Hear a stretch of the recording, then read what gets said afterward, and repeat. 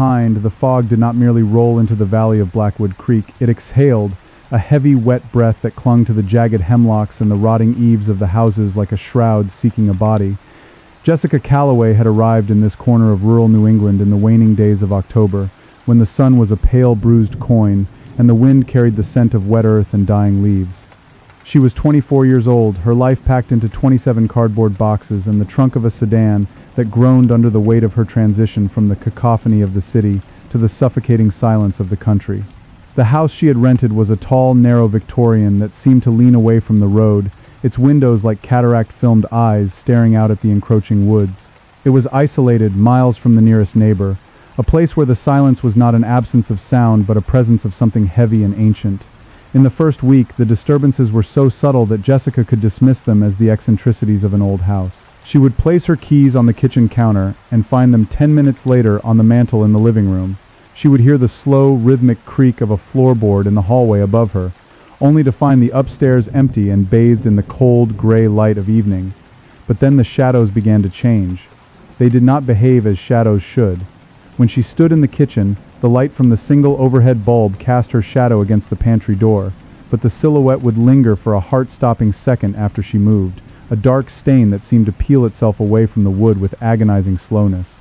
At the tree line, where the forest began its dense, tangled ascent into the hills, she began to see him. Or it. It was a figure that defied the eye's attempt to focus, a smudge of deeper darkness against the twilight. It did not move, but every time she blinked, it seemed to have drawn a single inch closer. This was Voreth. He was not a creature of flesh and bone, but an ancient hunger, a possessor that had haunted the ley lines of this valley, since before the first stone of the chapel had been laid. Voreth did not strike quickly. He was a connoisseur of terror, feeding on the chemical spike of adrenaline and the slow erosion of the victim's sanity. He stalked his prey for days, weaving himself into the fabric of their perception until the boundary between the world and the nightmare became porous. The sleep paralysis began on the 14th night. Jessica awoke to find the air in her bedroom turned to ice. She could not move a finger, could not draw a full breath. The ceiling seemed to have descended, pressing down on her chest with the weight of a tombstone. In the corner of the room, the shadows coalesced into a tall, spindly shape that lacked a face, possessing only a void where features should be. She felt a cold, dry pressure against her ear, and a voice, if it could be called that, whispered in a language that sounded like the grinding of stones in a deep well. It was a sequence of guttural clicks and sibilant hisses that bypasses the ears and resonated directly in the marrow of her bones. When she finally broke the paralysis, screaming into the empty room, she ran to the bathroom to splash cold water on her face. As she looked into the mirror, her reflection moved a half-second too slow. The Jessica in the glass stared back with a blank, predatory intensity for a heartbeat before mimicking her movements, but the eyes remained wrong, too dark, too wide, as if something were peering out from behind her pupils. The breaking point arrived on a Tuesday, when the rain was a relentless gray curtain. Jessica was in the cellar, trying to relight the pilot light on the ancient furnace, when the light bulb overhead shattered. In the absolute darkness, the temperature plummeted. She felt a hand, long, multi-jointed, and freezing, wrap around her throat. It didn't squeeze. It simply held her. Then, the darkness parted, and she saw Voreth's true form. It was a shifting mass of oily blackness, 1,000 screaming faces caught in a web of smoke, and at the center, a single unblinking eye that reflected her own soul, flayed and shivering. The psychological damage was instantaneous. The sheer wrongness of the entity cracked the foundations of her identity, leaving a jagged fissure in her psyche. In that moment of pure, crystalline dread, Jessica Calloway ceased to be a whole person. She became a vessel. By the end of the first month, the Jessica the townspeople knew was gone. Her few friends back home received strange, fragmentary text messages, written in a syntax that felt alien. When the local grocer saw her for the last time, he noted that her eyes were hollow, her skin the color of damp parchment. She walked with a stiff, mechanical gait, as if her limbs were being operated by invisible wires. Then, she vanished entirely. The house was left open to the wind, the front door swinging on its hinges, and the only tracks in the mud led straight into the heart of the Black Woods. Father Dominic arrived in Blackwood Creek 3 days after the missing persons report was filed. He was 32 years old, a man of science and theology who viewed the world through the lens of rational skepticism. He had been sent by the diocese not as an exorcist, but as an observer, a recorder of facts to debunk what he assumed was a case of rural hysteria or untreated schizophrenia. He was joined by Father Cahill, a man who looked as though he had been carved from old oak and scarred by lightning. Cahill was 76 years old, and his hands shook with a tremor that only ceased when he gripped his rosary. He had faced Voreth 40 years ago, in a different valley, a battle that had left his predecessor dead, and Cahill's soul permanently singed. "You think this is a matter of the mind, Dominic," Cahill said as they drove the winding mountain roads, the heater in the car failing to ward off the unnatural chill. "But Voreth does not want the mind. He wants the space where the soul sits. He consumes it in stages. First the peace, then the memory, then the will. By the time we find her, there may be nothing left of the girl but the meat." Dominic adjusted his glasses, his expression one of polite disagreement. "The human psyche is capable of manifesting incredible delusions under stress, Father. Isolation does strange things to the brain." "This isn't isolation," Cahill growled, his eyes fixed on the darkening woods. "This is a hunt, and we are late." The investigation led them through a labyrinth of local folklore and terrifying witness accounts. They spoke to a farmer who had seen Jessica standing in the middle of a field at 4 a.m, her head tilted back at an impossible angle, screaming at the moon in a voice that sounded like a choir of crows. They found her trail in the abandoned farmhouse on the edge of the northern ridge. The air inside the house was thick with the smell of copper and rot. Flies buzzed in thick black clusters against the windows, despite the freezing cold. In the center of the kitchen they found her.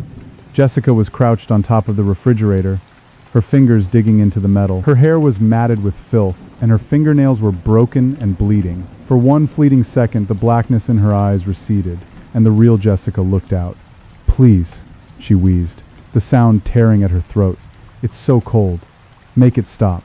Then the light vanished from her gaze. Her jaw unhinged with a sickening pop, and a sound erupted from her lungs that no human throat could produce, a low, vibrating growl that shook the floorboards.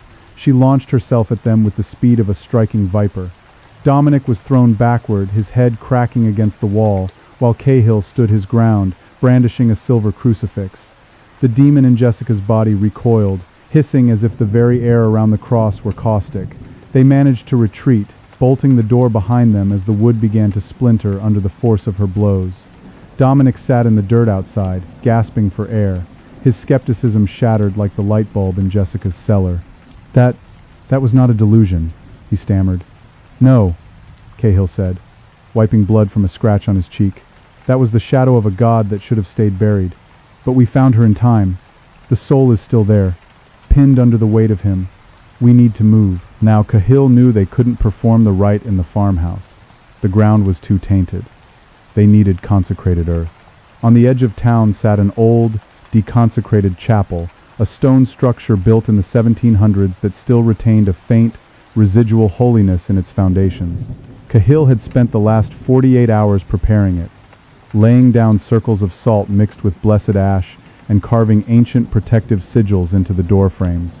He had gathered relics he had carried for 40 years, a splinter of bone from a martyr, a vial of water from a spring that had never seen the sun, and a heavy iron-bound book of rites. "We lure her there," Cahill explained, his voice grim. "Voreth is arrogant. He believes he has won. He will come for us because he wants to snuff out the light we carry. He's hungry, Dominic. He hasn't had a priest's soul in a long time." The trap was set as the moon rose, a sliver of white bone in a black sky.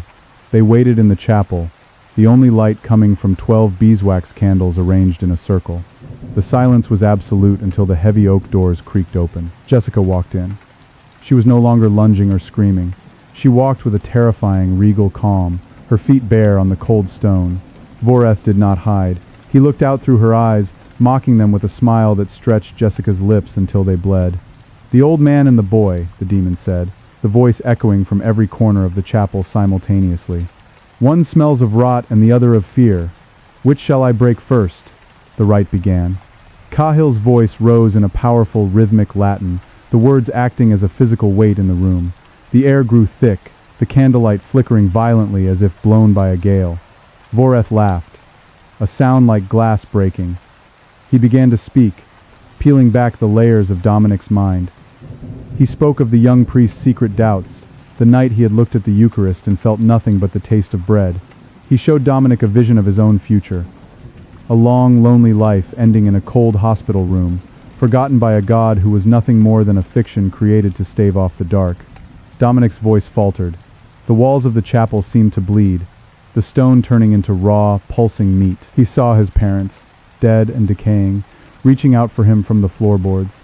"It's not real," Cahill shouted over the roar of the demonic wind. "Don't look at the shadows, Dominic. Look at the girl." But Dominic was breaking. The vision was too vivid, the despair too heavy. He dropped his prayer book, his hands falling to his sides. Voreth turned Jessica's head toward him, her eyes swirling with a hypnotic, oily blackness. "Join her, little priest," the demon whispered. "There is so much room in the dark." Cahill knew the rite would fail if Dominic collapsed. He did something he had sworn never to do. He stepped out of the protective circle and threw himself toward Jessica, grabbing her hands. "Voreth," he bellowed, "I am the one you want. I am the one who escaped you. Take the debt from the old man." The demon shrieked in triumph, the blackness pouring out of Jessica's mouth like ink in water, coiling around Cahill. The old priest's body contorted, his skin blistering as he acted as a lightning rod, drawing the entity's focus away from the shattered Dominic. The diversion worked. The pressure on Dominic's mind vanished, replaced by a searing white-hot clarity. He saw Cahill dying, saw the life being drained out of the man who had been his mentor. Dominic lunged for the book. He didn't just read the words, he spat them, his faith no longer a matter of academic study but a desperate, clawing survival. He called upon names that had been unspoken for 1,000 years. The air in the chapel ignited with a flash of blue light. The circles of salt glowed with a fierce, blinding intensity. "Exorcismus te, omnis immundus spiritus." Dominic's voice was a thunderclap. The demon let out a final, soul-shredding scream. The entity was wrenched from Jessica's body, a towering pillar of shadow that clawed at the air before being sucked down into the very earth, leaving the scent of ozone and burnt hair. Jessica collapsed like a puppet with its strings cut. Cahill fell beside her, his chest heaving, his eyes clouded but alive. The aftermath was a hollow victory. They stayed with Jessica until the sun broke over the horizon, casting long, pale fingers of light through the chapel windows. She was alive, her heart beating a slow, steady rhythm, but when she finally opened her eyes, they were vacant. The pieces of her soul that Voreth had consumed, the memories of her mother's voice, the feeling of her first kiss, the very essence of who she was, were gone. She was a house that had been lived in by a monster, and the monster had taken the furniture when it left. Weeks later, Dominic visited her in the sanitarium. He was no longer a skeptic. He carried a heavy silver cross and slept with the lights on. He found Jessica sitting by a window, staring out at the manicured lawn. She didn't recognize him. She didn't recognize anyone. "How are you today, Jessica?" he asked softly. She didn't answer. She simply continued to stare at her own reflection in the window pane. Dominic turned to leave, but he stopped at the door. He watched her for a moment longer. Jessica blinked. It was a normal human movement, but her reflection in the glass did not blink with her. It waited. One full second after the real Jessica's eyes had opened, the reflection's eyelids fluttered. A slow, deliberate movement that suggested something was still in there, waiting in the hollow spaces she had left behind. Dominic closed the door, the sound of the latch echoing like a final prayer in the empty hallway. Outside, the New England winter was beginning to set in, the frost creeping across the world, turning everything white and cold and silent. And in the woods of Blackwood Creek, the shadows began to stretch again, reaching out for the next soul, brave enough to wander into the dark. The click of the latch was a definitive punctuation mark, yet as Dominic walked down the long, linoleum-slick corridor of the St. Jude Institute, the silence that followed felt less like peace and more like a held breath. The fluorescent lights hummed with a low-frequency thrum that vibrated in the marrow of his teeth. To any other visitor, it was the sound of a modern facility. To Dominic, it sounded like the distant, rhythmic grinding of teeth. He didn't look back at Jessica's door. He couldn't. The image of her reflection, that slight, impossible delay, was burned into his retinas like the afterimage of a flashbulb. It suggested a terrifying geometry, that the girl in the chair was merely a husk, a projection, while the thing that had inhabited her had simply stepped behind the glass, waiting in the silvered dark of the mirror world for the door to be left ajar. Outside, the New England air didn't just bite, it consumed. The sky was the color of a bruised plum, heavy with the promise of a snowstorm that would bury Blackwood Creek in a shroud of white. Dominic reached his car, a modest sedan that now felt like a fragile tin box against the vast, encroaching woods, and fumbled with his keys. His breath hitched in the air, a ghost of white vapor that seemed to linger a second too long before dissipating. He climbed inside, the upholstery groaning under his weight. Before he turned the ignition, his eyes drifted, almost against his will, to the rearview mirror. He sat motionless. The car was silent save for the ticking of the cooling engine. He stared at his own eyes, bloodshot, rimmed with the gray exhaustion of a man who had seen the basement of the universe. He waited. He counted his heartbeats, thudding like a muffled drum in his ears. 1, 2, 3. He blinked. His reflection blinked back instantly. A wave of nausea-induced relief washed over him, but it was short-lived. As he shifted his gaze to the back seat, he noticed the frost beginning to bloom on the rear window. It didn't crawl in the usual fractal patterns of ice. It spread in jagged, directional lines, like a script written by a frantic hand, or like the way salt crystals align when a frequency is played through them. Dominic cranked the engine. It sputtered, a mechanical cough that sounded dangerously like a wheeze before catching. He threw the car into reverse and peeled away from the sanitarium, the tires crunching over the salt-encrusted asphalt. He had to see Cahill. The older priest had been moved to a private rectory on the outskirts of the diocese, a place intended for reflection and recovery, which Dominic knew was ecclesiastical shorthand for a place where the broken could be hidden from the flock. The drive took him through the throat of Blackwood Creek. The trees here were ancient, their branches interlocking over the road to form a ribcage of black wood against the darkening sky. As the sun dipped below the horizon, the shadows didn't just lengthen. They seemed to detach themselves from the trunks, pooling in the ditches like spilled ink. He reached the rectory, a Victorian pile of gray stone and rotting gingerbread trim, just as the first flakes of snow began to fall.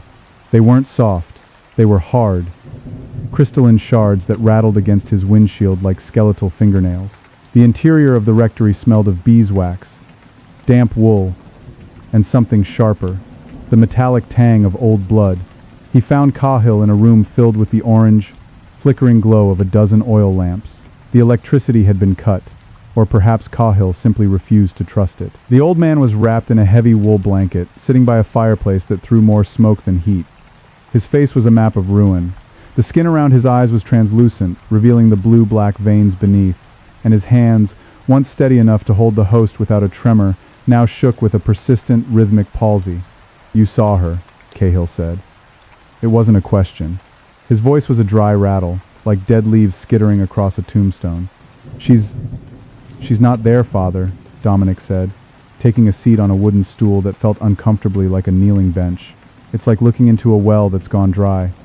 But the reflection..." He hesitated, the words feeling like ash in his mouth. The reflection moved. It moved after she did. Cahill closed his eyes. A single tear tracked through the deep creases of his cheek. The mirror is the first veil. Voreth didn't just want her soul, Dominic. He wanted a bridge. He used the girl to hollow out a space in this world, a pocket of vacuum. Nature abhors a vacuum, but the dark loves it. It rushes in to fill the void. Cahill leaned forward, the firelight catching the milky cataracts that had begun to film over his pupils. "When I took the debt, when I invited him in to save you, I felt the shape of him. He isn't a demon in the way the medievalists wrote. He isn't a goat-headed man with a pitchfork. He is a displacement. He is the cold between the stars, given a name and a hunger." Dominic felt the temperature in the room drop. It wasn't the draft from the old windows. It was a localized predatory chill that seemed to radiate from the shadows in the corners of the room. "Father, the right." It finished. We said the words. The salt glowed. "I saw him dragged down," Dominic whispered, his voice cracking. "You saw what he wanted you to see," Cahill hissed, his grip tightening on the arms of his chair. "He didn't go back down. He went inwards. He's folded himself into the architecture of our perceptions. Tell me, Dominic, since that night, have you noticed the birds? Dominic frowned. The birds. They've stopped singing in Blackwood, Cahill said, his eyes wide and staring at something behind Dominic. Even the crows, they've gone silent. They know the air has changed. They know the atmosphere is being customized. Suddenly the oil lamps flickered. The flames didn't jump or sputter. They bowed, all at once, toward the center of the room, as if something massive and invisible had just exhaled. The shadows behind Cahill began to stretch, climbing the wall with an oily, fluid motion. They didn't follow the contours of the furniture. They moved independently, a silhouette of a tall, multi-jointed thing that didn't belong to any man.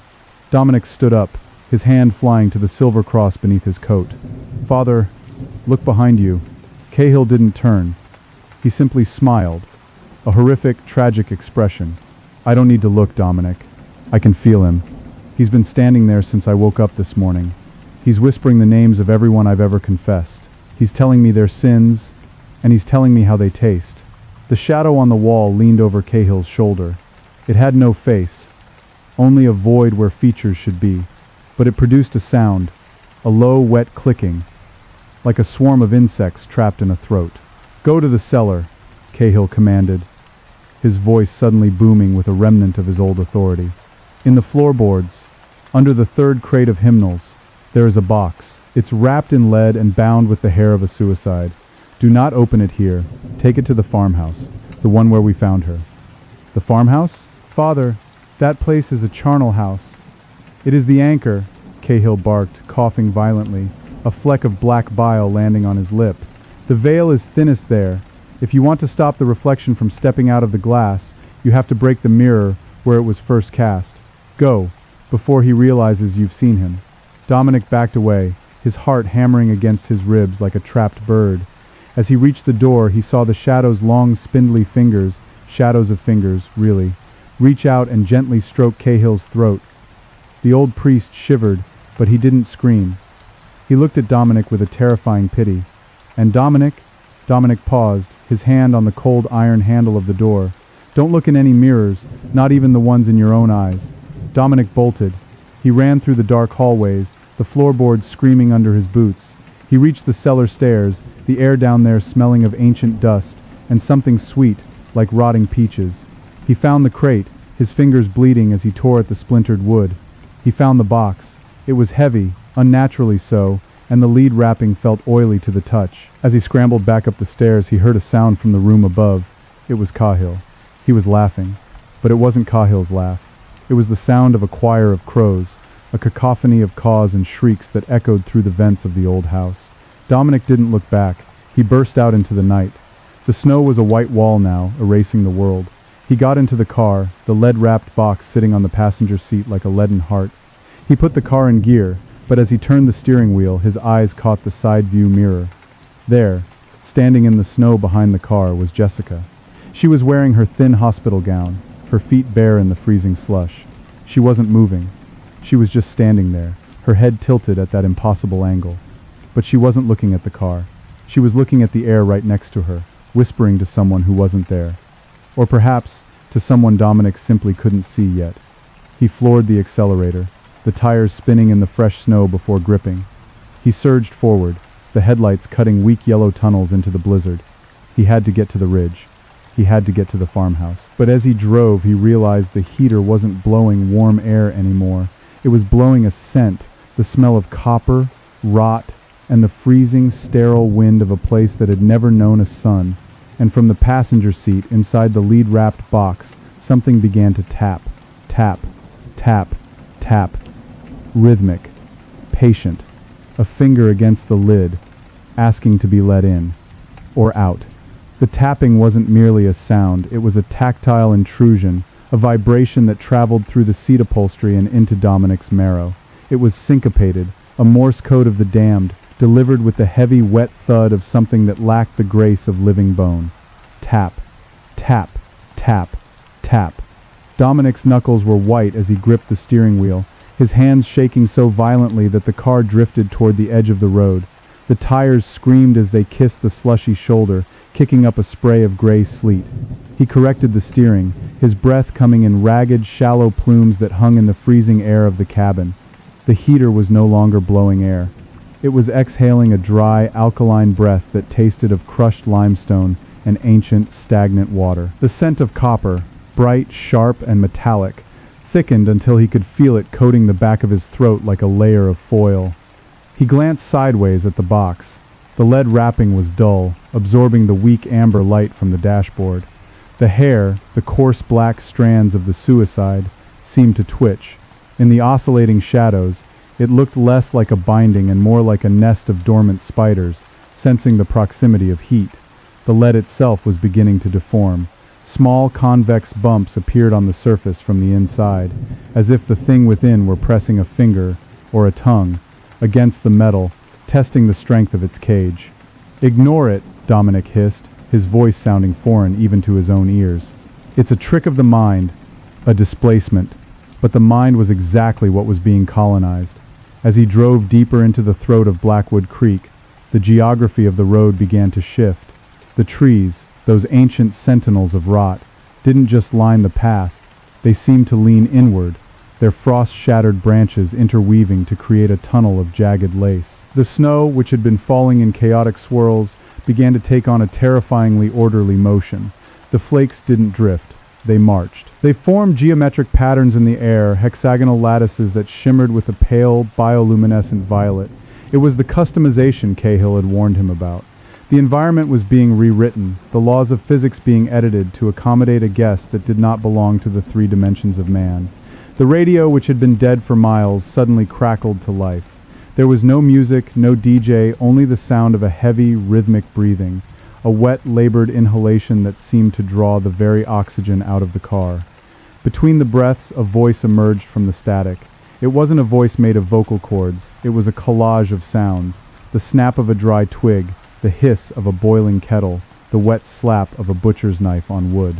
Dominic Roman, the priest, slammed his hand against the radio dial, but the knob snapped off in his fingers. The voice continued, louder now, vibrating the glass of the speedometer. "The box is so heavy, Dominic. Don't you want to know why? Don't you want to see what the Father gave up to keep you in the light?" "Shut up!" Dominic whimpered, his eyes fixed on the road, which was now a ribbon of black glass slicing through a world of shifting, impossible angles. "In the name of the Father, the Son, He gave me His eyes, Dominic. He's looking through me now. He's watching you drive. He's watching the way your heart stutters. It's such a fragile little clock, isn't it? One little gear slip, and the time stops." The tapping on the box stopped abruptly. The silence that followed was worse. It was a pressurized silence, the kind that precedes a deep-sea implosion. Dominic reached out, his hand hovering over the lead-wrapped box. He could feel the cold radiating from it. Not the cold of ice, but the cold of a vacuum, an absence of energy so profound it felt like a physical weight. Suddenly, the car's headlights swept over a figure standing in the middle of the road. Dominic slammed on the brakes. The car skidded, the tail end fishtailing wildly before the vehicle groaned to a halt, the engine stalling with a final metallic gasp. The figure stood 20 yards ahead, illuminated by the dying glow of the lamps. It was a man, tall and unnaturally thin, wearing a tattered cassock that seemed to absorb the snow rather than be covered by it. The man's head was bowed, his long pale hands tucked into his sleeves. "Father?" Dominic whispered, his hand reaching for the door handle. The man raised his head. It wasn't Cahill. The face was a smooth, featureless expanse of gray skin, like a thumbprint wiped clean. Where the eyes should have been, there were only two shallow depressions, and where the mouth should have been, there was a vertical slit, stitched shut with the same black, coarse hair that bound the box. The thing didn't walk, it displaced. One moment it was 20 yards away, the next it was 10. There was no movement in between, just a jarring skip in reality, like a scratched film reel. Dominic fumbled for the ignition. The engine groaned, a pathetic, dying sound. Come on, Skip." The thing was now 5 yards from the hood. The vertical slit in its face began to pull apart, the black hairs snapping one by one with the sound of pistol shots. A dark, viscous fluid, the color of old motor oil, began to leak from the opening. "Skip." The thing was at the window, its face pressed against the glass, the gray skin deforming, flattening against the pane. It had no teeth, only rows of jagged, calcified ridges.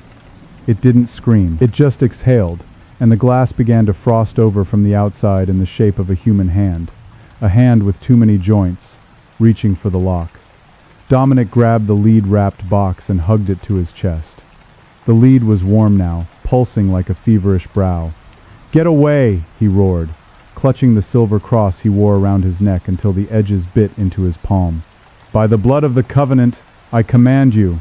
The thing at the window paused, its head tilted at a sharp, clicking angle, 45 degrees, then 90, then a full 180, until it was staring at him upside down.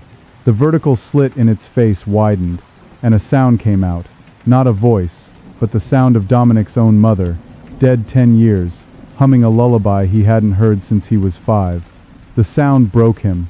A sob escaped his throat, and in that moment of weakness, the car door, locked and bolted, simply ceased to be a barrier. It didn't open. It became translucent, then smoky, then vanished altogether, leaving Dominic exposed to the biting, unnatural gale of the blizzard. The thing reached in. Its fingers were long, tapering to points that looked like charred wood. It didn't grab him, it reached for the box. No, Dominic kicked out, his boot catching the entity in what should have been its chest. His foot passed through it as if it were made of cold soot. The entity's hand closed around the box. As soon as it touched the lead, the hair bindings began to smoke. The smell of burning hair, sulphurous and cloying, filled the cabin. Dominic gripped the box with both hands, a primal, desperate strength surging through him. "This is not for you. This is the debt." The entity's faceless head leaned closer, its mouth inches from Dominic's ear. The lullaby stopped. "The debt is never paid," it whispered in Cahill's voice.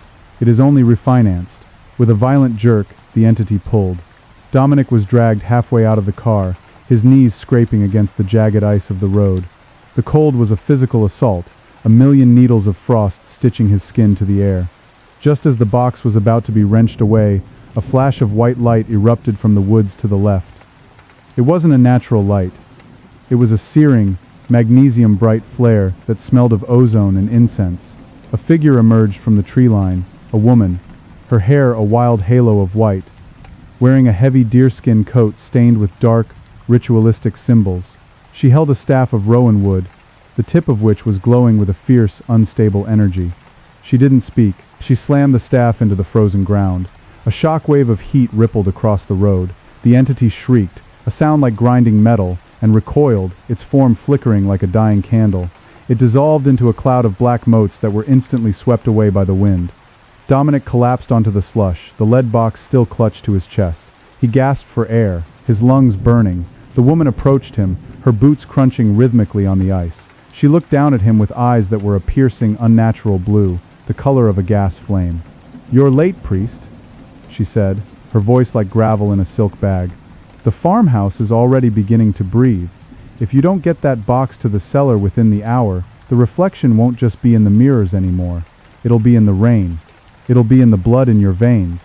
Dominic looked up at her, his vision blurring. Who are you?" "I'm the one who sold Cahill the hair you're holding," she said, reaching down to haul him to his feet. Her grip was like iron. "And I'm the only reason you're not a hollow husk on the side of this road. Now get in the car. I'll drive. You just hold onto that box and pray to whatever God you think is still listening, because the one who's answering tonight isn't the one you know." She shoved him into the passenger seat and climbed behind the wheel. She didn't use the key, she simply laid her hand on the dashboard, and the engine roared to life with a ferocity it had never possessed before. As they sped away, Dominic looked in the side view mirror. The entity wasn't gone. It was reforming in the middle of the road, its tall, spindly shadow stretching out toward the car like an accusing finger. And behind it, emerging from the woods, were more of them. Dozens of them, featureless, silent, and moving with that terrible, skipping gait. "Don't look back," the woman warned, her eyes fixed on the road. "The road behind us doesn't exist anymore. There's only the farmhouse now." Dominic looked down at the box. The tapping had started again. But this time it wasn't a finger. It was a voice, muffled by the lead, tiny and high-pitched like a child's. "Let me out, Dominic. It's dark in here, and I've found something I found the father's eyes. They're so pretty. Do you want to see? Dominic squeezed his eyes shut and began to recite the litany of the saints, his voice a trembling whisper against the encroaching dark. The car tore through the blizzard, the headlights cutting through a world that was becoming increasingly unrecognizable, a landscape of shattered glass and frozen screams, all leading toward the farmhouse that sat like a rotting tooth in the jaw of the hills. The customization was almost complete. The atmosphere was no longer air, it was an invitation, and something very large and very hungry was finally coming home. The car didn't so much travel across the pavement as it tore through the fabric of the night. Outside the windows, the blizzard had transitioned from a storm of ice into a storm of static. Great jagged flakes of gray matter, like the charred remains of a burnt library, swirled in the headlights, sticking to the windshield in patterns that resembled cuneiform script. The woman drove with a terrifying singular focus. Her hands, gnarled and stained with the dark pigment of ritual oils, didn't just hold the steering wheel, they seemed to be part of it. Every time she shifted gears, the car let out a sound like a beast being spurred, a guttural organic throb that vibrated through Dominic's very marrow. "The litany won't save you here, little priest," she spat, her eyes never leaving the kaleidoscopic nightmare of the road. "The saints are deaf in this zip code. They don't like the smell of what's coming." Dominic's throat was a desert. He clutched the box, and the heat from it was now so intense it was beginning to blister the skin of his forearms through his woolen coat. But he couldn't let go. The weight of it had changed. It felt heavier, denser, as if the small space inside was expanding to hold something the size of a mountain. "Dominic," the child's voice inside the box whispered again. It was clearer now, the muffled quality of the lead shielding failing to contain the sound. "I found a secret in the father's pocket. It's a key made of bone. Do you want to see what it unlocks? It unlocks the basement where the shadows go to hide from the sun." "Be silent," Dominic hissed, his knuckles white. "Don't talk to it," the woman commanded. "Every word you give it is a stitch in your own shroud. It feeds on the vibration of your voice. It's mapping your throat, Dominic. It's learning how to wear your tongue." The road ahead suddenly buckled. The asphalt rose up like a wave, and the car crested it, the suspension screaming in protest. As they descended the other side, the headlights caught the silhouette of the farmhouse. It sat atop a low, treeless hill, silhouetted against a sky the color of a fresh bruise. It wasn't just a building, it was a wound in the landscape. The wood was black, not from paint, but from rot and the slow, agonizing carbonization of something that had been burning from the inside for decades. The windows were uneven, like mismatched eyes, and from the chimney rose a thick, oily smoke that didn't drift with the wind but coiled downward, hugging the roof like a shroud. As they drew closer, Dominic realized the woman was right. The house was breathing. The walls rhythmically expanded and contracted, a slow, wet movement that sent ripples through the shingles. With every exhale, a low-frequency hum vibrated the car's glass, a sound that felt like it was trying to dismantle Dominic's atoms. "We're here," the woman said. She didn't slow down, she accelerated. "When I hit the brakes, you run. Don't look at the porch, don't look at the well, and for the love of whatever you still hold holy, do not look in the mirrors." The car skidded into the yard, the tires churning up a mixture of snow and a black, viscous mud that smelled of copper and old bile.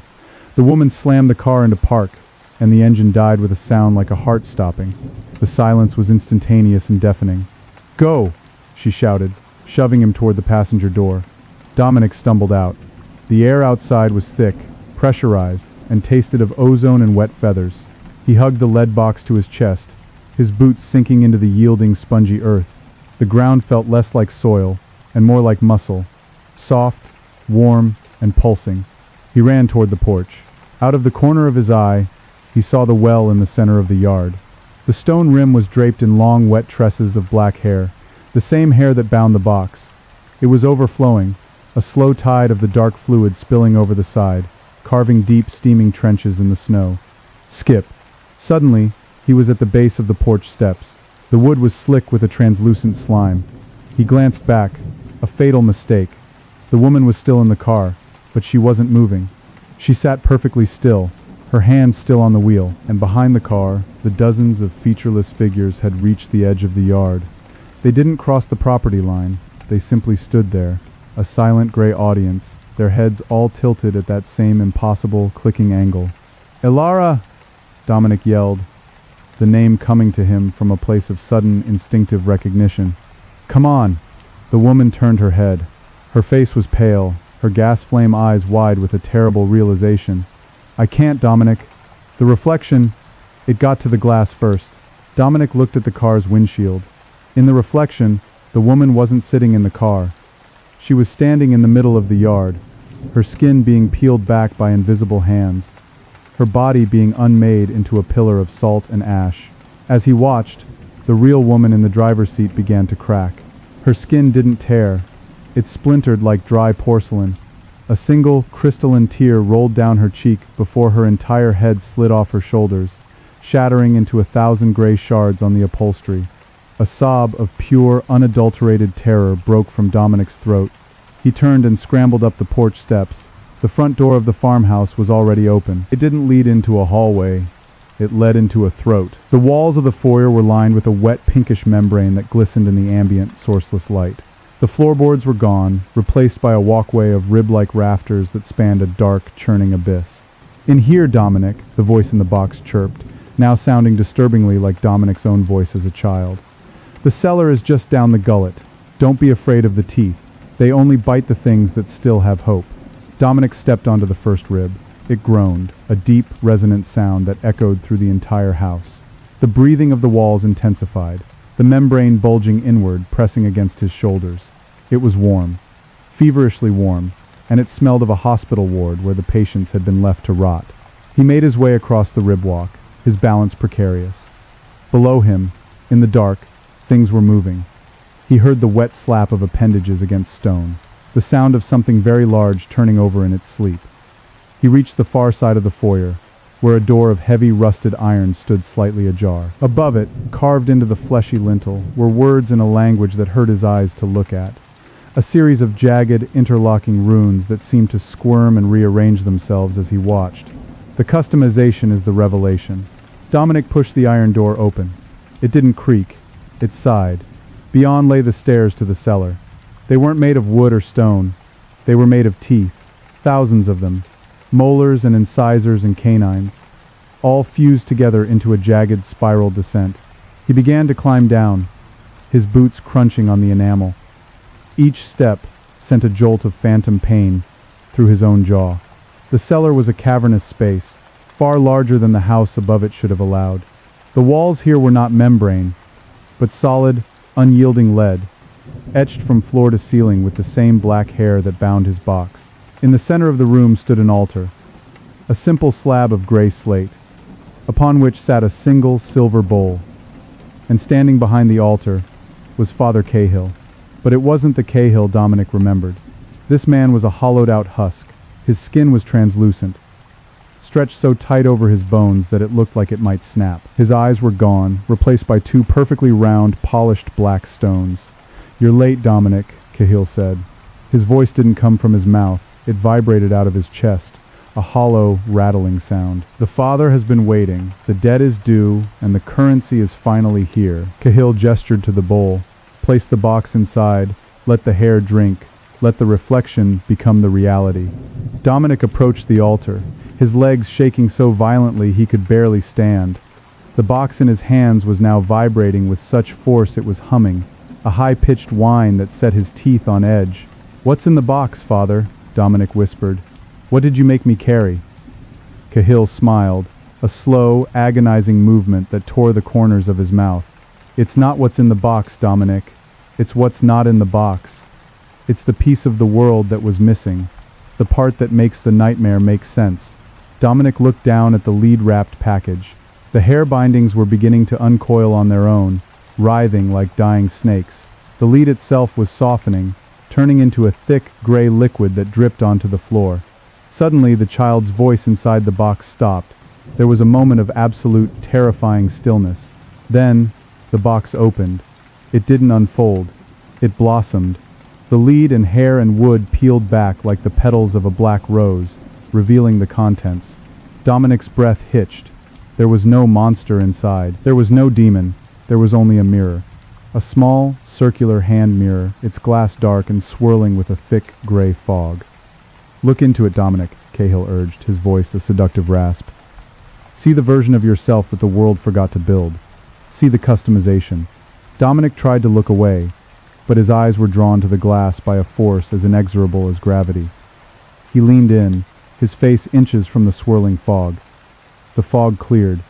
He didn't see his reflection. He saw a room. A small, cramped room with no windows and a single, heavy door. In the center of the room sat a man, huddled in a corner, his hands over his ears. The man was screaming, but no sound came out. The man was him, but the room wasn't in the mirror. The room was the cellar. Dominic looked up, and the world shifted. The lead walls, the altar, Father Cahill, they all began to dissolve into gray motes of dust.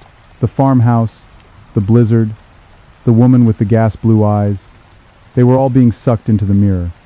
A reverse birth that left Dominic standing in a void of absolute nothingness, except for the box.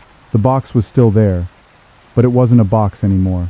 It was a doorway. And from the other side of the doorway, something began to crawl through. It started with a hand. A long, pale hand with too many joints, the fingers tapering to charred points. Then came the head, a smooth, featureless expanse of gray skin with a vertical slit stitched shut with black hair. Dominic tried to scream, but his voice was gone. He was the man in the mirror now, the one who had been forgotten. The entity pulled itself into the void, its form flickering and skipping through the air. It reached out and touched Dominic's face. Its fingers were cold, the cold of a vacuum, an absence of energy so profound it felt like a physical weight. "The debt is paid," the entity whispered, and this time the voice was Dominic's own, perfectly clear, perfectly sane. "The reflection is home."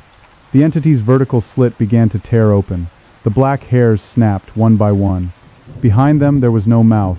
There was only a window, and through that window Dominic saw the farmhouse. He saw the road. He saw himself, driving a car through a blizzard, clutching a lead-wrapped box to his chest. He realized then that he wasn't the one in the car. He was the one waiting at the end of the road. He was the nightmare that was being customized. The entity leaned in, its faceless head pressing against Dominic's. The world began to frost over from the inside out. "Welcome home," the entity whispered. And then, the clicking started. Deep within the walls of the void, the sound of a million gears began to turn. The fragile little clock of reality was being rewound, the gears slipping and grinding as they forced the world into a new shape. Dominic felt himself being pulled apart, his memories being unspooled and rewoven into the fabric of the farmhouse. He was the wood, he was the rot, he was the hum in the glass, but he was still conscious. He was still there, a trapped spark in the center of the dark. He looked through the entity's mouth and saw the car approaching the hill. He saw the version of himself, the one who still thought he was a man, a priest, a victim, clambering out of the car. He wanted to warn him. He wanted to tell him to run, to let the box go, to drown himself in the well. But all he could do was breathe. The farmhouse exhaled, a low, wet sound that vibrated through the yard. The Dominic on the porch paused, his head tilting at a sharp, clicking angle. 45 degrees, 90, 180. The customization was complete, and the hunger was only just beginning. The consciousness that had once been Dominic, the priest, the son, the man with the leaden burden, did not simply vanish. It was redistributed. It was a harrowing, microscopic expansion. His identity stretched thin across the joists and rafters until he could feel the cold wind scouring the shingles of his own scalp. He was no longer a tenant of his body. He was the landlord of a nightmare, and every nail driven into the farmhouse's frame was a needle pressed into a nerve. The clicking grew louder, a rhythmic, mechanical mastication that seemed to be coming from the very earth beneath the cellar.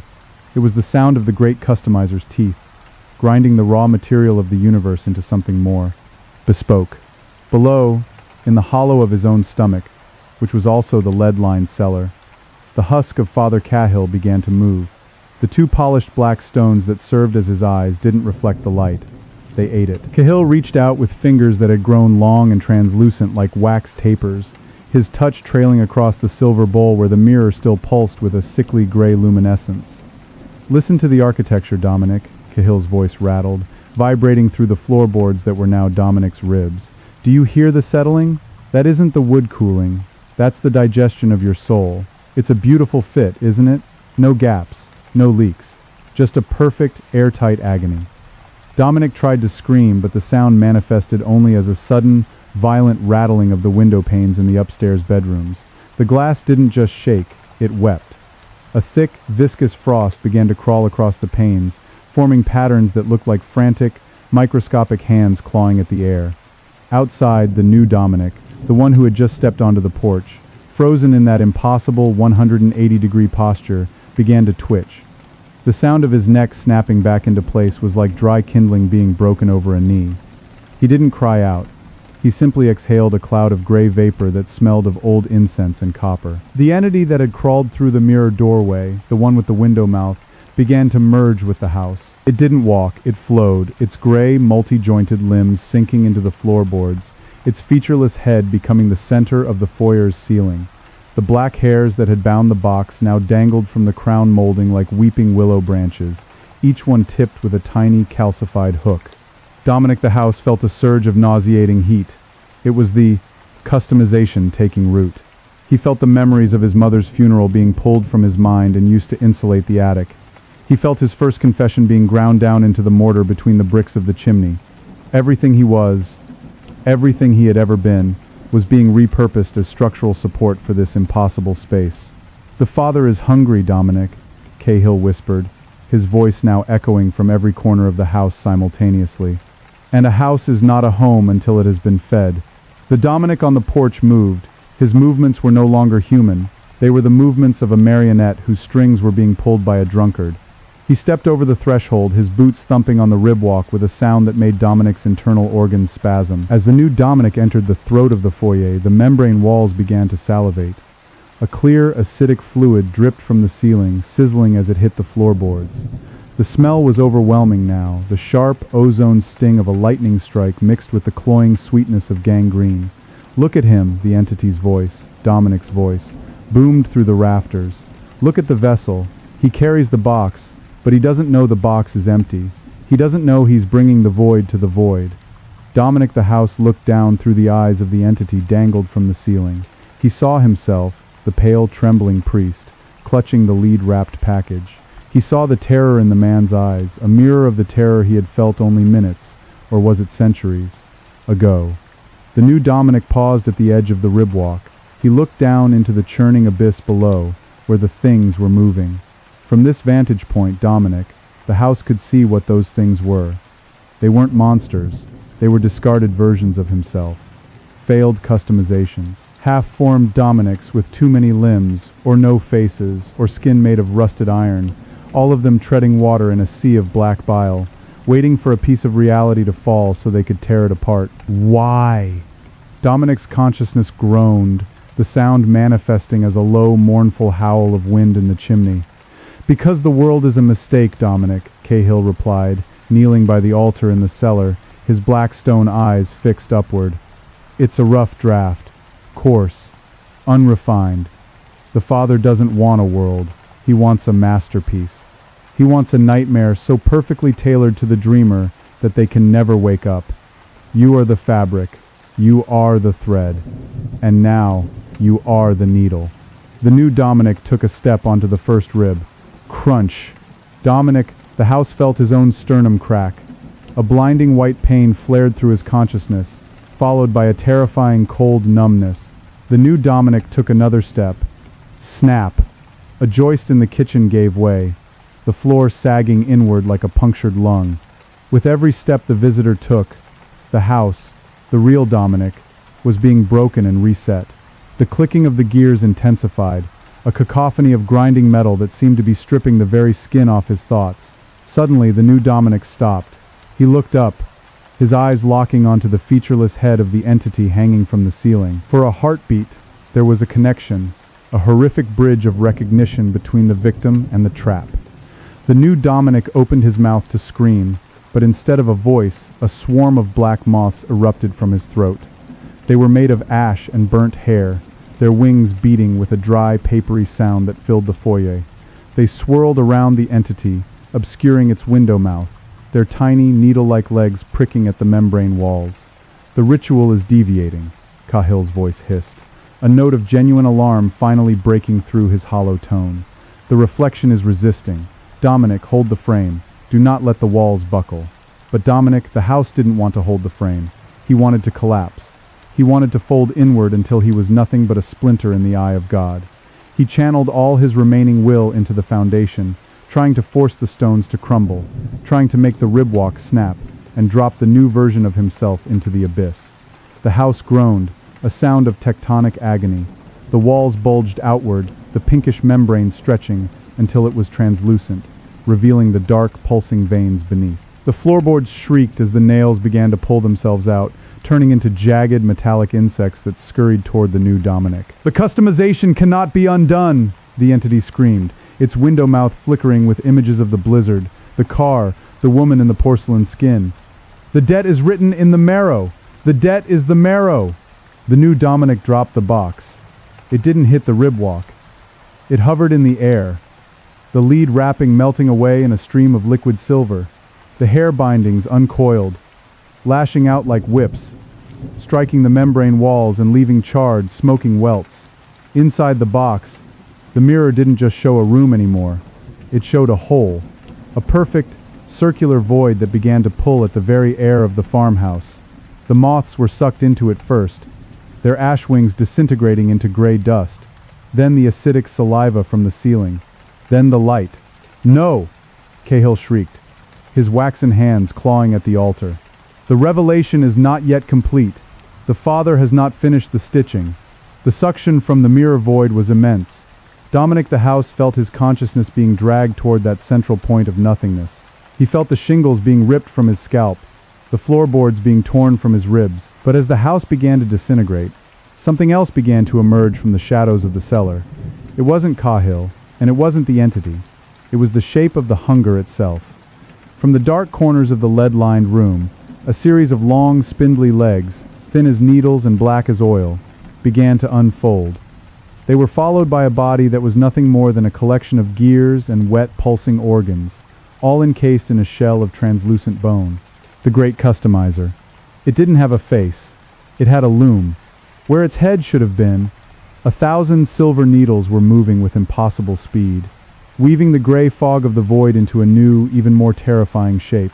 The customizer stepped toward the altar, its many legs clicking on the tooth stairs. It ignored Cahill, who had collapsed into a pile of dry bones and tattered cloth.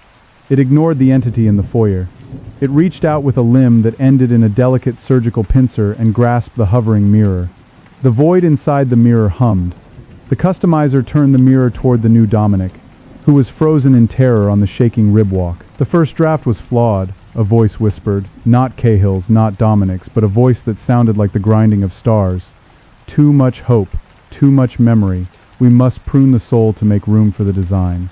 The customizer squeezed the mirror. The glass didn't break. It folded. And as it folded, Dominic, the house felt a new kind of pain, a pain that wasn't physical or mental, but ontological. He was being rewritten. The Dominic who was the house and the Dominic who was the visitor were being merged into a single agonizing point of data. The farmhouse didn't just collapse. It inverted. The roof pulled through the floor, the walls turned inside out, and the abyss below rose up to swallow the sky. When the clicking finally stopped, there was no farmhouse. There was no blizzard.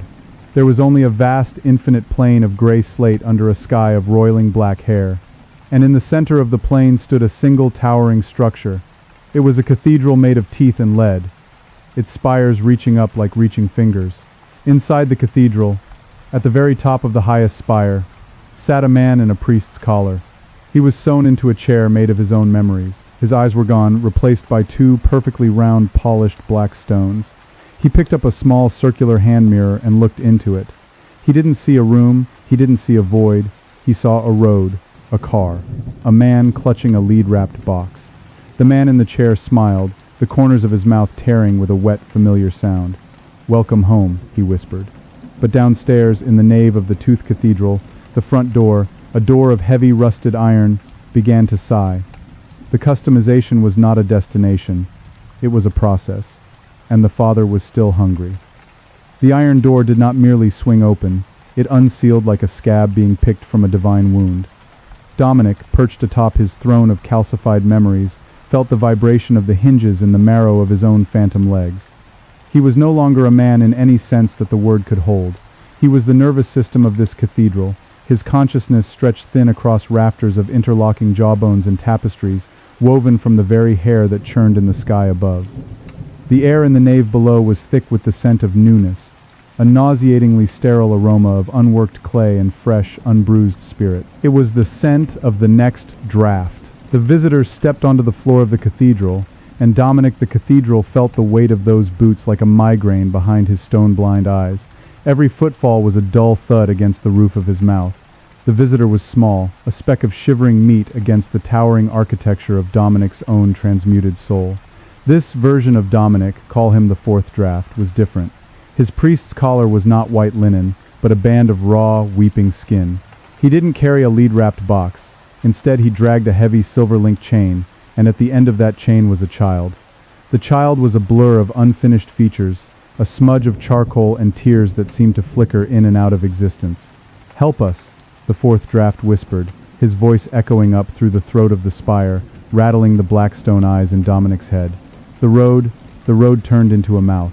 "Please, Father, we were just trying to get to the hospital." Dominic the cathedral tried to scream, to warn the man that there was no hospital, that the father was a weaver of nightmares and the hospital was merely the operating table where reality was stripped of its skin. But his mouth was a vaulted ceiling, and his tongue was a carpet of red velvet that had long since forgotten how to form words. All he could produce was a low, resonant hum, the sound of 1,000 bees trapped in a bell jar. From the shadows behind the high altar, the great customizer emerged. Its many legs, those surgical oil-black needles, clicked in a frantic, rhythmic percussion. It did not approach the man or the child directly. Instead, it began to pace the perimeter of the nave, its loom head spinning with a blurred silver velocity. As it moved, it trailed threads of translucent silk that hummed with the sound of forgotten lullabies. A variation, the voice of the stars ground out, vibrating through the cathedral's rib vaulting. The introduction of the inheritor, a masterstroke. The guilt of the father is the strongest thread we have. It holds the tension of the weave like nothing else. The customizer paused, its pincer limb twitching toward the fourth draft. "But the architecture is too rigid," it whispered, the needles on its head suddenly slowing. "The cathedral is a monument to the past. We need a landscape. We need a geography of regret." Dominic the cathedral felt a cold, oily dread slide down his walls. He felt the customizer's gaze, if such a creature could be said to have a gaze, turn upward, toward the spire where his self was sewn into the chair. Suddenly, the customizer lunged. It didn't climb the stairs, it ignored gravity entirely, its needle legs piercing the enamel-slick walls, hauling its clockwork and organ body up the vertical incline with terrifying speed. It reached the top of the spire in a heartbeat. The pincer limb rose, the silver needles at its tip glinting with a light that didn't come from the sky. "You have served well as the frame, Dominic," the customizer hissed, its loom head hovering inches from Dominic's face. But the father finds the teeth too loud. He wants the silence of the soil. The pincer limb didn't strike, it inserted. Dominic felt the cold metal slide into his ear, through the drum, and deep into the soft, wet core of his remaining humanity. There was no pain, only a sudden, catastrophic expansion of his senses. He was no longer just the cathedral. He was the gray slate plain outside. He felt his consciousness being pulled out of the spire and poured into the ground. He felt the slate cracking, turning into something softer, darker, a rich, loamy earth that smelled of ancient burials and wet cedar. The cathedral began to sink. Downstairs, the fourth draft screamed as the floor of the nave turned into a quagmire of black mud. The rib vaulting overhead began to soften, the white enamel of the teeth melting into the gray, weeping bark of a forest that was growing downward from the ceiling. The spires didn't fall. They unrolled. They became the trunks of massive leafless trees whose branches were made of the same lead that had once wrapped the mirror box. Dominic the cathedral was being terraformed.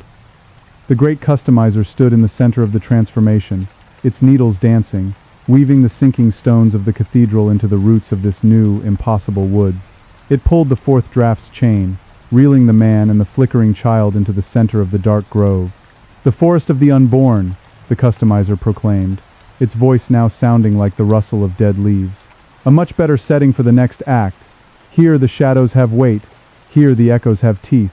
Dominic, now the very ground beneath their feet, felt the fourth draft's knees hit the mud. He felt the man's despair soaking into him like acidic rain. He felt the child's flickering presence, a glitch in the customization, as a sharp, stinging itch in his subsoil. But there was something else. Deep beneath the loam of his new form, in the dark places where the customizer's needles hadn't yet reached, Dominic found a remnant of the house. A pocket of the foyer that hadn't quite dissolved. In that pocket, the mirror lay face down in the dirt. It was no longer a void. It was no longer a tool of the customizer. It was a leak. A thin trickle of something real was seeping out from under the glass. A drop of ordinary, uncustomized melted snow. It was a fragment of the blizzard, a piece of the world that was coarse and unrefined. And it was cold. A natural, honest cold that didn't care about the father's design. The customizer froze. Its loom head tilted, the needles twitching in a sudden, jagged discordance. A contamination, it whispered, the sound like a grinding of gears. The stitch is slipping. It turned its surgical gaze toward the spot where the mirror lay buried in Dominic's new earthen flesh. It began to dig, its needle legs tearing into the mud with a frantic, rhythmic violence. Every puncture was a stab into Dominic's mind. He felt the creature's rage, a cold, mechanical fury that he was not holding the frame correctly. "The debt is the marrow," the customizer shrieked, its voice losing its melodic hum and becoming a jagged, metallic screech. "You will be the forest, you will be the path, you will be the wolf and the trap." But as the customizer dug, the leak grew. The smell of the blizzard, the sharp, clean scent of freezing air, began to overwhelm the cloying sweetness of the customization. The black mud around the buried mirror began to freeze, turning into a jagged crystalline ice that resisted the creature's needles. Dominic the Forest felt a surge of something he hadn't felt since the car went off the road. Resistance. He didn't want to be the woods. He didn't want to be the cathedral. He didn't want to be the needle or the thread. He wanted to be the break. He focused all his consciousness, all the sprawling, agonizing weight of the lead trees and the loamy earth, into that single point of ice. He felt the ice spreading, a white frost creeping up the trunks of the trees, turning the lead branches into brittle glass. The fourth draft looked up, his eyes widening as the flickering child beside him suddenly solidified, the boy's hand turning cold and real in his own. "Run." "Dominic." The forest tried to say, the word manifesting as a sudden sharp crack of a freezing branch. The customizer let out a sound that was not a voice at all, but the scream of a machine being fed a handful of sand. It lunged for the mirror, its pincers snapping, but the ice was too thick, too pure. The mirror shattered, but it didn't break into pieces of glass. It broke into pieces of time. Suddenly the forest was gone. The cathedral was gone. Dominic was back in the car. The steering wheel was cold in his hands. The smell of the air freshener, stale pine, was the most beautiful thing he had ever inhaled. The blizzard was howling outside, a white wall of chaos that felt infinitely safer than the silence of the customizer. Beside him, Sarah was asleep, her head leaning against the window. His heart hammered against his ribs, his real ribs made of bone and meat, not floorboards or teeth. "It was a dream," he gasped, his breath hitching. "Just a customization of the mind." He looked into the rearview mirror. He didn't see the road behind him. He saw Cahill. Cahill was sitting in the back seat, his black stone eyes fixed on the back of Dominic's head. His waxen hands were folded neatly in his lap, and on his knees sat the lead-wrapped box. "The first draft is always the hardest to discard," Dominic, Cahill whispered, his voice as dry as a dead leaf. "You think you've escaped the design. But you forget." Cahill reached forward and touched the back of Dominic's neck with a finger that felt like a cold metal needle. "The car is the house is the cathedral is the forest." Dominic looked down at his hands on the steering wheel. The skin was beginning to turn into a fine white porcelain, and where his fingernails should have been, small silver needles were beginning to emerge, stitching his flesh to the leather of the wheel. "The father is still hungry," Cahill said, smiling a smile that tore the corners of his mouth. "And we have so many more versions of you to try." The car didn't hit a tree. It didn't slide into a ditch. The road simply began to fold. The asphalt rose up like a giant black tongue, licking the car into the air.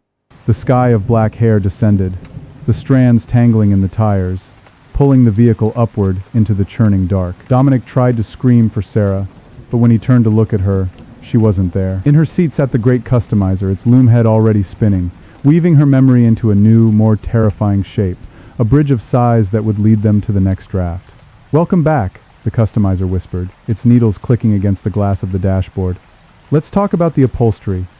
We were thinking something made of your childhood fears, something with a bit more texture." The car vanished into the throat of the sky, leaving nothing behind but the sound of clicking gears and the faint, lingering scent of ozone and gangrene. The customization had only just begun.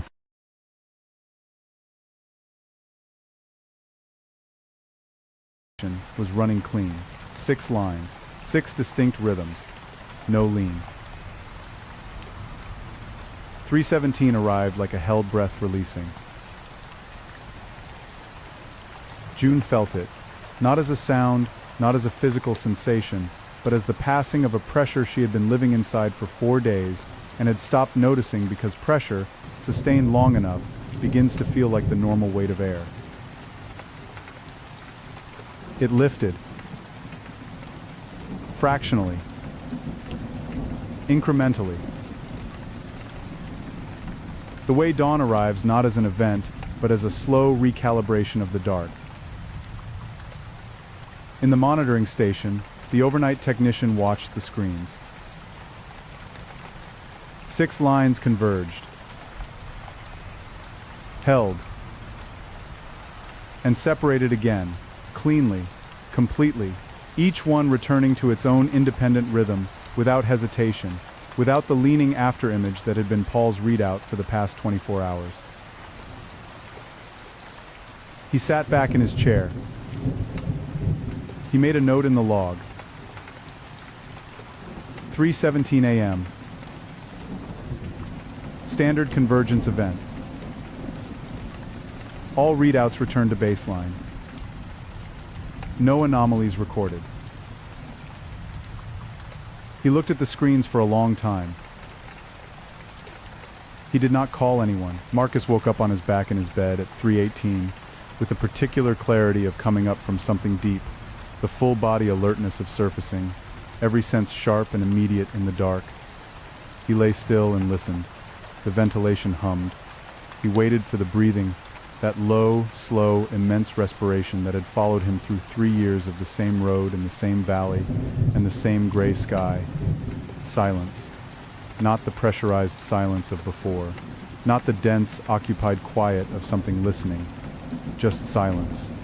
Empty and ordinary and entirely his own. He lay in it for a long time. He didn't know if Reyes was awake. He didn't know what the thing in the dark between the trees had done with the man it had been waiting for. He thought about the expression on Reyes's face in the moment before he'd left the tree line. Not the mask, not the recalculated pleasantness, but the thing underneath it, exposed and absolute. He thought, without satisfaction, that whatever Reyes had been planning to do to Paul Engstrom, he would not be planning anymore. Not because he'd been stopped by anyone in this facility, but because the thing he had spent 20 years pursuing had looked at him the way he had looked at it, and what it had found in him was not the controlled and purposeful operator he believed himself to be. It had found a man who was afraid of what he couldn't hear. He stared at the ceiling. The camera watched him from the corner. He closed his eyes. This time, when sleep came, there was no road, no valley, no gray sky and dark tree line and sound of breathing in the dark. Just sleep. Simple and dark and entirely his own. He hadn't had that in 3 years. He hadn't known how much he'd missed it until it came back. In the unlisted room at the end of the unlisted corridor, Thomas Reyes sat at his desk with the laptop open and the satellite phone beside it and did not type anything. He sat for a very long time. The authorization message was still on the screen. Proceed at discretion. His hand rested on the desk beside the keyboard. He thought about the dark between the trees.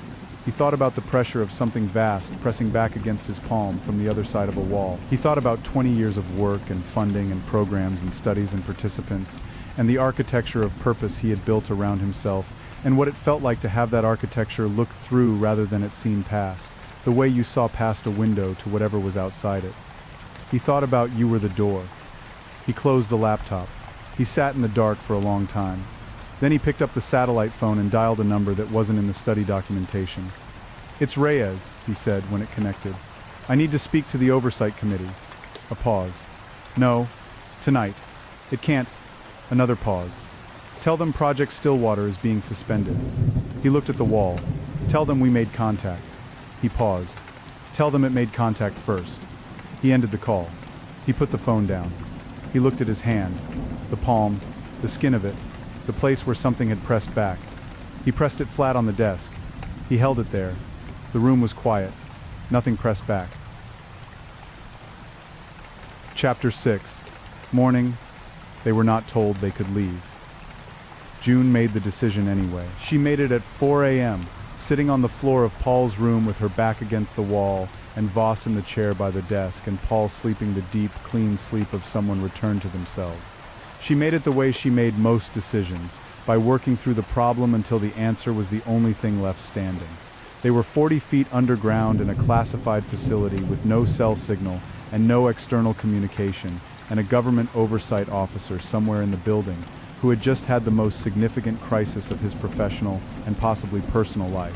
Staying until morning meant morning briefings and documentation, and the institutional machinery of a program that, suspended or not, would want to manage what had happened, would want to manage them, would want their accounts shaped and their signatures obtained and their silence purchased with NDAs that made the ones they'd already signed look casual. She was not going to let that happen. She woke Voss at 4:15. Keycards, she said. Emergency exit protocol. You have override access. Voss looked at her for a long moment. If I do this, she said, the program. The program is already over, June said. Reyes suspended it an hour ago. Whatever happens next happens without us in a controlled environment. She paused. You built this. You know better than anyone what it contacted. Do you want to be here when the oversight committee arrives? To manage the narrative. Voss looked at her hands. No, she said. Then get the key cards. She woke Marcus first. He was already sitting up when she opened the door, shoes on, as though some part of him had been expecting this. She explained quickly. He asked one question. Paul? Paul walks out with us, she said. He stood up. She woke Diane next, then Harlan, who had not slept and was still at his desk with an empty thermos and a finished deck of solitaire, and the particular hollow-eyed steadiness of a man who had decided that exhaustion was preferable to dreaming, and had been right. He stood up without a word, and put on his jacket with the deliberate, composed movements of a man who had been waiting all night for something purposeful to do. Paul was the last.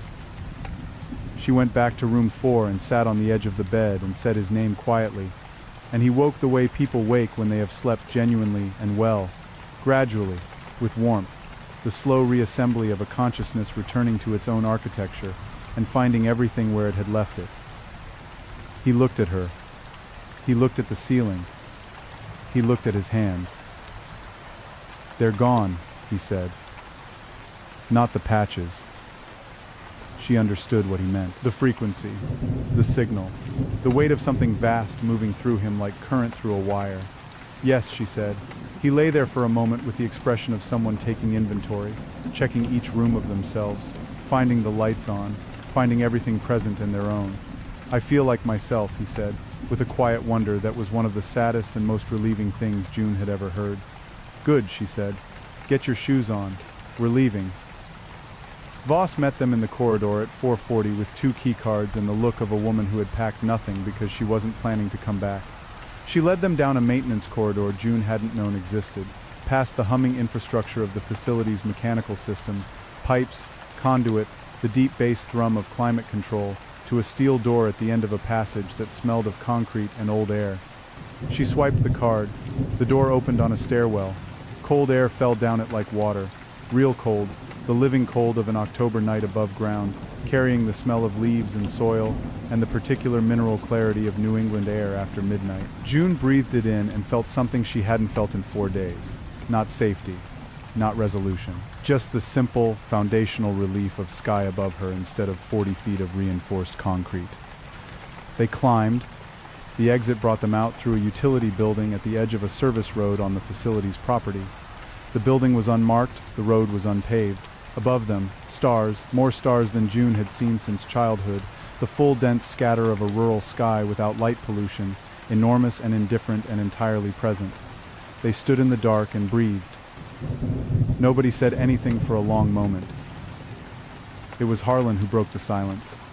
"There's a gas station," he said, with the absolute confident specificity of a man who had driven this stretch of Virginia highway before. 2 miles east. It'll be open." Nobody asked how he knew. Nobody needed to.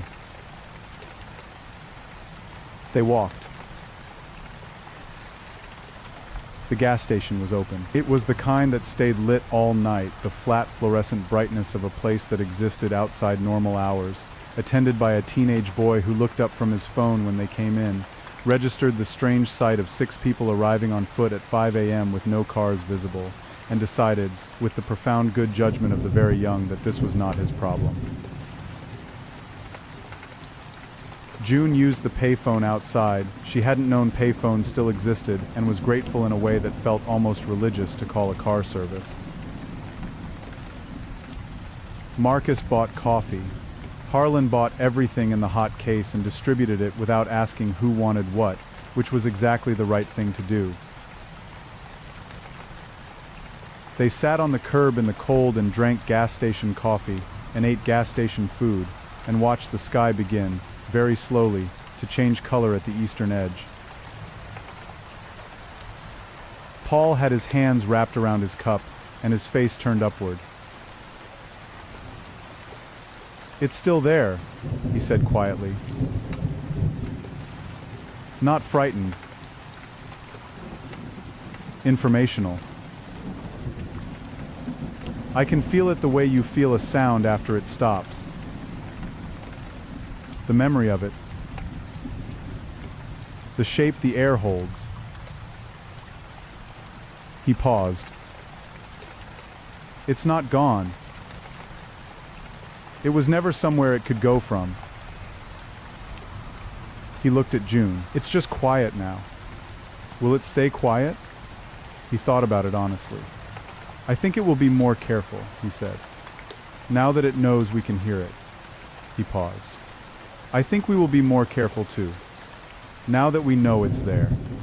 June looked at the lightening sky. "What was it?" Diane asked. Not to anyone in particular, to the air, to the cold and the stars and the slow approach of morning. "What was it really?" Nobody answered. Some questions, June had learned, were not looking for answers. They were looking for acknowledgement, recognition that the thing encountered was real and large and beyond the available vocabulary of the person who encountered it. That was enough sometimes. Just to say, "This happened, and I cannot name it, and it was real." "It was old," Paul said at last. "It was very, very old." That seemed to be enough. The cars arrived at 5:30. They separated without ceremony, without the exchange of contact information, without the promises to stay in touch that people made in moments of shared crisis and rarely kept.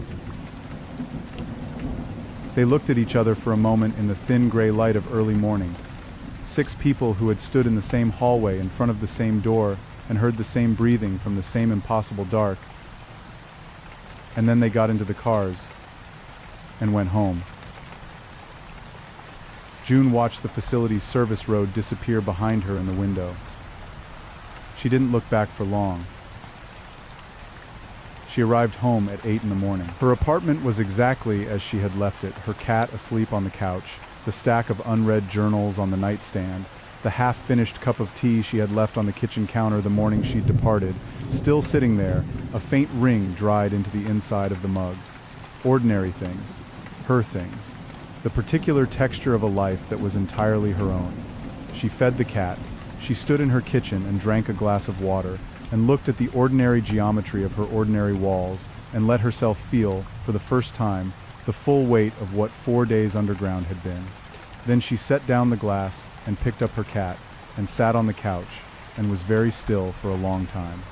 She slept eventually, genuine sleep, her own sleep, no hallway, no door, just the plain and structureless dark of a mind returning to itself. She slept through the afternoon, and woke at dusk to the sound of the city outside her window, and the cat on her chest, and the amber light of early evening coming through the curtains. She lay there. She listened. Silence. her silence. The ordinary silence of a room in a building in a city on the surface of the world, full of the faint ambient sounds of people living their lives. She breathed.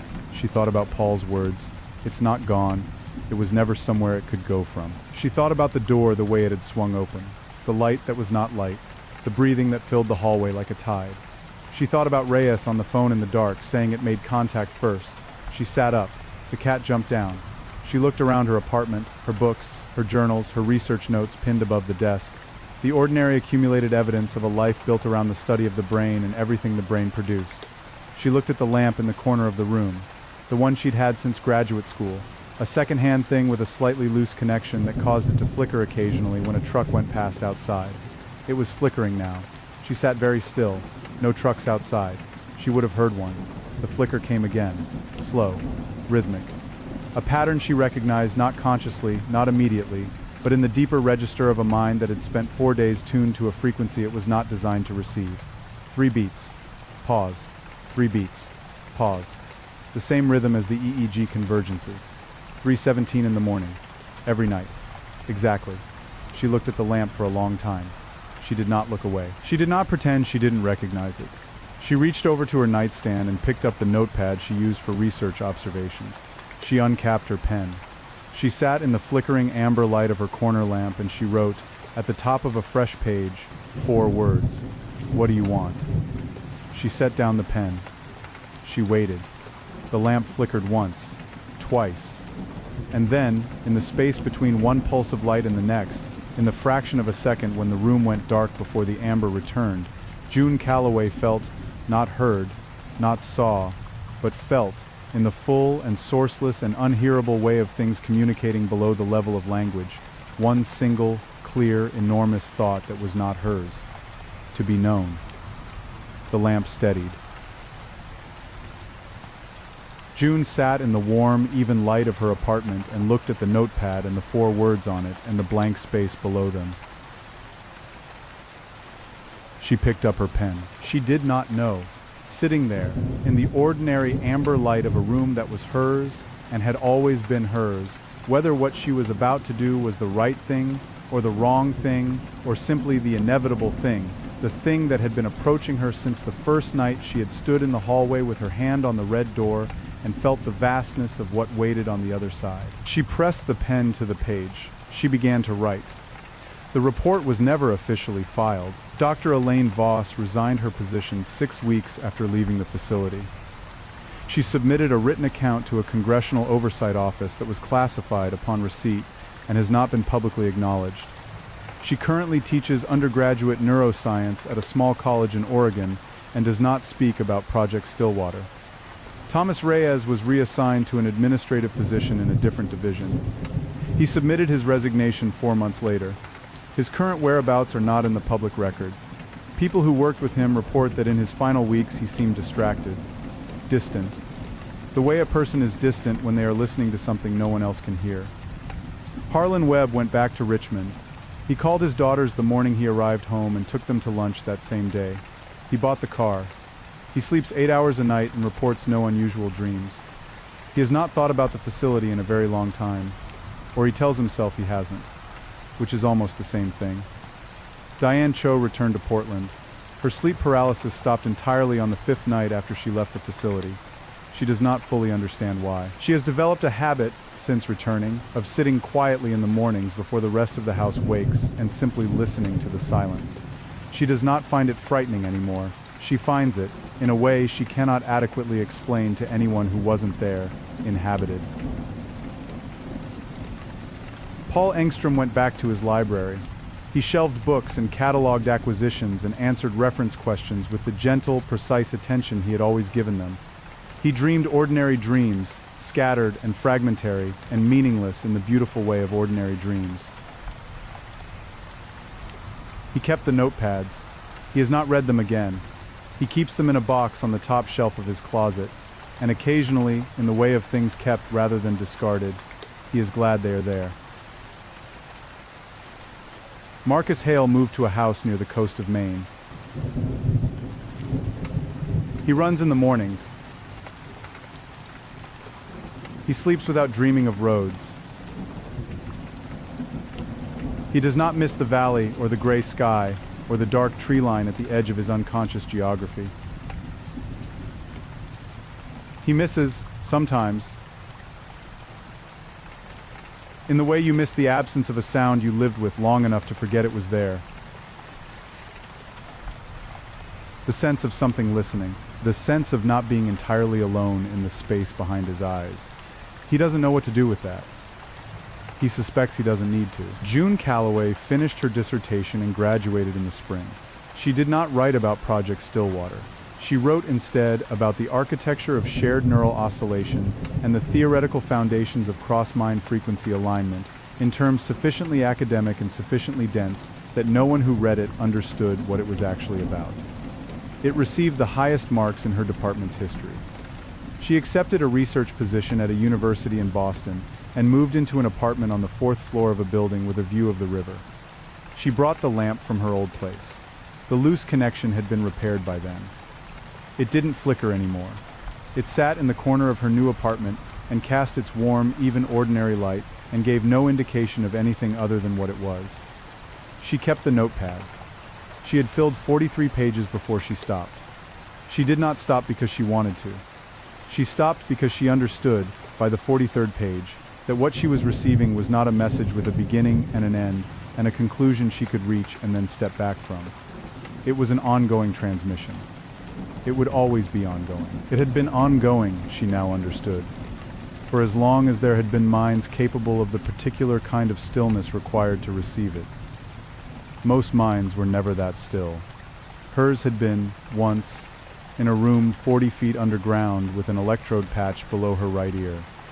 It was still that still, sometimes. In the particular quiet of 3:17 in the morning, when the city had gone to its deepest silence and her own mind had reached the threshold between waking and whatever waited on the other side of it. She lay in those moments and breathed. She did not reach for the notepad, but she listened. And in the space between one breath and the next, in the fraction of a second that was not quite waking and not quite sleep, she heard felt new, in the full and complete and ancient way of things that had never needed language sex. I am here. I have always been here. You can hear me. Don't close the door. June closed her eyes. She breathed. She did not close the door.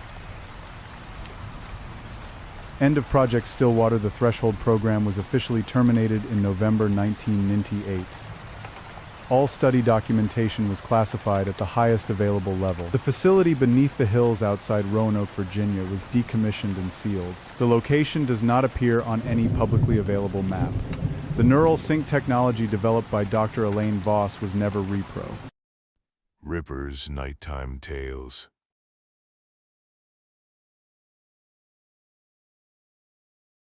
Welcome to Ripper's Nighttime Tales, a chilling series of bedtime horror stories narrated by the horror streamer Mr. Rippers with soft rain and thunder. Drift off to multiple scary tales perfect for late night listening on rumble.com. Do hit that like button and consider following the channel. Leave a comment letting me know where and when you listen. Let's build a community. Okay, let's get started. The Regal Story of Eldridge Mills, a horror story. Eldridge Mills, New Hampshire, October 1987. Chapter 1. The projectionist. The arc lamp ignites with a sound like a man clearing his throat after a long illness. A hiss crackle, wet and phlegmatic, followed by a sustained electrical roar that settles into the rhythmic heartbeat of the machine. Blue-white glare punches through the booth's porthole glass and stabs the darkness of the auditorium below. Dust motes catch the beam and scatter like panicked ghosts. Outside, over the corrugated tin roof of the Regal Theater's projection booth annex, thunder rolls in from the White Mountains. That slow October thunder that doesn't crack so much as rumble, like furniture being dragged across a hardwood floor upstairs, like someone moving in. My name is Jack Calder. I'm 43 years old. My knuckles are scarred from 14 years of mill work, the old Eldridge textile plant on Route 9. The one they shuttered in '81 when the machines finally ate more than they produced. The scars are pale ridges now, topographic maps of old stupidity, the kind that comes from feeding fabric into iron teeth without quite enough caution. I used to think of them as badges. Now I think of them as warnings I failed to heed. Eldridge Mills, New Hampshire. Population 1,247, if you count the ones still breathing. October fog chokes the valley from the first of the month until the hard freeze comes in November, pooling in the low places, collecting in the cemetery on Birch Hill Road where the headstones lean like old men arguing, creeping across Route 9 in tendrils that the headlights of late-night Buicks cut through like fingers. The maples have gone red and orange and yellow, and by mid-October they've dropped most of it, and the hills are the color of rust. And everything smells like decomposition, not unpleasant. Exactly, just honest. The honest smell of things ending. I came to the Regal because I needed rent money. I need to be clear about that. I'm not a man drawn to the cinema. I'm not a man who thinks much about art or atmosphere or the power of projected light to conjure the dead. I'm a man who was 3 months behind on the apartment above Dunleavy's Hardware and who had run out of other options and who answered an ad thumbtack to the bulletin board at the Sunoco station on the corner of Main and Mill. Projectionist needed, part-time classic horror film festival. October only Regal Theater, 14 Main Street, $8 per hour. Cash see Harlan Voss inside. I saw Harlan Voss inside. I wish I hadn't. He met me at the theater's side entrance. A man in his late 60s who moved the way old buildings move, slowly, with the suggestion that something structural had shifted and wasn't quite right anymore. He was thin in the way of men who have forgotten to eat rather than men who exercise restraint. His skin the color and texture of old manila envelopes, his hands liver-spotted and dry-looking, the knuckles swollen to the size of small acorns. His eyes were the pale yellow of old piano keys. He wore a cardigan that might once have been green. Jack Calder, he said, not as a question, but as a statement of identification, as though he'd been expecting me specifically and had simply been waiting for the calendar to catch up. His voice was the creak of a stair that you've learned to step around but sometimes forget. That's right, I said. Good with mechanical things, he gestured vaguely at the theater's facade, the peeling marquee paint, the letters that still read Regal in crooked brass, the ticket booth dark behind its scratched plexiglass window. I ran presses at the mill for 8 years, I said. I can handle a projector. Good. He turned and led me inside without further discussion, as though the hiring decision had already been made in some other room, at some other time, and this conversation was purely procedural. Inside, the Regal smelled like the theater it had been for 60 years.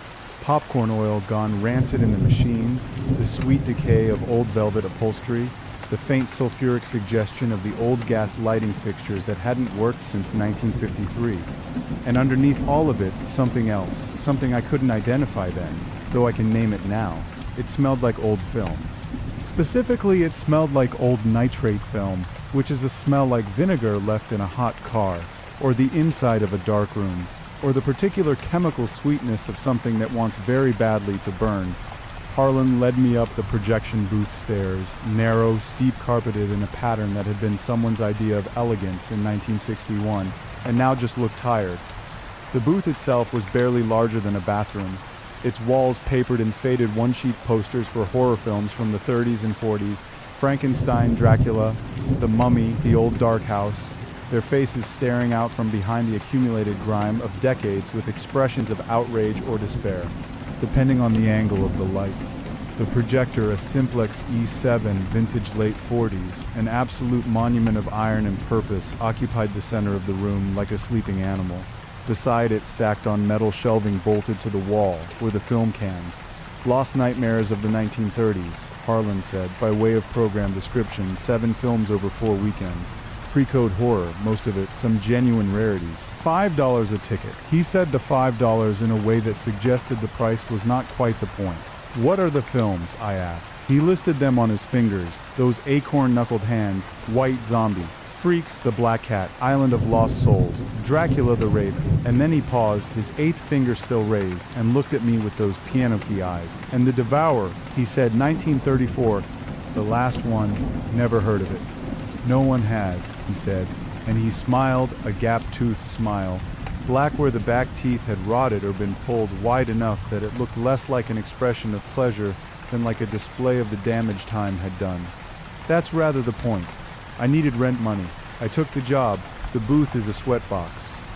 I should say that clearly for anyone who has never worked in a projection booth of this vintage. The arc lamp generates an extraordinary amount of heat, and the booth is small, and the ventilation is whatever the architect in 1924 decided was sufficient, which was not sufficient even then and is certainly not sufficient now. Within 10 minutes of the lamp's ignition, the booth climbs above 80 degrees. Within 30, it's past 90. The walls radiate. The projector's body is hot to the touch. The film cans, stacked on their shelves, warm from the inside out, and the smell of them intensifies that vinegary, almost sweet smell of old emulsion and celluloid, filling the booth like the exhalation of something dreamy. I spent the first 2 days before the opening weekend learning the Simplex's rhythms. It is a machine with a personality. I say this not as romanticism, but as mechanical fact. Every machine has its tolerances and its idiosyncrasies, the things it does well and the things it resists. The Simplex feeds film through its gate with an action like the closing of a very particular kind of trap. The steel claws engage the sprocket holes with a clunk-clunk that you feel in your teeth, and the shutter rotates, and the arc lamp flares through 24 frames of silver halide imagery every second, and on the screen below the dead come alive. Or the version of alive that cinema provides, which is not the same thing as alive, though it sometimes resembles it closely enough to fool you in the dark. The first film was White Zombie. I threaded the reel on a Sunday evening in the first week of October, the rain already coming down on the tin roof like frantic fingertips, the booth temperature already climbing past 85. Through the porthole glass I watched the audience arrive. 30-odd souls, give or take. Mill workers still carrying the smell of the place, even though the mill had been closed for 3 years. It gets into the skin, that smell, the lanolin and machine oil, and doesn't leave. A cluster of teenagers in the middle rows already vaping, already smirking, with the specific cruelty of 16 in a small town where nothing interesting ever happens. An older couple in the back, the woman with a paperback she'd carry open through the whole film. And in row 7, seats C and D, a young couple in their early 20s, Ricky and Tara. I noticed them because they were loud. Ricky was the louder one. He had the kind of laugh that announces itself to a room before it happens, a braying nasal sound that ricocheted off the velvet walls and the water-stained plaster ceiling. Tara laughed at everything he laughed at, a fraction of a second behind, like an echo. He had acne scars across his cheekbones that the theater light turned into craters. She had bottle blonde hair that she kept touching, self-consciously.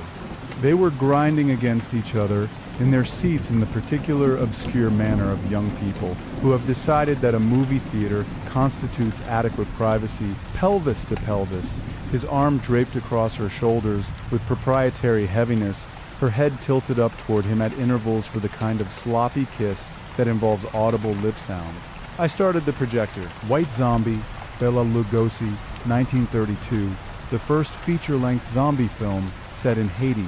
Its atmosphere of Caribbean dread achieved on a budget of approximately nothing through shadow and suggestion and the extraordinary force of Lugosi's presence. His eyes in the opening sequence, those famous eyes, hypnotic and hollow, staring from the darkness of a Haitian roadside, have a quality that modern cinema cannot replicate, because modern cinema has too much money and too much light, and some things only reveal themselves in penumbra. Ricky disagreed. Rubber spook bullshit. His voice carried perfectly over Lugosi's opening monologue. Several people turned. He didn't notice or didn't care. Look at those wires. You can see the wires on the goddamn things. Tara choked on a laugh hard enough that a kernel of popcorn lodged briefly in her windpipe, and she spent 45 seconds making a sound like a cat trying to expel a hairball. Her face going red, Ricky pounding her back with a flat palm, the kernel finally dislodging with a wet hack that sent it flying 2 rows forward where it struck some poor mill worker on the back of the neck. I ran the projector and said nothing. This is the projectionist discipline. You are above the audience, literally and atmospherically removed from their reactions, their rudeness, their laughter. The film runs regardless, the dead walk regardless. At 10:15 in the evening, the lights came up for intermission. I looked through the porthole at the house. Seats 7C and 7D were empty. Their coats were there, Ricky's Bruins jacket draped over the back of 7C, Tara's denim jacket on 7D, but the seats themselves were empty, tilted back to their upright positions, the way theater seats always do when there's no weight on them, like flowers that only open under pressure. Popcorn was scattered across the floor in a 6-foot radius around their seats, the way popcorn scatters when a bag is dropped suddenly rather than set down carefully. Most of it was the normal yellowish white of popped corn, still faintly gleaming with oil.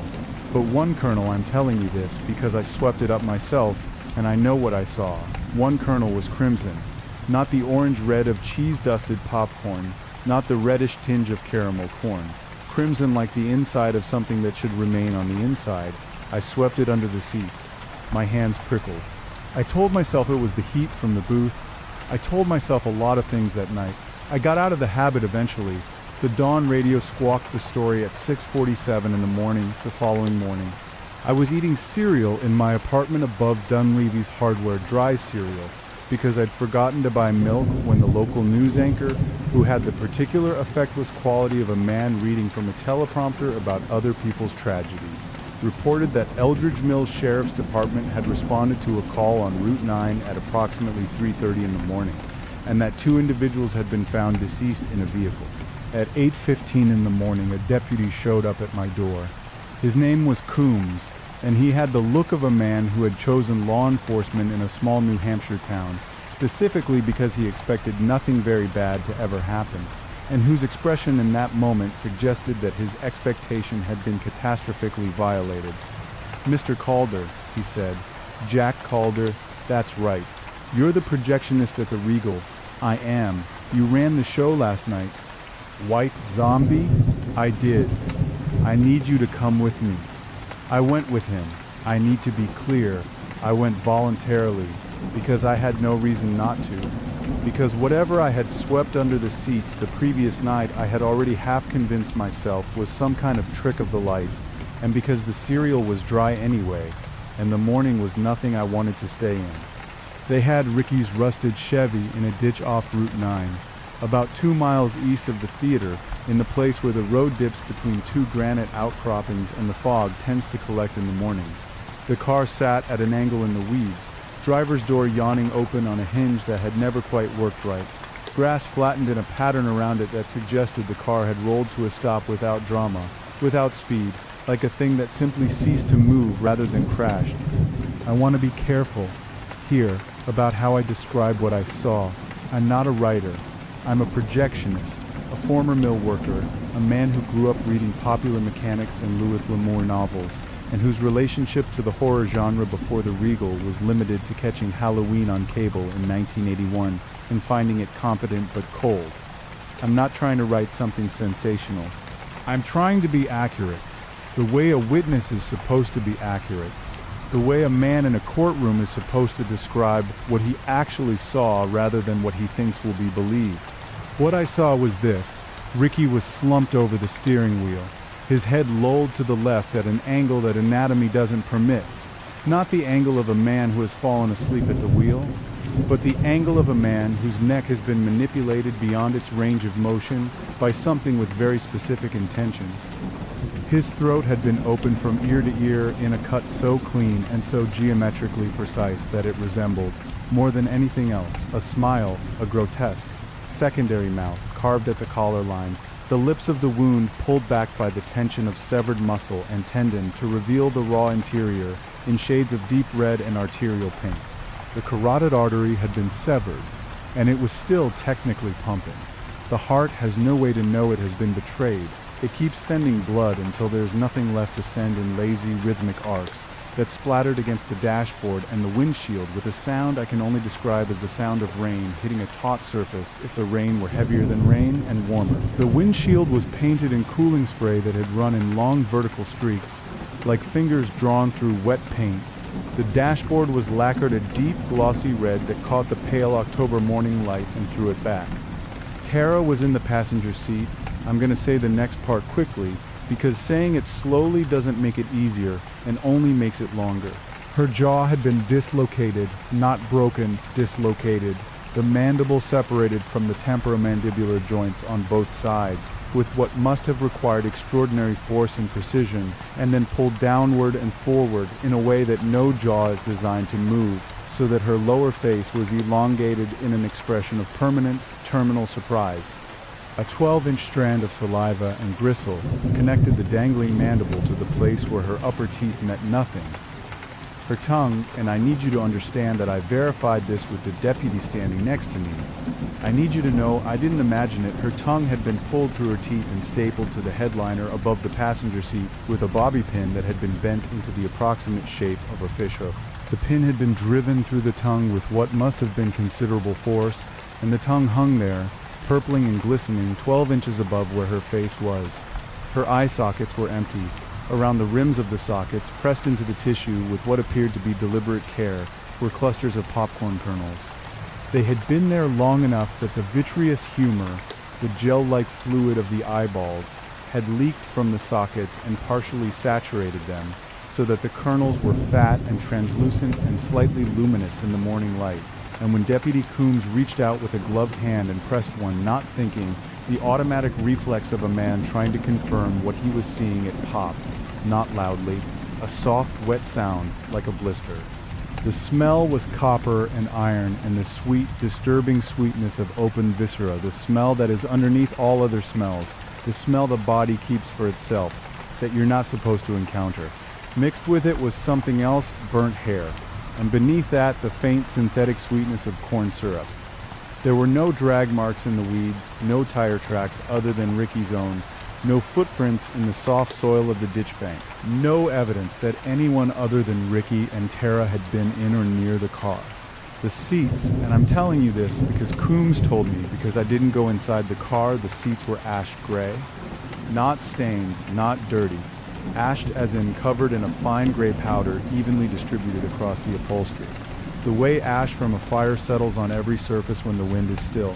And still warm, the deputy told me. Still warm at 3:30 in the morning, hours after anyone should have been sitting in them. I drove home. I didn't eat. I went to the projection booth that evening because I needed the $8 an hour. Chapter 2. Freaks. The second night's film was Freaks. Todd Browning's masterpiece, if masterpiece is the right word for something that was banned in the United Kingdom for 30 years and ended its director's career through the sheer force of its audience's discomfort, had been produced in 1932 by MGM, who then promptly tried to pretend it didn't exist. Browning had cast actual circus sideshow performers, conjoined twins, pinheads, microcephalic individuals, men and women with missing or vestigial limbs, dwarves. He had filmed them living their lives. He had then placed them in a revenge narrative of operatic brutality and released the whole thing into a world that responded with revulsion so profound that the studio cut nearly 30 minutes and several executives went on record wondering how such a thing had been permitted. The response, historically, revealed less about the film than about the audience. I know this because I read the program notes Harlan had printed mimeographed, actually on a machine that must have been ancient even when it was new. The ink slightly purple, the text typed on a manual typewriter whose letter O was partially filled in so that it looked like a closed eye.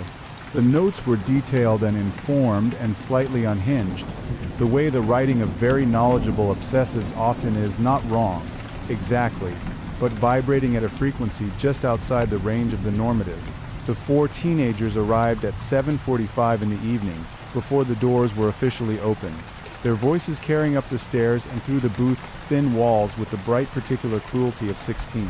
There were four of them, 2 boys, 2 girls, the specific and interchangeable social unit of the small-town teenager. Their cruelty not individual but collective, each feeding the other's worst impulses until the group became something worse than any of them would have been alone.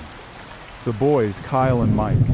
Kyle was the louder one. Square jaw Letterman jacket from the high school's football program, the kind of face that is conventionally handsome in the way of faces that have never been asked to do anything difficult.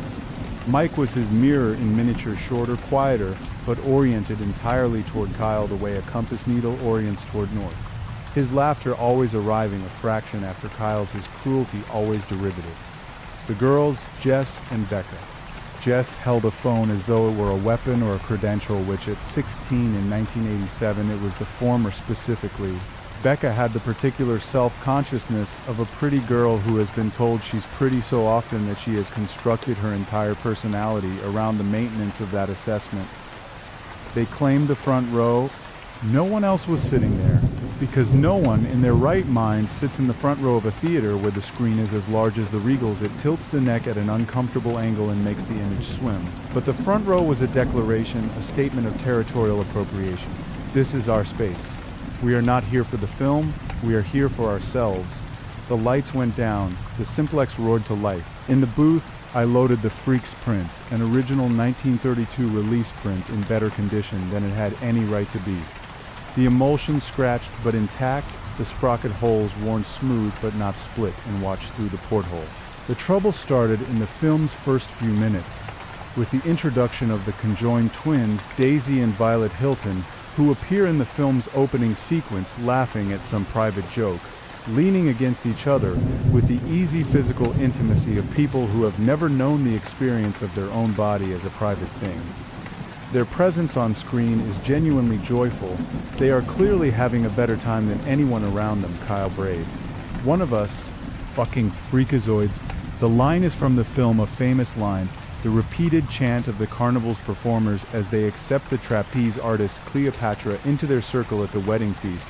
But Kyle wasn't quoting it in appreciation. He was using it as a bat. He was swinging it at the screen, at the human beings projected on the screen, at whatever the image represented to him of the world outside his particular and narrow experience. Jess had her phone out, pointing it at the Siamese twins' projected faces, grinning, documenting. The way the contemporary instinct documents everything, not to remember, but to perform the act of documenting, to demonstrate presence, to make a content artifact out of experience. The twins' faces, 60 years old, caught in silver halides, smiled from the screen at a phone camera held by a 16-year-old girl who found them hilarious for reasons she had not examined. Laughter bounced off the rotten velvet. The rotten velvet absorbed it. The film continued. I watched the film through the porthole, as I always did when the reel was running well and didn't need tending. Freaks is not a comfortable film to watch. It was not designed to be comfortable. Browning made it as a provocation, an indictment of the audience's discomfort, a mirror held up to the instinct that recoils from difference and calls its recoiling a natural response. The film's monsters are not the pinheads and the half-men. The film's monsters are the beautiful people who use their beauty as a license for cruelty.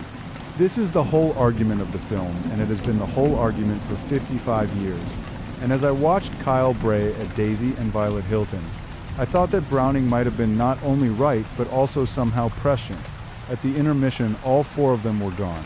Coats left in seats, popcorn scattered. Nothing else unusual that I could see from the booth. I swept the floor after the second showing.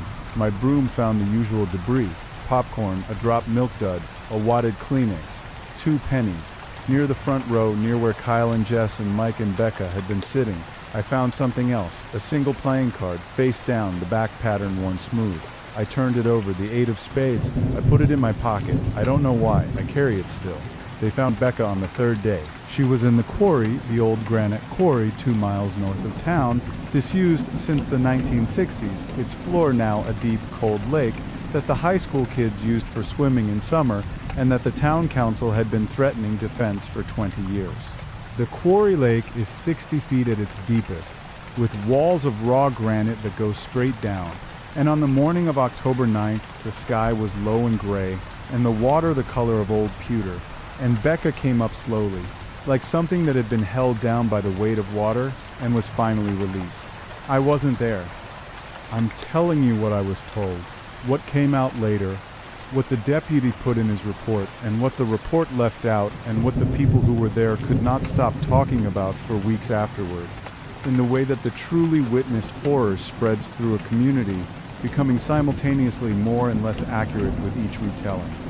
Her torso had been opened from sternum to pelvis in a long, smooth incision, the kind of incision a very sharp blade makes when drawn with even pressure through yielding tissue, the kind of incision that suggests patience, that suggests a certain aesthetic preference for cleanness. The abdominal wall had been folded forward and back on both sides like panels, or like the covers of a book being opened, exposing the visceral cavity beneath. The organs had been rearranged. Bowel loops, coiled in their normal configuration, had been pulled out and allowed to expand in the cold water, so that by the time she surfaced, they were bloated to grotesque proportions, glistening purple-grayry, trailing through the water like damaged ribbons. Her ribs had been ratcheted outward. I keep coming back to that phrase because it was the phrase Deputy Coombs used when he described it to me, ratcheted, like the sound and action of a mechanical device designed to permit motion in only one direction.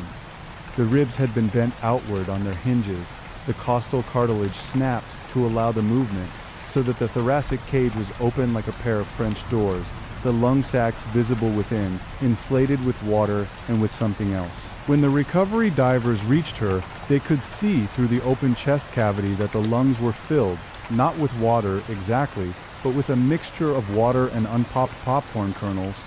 The kernels were distributed throughout both lung fields, visible through the translucent lung tissue as yellow points of density. And as the divers pressed the body for transport, the kernels compressed and burst. One by one, with sounds the divers described as popping, as squelching, as the sound of a very specific kind of wrongness. The spinal column gleamed at the center of the open thoracic cavity like wet ivory. Jess's head came up 2 days later, approximately 40 yards from where Becca had surfaced. Just the head.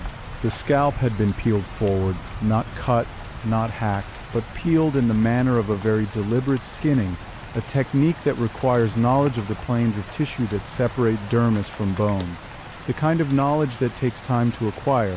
It had been folded down over the face in one continuous flap, so that Jess's features, her nose, her eyes, the line of her jaw were covered by her own inverted scalp, the way you'd fold a sock inside out and pull it down.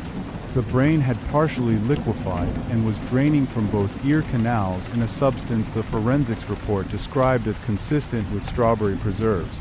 And the smell, this is from a diver who would not speak in specifics about anything else. The smell hit them from 6 feet above the water's surface, a compound assault of rotting protein and burst gallbladder, and something beneath that, something both chemical and organic, like fish guts fermented in ammonia. Mike and Kyle were never found. This is the official record. They remain listed as missing persons in the Merrimack County Sheriff's database. 2 16-year-old boys from Eldridge Mills, New Hampshire, disappeared October of 1987. There are no leads. There has been no progress. The case file is thin. I have my own ideas. I have always had my own ideas, but ideas are not evidence, and evidence is what the sheriff requires, and I'm a projectionist, not a detective. The third weekend arrived. Harlan Voss arrived before it. He came to the booth on the Thursday before the Black Cat was scheduled to run, and he was carrying film cans I hadn't seen before, or rather, one specific film can I hadn't seen before, dented and scarred, the kind of can that has been in and out of other people's hands, that has traveled, that has the road written on it. He held it in both of those liver-spotted, acorn-knuckled hands with a care that I can only describe as reverent. "The Devourer," he said, 1934 lost print. "This is the one I told you about. You mentioned it," I said. "Last film on the schedule. Its premiere," he said, still cradling the can, turned the auditorium to a slaughterhouse. His voice had the quality of a man reciting something he has memorized, not reciting it for the first time, not discovering it in the telling, but repeating it the way certain people repeat prayers. They burned the official prints, burned the theater, tried to burn the record of the night. He paused. His grin went wide, showing those black gaps where the back teeth had been. "I saved the soul of it. I found a surviving print in a collection in Providence in 1974. 32 feet of original footage and the original score transcription." He set the can on the shelf with the kind of delicacy you use for things that might break or things that might bite. "When the time comes, I'll tell you how to run it." "Standard threading?" I asked. He looked at me with those piano key eyes for a long moment. "Nothing about it," he said, "is standard." He left.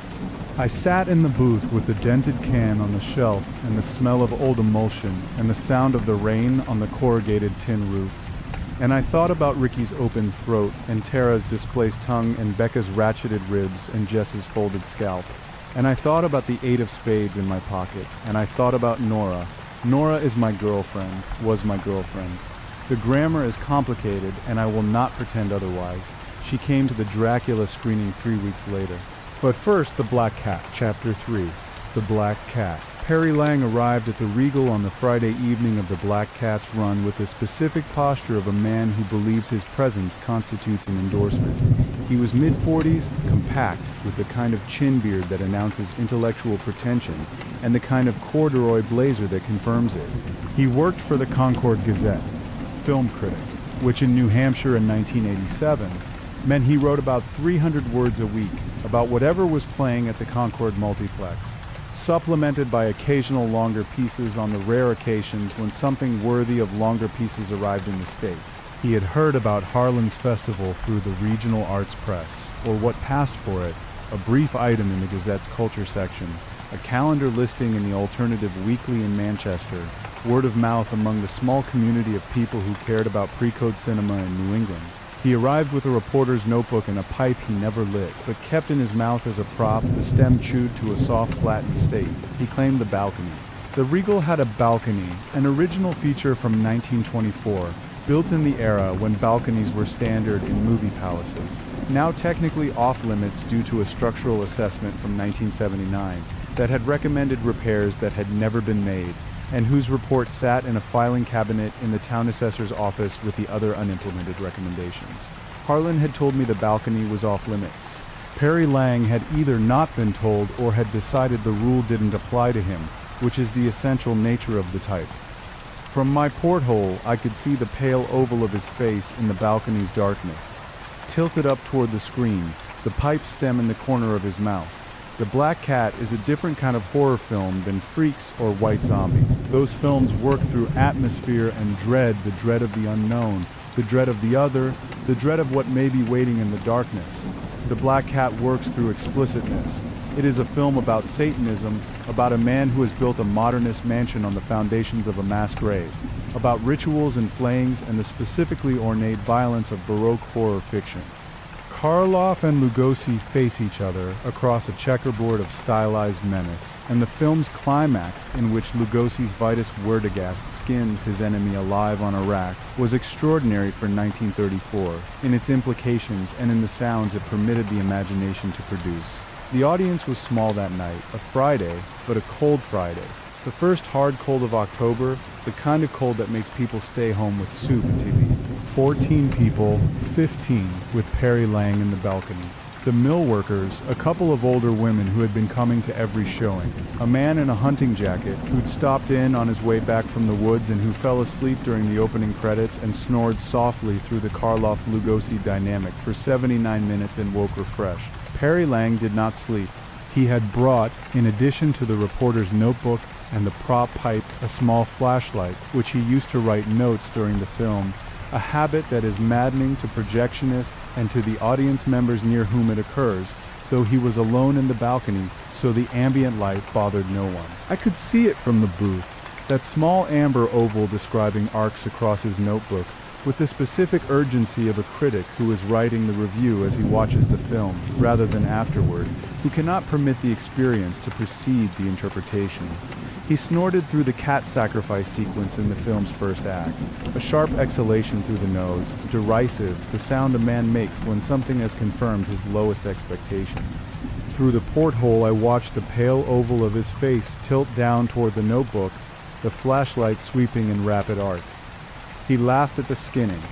The climax of The Black Cat is not played for laughs. Karloff's Schalmer Polzig stretched on his own torture device, skin being methodically removed from his body by a man with very specific reasons for the act.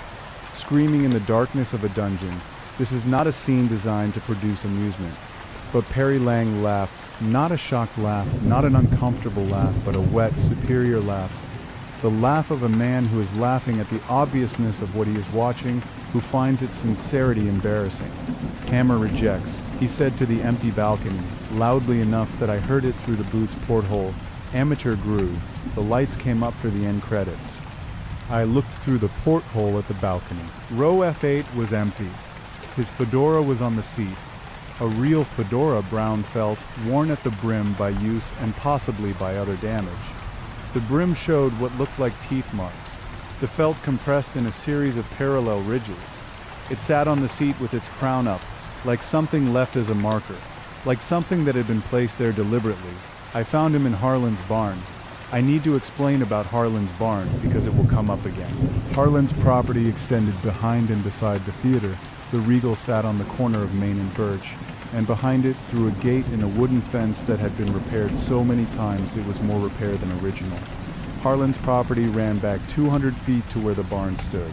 The barn was old, older than the theater, older than any structure in town with the possible exception of the cemetery wall, and was used for storage of the kind of storage that does not invite cataloging. Old theater seats stacked 3 high, their velvet gone to gray dust, film cans, hundreds of them, on shelves and on the floor, some labeled in Harlan's cramped handwriting, some unlabeled equipment I couldn't identify, iron things with purposes I couldn't determine, crates of old paper, programs and playbills, and newspaper clippings going back to the barn's earliest days. The flashlight beam I was carrying caught Perry Lang 48 hours after the screening. He was strung upside down from one of the barn's main beams, suspended by his Achilles tendons, both tendons, the rope running through some kind of hook arrangement in the beam's underside. His feet were up, his head was down, and the arrangement had caused all of his blood to pool progressively toward that hanging head for whatever duration he'd been up there, so that his face was the dark, congested color of deep bruising. His bare soles glistened black with venous blood that had saturated the skin and was beginning to seep through the dermis. He had been skinned, not entirely. Not in the manner of the film's climax, which is presented as ongoing, which is presented as a prolonged process. Perry Lang had been skinned in a manner that suggested careful, methodical work performed over an extended period, the work of someone who had perhaps time to spare. His arms had been peeled to the shoulders. The skin of both arms from wrist to joint had been removed in continuous sleeves, like removing gloves, leaving the raw musculature beneath exposed, pink and glistening and marbled with the yellow of subcutaneous fat. The individual muscle bundles visible, their surfaces twitching in the slight spasms of cooling tissue. The sleeves of skin, translucent as parchment in the lantern light, had been draped over a wooden rail near the wall, arranged neatly as though drying. His legs had been done similarly, peeled from ankle to femur in dripping tubes, the dermis removed in one continuous piece per limb, the muscle and bone beneath exposed and gleaming. His torso rind, and I'm going to use that word rind, because it is the accurate word for what the human skin becomes when you understand it as a thing that can be separated from its contents. His torso rind was hanging by the navel, a single point of attachment, the rest of it drooping in loose folds on either side like a coat that has been opened but not removed. Beneath it, the abdominal musculature was tight and defined in the manner of a body that has been hanging upside down for a significant period, the organs pressing forward against the muscle wall. His face was worst. This is the part I'm going to try to describe accurately, without embellishment, because embellishment would be a kindness to myself that I do not think I'm entitled to. His face had been removed in a piece, the full facial skin, from hairline to chin, from ear to ear, and was hanging by the lips alone, still attached at that one point, dangling like a mask in a costume shop, the features visible but collapsed, flattened, the nose a depression in the flesh rather than a structure. His nasal cavity had been scooped back to the sinuses, the bonework visible, white and precise. His eyes had been punched through, not removed, punched through with the teeth of film sprockets, the little steel teeth that engaged the perforations along the edges of movie film, and these sprocket teeth were still embedded in the tissue of the optic nerves, brass-colored in the lantern's light, biting into the white stalks of neural tissue as though the camera had decided to eat what it had been looking at. White cerebrospinal fluid bubbled pink from the wounds. It was still bubbling. It had not been long. Against the far wall of the barn, a projector I hadn't known was there, smaller than the simplex older, a machine I couldn't immediately identify was running. The film it was projecting was a loop, Perry Lang's own face, on what appeared to be 8mm stock, his face intact, and then not, the process of its removal documented and played back at the speed that makes motion from stillness, so that his face disappeared and reappeared and disappeared in the 40-second loop, projected against the barn wall in the color of old footage, the color of the past. The film was eating itself. I could smell it, the heat of the projector lamp burning the emulsion, the vinegary chemical sweetness intensifying as the loop degraded, the image deteriorating as I watched, his face going to white and then to the particular melt of overheated celluloid, the edges dissolving, the projection shrinking toward the burn. And through the projector's audio track, through a small speaker I couldn't locate, a sound was coming, not music, not dialogue. A sound like the projector's own audio, the scratch and hiss of film to optical track conversion. But beneath that, almost beneath perception, the sound of a man screaming in a register that the human throat produces in very specific and irreversible circumstances. I left the barn. I'm not ashamed of leaving the barn. I'm not sure what staying would have accomplished. The smell followed me all the way back to the theater.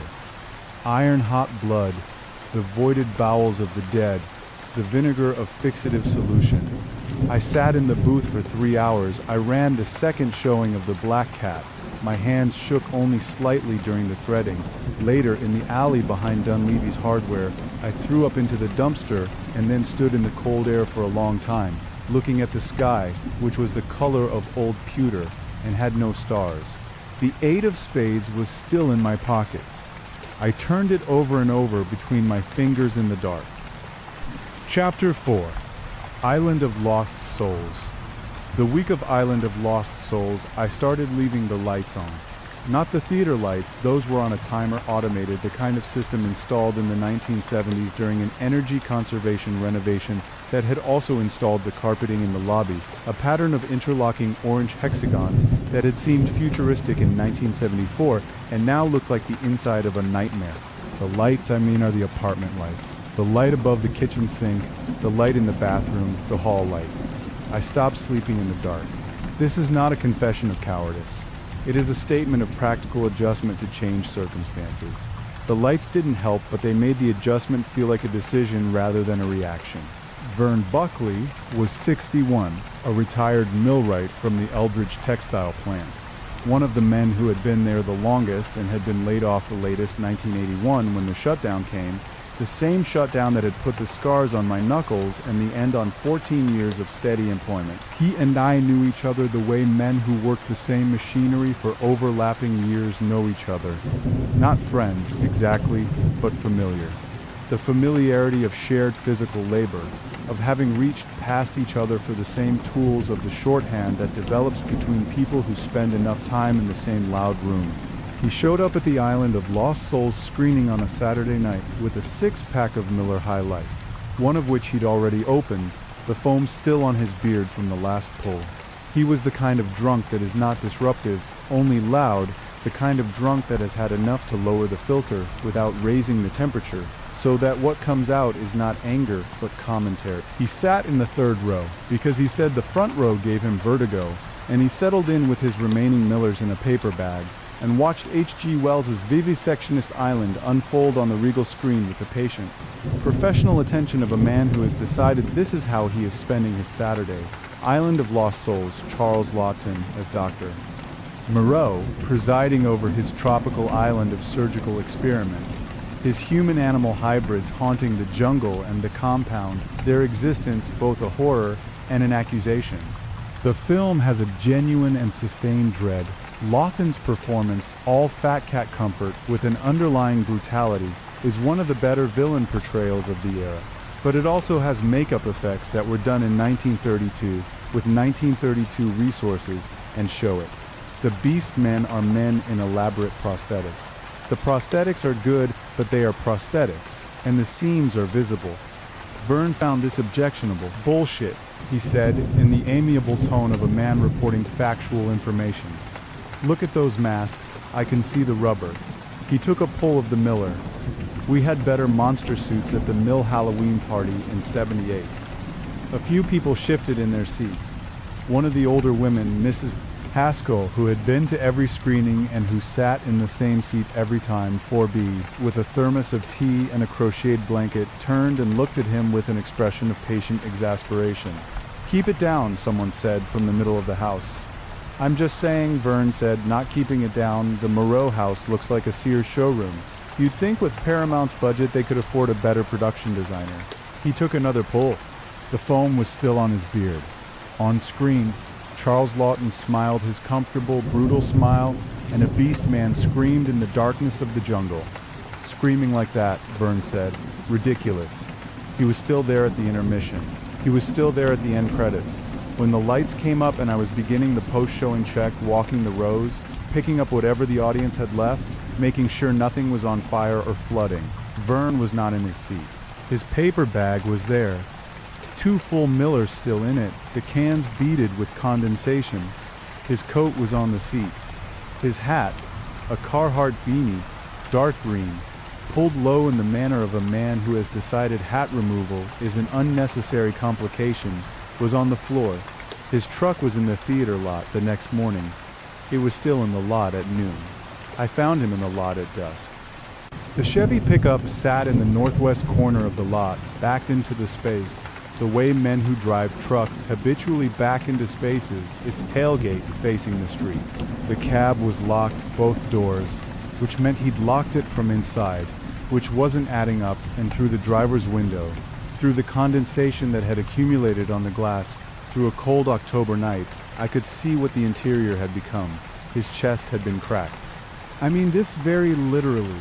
The sternum had been split along its midline, and the 2 halves levered outward, bent back like the covers of a very heavy book being forced open. The costal cartilage yielding at the stress points with what must have been audible sounds. The thoracic cage was open, both sides of the rib cage bent outward like the wings of a bird that has been pinned for display, and through the locked driver's window I could see the interior of the chest cavity in the gray dusk light.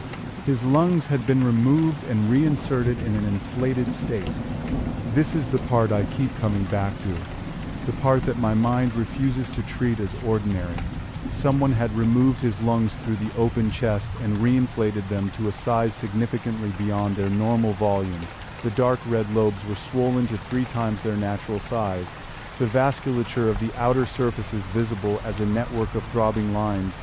The bronchi knotted in what could only be described as deliberate nautical configurations, square knots, bowline knots, sailors' hitches, and then reinserted through the open chest cavity, where they filled the available space and pressed outward against the bent ribs. The lungs were still breathing. In the cold of the cab in the dusk, with no other source of motion, the lungs were contracting and expanding slightly, the rhythm irregular, the movement small but unmistakable, each breath leaking frothy maroon fluid through the knotted bronchi onto the bench seat. His heart was still on the steering wheel.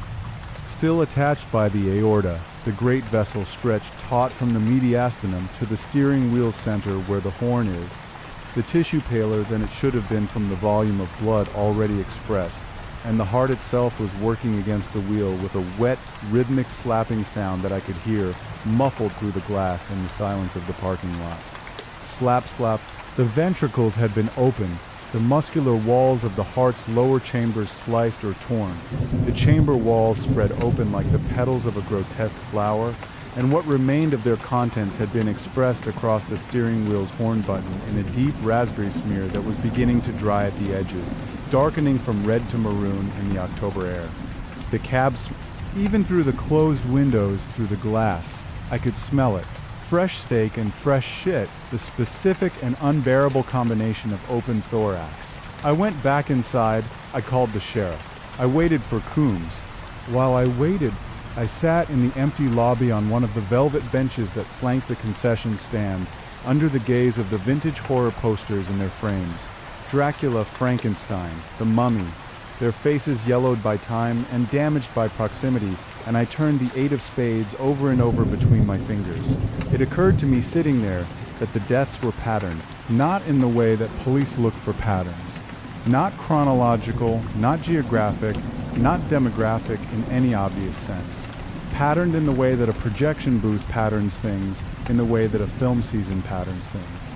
Ricky and Tara had died after White Zombie, and their deaths had involved things from White Zombie, the milky eyes, the popcorn kernels pressed into the eye sockets. The White Zombie doesn't have popcorn, and so that was mine. That part was the theater's own contribution to the pattern. Becca and Jess had died after Freaks, and their deaths had the quality of Freaks, the freakishness of it, the body modified in ways that exceed normal definition, made strange. Perry Lang had died after the Black Cat, and the skinning was the Black Cat's specific and Baroque vocabulary. Vern Buckley had died after Island of Lost Souls, and the open chest, the inflated lungs, the knotted bronchi, those were Vivisection's vocabulary, Moreau's vocabulary, the vocabulary of the island. The killer was watching the films, or the films were directing the killer, or there was no distinction between these two possibilities. I put the 8 of spades back in my pocket. I heard Coombs's cruiser in the parking lot. I went out to meet him. Chapter 5. Dracula and Nora. Nora Ellison came into my life the way most things come into the lives of men like me. Gradually, and then all at once, and with the quality of a gift that you don't examine too closely, because examination might reveal the terms and conditions. We'd met at the mill years before she worked in the office. I worked the floor, and the distance between the office and the floor in a mill is significant in every social dimension. But proximity is proximity and breaks are breaks. And over the course of 6 months in 1979, we had developed the habit of taking our breaks at the same time on the same bench outside the loading dock, in all weathers, and talking about nothing in particular, with the focused pleasure of people who have discovered that conversation with a specific other person is more satisfying than conversation with anyone else. She had chestnut hair that went several different colors in different lights, darker in shade, lighter in October sun, with threads of red that only appeared in the right angle of late afternoon illumination.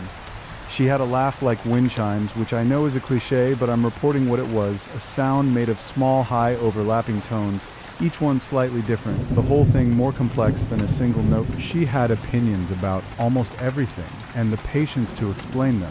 When the mill closed in '81, we lost the bench and the breaks and the specific daily architecture of the thing. We maintained what we had, but maintaining a thing requires effort that proximity makes almost unnecessary. And without proximity, we learned that maintaining was harder than we'd thought. We drifted. We came back, we drifted again. By October of 1987, we were in one of the coming back phases, which is to say we were having dinner once or twice a week, and she was spending Friday nights at the apartment above Dunleavy's Hardware with increasing frequency. And we were not talking about whether this was going somewhere, because talking about it would require us to know, and not knowing was in its way more comfortable than either of the answers available. She came to the Dracula screening on the 3rd Friday of October. I hadn't told her about Ricky and Tara.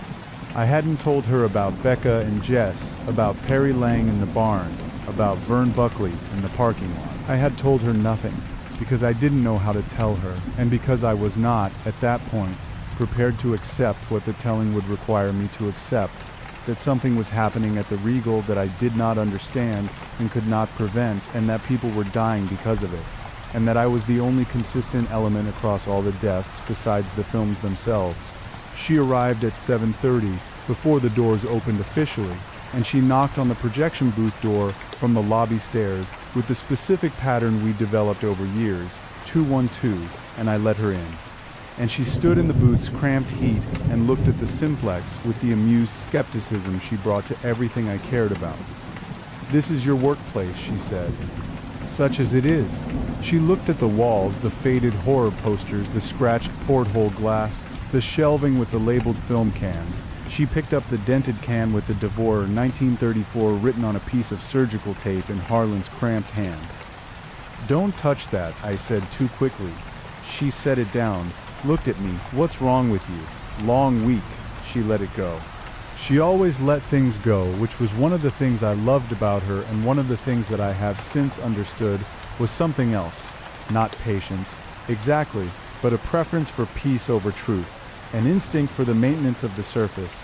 I shared that instinct. We were suited in that way to a particular kind of relationship and unsuited for the kind that can actually survive. The screening was Dracula. The 1931 Todd Browning, with Lugosi, his second appearance in the festival's programming, and his definitive one. The film that made his career and defined it, and ultimately became the prison of it, since no one who had seen him as Dracula could see him as anything else. He walks through the film with the particular authority of a man who knows he is the film, who knows that when he is on screen, nothing else matters, and he is right. Nora watched from the front row, where she had sat herself without asking, in the manner of someone who has decided that the best view in a situation is the one no one else wants. She had brought popcorn from the concession stand. The Regal's popcorn was better than its reputation. I'll give it that. Harlan used real butter, and she watched Lugosi stalk the screen with her head tilted back at the uncomfortable front row angle, and her legs crossed and her foot bouncing in the way it did when she was engaged with something. "Silly old bats," she said, during the scene with the three brides descending the stone steps of the Carpathian castle, their mouths blood dark. She was talking about the brides, about their theatricality, but she said it with affection rather than contempt, the affection of someone who recognizes genre conventions and finds them charming rather than ridiculous. This distinction matters. This distinction is the difference between the kind of audience member who participates and the kind who merely attends. She laughed at the appropriate places. She gasped, slightly, at the reveal of the coffins in the Demeter's hold. She was genuinely delighted in the way of a person discovering that something considered silly contains more genuine craft than reputation suggests. At the end credits, she clapped. In an empty theater, alone in the front row, she clapped for Bela Lugosi, who had died in 1956. I loved her for it. I was closing up, rewinding the reel, cooling the arc lamp, running through the post-show checklist, when I noticed she wasn't waiting for me in the lobby. This was unusual. She would wait in the lobby. She would buy herself a second bag of popcorn from the machine and stand under the Frankenstein poster and eat it while she waited. I had anticipated this. I had, in fact, been looking forward to it in the specific way that small rituals become load-bearing structures in a relationship. Not grand, not significant on their face, but the thing that would be missing if it were missing. I came down the booth stairs to the lobby. The concession stand was on, its warming lights illuminating the empty popcorn machine. The Frankenstein poster was there. Boris Karloff's flat-topped face staring from the yellow background. The lobby was empty. Her jacket was on the velvet bench. Her keys were on top of it. I searched the theater. I searched it methodically, the way you search a small space when you're trying not to panic, and the methodical progression from one area to the next is the only thing keeping the panic from becoming primary. Auditorium empty, lobby empty, concession area empty, bathrooms empty, the balcony, which was technically closed, but which I checked anyway, pulling the velvet rope aside and climbing the stairs in the dark with my flashlight empty. The side exit door was ajar. It opens onto the alley between the theater and the hardware store next door. The alley that smells of dumpster and old cardboard and the vegetable decomposition of autumn. The door has a self-closing mechanism that hasn't worked properly since 1979, which means it stays wherever you leave it. Someone had left it 3 inches ajar. I stood in the alley for 15 minutes calling her name. The fog was in. The streetlights on Main Street were orange halos at the end of the alley, visible but not illuminating, the light absorbed rather than reflected by the saturated air. She was not in the alley. 3 days later, I found her sneaker. It was in my toolbox, the toolbox I keep in the back of the projection booth, the one that holds spare parts for the Simplex lamp housings and lens gaskets, and the small tools needed for routine maintenance. The toolbox had been locked with a padlock I had not opened since August. The padlock was still locked. The toolbox, when I opened it, contained all the spare parts I expected it to contain in their expected arrangement. Plus one Converse sneaker, canvas sole, right foot, Nora's size. The canvas sole had melted. Partially, the rubber had softened and re-solidified in a new configuration. Pulled toward the heel, the tread pattern distorted and compressed. The specific pattern of the distortion was consistent with heat from below, sustained heat, from a point source applied for a significant duration. The arc lamp in the Simplex burns at approximately 3,000 degrees Kelvin at the carbon surface, and the light it produces, blue-white, intense, sustained, is enough to bleach the emulsion on a frame of film if the projector The sole had been melted by arc lamp heat, which means the sneaker had been in contact with the projector's light path at some point. The laces were fused, twisted together in knots so small and tight that they couldn't be untied, only cut and fused with heat so that the fibers had partially melted together into a single stiff rod. Threaded through the fused knot, visible only when I held the sneaker under the booth's overhead light and turned it slowly, were several strands of singed hair, dark chestnut, still faintly kinked from the curl.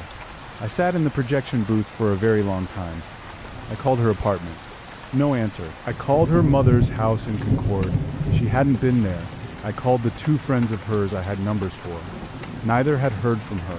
I called the sheriff. Coombs came the next morning, looked at the sneaker, took notes, and left with an expression that suggested he was running out of resources, emotional, professional, investigative, to meet the circumstances Eldridge Mills was presenting him with.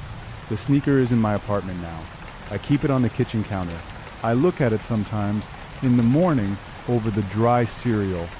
The Raven was next, then the Devourer. I kept showing up to work. Chapter 6. The Raven, Walt Gidney, was what was known, in the specific and affectionate vocabulary of Eldridge Mills, as a gorehound. This is not my terminology, it was his, and he wore it with the pride of a man who has found his category and finds it comfortable. He subscribed to Fangoria magazine, the horror enthusiast publication that specialized in the specific pleasures of practical effects, of fake blood applied to real actors, of the craft of cinematic viscera. He had opinions about Tom Savini's work that he would share unprompted. He owned on VHS every film he could source that offered what the genre called practical effects, the physical rather than optical, the rubber and latex and corn syrup that makes violence visible in a controlled and artistically sanctioned context. He attended every screening of Harlan's Festival in the front left seat, 1A, the worst seat in the house for sightlines, but the seat closest to the emergency exit, which I eventually understood was deliberate. Walt was a man who liked to know where the exits were. He was in his late 30s, large in the manner of men whose physical size is partly natural and partly the accumulated sediment of decades of very specific food choices, with a beard that had gone gray faster than the rest of him and a laugh that sounded like furniture being moved. He had loved White Zombie with reservations. He had found freaks genuinely disturbing in ways he seemed to regard as a personal success, as though the disturbing was what he'd come for. He had tolerated the Black Cat. He had been vocally critical of Island of Lost Souls' Beastmen effects, which he considered beneath the standard set by Universal's other monster productions of the period.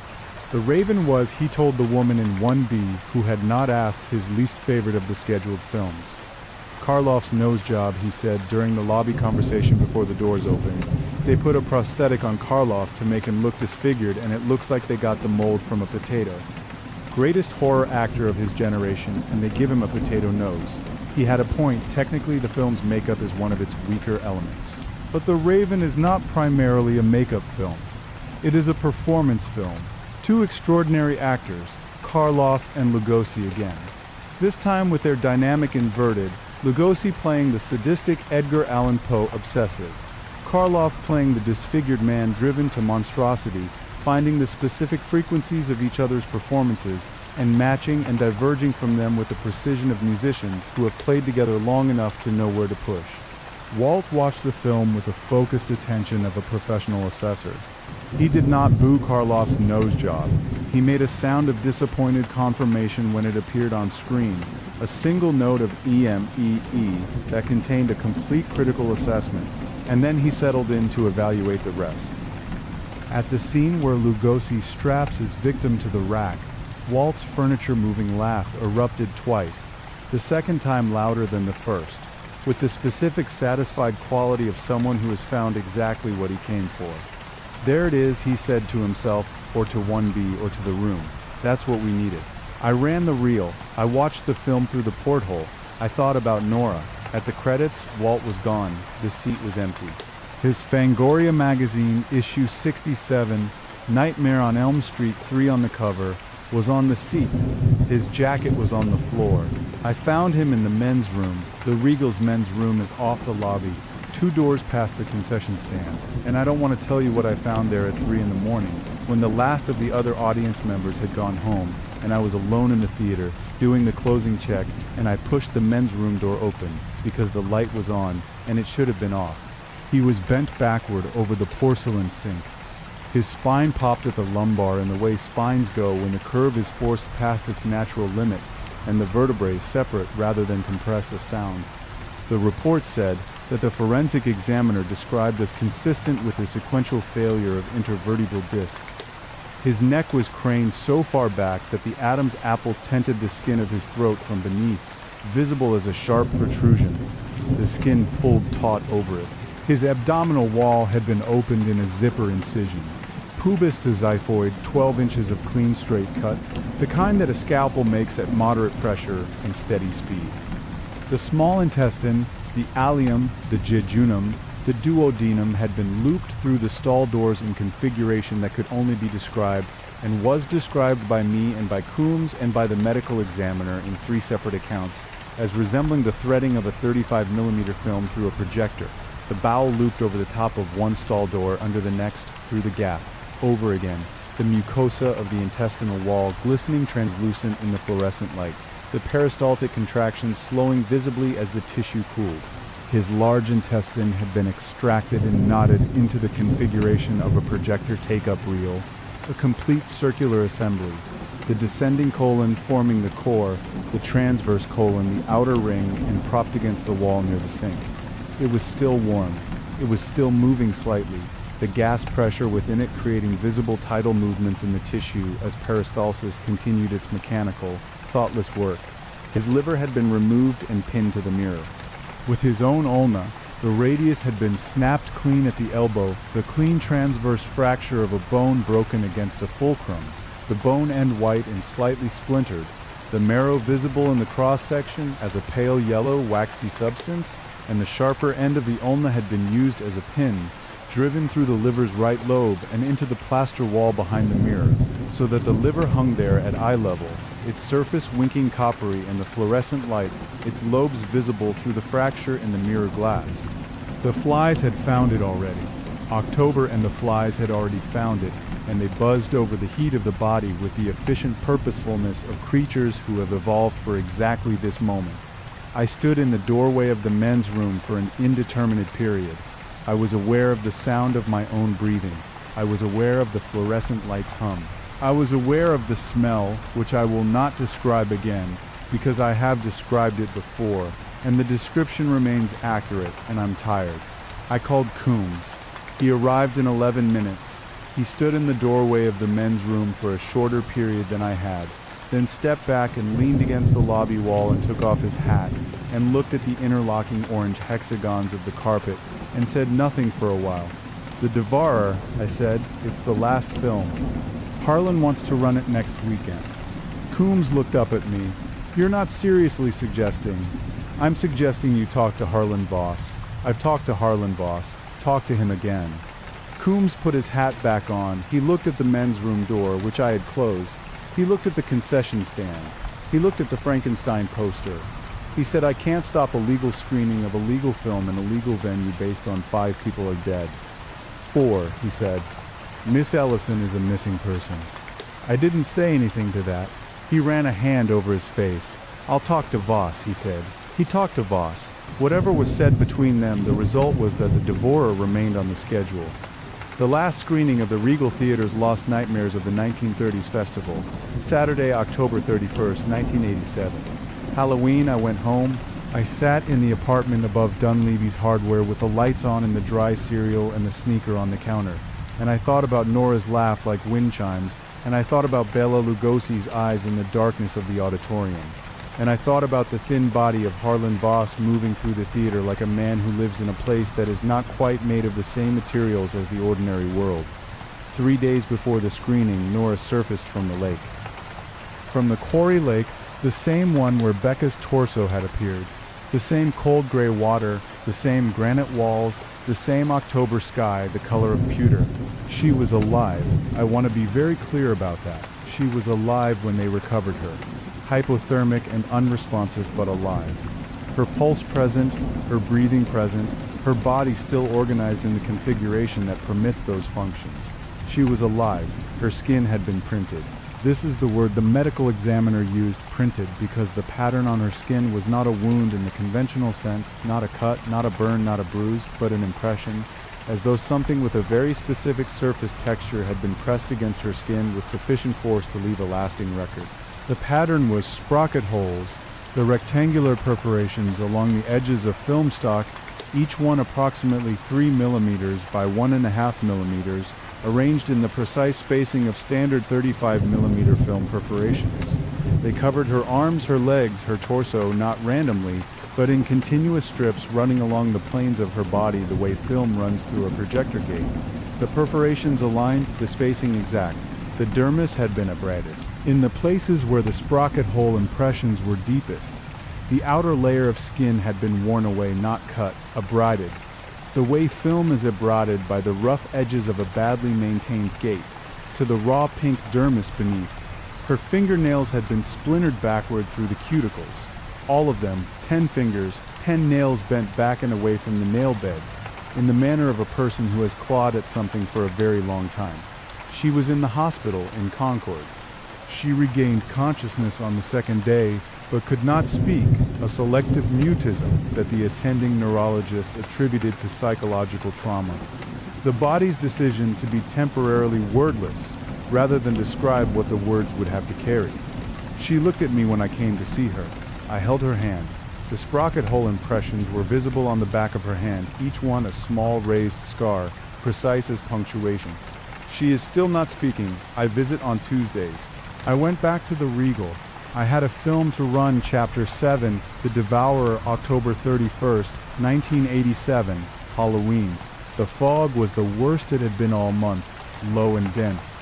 The valley full of it, Main Street visible from the theater's front steps only as far as the hardware store before the orange glow of the streetlights was absorbed into a white-gray uniformity that erased distance and depth.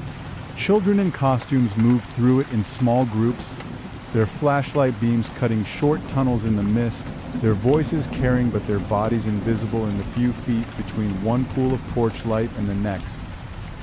Eldridge Mills on Halloween smells like dead leaves and wood smoke and the particular sweetness of candy already too far from its source. I arrived at the theater at 5 p.m. for a 7:30 screening. 3 hours of preparation. I had decided without telling Harlan to run The Devourer on my own terms, on my own schedule, without an audience. I had decided this because of the bodies, and because of Nora's hands, and because the 8 of spades in my pocket had been wearing a groove in the fabric. Harlan was not there when I arrived. This was unusual. He was almost always in the theater at 5, pottering through the lobby with his dry hands and his liver-spotted face in his cardigan, checking that the concession stand was stocked and the seats were clean. The theater was dark and empty, and the lobby smelled of old velvet and popcorn oil and something underneath. That vinegar smell, stronger tonight than it had been on previous nights, as though the old emulsion in the cans was warming to some purpose. I went upstairs. The projection booth was hot. Too hot even for the booth.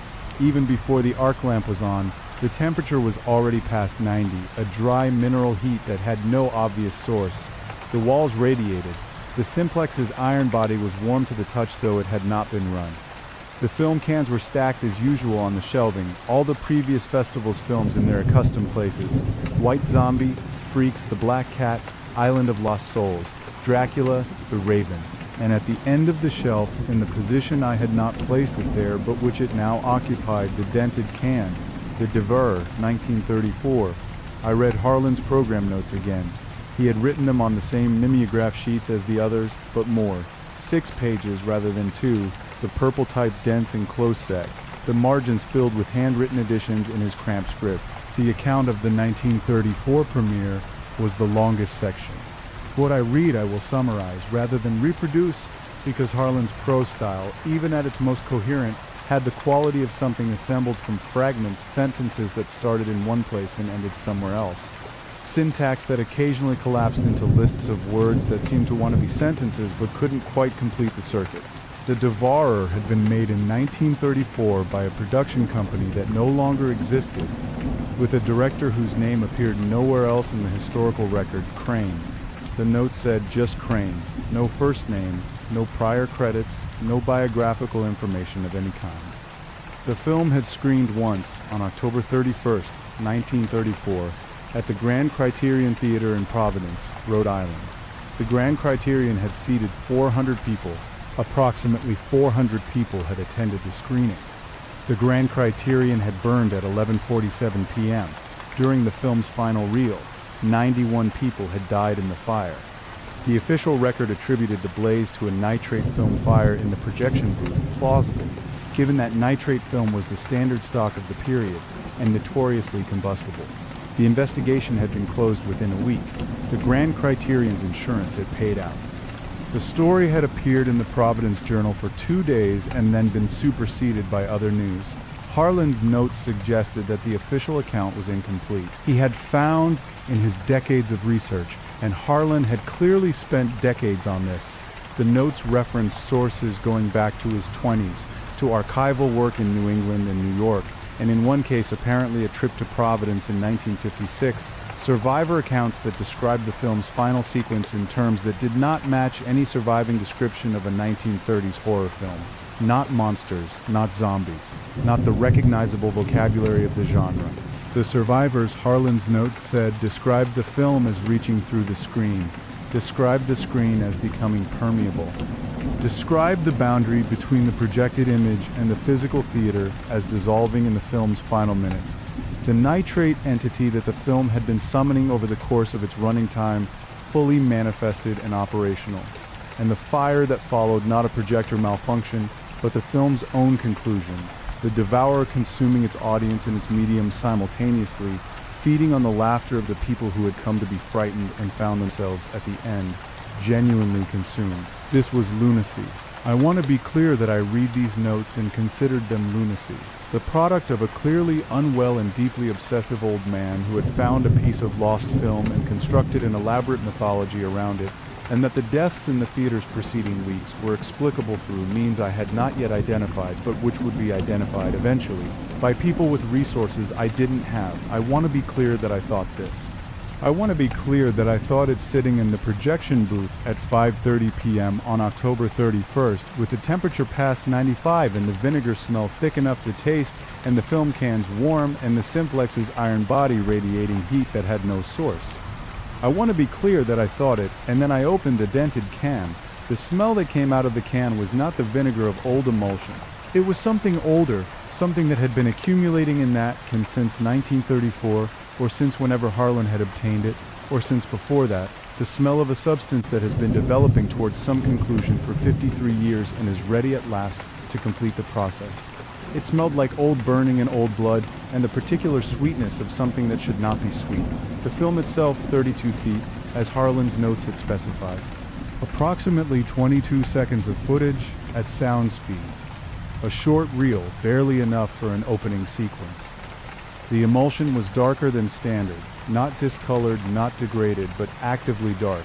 A deep charcoal gray where normal nitrate stock would be silver, as though the silver halide had been replaced with something that absorbed light rather than recording.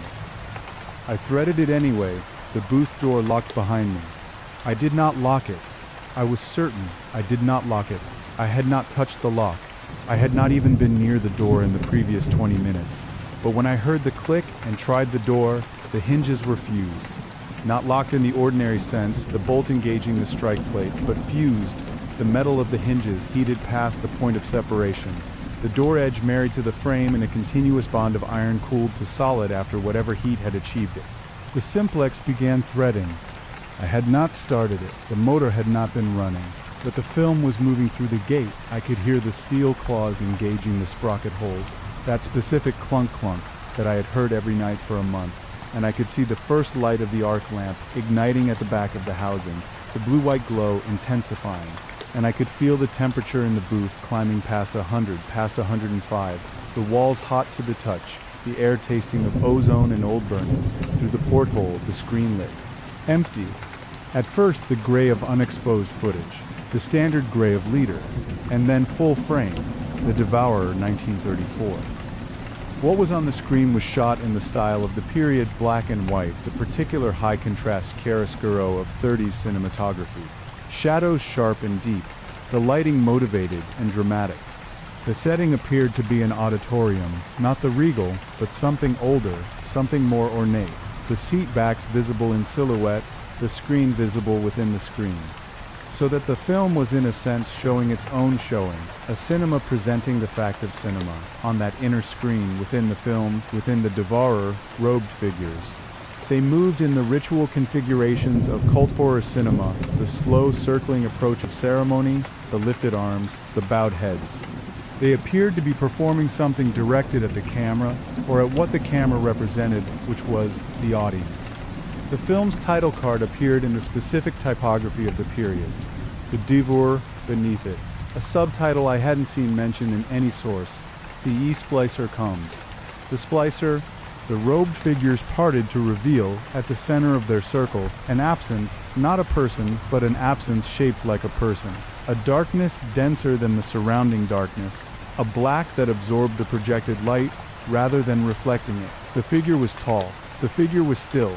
The figure looked at the camera with nothing you could call eyes but what you could not call an absence of sight. And it looked at me, 22 seconds of footage. At the end of the 22 seconds, the film should have run off the reel and the screen should have gone white. The film did not run off the reel.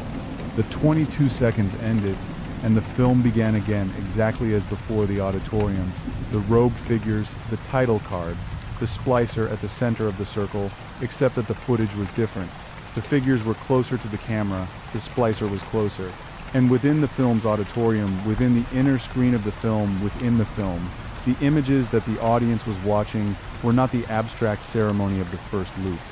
They were the deaths, Ricky's carotid arcing, Tara's tongue, Becca's open chest, Jess's folded scalp, Perry Lang's skin parade hanging from the barn's wooden rails, Vern Buckley's knotted bronchi, Walt Gidney's intestines threading the stall doors, each death projected on the screen within the screen in the style of 1934 footage, silver halide clarity, high contrast, no sound but the projector's rhythmic clunk and the splicer standing at the center of the circle watching them as though they were entertainment.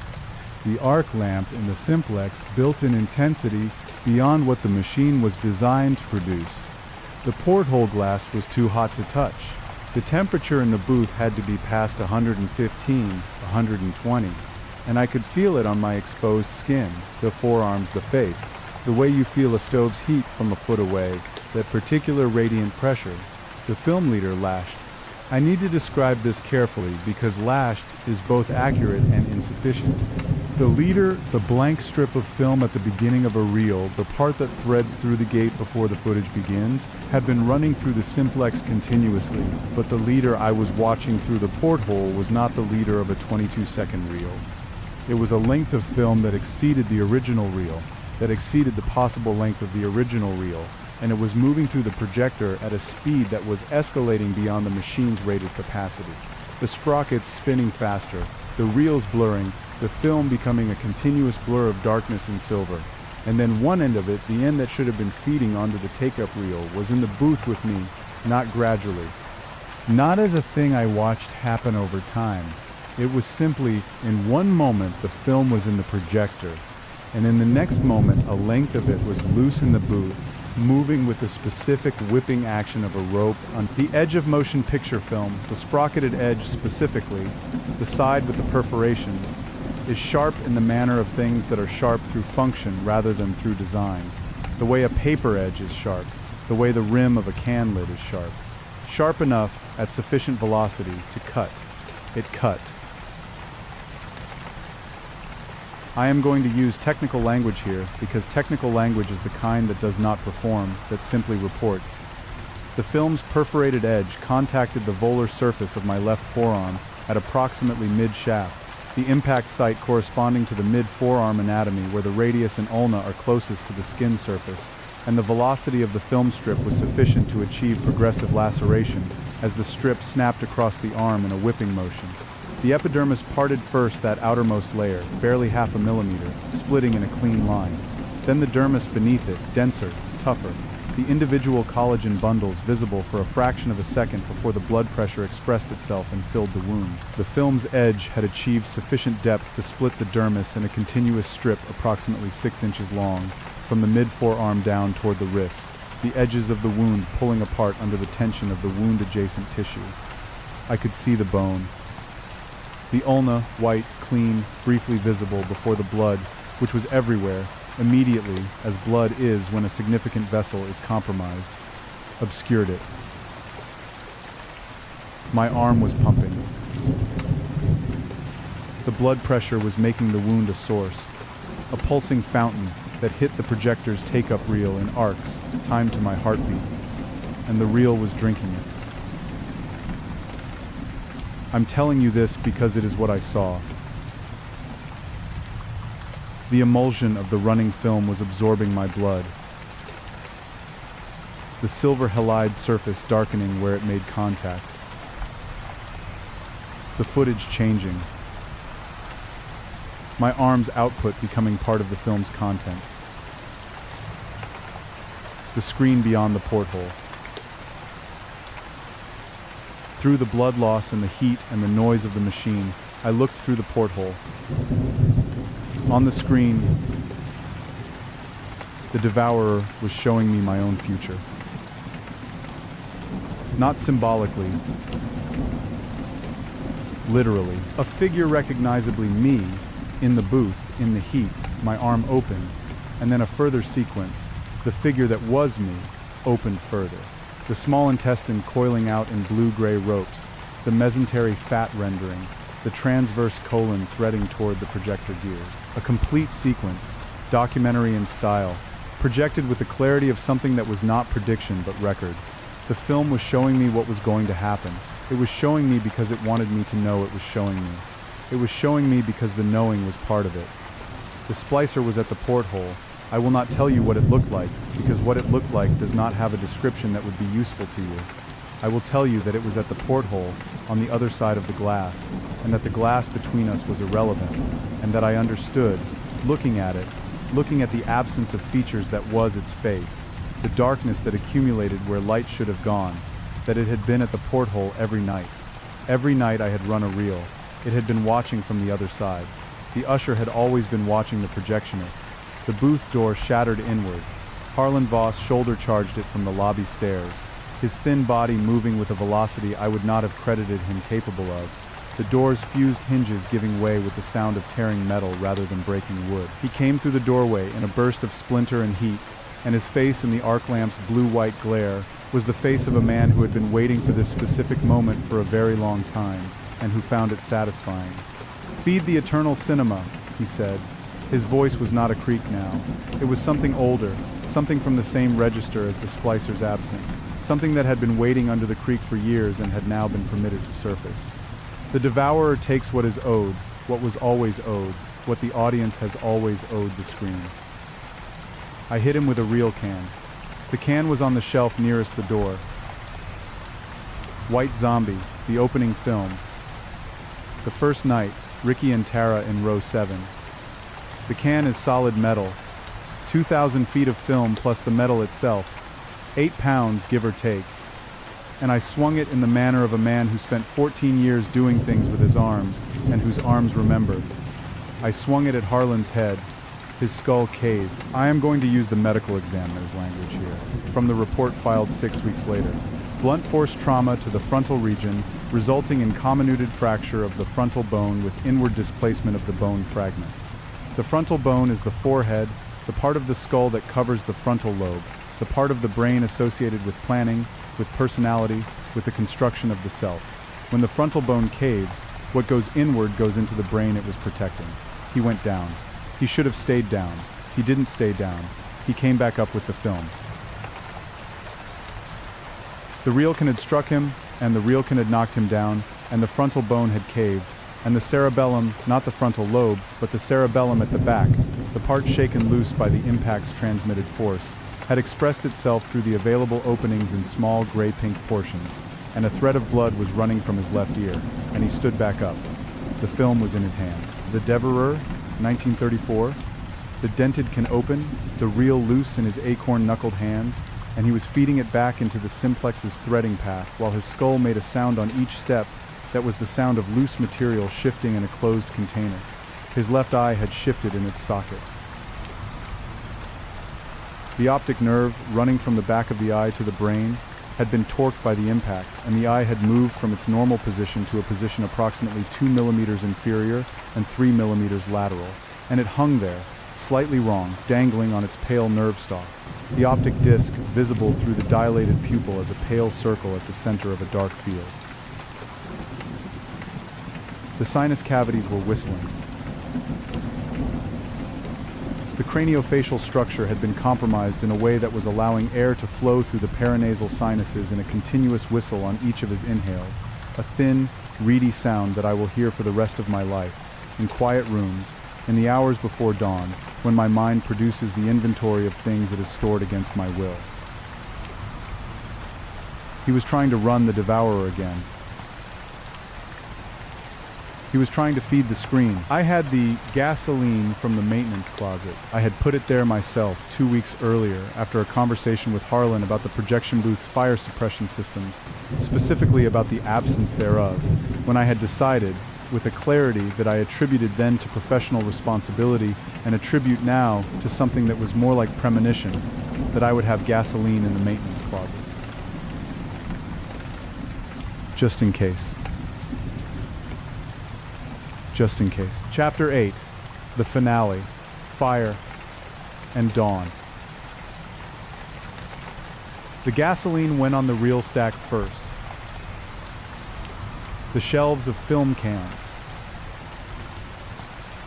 White Zombie, Freaks, The Black Cat, Island of Lost Souls, Dracula, The Raven, and the dented, terrible can of the Devourer. Absorbed the gasoline with a sound like very quiet breathing.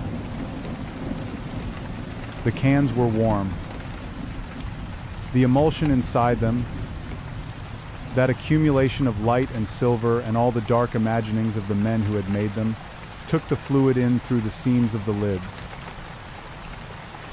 Nitrate film is classified as an explosive. This is not a metaphor or an exaggeration. It is a materials classification. Nitrate cellulose film stock burns at a temperature of approximately 1,800 degrees Celsius, and once ignited continues to burn even in the absence of atmospheric oxygen, because the nitrate compound carries its own oxidizer. It is effectively impossible to extinguish. The only mitigation is removal of the unburned material from the fire, because the fire itself will not stop until it has consumed everything available. I had brought a road flare from the car. I keep road flares in the car because I am a man who grew up reading Popular Mechanics, and Popular Mechanics told me to, and in this case Popular Mechanics was correct. The flare ignited with the sound of a sulfur match scaled to a new dimension. I threw it on the reel stack. The nitrate film ignited with a chemical orange that is not the orange of wood fire or gasoline fire. It is a specific, saturated orange that does not look quite like combustion, that looks like a color being turned up past the maximum on a dial. The acrid smoke began immediately, not the gray smoke of ordinary fire, but a thick yellow-tinged smoke with a smell that is specifically nitrate, vinegar and something beneath vinegar, something that the olfactory system associates with very old things burning, with the incineration of records. Harlan turned toward the fire, his damaged head turned toward it with that 2mm off eye, his sinus cavities whistling in a new register that the heat of the fire was driving higher. He looked at the burning film cans with an expression that I cannot adequately describe. It was not horror, it was not grief, though there was something of grief in it. It was the expression of a man who has built something over a very long time and is watching it end, and who finds the ending, this particular ending, appropriate, almost admiring. Then the Devourer film began to reanimate him. I should not have been surprised. I had watched a man walk with a caved skull. I should not have been surprised that the film had resources I had not anticipated. But there is a limit to what the witnessing self can prepare for, and I had reached mine. He moved toward me with the loose, articulated quality of something that is animated from outside itself, the limbs moving in the correct biomechanical sequence but with a half-second delay, as though the signal from brain to body was being routed through an unusual pathway. His exposed sinus cavities, where the craniofacial structure had yielded to the blow, were whistling a continuous thin note. His off-axis eye was watching me from its slightly wrong position, and the other eye was watching me from the correct one, and together they constituted a gaze that I experienced as a doubling, a stereo vision from a slightly wrong direction, like looking at something that is almost a face but has departed from face in a single critical particular. He said something. In Harlan's voice, and not in Harlan's voice. in the voice of someone who had been using Harlan's voice as a vehicle for decades and was now, at the end, dropping the pretense. He said, "The cinema does not end. The cinema is not the reels. The cinema is the hunger. The cinema is the dark and the light and the transaction between them. And the transaction has always been you. The audience has always been the content. The laughter has always been the food." I hit him again. Same reel can. White zombie. A second blow to the already compromised frontal structure. This time something gave way that had been holding more than bone, and he went down, and the meat puppet animation stopped, and what was left on the projection booth floor was an old man with a caved head and a carnival of damage, and the fire was spreading from the reel stack to the simplex's housing, and the smoke in the booth was the chemical smoke of nitrate and machine oil and whatever else had been stored in those cans for 53 years. The shadows were doing things. This is the part that I cannot report as empirical fact. Everything else in this account I have tried to provide with the accuracy of a witness, the accuracy that courts require, the accuracy that says, this is what I saw, this is what I touched, this is what the sensory record contained. The shadows in the projection booth, as the nitrate fire consumed the reel stack and the chemical orange light flickered through the smoke, were doing things that shadows do not do. They were deepening. They were moving away from their sources, the projector, the shelving, my own body, in directions that did not correspond to any light source. They were thickening, taking on a density that shadows do not have, becoming less the absence of light than the presence of something else, something that was using the shadow as a medium, the way the film had been using the emulsion as a medium. From the shadows. Faces. The faces from the films. Lugosi's face from White Zombie and Dracula. The faces of Browning's sideshow performers. Karloff's face in its dual configurations, the faces of the named dead and the unnamed characters, the accumulated cast of 9 weeks of pre-code horror compressed into the smoke-filled air of a burning projection booth on Halloween in Eldridge Mills, New Hampshire. They were translucent, not solid, not quite real in the way that fire is real, but they were there, their mouths open in the mid-scream configuration of the images I had projected, their eyes wide, their expressions those of people who have been caught in a permanent moment. And from beneath the burning seats, through the floor of the booth that was beginning to smoke from below, from the auditorium beneath, the barbed vines. I cannot explain the barbed vines. I have tried to explain them in the subsequent weeks and months, and I cannot. They came up through the carpet, through the floorboards, through whatever was between the booth floor and the auditorium ceiling, in the way that vines grow when played in time-lapse photography faster than physics permits, the growth visible to the eye, the stems thick as fingers and covered in the specific curved thorns of rose or blackberry but made of iron, rusted iron, and at their tips the sprocket teeth of film, the steel claws of the projector gate, punching upward through the carpet and the air and finding purchase in the smoke, the rusted film clips, yes, I know how that sounds. I know what I am asking you to believe. I am reporting what I saw. The clips punched through the carpet in a rising grid, thunk, thunk, thunk in the regular spacing of sprocket holes, impaling the air, reaching for the room's upper surfaces. I went through the booth's porthole window. The porthole is approximately 14 inches in diameter. I am a man who spent 14 years doing physical labor, and I am not small, and the porthole is not large, and the combination should have been impossible.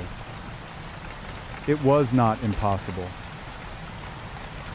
I will say only that desperation is a solvent of certain physical limitations, and that the glass, which I hit with the reel, can first. The can that had done for Harlan Voss twice, still in my hand, broke inward with a single blow, and the frame was hot but passable, and the fall from the booth porthole to the auditorium floor is approximately 12 feet. I fell the 12 feet and hit the auditorium floor and rolled with the impact in the manner I had learned at the mill. Not graceful, not trained, but the improvised roll of a man who has learned to fall without it being fatal. My left arm took part of the landing. The open forearm, the skin partitioned, the ulna briefly visible before blood had filled the space. The arm took the landing and I heard the things it said but decided not to process the information they contained. I ran through the auditorium. The seats were doing what the booth floor had been doing. The barbed vines, the iron vines, pushing up through the velvet, and the seat backs, curling upward in the chemical orange light from the booth above. The projection beam was still operating, somehow, the simplex still running through the last of the Devourer's footage, and through the smoke and the orange light and the shadow faces the beam was painting the screen with images that I ran past without looking at directly. I had seen what the screen was showing, in the booth, through the porthole, and I had no desire to see it from a different angle. The lobby. The lobby was the last boundary. The lobby had the Frankenstein poster and the concession stand and the interlocking orange hexagons of the 1974 carpet and the velvet benches and the ticket booth dark behind its scratched plexiglass, and all of it was lit orange from the fire advancing through the auditorium, and dark where the fire had not yet reached, and for a moment, one moment, in the lobby, moving toward the front door. The two lights competed, the orange of the nitrate fire and the dark of everything else, and in that competition the shadows from the booth were present, the translucent faces of the pre-code dead still open-mouthed, still mid-screen, still present at the edge of perception. Lugosi looked at me from the shadows of the lobby. I know it was a projection, a remnant of the projection, a photochemical after-image in my own retina, the cumulative result of 9 weeks of staring through a porthole at Bela Lugosi's projected face. I know this. But he looked at me with those famous those eyes that were deep and hollow and full of something that looked like knowledge, and the knowledge looked like sorrow, and the sorrow looked like the specific sorrow of a man who has been made famous for looking at things, who has spent his career looking at things, and who looks now from a place that is past the things he was looking at, and sees something further, something the camera caught but could not contain. And his expression, in that moment, in the orange and dark of the burning Regal's lobby, was the expression of a man who understands what is happening and is sorry he cannot do more about it. I pushed through the front doors. The fog received me.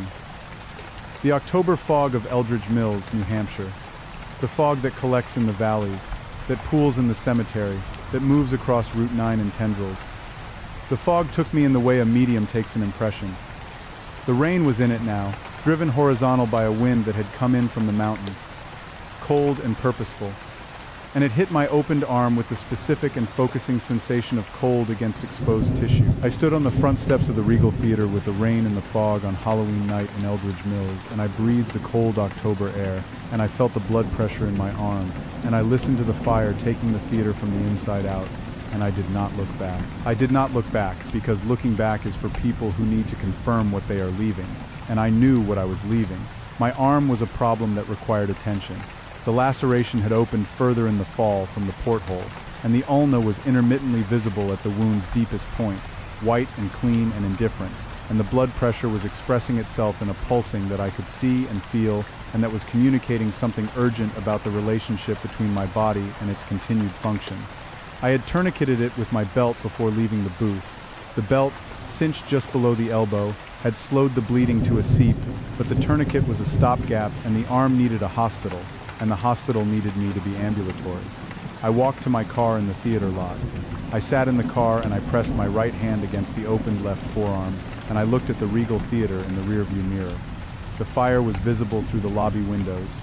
Orange, chemical orange, the specific orange of nitrate, nothing like ordinary combustion, more like a color that the theater had been containing and was now releasing. The projection booth annex, at the theater's back corner, was fully involved. The main structure was beginning to go, the roof of the auditorium showing first in smoke and then in flame. In the rearview mirror, in the fire-lit fog, I could see people gathering on the sidewalk across the street. Halloween revelers in costumes, children and parents, stopped mid-trick-or-treat by the spectacle of the Regal burning. Their faces in the mirror were orange-lit, upturned, watching the fire with the expression audiences wear for things they are seeing for the first time. There is something I need to tell you before I finish. Something about the projection. You laughed at something in this account. Maybe the popcorn kernels in the eye sockets.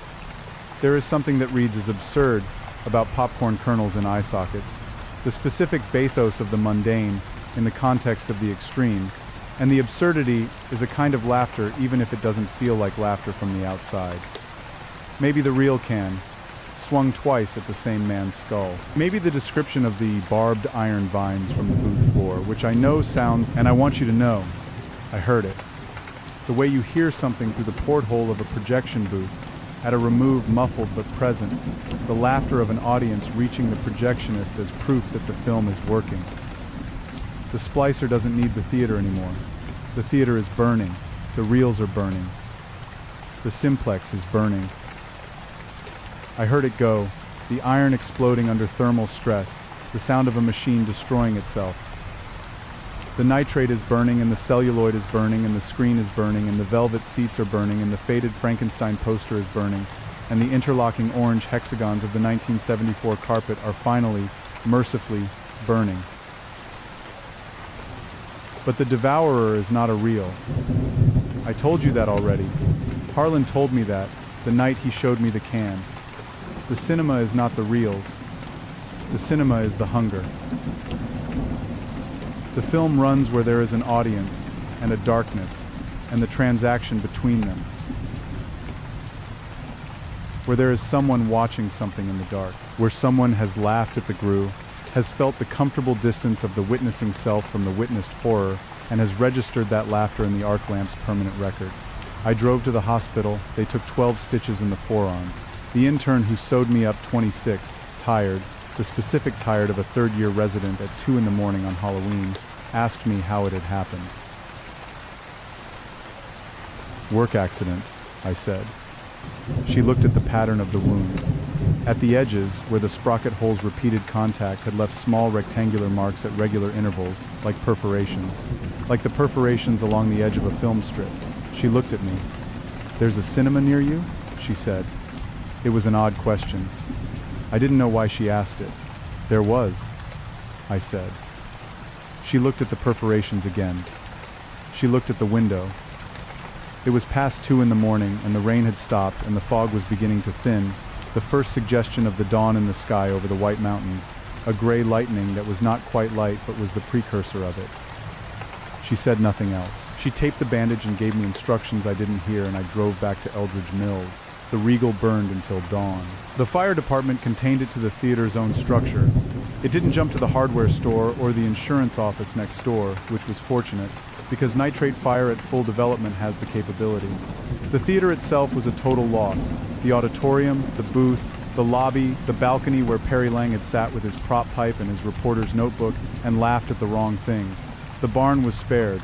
Harlan's barn, with its shelves of film cans and its stacked velvet seats, and its old iron equipment with unknown purposes. The barn was spared because the wind was from the north, and the fire moved south. The barn still stands. I drive past it sometimes, on Route 9, heading east toward Concord, toward the hospital, toward Nora. I don't stop. The official cause of the Regal fire is listed in the Eldridge Mills Fire Marshal's report as undetermined, possible nitrate film ignition. Harlan Voss's death is listed as fire-related trauma, accidental. The file on his death is thinner than the file on the others, which were never solved, and which remain in the Merrimack County Sheriff's database as open cases. The kind of cases that are open the way a wound is open, not actively bleeding, but not closed, not healed, the tissue still exposed, the potential for resumption still present. Coombs called me last week. He didn't say much. He told me that a man in Concord, a retired professor, mid-60s, named Hargrave, had acquired what he described as a collection of vintage cinema ephemera from a Providence estate sale. The collection included, among other things, a film can, dented, old. He wasn't sure why he was telling me. He'd thought I'd want to know.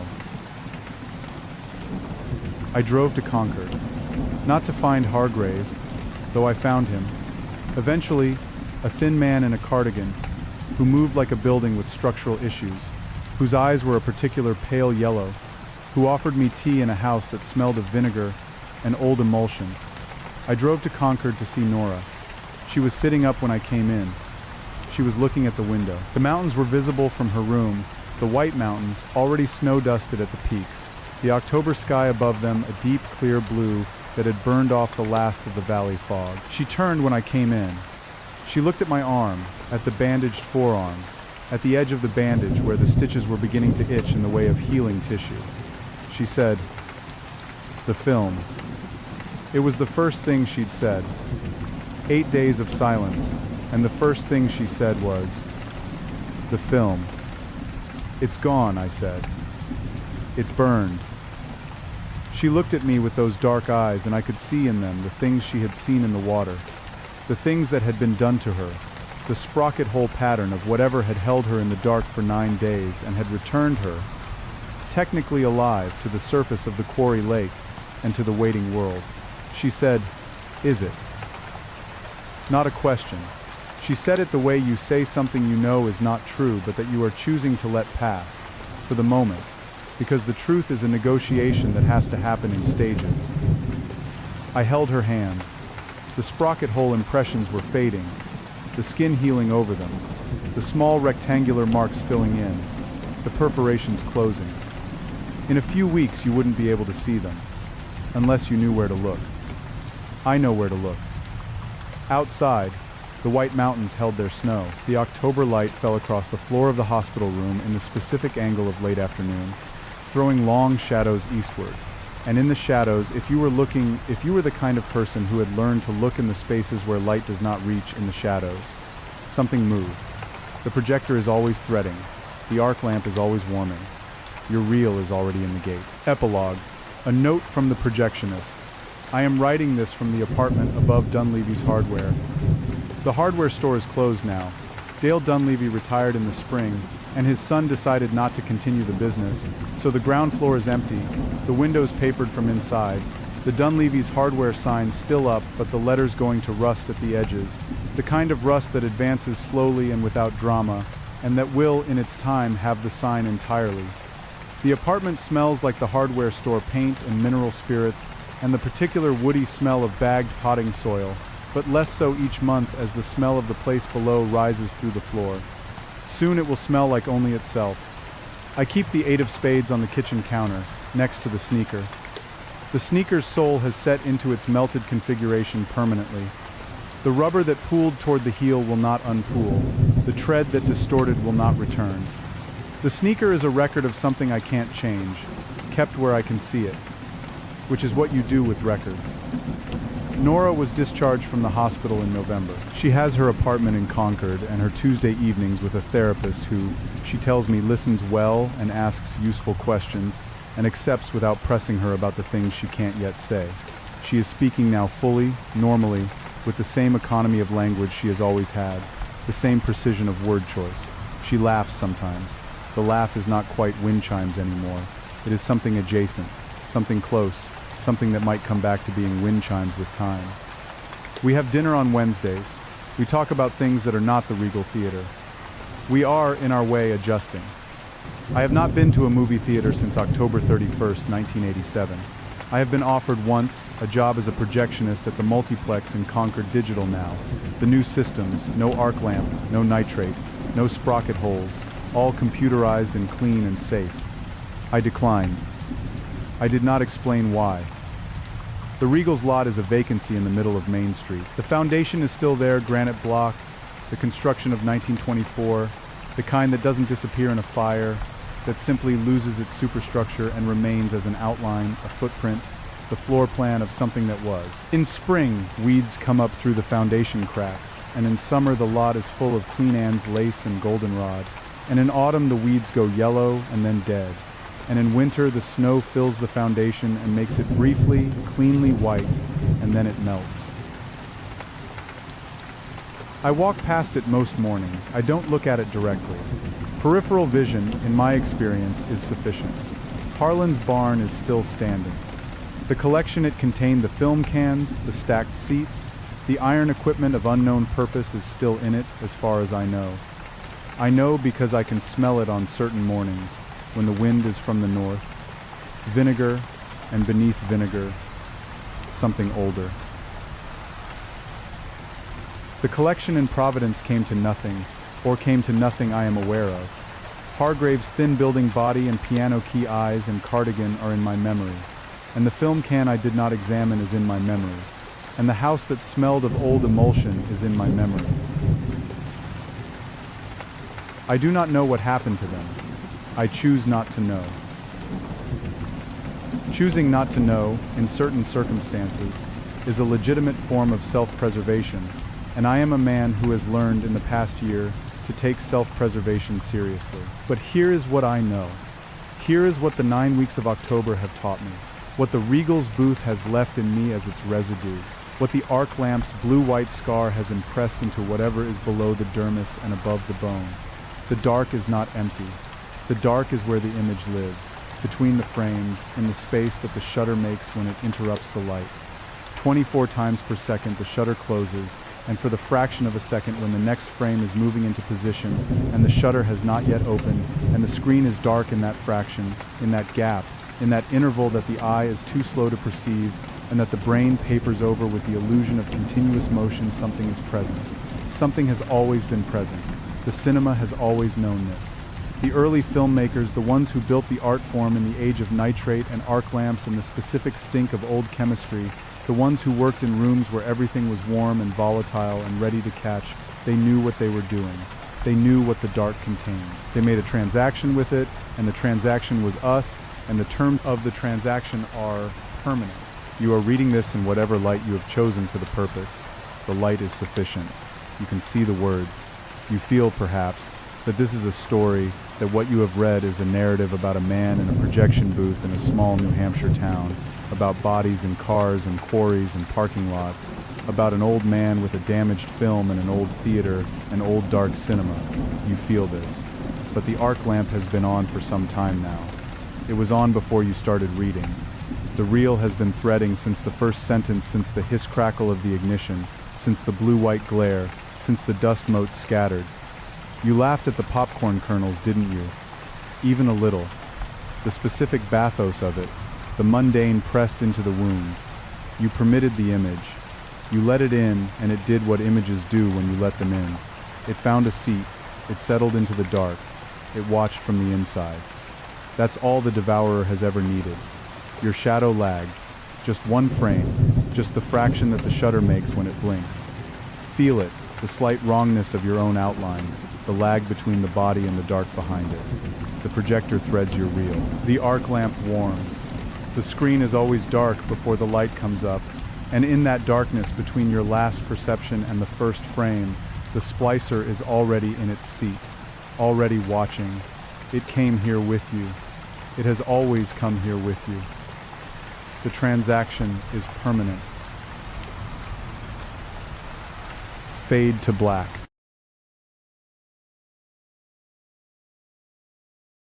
Welcome to Ripper's Nighttime Tales, a chilling series of bedtime horror stories narrated by the horror streamer Mr. Rippers with soft rain and thunder. Drift off to multiple scary tales perfect for late night listening on rumble.com. Do hit that like button and consider following the channel. Leave a comment letting me know where and when you listen. Let's build a community. Okay, let's get started. The Congregation of Red Hollow, a novel, being the confessions, observations, and possibly fabricated testimonies of Marcus Vane, sometime resident of Harrows Creek, Missouri, recorded in his own hand and therefore entirely suspect. I have looked into the abyss, and the abyss looked back. I blinked first. I'm not ashamed of that. You would have too. Marcus Vane. Part 1, Arrival, or How I Came to This God-Forsaken Place. Chapter 1, The car broke down on purpose. I want to be clear about something before I start. I'm not a good person. I know that's not how most narrators begin.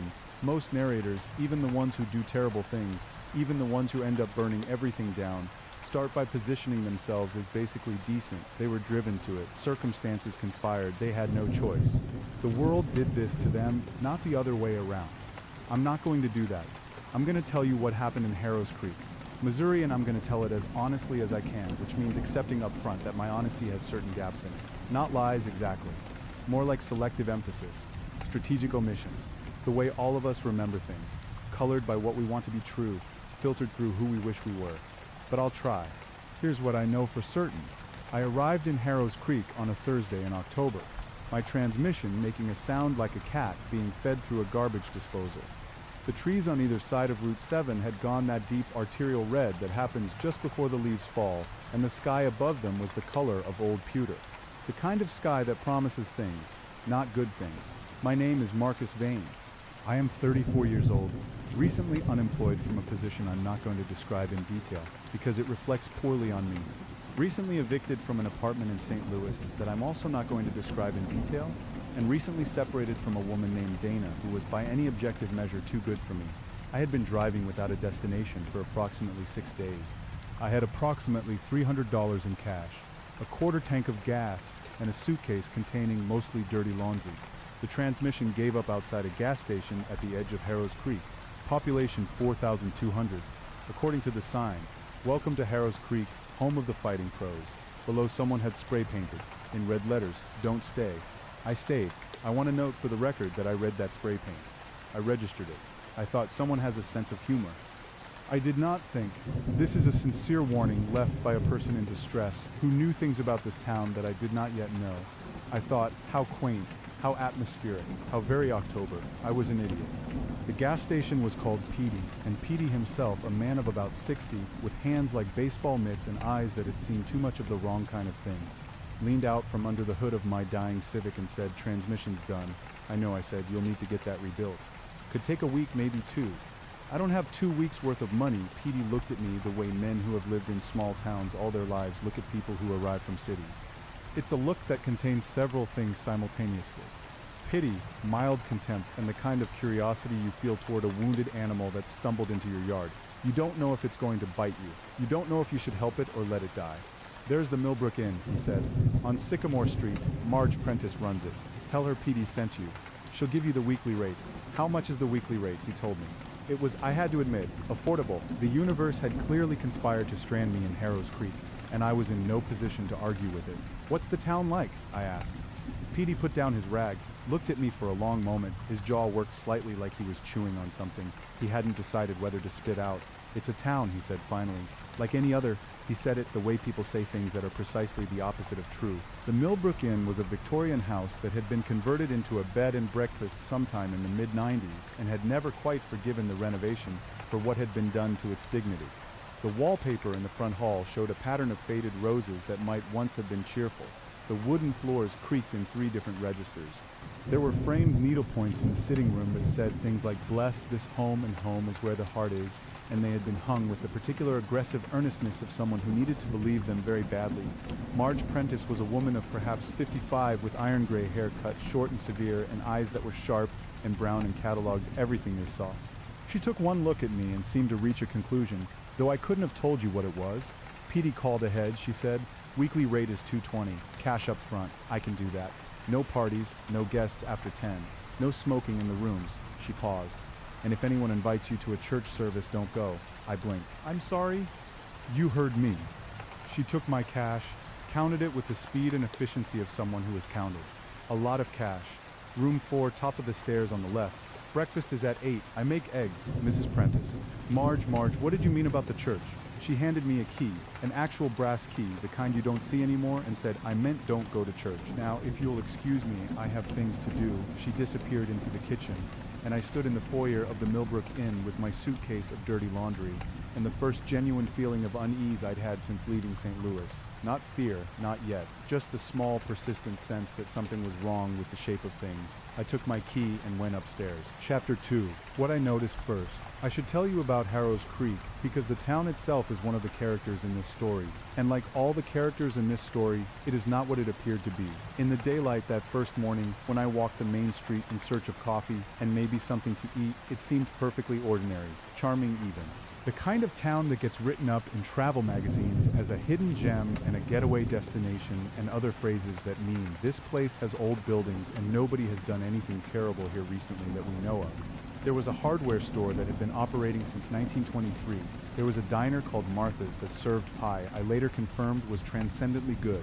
There was a pharmacy, a post office, 2 churches, I noted this, 2 churches, a library with a Carnegie facade, and a used bookstore run by a man named Oliver Fitch, who had the distracted energy of someone who had recently been profoundly surprised and hadn't yet recovered. The people seemed friendly. They nodded to me on the street. An old woman in a garden waved. A man walking a golden retriever stopped to let me pet it, and the dog had that particular golden retriever confidence, that total certainty that it was loved and the world was good, that I have always found both touching and deeply enviable. And yet, there was something in the way people looked at each other, a particular communication happening at the edge of things, just below what I could directly perceive. When two people met on the street and exchanged pleasantries, there was sometimes, not always, but sometimes a flicker of something else, a recognition. Not of names or faces which they clearly already knew, but of membership, of shared belonging to something. I told myself I was imagining it. I was in an unfamiliar place, recently traumatized by the ordinary disasters of my life, looking for patterns because that's what human brains do. Pareidolia of the social sphere, face-finding applied to communities. I went to Martha's Diner and had coffee and a slice of apple pie and read a newspaper that was 3 days old, because that's what was available, and I thought, I'm going to be here 2 weeks at most. I'm going to eat pie and drink bad coffee, and let Petey fix my car, and then I'm going to drive somewhere else and start over. That's the plan. I didn't notice the symbol until my third day.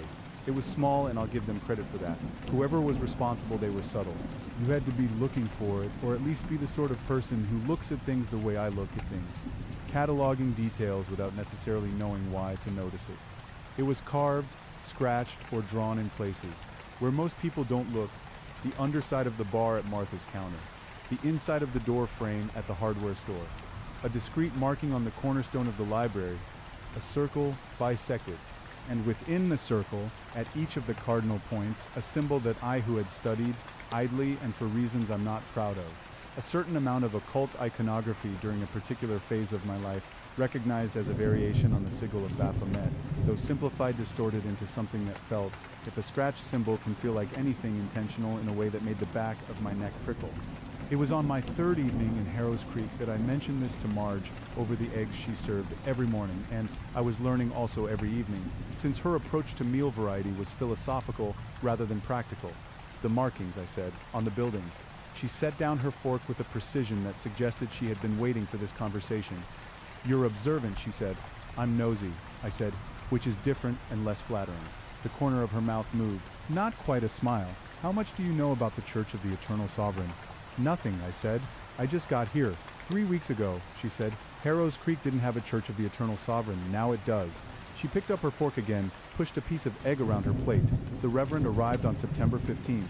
He brought 17 people with him. Within 10 days, he had 40 more from the town itself. What kind of church, I asked, though I already knew. The symbols had told me. Marge looked at me steadily.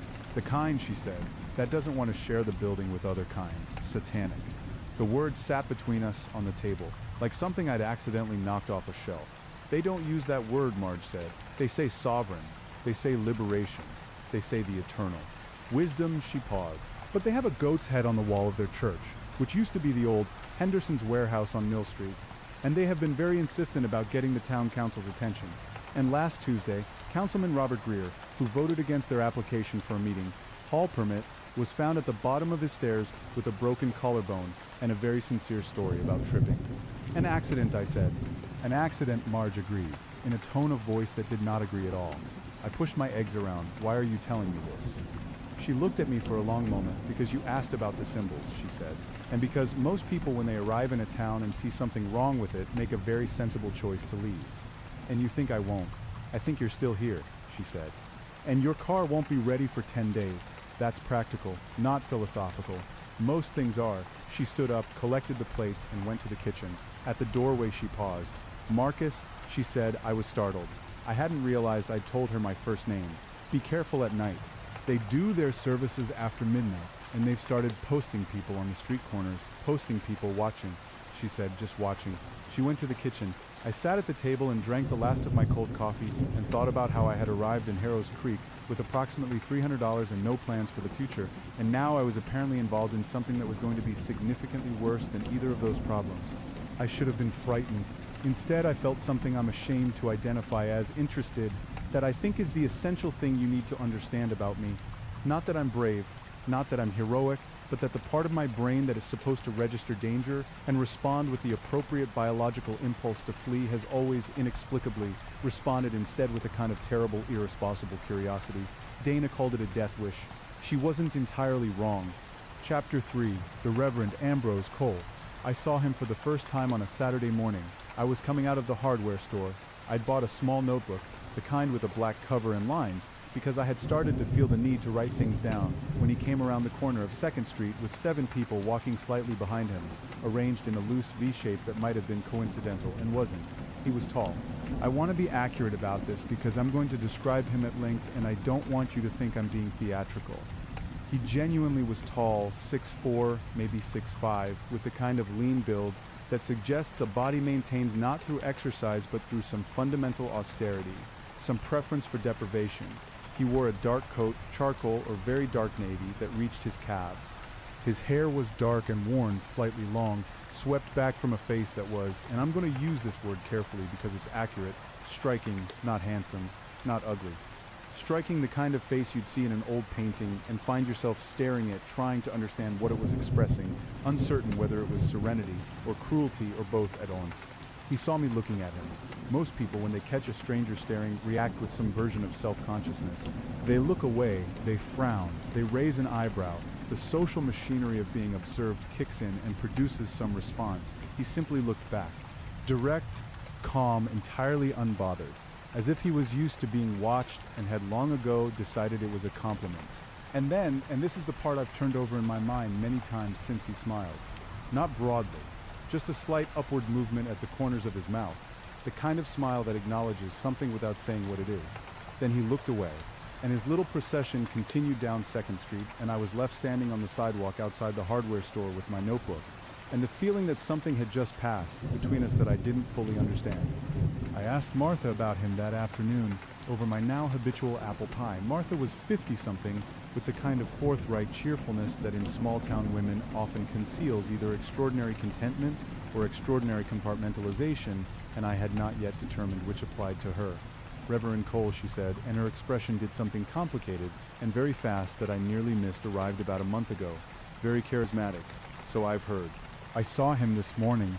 He's got a way about him, she said, and filled my coffee cup without me asking. What kind of way? She looked at me. The kind that makes people feel seen, she said carefully, which is more valuable than people think, especially in a town this size. Small towns can be very lonely, Mr. Vane. Marcus, she wiped down the counter.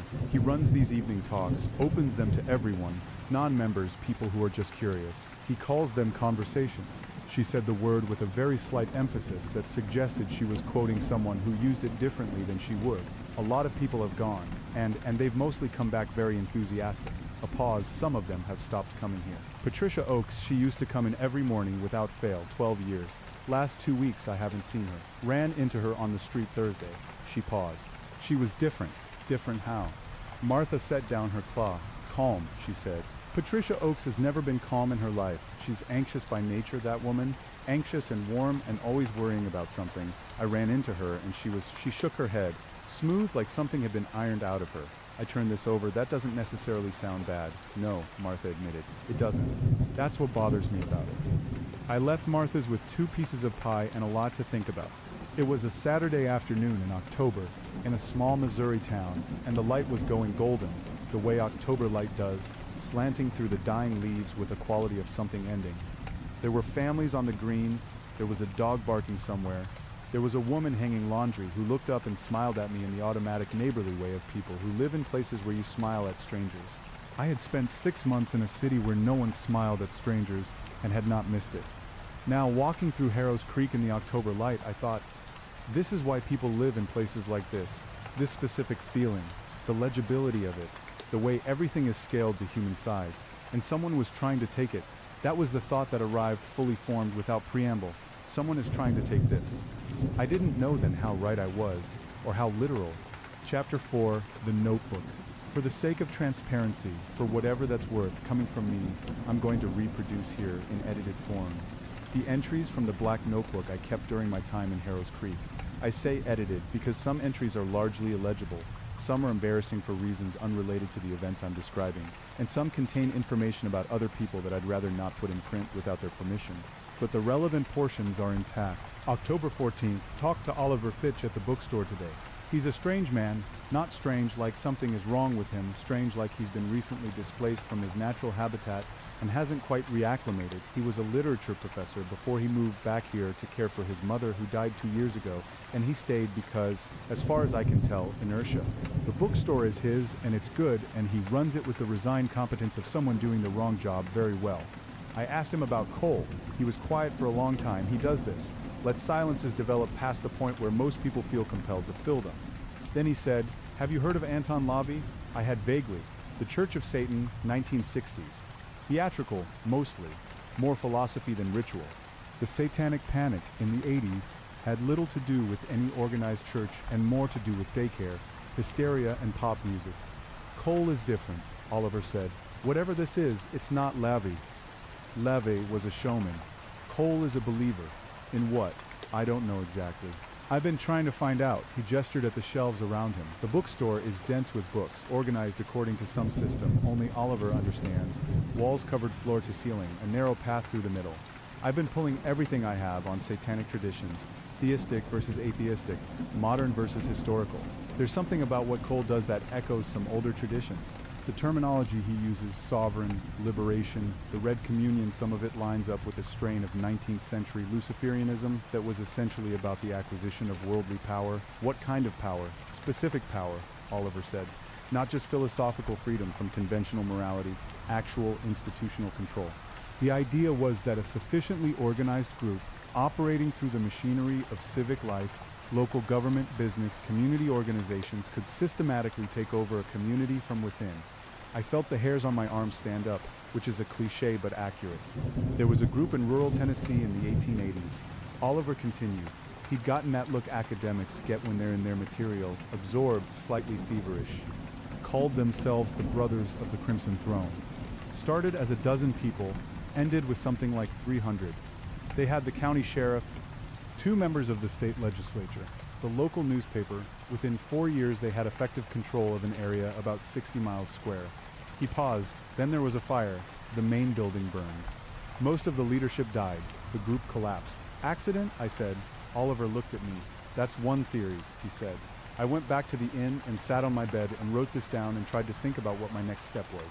I have no authority here. I have no connections to anything useful. No law enforcement contacts, no investigative background, nothing. I'm a man with a broken car and a notebook. But here's the thing about me. I've spent most of my adult life being precisely the wrong person in precisely the right situation. I have a talent for finding the specific angle that more qualified people have overlooked. Because I'm not qualified enough to assume I already know what I'm looking at, or at least that's what I tell myself. Dana would say, you make reckless choices and then construct a narrative in which they were calculated. She's not wrong, she's rarely wrong about me, but I'm still here. October 16th went for a walk after midnight. Don't ask me to justify this curiosity, insomnia, a functional recklessness that I've described above.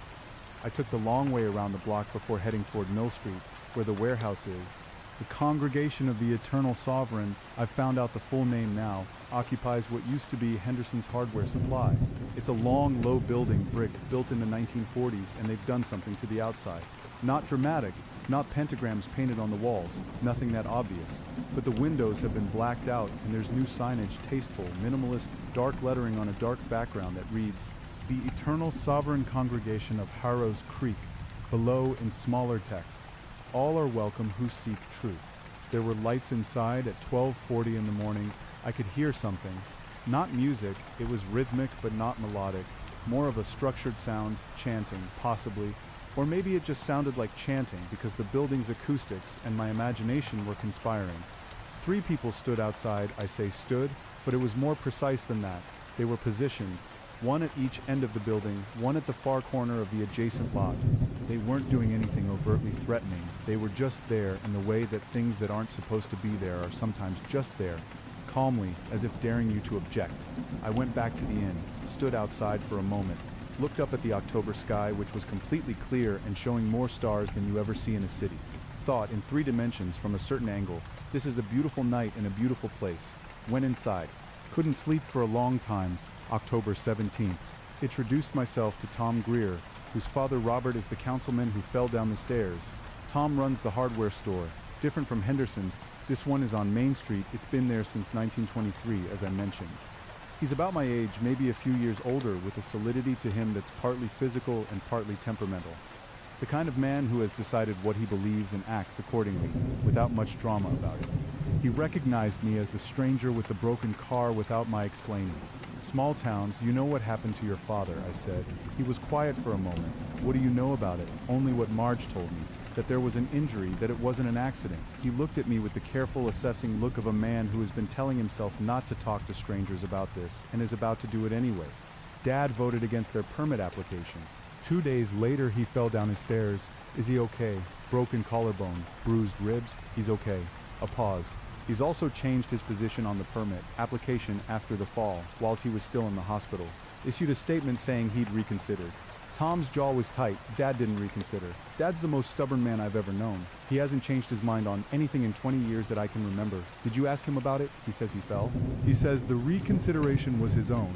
He says the church has been misrepresented. He stopped. He says all of this in this voice. He stopped again. Looked down at the counter. He doesn't sound like himself. I asked if I could come back and talk more. He said yes, with the careful relief of a person who has been carrying something heavy and has just found someone willing to share the weight. I walked back to the inn thinking, I'm not equipped for this. I'm not a detective. I'm not a journalist. I'm not anything useful, but I'm the one who's here. Chapter 5, The Conversation. It was Oliver who told me about the open sessions, the conversations that the congregation held on Wednesday and Saturday evenings. Anyone can attend, he said. He'd found me in Martha's Diner and sat down across from me with the slightly guilty air of someone doing something they'd decided not to do. I went to the first one. You did. I needed to understand what we were dealing with. He ordered coffee. He searched for words. Not what I expected. What did you expect? Something more overtly malevolent. He wrapped his hands around his coffee cup.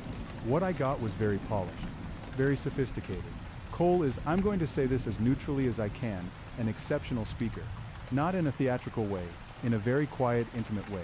He talks about freedom, personal, sovereignty, the tyranny of conventional morality as a system of control designed by those in power to maintain their power. It's half Levi, half Nietzsche, filtered through the rhetoric of self-help.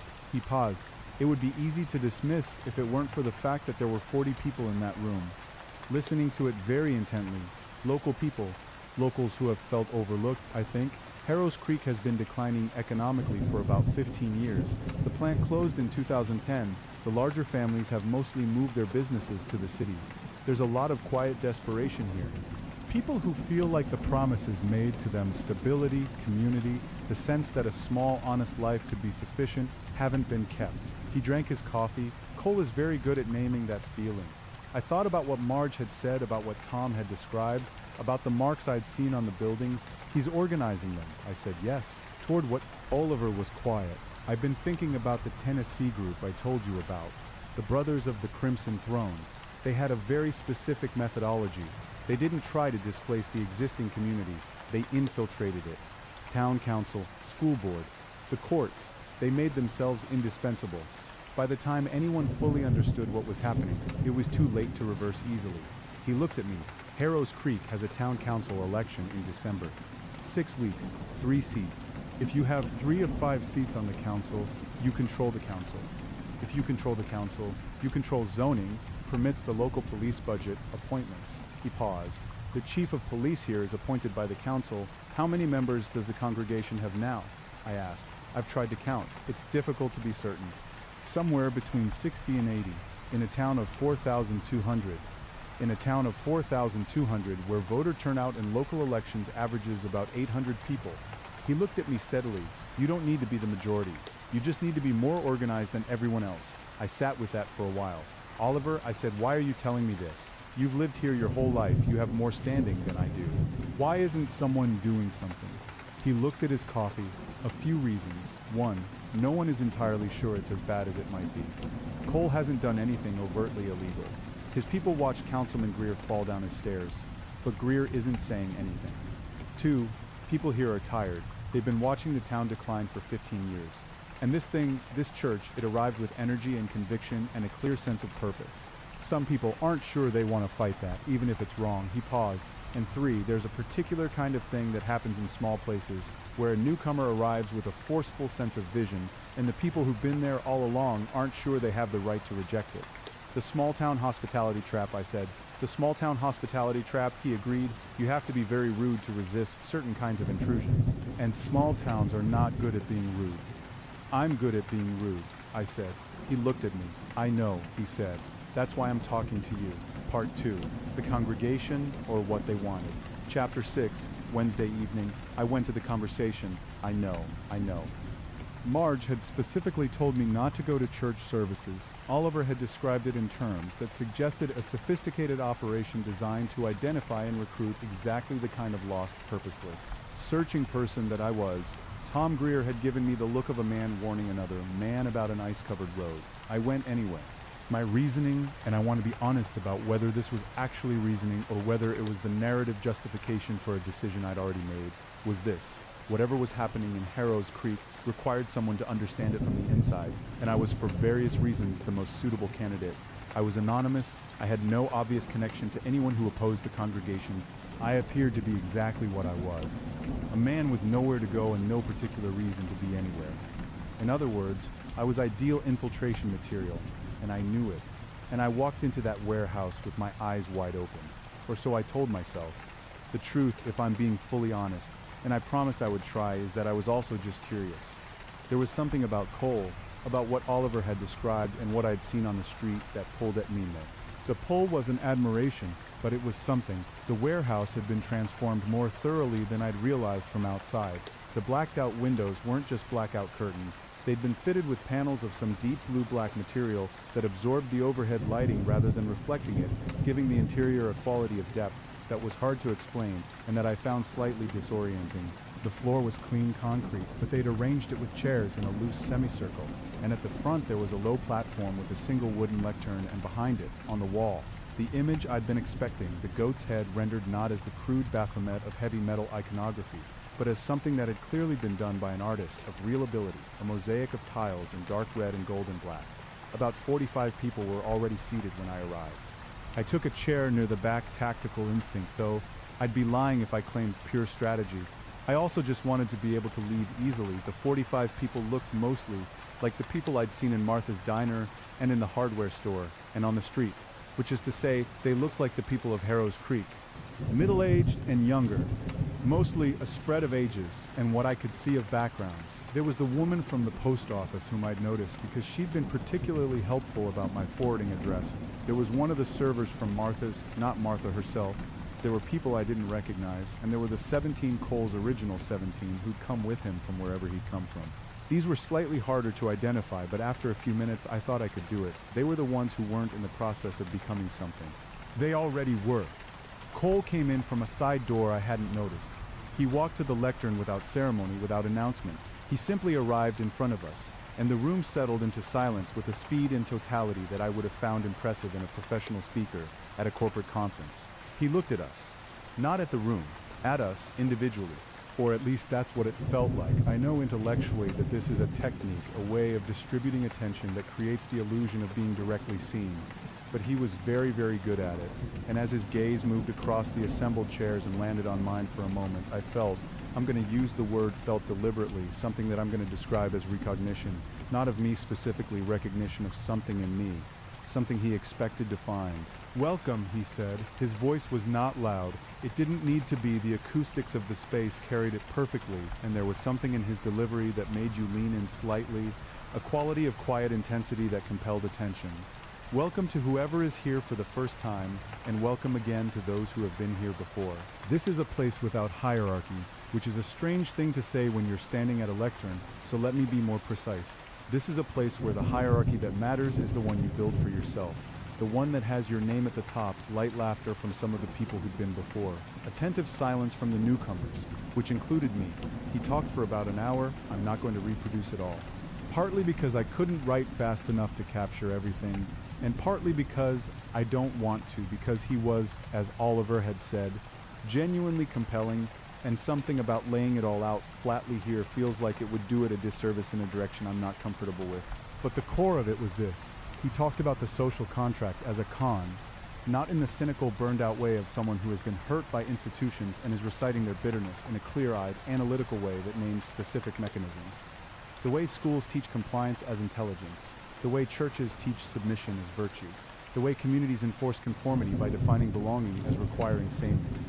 He named these things and described them, and it was impossible not to recognize them. And then this was where he was skilled in a way that gave me genuine concern. He offered the alternative, not anarchy, not chaos, not burn it all down. He offered structure, order, community. A community with different rules. What if belonging didn't require you to be less than you are, he said, and let that sit for a moment.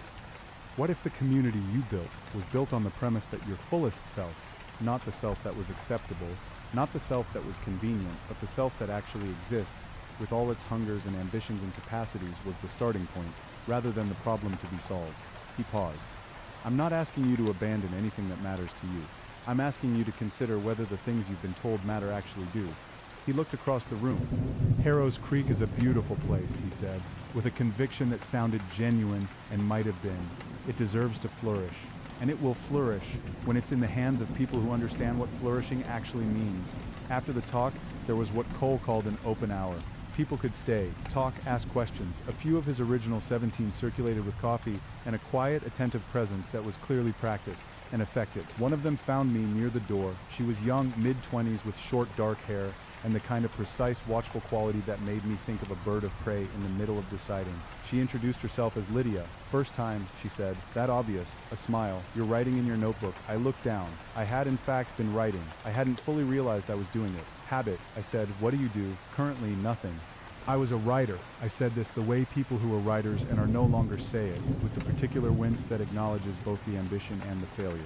I'd done some journalism a few years back, a magazine that no longer exists, then other things that didn't work out. I mention this not because it's important to the story, but because it explains some of my instincts, why I was taking notes, why I kept looking for the through line. What did you write about? Whatever needed investigating.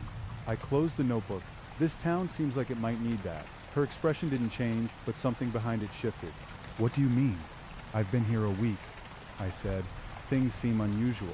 Things are unusual, she said, and her voice had changed, warmer, more direct, the practiced hospitality slightly receding. That's kind of the point. Things were unusually bad before, and now they're unusually better for some people, and unusually more complicated for others. She paused. Which category are you interested in? All of them, I said. She looked at me for a moment. Reverend Cole sometimes does individual conversations, she said, with people who are genuinely seeking. Would you be interested? I said yes. I said it without hesitation, and I want you to note that because it matters. I said yes with full awareness that I was potentially walking deeper into something I didn't understand, and I said yes anyway. Dana would not have been surprised. Chapter 7. The individual conversation. Cole met me 3 days later in a small room at the back of the warehouse that had been set up as an office. It had a desk and 2 chairs and a lamp, and on the wall, a framed print that was not the goat's head but was a dense calligraphic page of something that might have been Latin or might have been something else. The effect was of a space that had been deliberately made to feel serious without feeling threatening. He came in without ceremony, sat in the chair across from me and said, "Marcus Vane, you know my name." "We're a small town," he said. "Small towns know who's new." He paused. "I also know you've been asking questions." I let that sit, didn't deny it, didn't explain it. "Tom Greer," he said. "Oliver Fitch, Marge Prentice." He named them without inflection. "These are concerned people. They think they understand what I'm doing here, and they're frightened of their conclusion." "What conclusion is that?" He tilted his head slightly, "that I've come to take something from them." A pause. "Have you reached that conclusion?" "I'm still gathering information," I said. Something in his expression registered amusement, I thought, or its more reserved cousin. "A journalist's answer," he said. "Petey mentioned you'd been inquiring about the car. It'll be ready in a few more days." I noted the information. He knew about my car, he knew I could leave, and when. This was either a casual observation or a statement that had a second layer. "Why Harrow's Creek?" I asked. "You mean why not a city? Why not somewhere with more resources, more people?" "Yes," he leaned back slightly. "Cities are impenetrable," he said. "Not impossible. I've operated in cities before, but they're very loud. There's no signal-to-noise ratio that favors the kind of work I do. Small places are different. Small places have," he chose his words with the care of someone who understands exactly what they're saying, "community infrastructure. The kind of web of relationships and institutions that actually run human life. In a city, that web is so vast and distributed that you can spend 20 years trying to influence it and barely make a dent. In a town like Harrow's Creek, it's achievable." "Achievable," I said. "Meaning, controllable, meaning, improvable," he said. Those two things aren't the same, despite what my critics would tell you with respect. I said Councilman Greer would disagree. A pause, very short, very controlled. Councilman Greer had an accident, he said. Yes, he did. Very convenient timing. Cole looked at me steadily. You're brave, he said. And the word didn't feel like a compliment exactly, more like an observation, the way you might note a tool's particular characteristic, or perhaps just not as risk-averse as the circumstances warrant. He paused. What is it you actually want, Marcus? Not what you're investigating, what you want. I didn't answer immediately, which was unusual for me. I typically fill silences rather than sit in them. But something about the directness of the question required actual consideration. I don't know, I said finally. I'm in a period of not knowing. Those are productive, he said. Not comfortable, but productive. He stood. I'm going to suggest something. Stay for another week, not as an infiltrator or an investigator, but simply as an observer. Come to the open conversations. Talk to anyone you want. Then, at the end of that week, tell me what you think we're doing. And if I think you're trying to take over a small town through a combination of civic infiltration and implied coercion, then say so, he said simply. I'll answer you honestly. He moved toward the door. I always answer, honestly, Marcus. That's something most people find either very reassuring or very troubling. Which do you prefer? He smiled, the same smile from the street, that acknowledgement of something unnamed. Troubling, he said. People who find me reassuring aren't really listening. Chapter 8. What I found out about Ambrose Cole, he was not, as far as anyone could determine, from where he said he was from. He claimed to have come from a ministry in Memphis, Tennessee. There was no such ministry on record. He claimed to have spent 3 years in Europe studying traditional theology, which in the sovereign congregation's framework meant something that had nothing to do with any seminary curriculum. There was no record of him at any European institution. This is what Oliver found in 3 days of methodical research that involved several library databases, 2 phone calls to colleagues at universities, and a determination that I found both impressive and slightly alarming in its intensity. The name itself might be recent, Oliver said. He spread papers across the bookstore counter. Printouts, handwritten notes, a couple of scanned pages. Ambrose Cole is a common enough name that absence of records doesn't prove it's not his real name. But there's nothing, no social security trail that I can find through public records, no professional history, no academic credentials that check out. He's either extraordinarily private, or he's created this identity specifically for this project. How does he fund himself? The warehouse conversion can't have been cheap. No, Oliver tapped one of his papers. The Eternal Sovereign Congregation is registered as a non-profit religious organization in the state of Missouri. They filed their 990, the public tax filing, in September before they came here. Their listed assets at the time of filing were substantial. How substantial? $2.3 million. I was quiet for a moment. That's not a church that started in someone's living room, I said. No, Oliver agreed. That's a church that arrived with capital. With a plan. Where does the money come from? Listed as private donations. He looked at me, from donors who are also not easy to trace. I thought about the Tennessee group he'd told me about, the Brothers of the Crimson Throne. I thought about the kind of operation that would require $2.3 million in seed funding. I thought about the word project, which Oliver had used and which I'd noticed. Oliver, I said, have you told anyone else this? I've tried to tell Chief Beaumont. He said the name with a flatness that told me something, the police chief. He listened. He was polite. He said there was nothing actionable. Is he? I don't know, Oliver said quickly.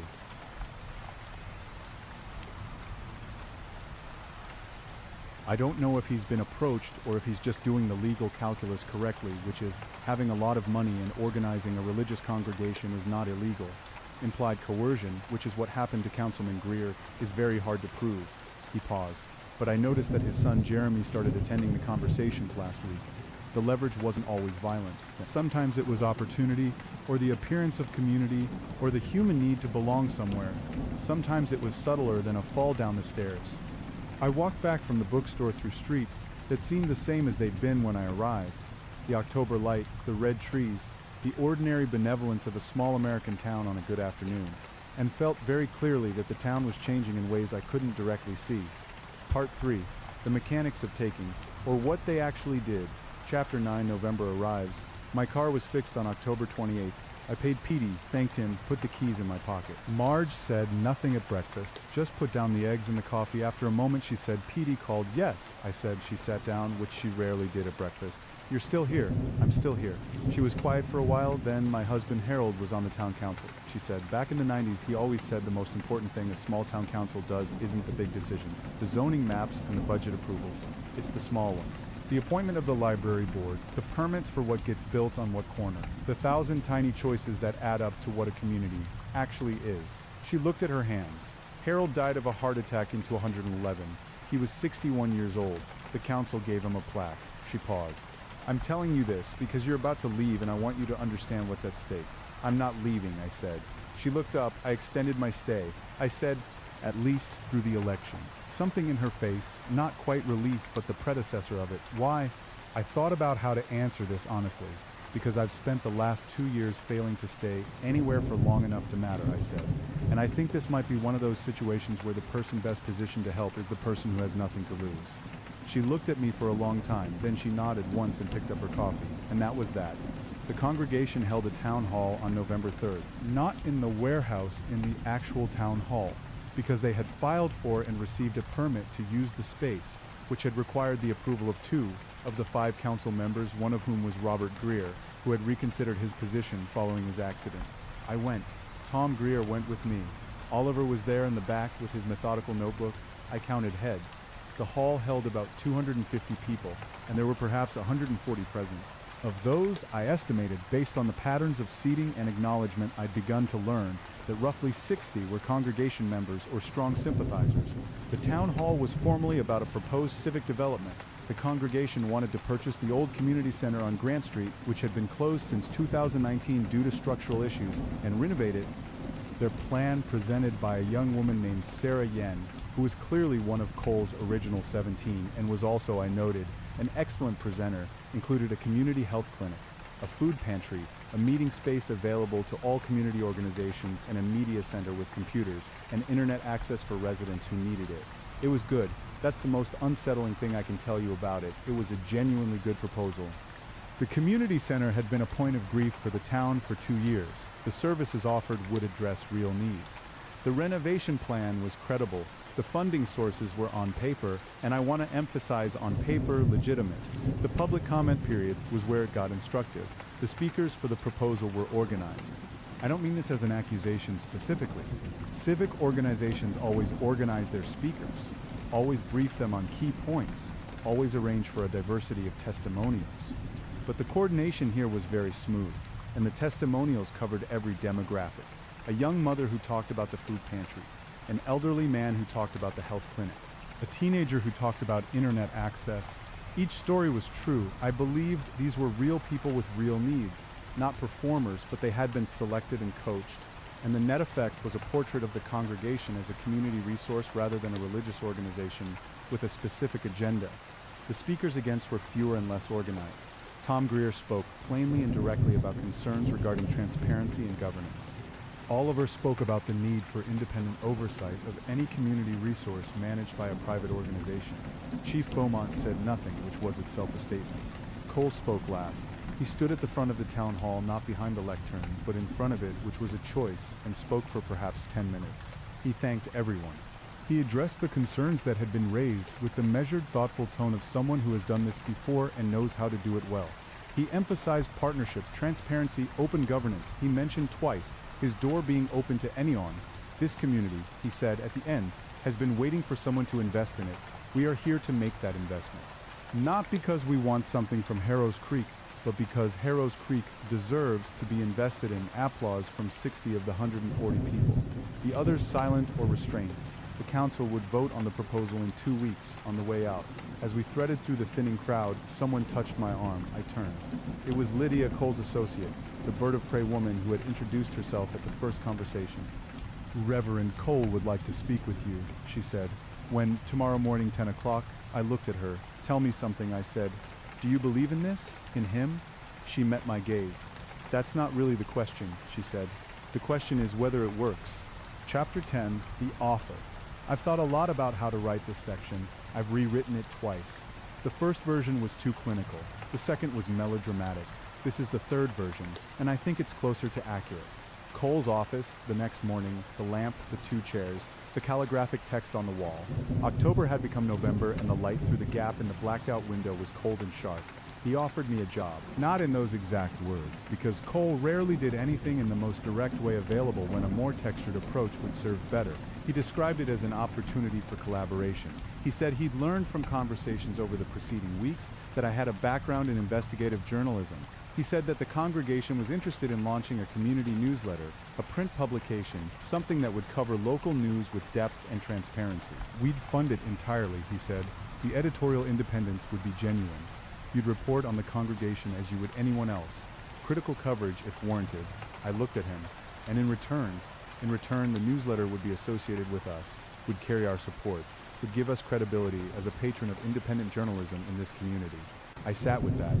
I had to acknowledge a critical but fair press coverage of the congregation from a newsletter they funded would be more effective as an influence tool than any amount of favorable coverage. It would diffuse the skepticism of people like Oliver and Tom. It would position the congregation as uniquely committed to transparency. And it would put me, the person who had been asking the most pointed questions, in a role where those questions served their interests. You're very good at this, I said. I know what motivates people, he said. You want to matter. You want a reason to stay somewhere. You want work that feels like it means something. He paused. These are not bad wants, Marcus. They're also a lot to have figured out about a stranger in 6 weeks. I'm observant. So am I said. And what I observe is that you're offering me a stake in whatever you're building here. A reason to be on your side. I'm offering you a reason to see what we're building clearly, he said. That's different. Is it?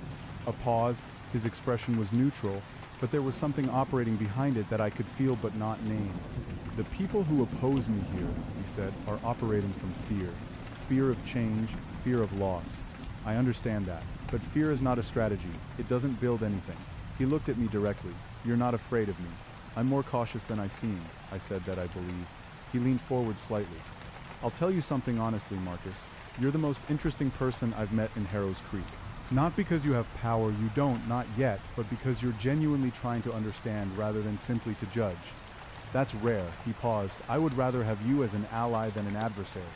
Is there a third option? There always is, he said. But third options are more complicated for everyone. I left without accepting or declining. He let me, which told me something. He was patient. He could wait. He believed the offer was good enough to eventually prevail on its merits. He was right that I was tempted. That's the thing I most want to be honest about in this account. I was genuinely tempted, not by the money or even the work, exactly, but by the thing underneath the offer. The possibility of being useful, of having a purpose in a specific place, of the particular satisfaction of mattering somewhere. I walked back through November streets with dead leaves scraping the sidewalk and thought about this for a long time.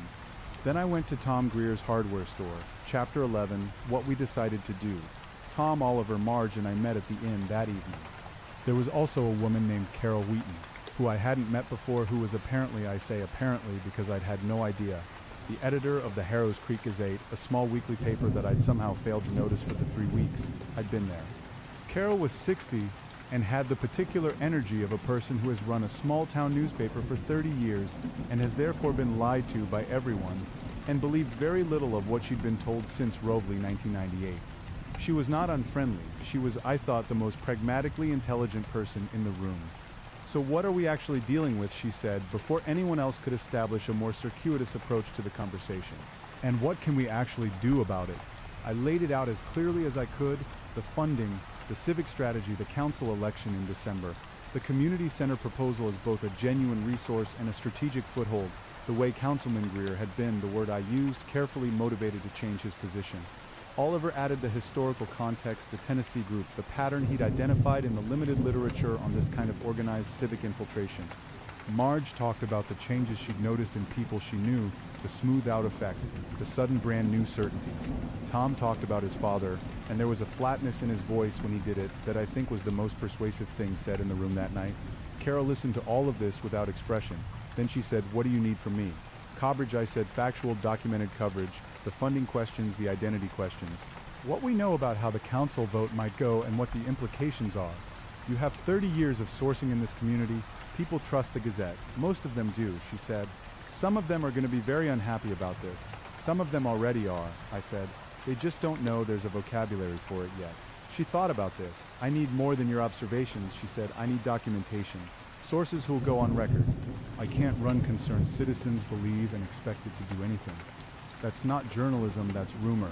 I know, I said, give me 2 weeks. You have one, she said, because the council vote on the community center is in 2 weeks, and if that passes before we publish, we've lost the first round. 1 week, I agreed. After the others left, Marge and I sat in the kitchen with cold coffee and the specific quiet of two people who have committed to something they're not certain about. You're going to keep meeting with Cole, she said. It wasn't a question. It's the only way to get close enough to document what he's actually doing. And if he figures out what you're doing, I thought about Councilman Greer's broken collarbone, about the people stationed on street corners after midnight, about the 17 who had arrived with Cole and who moved through this town like a system operating inside another system. I'll be careful, I said. Everyone who's ever been not careful said they'd be careful, Marge observed. That's true, I said, and also not a reason not to try. Chapter 12, the week. It was the most exhausting week I'd had in recent memory, which is saying something, because the preceding year had not been restful. I accepted Cole's offer. Conditionally, I told him I was interested but needed to understand the governance structure before committing. This bought me access. I attended 2 more conversations and sat in on a planning meeting for the community center project, to which I'd been invited as a potential editorial observer. I took notes on everything. Oliver worked through the night on 2 of those 7 days, pulling threads on the funding, documentation. He had connections I hadn't fully appreciated, former academic colleagues, 2 of whom turned out to have backgrounds in forensic accounting, one of whom agreed as a favor to look at the congregation's publicly filed financial documents. What he found wasn't proof of anything illegal. I want to be clear about that because I'm not in the business of making claims I can't support. What it was interesting. The largest single donation to the congregation's founding fund was traced through a chain of pass-through entities that Oliver's colleague described as not unusual but laborious to a holding company registered in Delaware that had been used in 3 previous instances for organizations that had subsequently been the subject of fraud investigations in other states. None of those investigations had resulted in convictions. All 3 organizations had dissolved and reformed under different names. Pattern, not proof, but pattern. Tom, meanwhile, had been talking to his father's neighbors, 2 of them independently, without knowing the other was doing it, had told him about seeing a car parked outside the Greer house the night before Robert Greer's fall. A dark sedan, plate partially visible. Tom had noted the partial plate and spent 2 days running it through every resource available to a civilian, which is fewer than you'd think. He didn't get a match, but he'd eliminated a dozen possible matches and was down to a short list. Carol began writing on day 5. She was meticulous and she was experienced, and she called me twice a day to push back on things, to ask for more documentation, to challenge my characterizations. She cut about a third of what I gave her as insufficiently sourced. What remained was, in her judgment, printable. It's not enough to take them down, she told me on the phone on night 6. I want to be honest about that. This is going to raise questions. It's going to make people skeptical.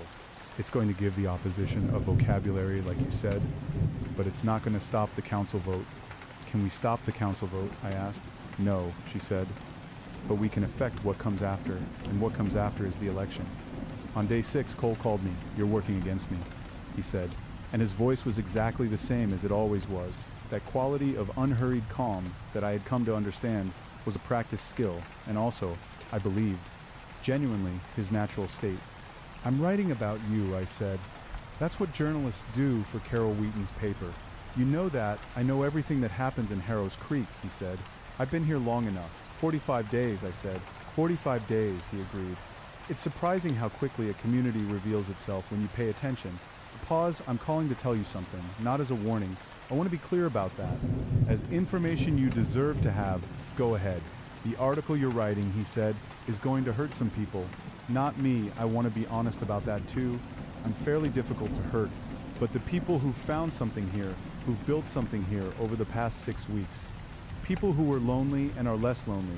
People who felt like the world had forgotten this place and have now, for the first time in a long time, felt a reason to invest in it. He paused. You are going to put doubt into the minds of people who can't afford to have everything they've found cast into doubt. That's possible, I said. Is it worth it to you? I thought about Patricia Oakes, who had been warm and anxious and was now smooth in a way Martha had found troubling. I thought about the 17 who had arrived with Cole, whose certainty had a quality that reminded me less of faith and more of training. I thought about Robert Greer at the bottom of his stairs. Yes, I said, it's worth it. He was quiet for a moment. I thought so, he said, and then very quietly, be careful, Marcus. It might have been a threat. It might have been, and I genuinely don't know, which is one of the many things about Ambrose Cole that I've spent time turning over in the months since genuine advice from someone who understood the situation better than I did. I chose to treat it as the latter and act as if it were the former, part 4, the publication, or what we said. Chapter 13, the article. The Harrows Creek Gazette published Carol's article on a Wednesday morning, 7 days after our kitchen meeting, 3 days before the council vote on the community center. The headline was, Questions Surround Funding and Leadership of Congregation of Eternal Sovereign. It ran on the front page. Not, as Carol put it, above the fold. The Gazette was a broadsheet, and it was technically below the fold, but it led the issue. It ran approximately 2,000 words, which for the Gazette was a major feature. It covered 4 specific areas. First, the unverifiable background of Reverend Ambrose Cole, including the non-existent Memphis ministry and the unconfirmed European academic history. Second, the connection between the congregation's founding donation and a Delaware holding company with links to previously investigated organizations in other states. Third, the account of Councilman Greer's injury and the subsequent change in his position on the congregation's permit application presented as factual record without direct accusation. Fourth, questions about the governance structure of the proposed community center, specifically who would appoint the board, what oversight mechanisms existed, and what role the congregation would play in day-to-day operations. It was, as Carol had predicted, not sufficient to stop the council vote, but the response was more immediate than I'd expected. I was at Martha's diner when the paper hit the streets. Martha brought me a copy with my coffee. She read the front page standing at the counter while I watched. It's about time, she said. At the hardware store, Tom sold out of the day's paper delivery within 2 hours. Oliver called me from the bookstore. I've had 6 people come in today asking for books on cults. He paused. I don't have many, but I've pulled what I have. The council vote 3 days later passed 3-2 in favor of the community center proposal. The 2 disters were Tom's father Robert, who voted no in a reversal of his previous reversal that left me and Tom and Marge sitting around a kitchen table with a very odd feeling, and Councilwoman Patricia Huang, who had apparently read the Gazette article with sufficient attention to be concerned. Cole's side had won the vote, but the article had done something. Chapter 14, after the vote. Let me tell you about the 4 weeks between the community center vote and the December council election, because they're important even though they're less dramatic than what came before. The Gazette article was shared widely by local standards. Carol said it was the most read thing she'd published in a decade. The neighboring county paper picked it up. A regional news website ran a brief summary. Someone posted it to a local Facebook group, and it got 800 reactions, which Carol told me was approximately equal to the entire population of Harrows Creek that uses Facebook, so the saturation was complete. The congregation's response was measured and intelligent. Cole issued a statement not directly to the Gazette, but posted to the congregation's newly operational website and distributed via their very active email list that addressed each point with the specific gravity of someone who understood the damage that accusation without rebuttal causes. On his background, he acknowledged imprecise public communications about his history, promised a detailed biographical account to be distributed to members, cited a personal preference for privacy that he acknowledged had created confusion. On the funding, his attorney, a woman named Priscilla Mound, who arrived from Kansas City the day after the article ran, issued a statement about the holding company that described the prior organizations as unrelated and the connections as coincidental. On Councilman Greer, no statement. It was good. It wasn't entirely convincing, but it was good. Meanwhile, things in the town were shifting in ways I watched carefully. Some of the people I'd identified as recent congregation members were still present, still involved. But a few, not many, maybe 5 or 6, seemed to be stepping back, going less frequently, attending, but with a different effect. Less of that particular smooth-out quality I'd noticed in Patricia Oaks. I went to Patricia Oaks. She lived in a yellow house on the east side with an overgrown garden that suggested her attention had been elsewhere recently. She answered the door with the expression of someone who was half expecting, someone and half relieved. It was me. I read the article, she said, before I said anything. Okay, I said. She opened the door wider. Come in. I'll make tea. I sat at her kitchen table while she made tea with the slightly distracted focus of someone whose mind was operating on 2 tracks. She was still different from how Martha had described her, not fully recovered from whatever the congregation had done to her, whatever that process was, but there was something coming back. Like watching a fog burn off slowly in morning light. He's very good at it, she said, sitting down. Finding the thing that's true and using it to get you somewhere you don't quite realize you're going. What did he find that was true? She looked at her cup. That I was lonely, she said simply. That the town had changed, and I hadn't changed with it, and that I felt useless. That I used to be the person who organized the fall festival and the library fundraiser, and now those events didn't happen anymore because people had stopped caring. She paused. He made me feel like the caring was the valuable thing, and that I was finally in a room full of people who had it. Maybe they do have it, I said. Some of them, yes, she said. Some of them genuinely do. That's the complicated part. She looked at me. Most of the people in that room are exactly what Cole describes them as. People who wanted a community and found one. It's the system around it. The framework he's building, that's the problem. And it's very hard to explain to people who are finally, genuinely not lonely, that the community they've found has a structure that isn't good for the town. What changed for you? She was quiet for a moment. The article, she said, it gave me she paused. A handhold, something concrete to hold on to while I was deciding what I actually thought. That more than anything was why the article mattered. Not because it stopped anything or exposed anything definitively. Because it gave people a handhold. Chapter 15, November becomes December. The election was on December 4th. In the 4 weeks between the vote and the election, several things happened that I should tell you about. First, 2 more businesses in Harrows Creek put up the symbols I'd first noticed in October. A plumbing supply company and a new hair salon that had opened in the vacated storefront next to Martha's Diner. The symbols were no longer particularly hidden. They were in windows, not on the undersides of things. Second, Chief Beaumont announced that he was reevaluating the community partnership opportunities presented by the congregation, which was not a statement of support but was more favorable than his previous neutrality. His son Jeremy continued attending services, and Jeremy's wife had started attending as well. Third, Carol Wheaton received 2 threatening phone calls, no voices, just breathing, and her car was keyed. She published an account of these incidents, which I thought was either very brave or very strategically sound or both. Fourth, Oliver Fitch's bookstore was vandalized. The windows were intact, but someone had overnight spray painted the symbol on the door, not the subtle carved version, but large, deliberate, and black. They're marking territory, Oliver said, looking at it the morning it happened, with his hands in his pockets and an expression of scientific detachment that cost him something. I could tell. Or warning people, I said. Yes, he said, both fifth. Tom Greer found the car, the dark sedan, the one parked outside his father's house the night before the fall. It had a Missouri plate and was registered to a woman named Denise Park who, when Tom and I located her, turned out to live not in Harrows Creek but in Jefferson City, and who had, when we looked at what we could find of her public connections, a documented association with 2 of Cole's original 17. We gave this to Carol. She ran a second article. It was more cautious. She wouldn't say the car was related to the attack, because she couldn't prove causation, but it laid out the connections in the flat, factual tone of good journalism, and let readers draw their own conclusions. The response was faster and more visible this time. Congregation members knocked on doors in the 2 weeks before the election. I know because I did too. I did it differently, as one person in an unofficial coordination with Tom and Oliver and Carol, rather than as a coordinated organization with a database and a script. But I did it. I knocked on doors in Harrows Creek, which I had lived in for 8 weeks at that point, and introduced myself as a resident, which was technically true if loosely, and talked about the election. Most people already knew about the congregation. Most people had already formed opinions. The people I talked to fell roughly into 3 groups. Firm opponents who had been waiting for someone to knock on their door, so they could say so. Firm supporters who were polite but unmoved, and a middle group who were genuinely uncertain and genuinely tired and just wanted someone to help them understand what was happening. I tried to be honest with the middle group. I told them what I knew and what I didn't know. I told them the congregation had done some real good and had some real problems. I told them local elections mattered in ways that felt abstract until they didn't, and that what happened in December would shape the town for years.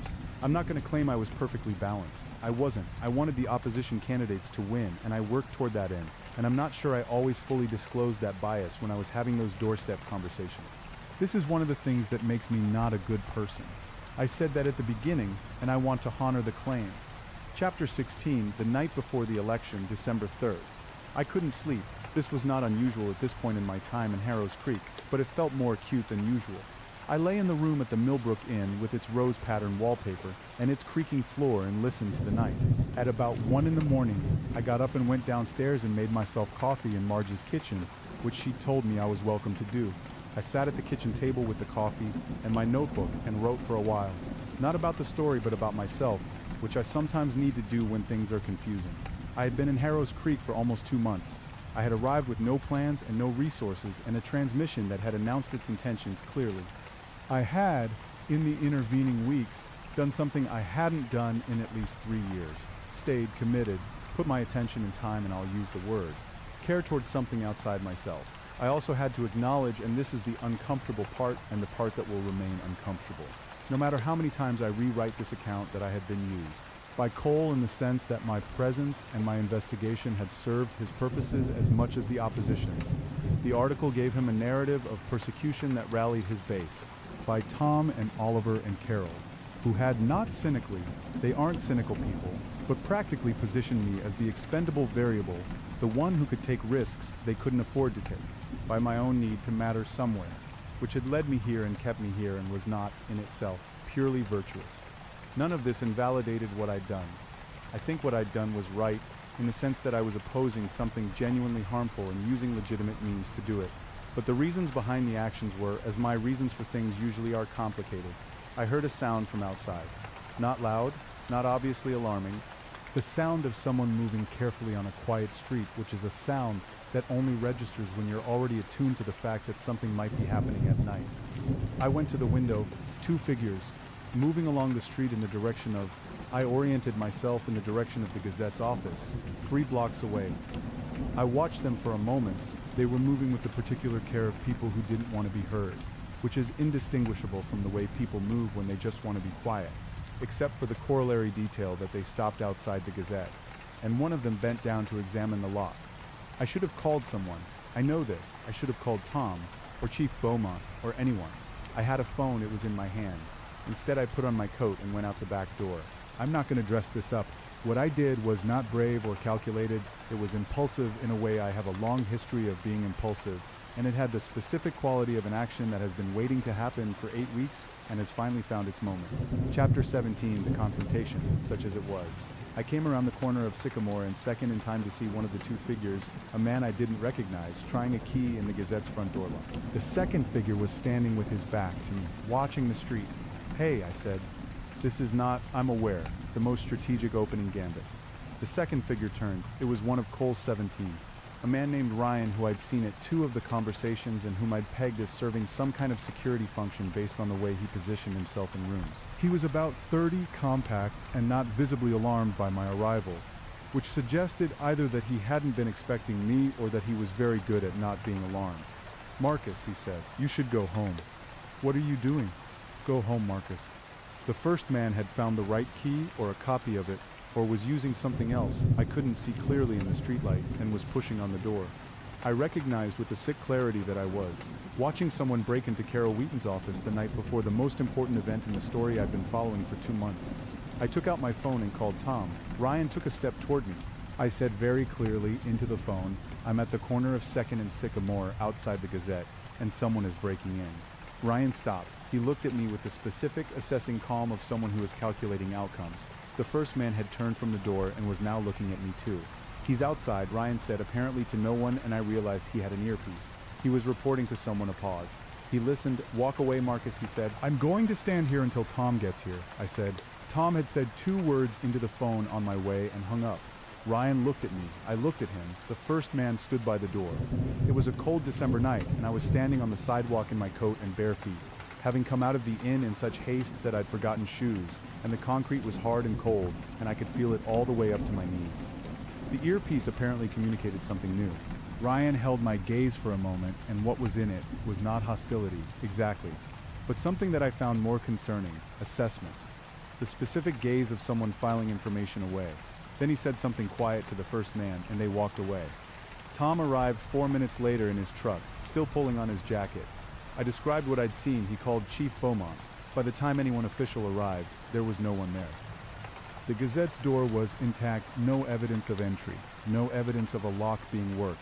I had stood in the cold and bare feet and disrupted something that might have been nothing, and was probably not nothing, and I had no evidence of anything except my account and 2 sets of footprints in the December frost that had started to melt by the time the deputy arrived.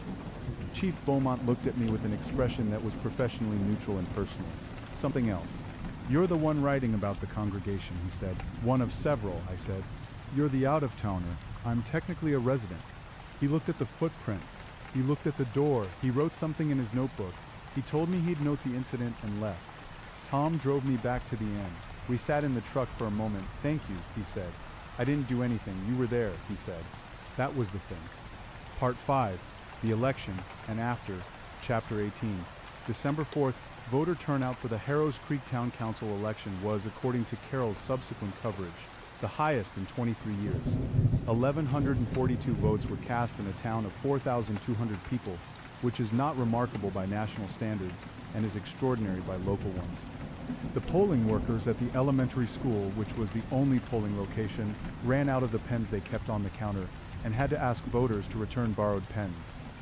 I voted. I had been a registered Missouri voter, previously at a St. Louis address, and had updated my registration to the inn's address during my extended stay, which was legal and which I had done partly for the explicit purpose of voting in this election. This is one more entry in the ledger of my motivations. For what it's worth, I spent most of election day at the bookstore with Oliver, who was running a kind of informal information clearinghouse based on his phone calls to various community contacts. Tom was at the polls watching, which is a legal activity that he performed with the methodical attention to detail that characterized everything he did. At 6 in the evening, the polls closed. At 9:15 in the evening, the results were posted.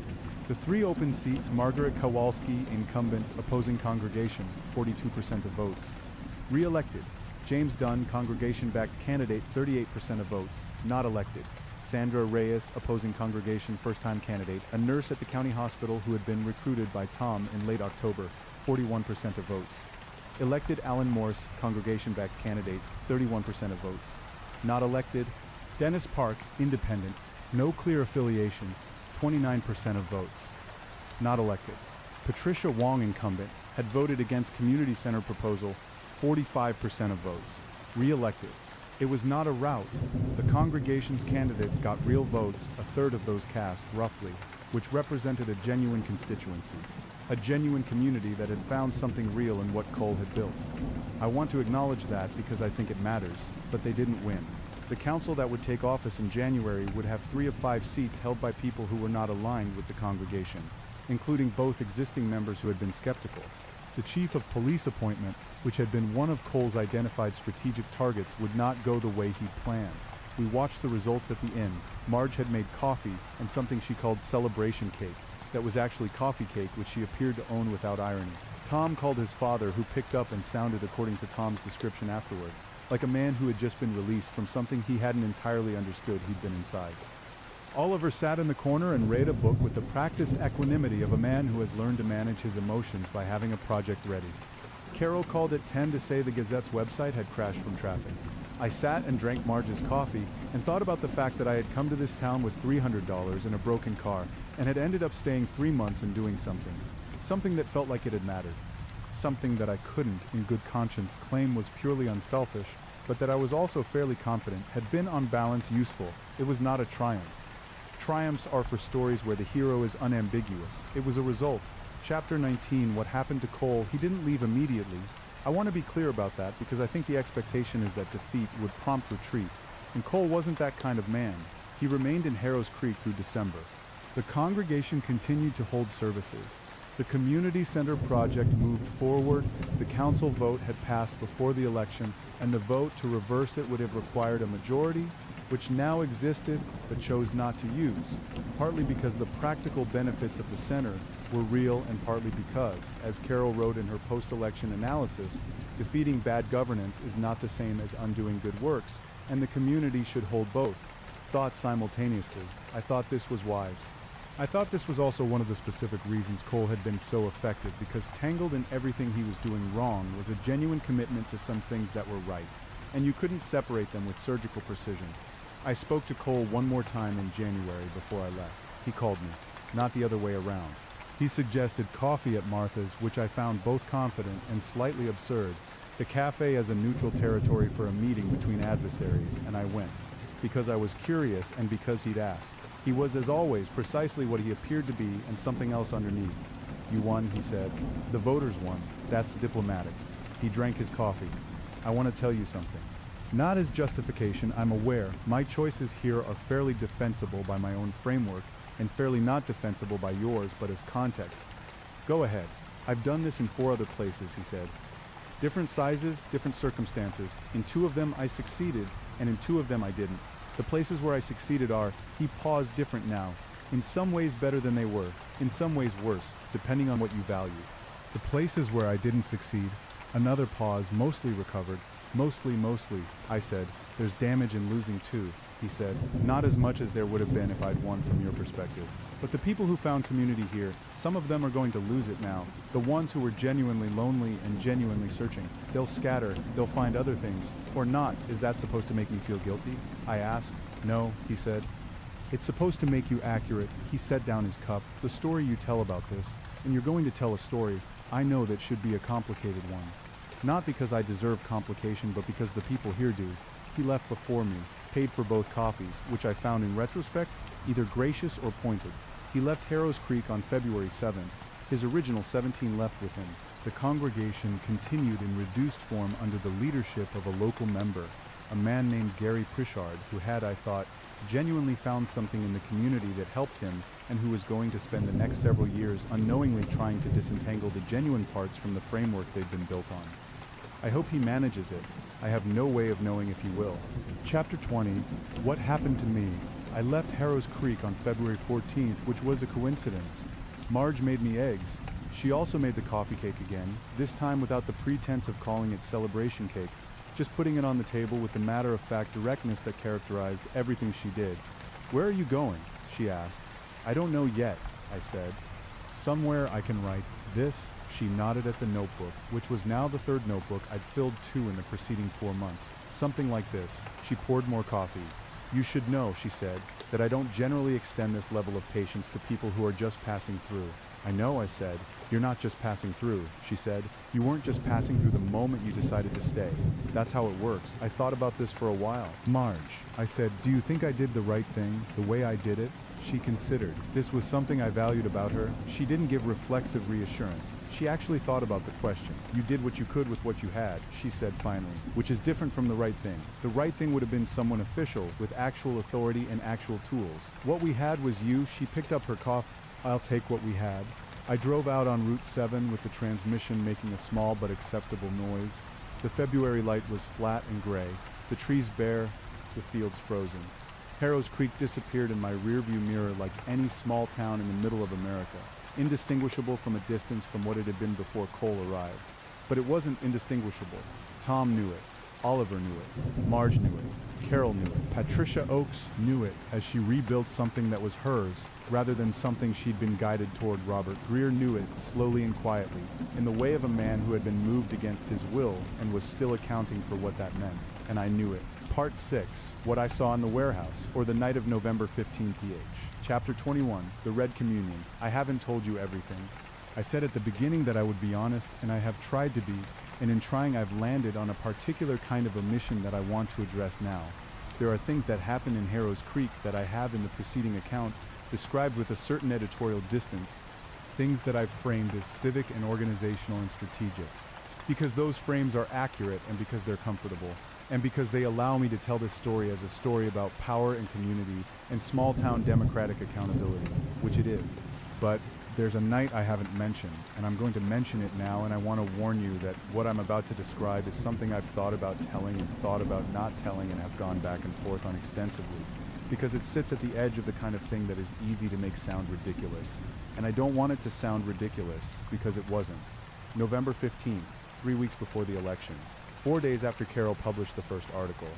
I was in the warehouse, not at a scheduled conversation, not as an observer to a planning meeting.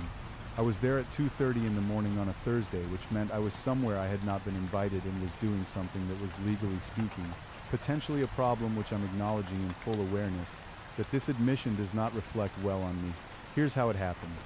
In the days following the first Gazette article, the congregation had shifted its public posture slightly.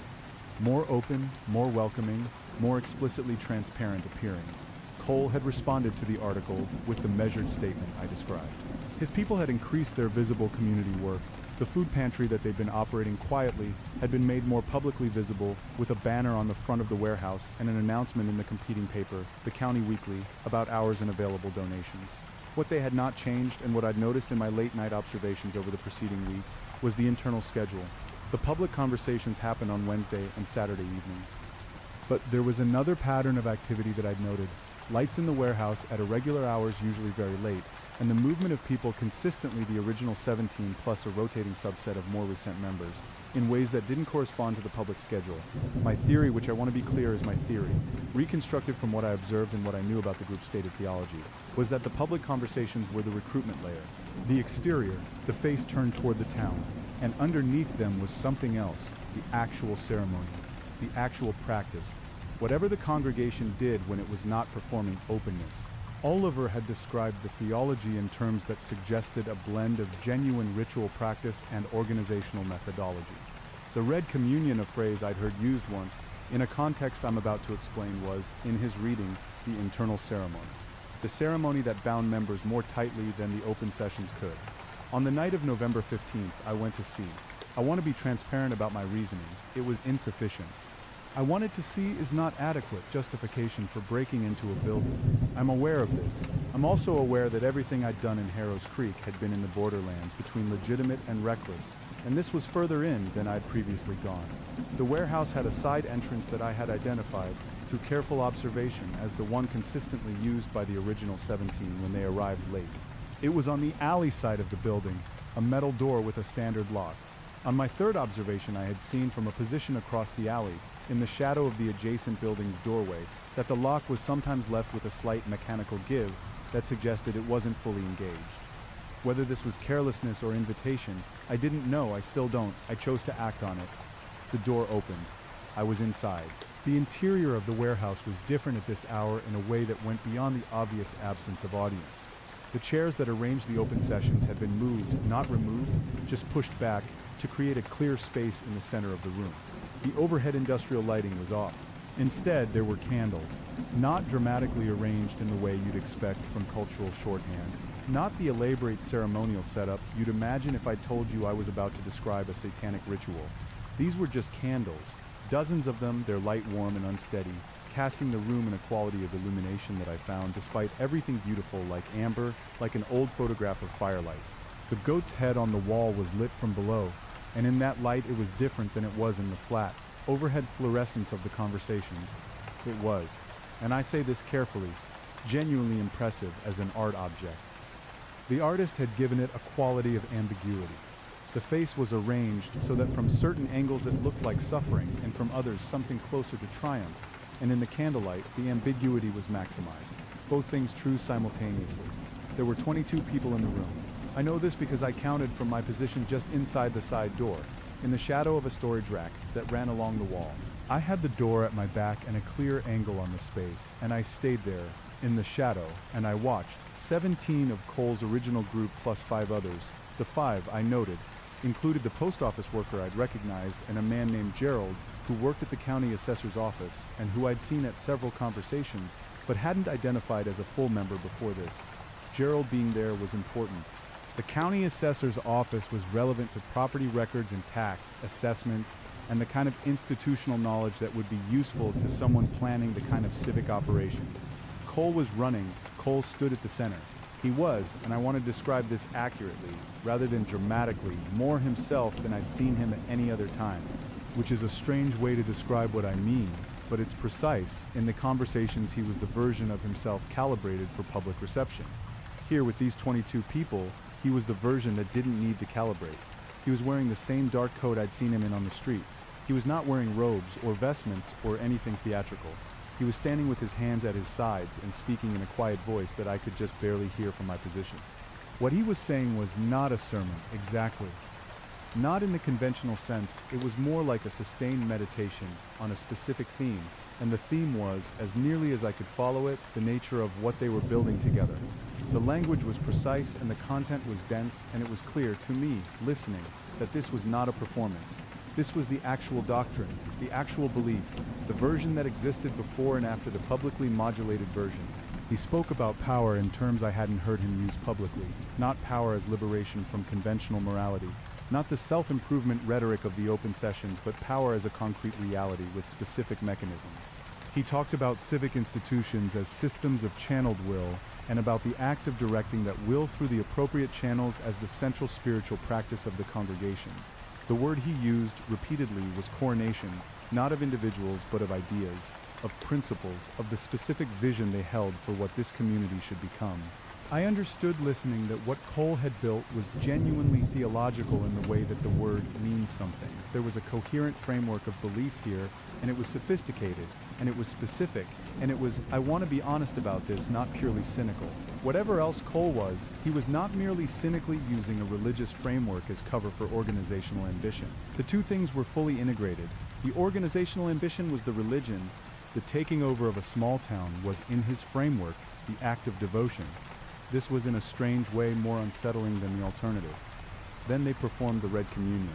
I'm going to describe this carefully, because I'm aware that what I'm about to say is going to sound like something from a horror novel, and I want to distinguish between what I actually saw and what the cultural context of satanic ritual might suggest. What I saw, the 22 people arranged themselves in a circle. Cole produced a small vessel, a shallow bowl, dark, ceramic or perhaps stone, and passed it through the group. Each person who received it held it briefly, spoke quietly, and passed it on. When it returned to Cole, he spoke a longer statement in what I believe was Latin. I don't have Latin, but I recognized the rhythm, and then placed his hand flat over the bowl. The candles flickered simultaneously in a way that, in the moment, seemed coordinated. I've since attributed this to a draft from the building's air system, or to the coincidence of enough candles responding to shared microcurrents. I've attributed it to that. I've worked fairly hard to attribute it to that. What I felt watching something that I'm going to describe as atmosphere, because that's the least absurd framing. A quality of attention in the room, a density of focused intention that was distinct from anything I'd felt in the public sessions. Not supernatural, not as far as I could determine involving anything other than 22 people and candles and a bowl and words. But the aggregate effect was such that I found myself in my shadow behind the storage rack holding my breath without having decided to after the Red Communion. It lasted perhaps 10 minutes, the group relaxed. The atmosphere shifted. People began talking quietly to one another.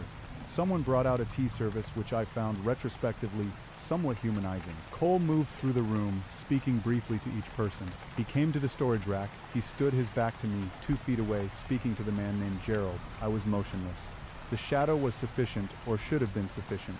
I was wearing dark clothes, which I had chosen deliberately, and I was not breathing in any way I could perceive as audible. He spoke to Gerald for perhaps 3 minutes about the assessor's office and a specific parcel of land on the north side of town that I knew, from Oliver's research, was adjacent to a property the congregation had been inquiring about. It was a practical, specific conversation about property lines and public record, access and timing. It was, in other words, exactly the evidence of the civic integration strategy I'd been trying to document. And then as he turned to move to the next person, he paused. He didn't look toward my corner, not directly. He looked toward the wall to the left of where I was standing, and then slightly right, and then he stood for a moment in the way of a person who has felt something and is deciding whether to act on it. I stopped breathing entirely. He moved on. I stayed in the shadow for another 40 minutes, until the group began to disperse and the side door began to be used for departure. Then, in the 30-second window between one person leaving and the next approaching the door, I was out. I walked back through the cold November night with shaking hands and the absolute conviction that I had been heard or sensed or noticed in some way that Cole had chosen not to act on. Maybe he hadn't noticed anything. Maybe what I perceived as a pause was exactly that, a pause in a man's movement between one thing and the next, carrying no significance. Or maybe he'd known I was there and chose not to act on it because I was useful to him in some way I hadn't yet identified. Or maybe, and this is the possibility that I've spent the most time with, he had known I was there and let me see what I saw because he wanted me to see it. Because a man who had done this 4 times in 4 different communities had calculated, with the precision that characterized everything he did, that letting me see the Red Communion was worth more to him than preventing it. I never figured out which one it was. I told Oliver about it the next morning. I told him everything, including the trespassing. He listened without expression, took notes, and then said, "That's the interior practice. That's what holds the serious members. The 22, I said. The core. The ones who aren't going to read a newspaper article and reconsider." He paused. "They're not doing this for political reasons, or not only. They genuinely believe they're doing something that matters on a level that transcends the council election. Does that make them more dangerous or less dangerous?" He thought about this. "More dangerous in the short term," he said. Less dangerous in the long term, possibly. True believers fracture differently than cynics. When Cole leaves, and he will leave because that seems to be his pattern, the true believers will be left holding a framework without its architect. That's destabilizing, he paused. But not harmless. I wrote it all down in the notebook. All of it, the candles, the bowl, the Latin, the simultaneous flicker. The 22 arranged in a circle, Cole standing with his hands at his sides and his voice carrying in the amber light. I wrote it down because I'm a person who writes things down, and because I couldn't explain it any better than I've explained it here, and because I've decided that the things I can't explain don't deserve to be left out just because they resist the kind of narrative tidiness I've been working toward. Whatever it was, I saw it. And whether it was theater or practice or both, it was real in the way that things are real when they're held in the belief of 22 people in a room at 2:30 in the morning. And I think that's the most honest thing I can say about it. Chapter 22, What I Think About in the Dark. In the months since leaving Harrow's Creek, I've thought about Cole more than I expected to. Not with fear, not with the particular kind of unease that haunts you after a near miss, with something that I'm going to call curiosity again. Because that's the honest word, even though it feels insufficient. He was trying to build something. That's the fact underneath everything else. Whatever his methods, whatever the theology, whatever the civic ambitions, at the center of it was the attempt to construct a community that operated according to different principles than the ones the existing community used. And some of those principles were wrong and harmful, and produced a councilman at the bottom of his stairs and a newspaper editor with a keyed car. And some of those principles addressed real needs that the existing community had failed to address. That's the part I keep coming back to. Patricia Oakes was lonely, and the loneliness was real, and the congregation addressed it, and the addressing was real. Whatever the framework it came in, the food pantry was real. The teenagers with internet access were real. The people who felt seen in a way they hadn't felt seen in years, that was real. The question that Cole never answered, because I never asked it in quite the right way, could the genuine goods have existed without the organizational ambition? Could you have the community and the care without the civic strategy and the street corner watchers and whatever happened to Robert Greer on those stairs? Or are they inseparable? Is the hunger for genuine belonging always at some level inseparable from the hunger for control? I don't have an answer. I'm not sure there is one. I'm not sure the question is answerable except in specific cases, in specific places, where specific people make specific choices about which parts of what they're building they're willing to hold on to and which parts they're willing to let go. Harrow's Creek made that choice more or less democratically in December. It was a close thing. I lie awake sometimes in the places I've been since then, and I think about what a different voter turnout would have meant. What one more council seat would have looked like. What Harrow's Creek would be in 2 years or 5 if the December election had gone the other way. I think about Cole somewhere else in some other town, doing it again. Arriving on a September afternoon with his original 17 and his 2.3 million and his specific patient understanding of how communities work and where their vulnerabilities are. I think about the spray paint on the welcome sign under the white paint. Don't stay. I think someone knew. Someone understood exactly what was happening and tried to warn the next person who drove in from the highway with a failing transmission and nowhere to be. I hope they put the warning back in every town that needs it. I think I'm not the person who should do that. I'm the wrong tool for that specific job, or I'm the right tool at the wrong scale, or I'm something that's useful precisely once before the element of surprise is exhausted.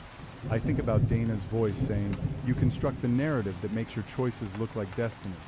She's right, I do that. But the thing is, and this is where I always end up turning it over in the dark, the narrative is also true. The transmission really did fail at that specific exit. I really did have no reason to leave except cowardice. The town really did need someone who had nothing to lose, constructed or not, it happened. The apple pie at Martha's really was the best I'd ever had. Some things are exactly what they appear to be. Epilogue. To what I believe and why you shouldn't trust me. I said at the beginning that I'm not a good person. And I want to come back to that because it's load-bearing. Here's what I know to be true. I stayed in Harrow's Creek because I was running out of road and the car broke down, and I helped because I was curious and because I needed to matter somewhere and because I had nothing to lose. And I'm going to claim this even though it sounds self-serving, because what Cole was doing was wrong and I could see it and I was in a position to do something about it. Those are all true simultaneously. Here's what I'm not sure about, whether I'm the right narrator for this story. I was inside it.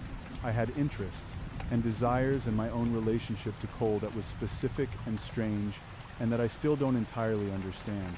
I was used by people I respect. I use people in ways I'm not sure I have their permission to acknowledge. I made reckless choices and told myself they were calculated. which is a habit of mine that served me here more or less accidentally. You should be suspicious of everything I've told you. Not because I've deliberately lied. I don't think I have, though. There are certainly things I've omitted, but because I can only tell you what I saw through my specific eyes with my specific history and needs and limitations. What I believe the Congregation of the Eternal Sovereign was not primarily a religious organization. It was an organizational methodology, a system for acquiring civic control through the cultivation of genuine community, wrapped in a theological framework that gave it structure and coherence. Cole believed in what he was doing, in the sense that I believe the methodology worked and he was committed to its application. Whether he believed in its theoretical foundations, the sovereign, the liberation, the doctrinal content, I genuinely don't know.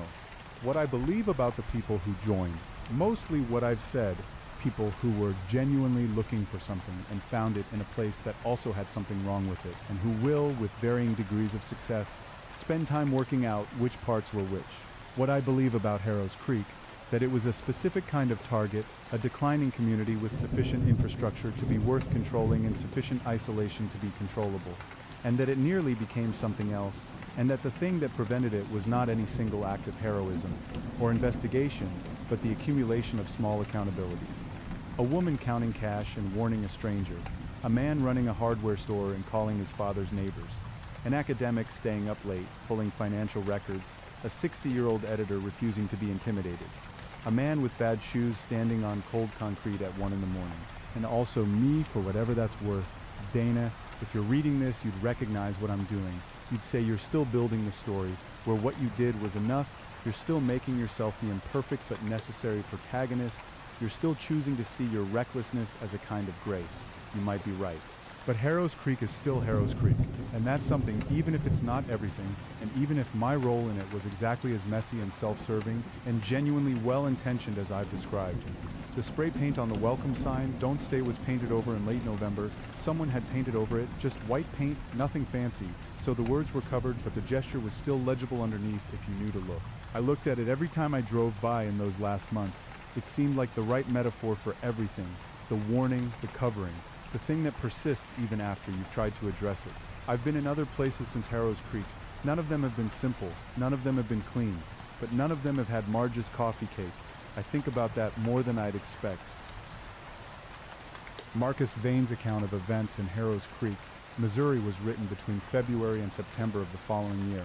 The Congregation of the Eternal Sovereign of Harrow's Creek continues to operate in reduced form under local leadership.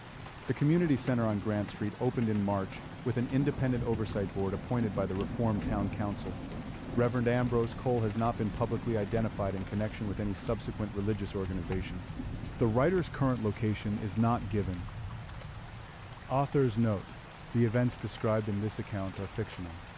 Any resemblance to actual persons, living or dead, or to actual organizations or events is coincidental. The narrator is unreliable in the ways he describes, and possibly in others he doesn't. The apple pie at Martha's is, however, exactly as good as he says. End. In the end, what I know about Harrow's Creek is this: it held. Not because it was strong, but because enough people decided at the critical moment that losing it was unacceptable. That's not a guarantee of anything, it's not a formula. It's just the fact of human attachment to specific places and specific people, and the strange stubborn refusal to let them go without a fight. I wouldn't have believed myself capable of that before October. I'm less confident than I used to be about what I'm capable of. I consider this an improvement. Marcus Vane, from the preface to a later, revised edition of these notes that he decided not to publish after all. Total word count of the document in your hands, sufficient. Total honesty, approximate. Total regret, less than expected, which may or may not be reassuring. The Congregation of Red Hollow, a novel, first edition, Harrow's Creek, Missouri, and elsewhere. Not for sale, not for distribution, not technically, for reading by anyone who knew the author during the events described, for reasons of personal dignity that he acknowledges are themselves somewhat undignified. Available everywhere he left a copy.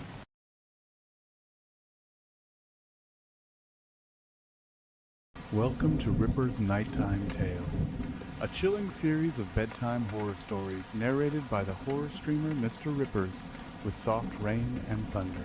Dripped off to multiple scary tales perfect for late night listening on rumble.com.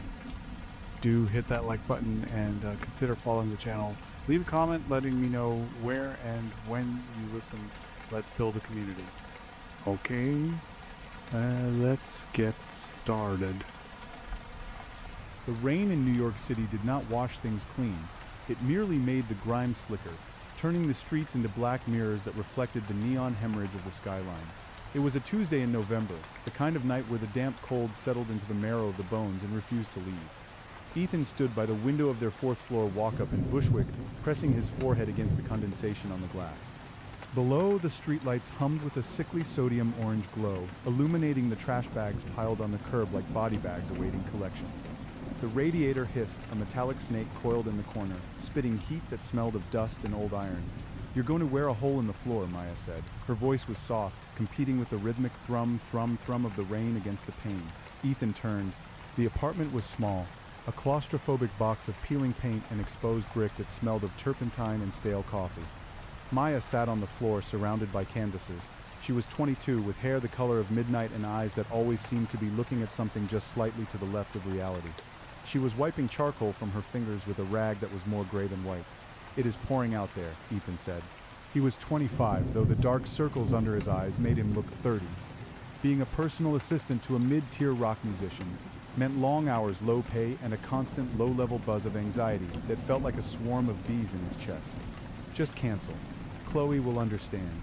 Maya smiled, that crooked, teasing smile that had anchored him to her since the day they met at a gallery opening neither of them could afford to buy art from. "Chloe is leaving for Berlin in 2 days. I promised I would say goodbye. Besides, it is just the Lower East Side. I'm not crossing the Atlantic." She stood up, her knees popping, and reached for her coat, a vintage red trench she had found at a thrift store in deeply questionable condition. She pulled it on, the crimson fabric stark against the drab beige of the apartment walls. It looked like a wound opening in the room. "I have a bad feeling," Ethan muttered. He knew how it sounded, possessive, paranoid. But the air pressure felt wrong tonight. The city felt heavy, like a lung full of water. Maya walked over and kissed him. Her lips tasted of mint and the metallic tang of the charcoal dust. "I will be back by 1. I have the keys. I have my phone. I have pepper spray. I'm a fortress. Text me when you get to the bar," he said. "I will. And when you leave." "Yes, Dad." She rolled her eyes, but her hand lingered on his chest. "Go to sleep, Ethan. You look like a ghost." She pulled away, the red coat swirling around her ankles. The door clicked shut, the deadbolt sliding into place with a sound that felt final. Ethan listened to her footsteps fading down the stairwell. Clack, clack, clack, until the heavy front door of the building slammed, and the sound of the rain swallowed her whole. 1 in the morning came and went. Ethan sat on the sagging couch, his phone in his hand, the screen glowing bright in the dark room. He had texted her at 11. "Did you get there?" No reply. He texted her at midnight. "Everything okay?" No reply. At 1:15, the silence in the apartment began to have a texture. It was thick, suffocating. The radiator had stopped clanking, leaving only the hiss of tires on wet asphalt outside. He called her. It rang 4 times, then the voicemail picked up. Her voice bright and laughing. "Hi, you have reached Maya. Leave a message, or better yet, send a text. Bye." He hung up. He called again, voicemail. He called Chloe. He did not want to be that guy, the jealous boyfriend checking up. But the knot in his stomach was pulling tight, twisting his intestines. Chloe answered on the second ring, loud music thumping in the background. "Ethan, what is up? Is Maya with you?" A pause. The music seemed to swell, filling the silence. "Maya? No, I have not seen her. She texted me at 9 saying she was on her way, but she never showed. I figured you guys got into a fight or she got stuck working on a piece." The world tilted on its axis. The blood drained from Ethan's face, leaving him cold and dizzy. "She left at 9:30. She was coming to meet you at the Black Rabbit." "Ethan, she never came." Chloe said, her voice sobering, the annoyance replaced by a flicker of concern. "Maybe her phone died. The reception in here is garbage. She would have found a way to call." Ethan said, his voice sounding distant to his own ears. "She never showed up." "No. Look, I'm sure she is fine. It is New York. Maybe the trains are messed up." Ethan hung up. He grabbed his jacket. He did not bother with an umbrella. The police station was a study in fluorescent misery. The lights hummed with a headache-inducing frequency, casting everything in a pallid, green-gray hue. It smelled of stale sweat, floor wax, and despair. The officer at the desk was a woman with a face carved from granite, her eyes dull from years of hearing the same stories. She typed slowly on a keyboard that looked like it belonged in a museum. "She has been gone 4 hours," the officer asked, not looking up. "It is not like her," Ethan pleaded, gripping the edge of the counter. His knuckles were white. "She was meeting a friend. She never made it. She is not answering her phone. She is 22, sir. She is an adult. Maybe she met someone else. Maybe she decided to take a trip. Unless there is evidence of foul play, we cannot file a missing persons report for 24 hours. She did not meet someone else. Ethan slammed his hand on the counter. A few people in the waiting area, a drunk with a bloody nose, a teenager in handcuffs, looked up lethargically. Something is wrong. I know it. The officer finally looked at him. Her eyes were hard, lacking any sympathy. Go home, sir. Call her friends. If she is not back by tomorrow night, come back with a photo. Ethan stumbled out into the rain. The city felt different now. It was not just wet, it was hostile. The buildings leaned in. The alleyways looked like open mouths filled with rot. The neon signs reflected in the puddles looked like spilled chemicals. He could not go home. The apartment would be a tomb without her. He got into his car, a rusted sedan he barely used, and drove toward the Lower East Side. The rain had turned into a deluge. The windshield wipers slapped frantically against the glass, fighting a losing battle. Ethan double-parked near the corner of Ludlow and Rivington, ignoring the honking of a passing taxi. He started at the subway station, Delancey Street. He showed the photo on his phone to the attendant in the booth. A heavy-set man reading a tabloid. Senior, red coat, dark hair. The man barely glanced. Nope, too many faces, kid. Ethan went up to the street level. He walked the route she would have taken. The bars were closing now. Drunks spilled out onto the sidewalks, laughing, fighting, oblivious to the void that had opened up in Ethan's life. He went into the Black Rabbit. The bartender was wiping down the counter. Red coat? The bartender said, pausing. Yeah, maybe. Saw a girl in a red coat earlier, waiting by the door. Looked like she was waiting for someone. Did you see where she went? Ethan's heart hammered against his ribs. She stepped out to take a call. Did not come back in. Figured she found her date. What time? Maybe 10? 10:15. Ethan ran out. 10:15. She had been here. She had been right here. He stood on the sidewalk, spinning in a slow circle. The rain plastered his hair to his skull. Where did she go? He looked down the street. To the left, the lights of bars and bodegas. To the right, the street grew darker, leading toward the older tenements and the construction zones near the bridge. He walked right.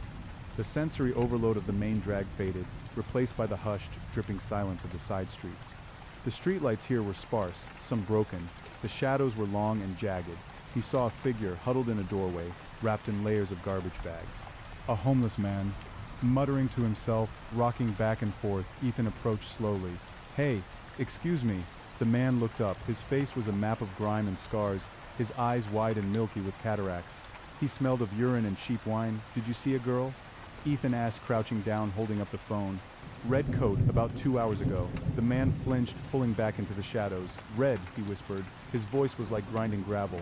Red like the sermon. Ethan frowned. What? No, her coat. It was red. The man began to shake. They took the red one, the hooded ones. They came from the cracks. Always when the lights flicker. Always when the rain is loud. Who? Ethan grabbed the man's shoulder. Who took her? The sermon, the man hissed, spitting the words out. The red sermon, down the throat. Down the throat of the city. He pointed a shaking, filth-encrusted finger toward an alleyway across the street. Into the dark. Do not go. The pavement eats people there. Ethan looked at the alley. It was a narrow throat between two crumbling brick buildings. A construction fence blocked part of it, but the chain link was torn open. Thank you, Ethan said, dropping a $20 bill into the man's lap. Do not go, the man wailed as Ethan crossed the street. The pipes are hungry tonight. He pointed a shaking, filth-encrusted finger toward an alleyway across the street. Into the dark. Do not go. The pavement eats people there. Ethan looked at the alley. It was a narrow throat between two crumbling brick buildings. A construction fence blocked part of it, but the chain link was torn open. Thank you, Ethan said, dropping a $20 bill into the man's lap. Do not go. The man wailed as Ethan crossed the street. The pipes are hungry tonight. The alley smelled of sulfur and dead rats. The rain did not reach the ground here. The fire escapes overhead created a rusted canopy that dripped thick brown water. Ethan turned on his phone's flashlight. The beam cut through the gloom, illuminating piles of wet cardboard and rusted machinery parts. He walked deeper. The sounds of the city, the sirens, the traffic faded, replaced by a low, rhythmic thumping sound coming from beneath the ground. Like a heartbeat or a machine that never stopped.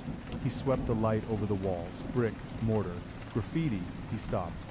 On the wall, near the ground, drawn in what looked like white chalk but shimmered with a strange iridescence, was a symbol, a circle but inverted, intersected by three jagged lines that looked like claws tearing through fabric. He crouched down. Beneath the symbol, the ground was disturbed. The mud was churned up as if a struggle had taken place. There were drag marks, long, deep furrows in the grime leading toward the back of the alley. Ethan's breath hitched. He followed the marks. They led to a massive iron grate set into the ground. It was an old subway ventilation shaft, the kind that had not been used since the 70s. The bars were thick, rusted, immovable, except one. One of the bars had been bent upward, creating a gap just wide enough for a person to squeeze through. Ethan shone the light down into the grate. Darkness. Absolute swallowing darkness. Then a glint. Something reflected the light about 10 feet down, resting on a ledge of rusted metal.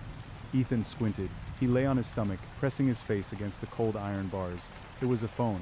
A smartphone with a cracked screen, encased in a case covered in stickers of Van Gogh paintings. Maya's phone. A scream tore from Ethan's throat, raw and animalistic. Maya, his voice echoed down the shaft, bouncing off wet concrete and metal, fading into the abyss.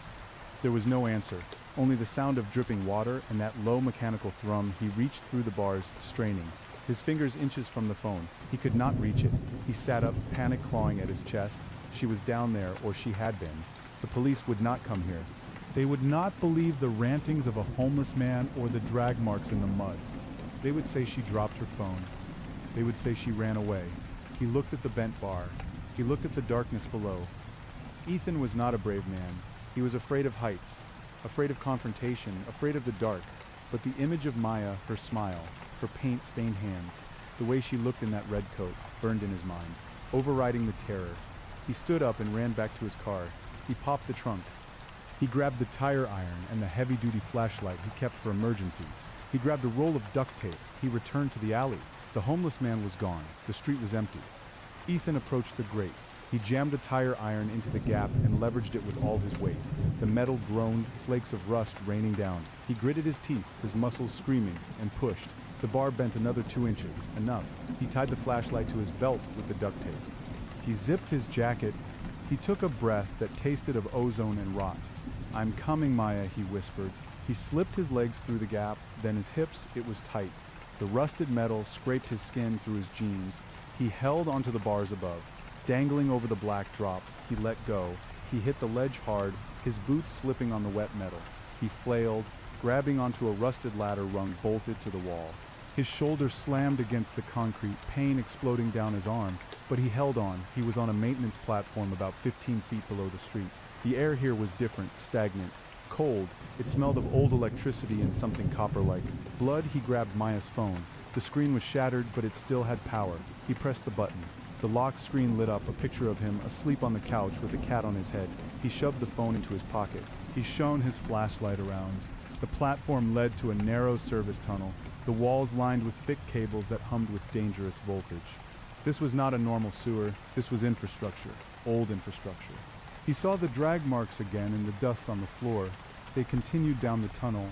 Ethan began to walk. The tunnel sloped downward. The deeper he went, the quieter it got. The hum of the city above disappeared completely, replaced by the sound of his own breathing and the squelch of his boots in the muck. After 10 minutes of walking, the tunnel opened up. He stood on a balcony overlooking a vast, cavernous space. He swept the flashlight beam across the void. It was a subway station, but not one on any map. The tile work was intricate Art Deco designs covered in decades of soot. The signs hanging crookedly from the ceiling read City Hall Loop Line 61. Line 61, he remembered reading about it on some urban exploration forum. A spur line built in the 40s, closed in the 70s after a structural collapse killed a dozen workers. It was supposed to be sealed. Concrete poured into the entrances, yet here it was, open breathing and inhabited. Down on the tracks, amid the rusted husks of 2 subway cars that looked like dead whales, there were fires burning, small, flickering campfires. Ethan crouched low, turning off his flashlight. The fires provided enough dim illumination to see. Shadows moved around the fires, people, but they did not move like the homeless people in the parks. They moved with purpose. They were stripping wire, sharpening metal, arranging things. And on the walls of the station, painted in broad, dark strokes that looked black in the firelight, were symbols, the same inverted circle. Thousands of them. Ethan crept down the stairs toward the platform. He needed to get closer. He needed to see if she was there. He hid behind a concrete pillar. 2 figures walked past him, close enough to touch. They were wrapped in heavy canvas coats, their faces obscured by hoods and makeshift masks made of rags. Offering is ready, one whispered. The voice was raspy, genderless. The heart is waking. The other replied, the tremors are starting. The red sermon must be read tonight. Is the vessel pure? She fights, but the drug is working. She will be ready for the high priest. Ethan's blood turned to ice. She fights. He waited for them to pass, then moved. He stuck to the shadows, moving from pillar to pillar, car to car. The station was a labyrinth of debris. He reached the end of the platform. The tracks continued into a tunnel that was pitch black, swallowed by the earth. A faint, rhythmic chanting drifted from that darkness. Om Naval, Om Naval, Om Naval. It sounded like a language that had not been spoken in centuries. Ethan stepped onto the tracks. He had to follow the sound. He moved deeper into the tunnel. The air grew warmer here, humid. It smelled of sulfur and meat, burnt meat. He passed a side chamber, a maintenance alcove. He shone his light quickly. Words were scrawled on the wall in spray paint. Modern graffiti, likely from urban explorers who had found this place and regretted it. They are still down here. Do not look at the walls. Run. And beneath that, a pile of backpacks. Hiking gear, cameras all abandoned, covered in a thick layer of gray dust. Ethan swallowed the bile rising in his throat. He gripped the tire iron tighter. The chanting grew louder. The tunnel widened into a massive circular chamber. It looked like an old cistern or a pump room, with high vaulted ceilings and pipes the size of redwood trees running vertically along the walls. In the center of the chamber was a pit, a deep circular hole that seemed to go down forever. A faint red glow emanated from the pit, pulsing like a dying star. Around the pit stood an altar, a slab of rough-hewn stone stained black, and on the altar lay a figure in a red coat. Maya, Ethan breathed. She was bound. Ropes tied her wrists and ankles to the stone. Her head lolled to the side. Surrounding the altar were 36 figures in red robes. They held candles. They were swaying, chanting that same 3-syllable phrase. Standing over Maya was a man. He was tall, gaunt, wearing a robe that looked like it was made of stitched-together leather. He held a curved dagger in one hand and a chalice in the other. Ethan did not think. He did not plan. The sight of the knife hovering over Maya's chest short-circuited his fear and replaced it with a blinding white-hot rage. He turned on his flashlight to the strobe setting. Get away from her, he screamed it, his voice cracking in charge. The strobe light disoriented the cultists. They shielded their eyes, stumbling back as the erratic flashing cut through the gloom. Ethan sprinted across the chamber. He swung the tire iron, connecting with the shoulder of a robed figure that tried to block him. The man crumbled with a crunch of bone. Ethan leaped onto the dais. The high priest turned, his eyes wide. They were milky white, surrounded by burn scars, as if he had stared into a fire for too long. The interloper, the priest, hissed, just as the tremors predicted. Ethan did not stop. He swung the tire iron at the priest's head. The priest moved with unnatural speed, dodging the blow, but he dropped the dagger. It clattered across the stone. Ethan dropped the tire iron and grabbed Maya. Maya, wake up. He shook her. Her eyes fluttered open. Her pupils were blown wide, black discs swallowing the iris. Ethan, she slurred. The walls, the faces in the walls are moving. I have got you. We are leaving. He pulled a knife from his pocket, a small Swiss Army knife, and began sawing at the ropes. Seize them, the priest shrieked. The offering must not be tainted. The cultists recovered from the shock. They surged forward, a wave of red robes. Ethan cut the last rope. He hauled Maya up. She was dead weight, her legs rubbery. Come on, baby, please. You have to walk, he begged. He grabbed the tire iron again, swinging it wildly to keep the circle back. Back, stay back. But there were too many of them. A heavy blow struck Ethan from behind, hitting him at the base of the skull. The world exploded into sparks. He fell to his knees. Another blow to his ribs. He tasted blood. Maya screamed as hands grabbed her, pulling her away from him. No. Ethan tried to crawl toward her, but a boot stomped on his hand, crushing his fingers against the stone. He cried out. 2 cultists grabbed his arms, hauling him up. The high priest retrieved his dagger. He walked over to Ethan, his burned face inches away. He smelled of ancient dust and dried blood. You possess a great love, the priest said, his voice like dry leaves skittering on pavement. It will make the feeding all the more potent. The heart prefers sorrow. It has a flavor. Go to hell. Ethan spat. Blood spraying the priest's face. The priest smiled, revealing teeth filed into points. We are already there, boy. We are merely the groundskeepers. He gestured to the cultists. Bind him. Place him beside her. Let him watch. The city must eat. Ethan was dragged to the altar. They slammed him down next to Maya. He looked at her. She was weeping terror cutting through the drugs in her system. I'm sorry, Ethan whispered, his voice breaking. I am so sorry. "They are going to kill us," she sobbed. "I will not let them," he lied. The priest raised the dagger high. The chanting reached a fever pitch, vibrating in Ethan's teeth. The red glow from the pit intensified, casting long demonic shadows against the curved walls. The ground beneath them lurched. It was not a subway vibration, it was a quake. Dust rained down from the high ceiling. A low moan resonated from the pit, a sound so deep it was felt rather than heard. It sounded like a whale song, but distorted, angry. The heart stirs. The priest screamed in ecstasy. "It demands the blood now," he brought the dagger down. Ethan bucked his hips with every ounce of strength he had left. He slammed his shoulder into the priest's legs just as the blade descended. The priest stumbled. The knife missed Maya's heart, slicing a shallow gash across her shoulder instead. Maya screamed. The disruption caused chaos. The quake intensified. A crack appeared in the stone floor of the chamber, steam hissing out with a shriek. Ethan rolled, kicking out at the cultist holding his legs. The man fell back into the widening crack, screaming as he plummeted into the red glow. "Get up!" Ethan roared at Maya. He scrambled to his feet, his hands still bound behind him. He saw a jagged piece of metal protruding from the altar, part of an old mounting bracket. He backed up to it and sawed the ropes against the rusty edge. The friction burned his wrists, but the rope snapped. He was free. He grabbed the fallen dagger from the floor. The priest was getting up, his face twisted in fury. "You cannot stop the cycle. The foundation will crumble." Ethan did not debate him. He lunged, driving his shoulder into the priest's chest, knocking him backwards. The priest flailed, his robes catching on the altar, but he regained his balance.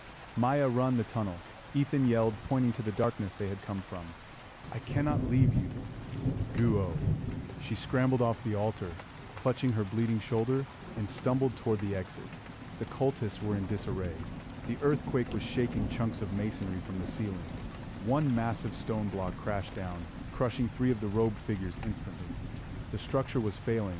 Ethan turned to follow Maya, but the priest grabbed his ankle. "You will stay," the priest shrieked. "You will be the meat." Ethan kicked him in the face. The priest let go, howling.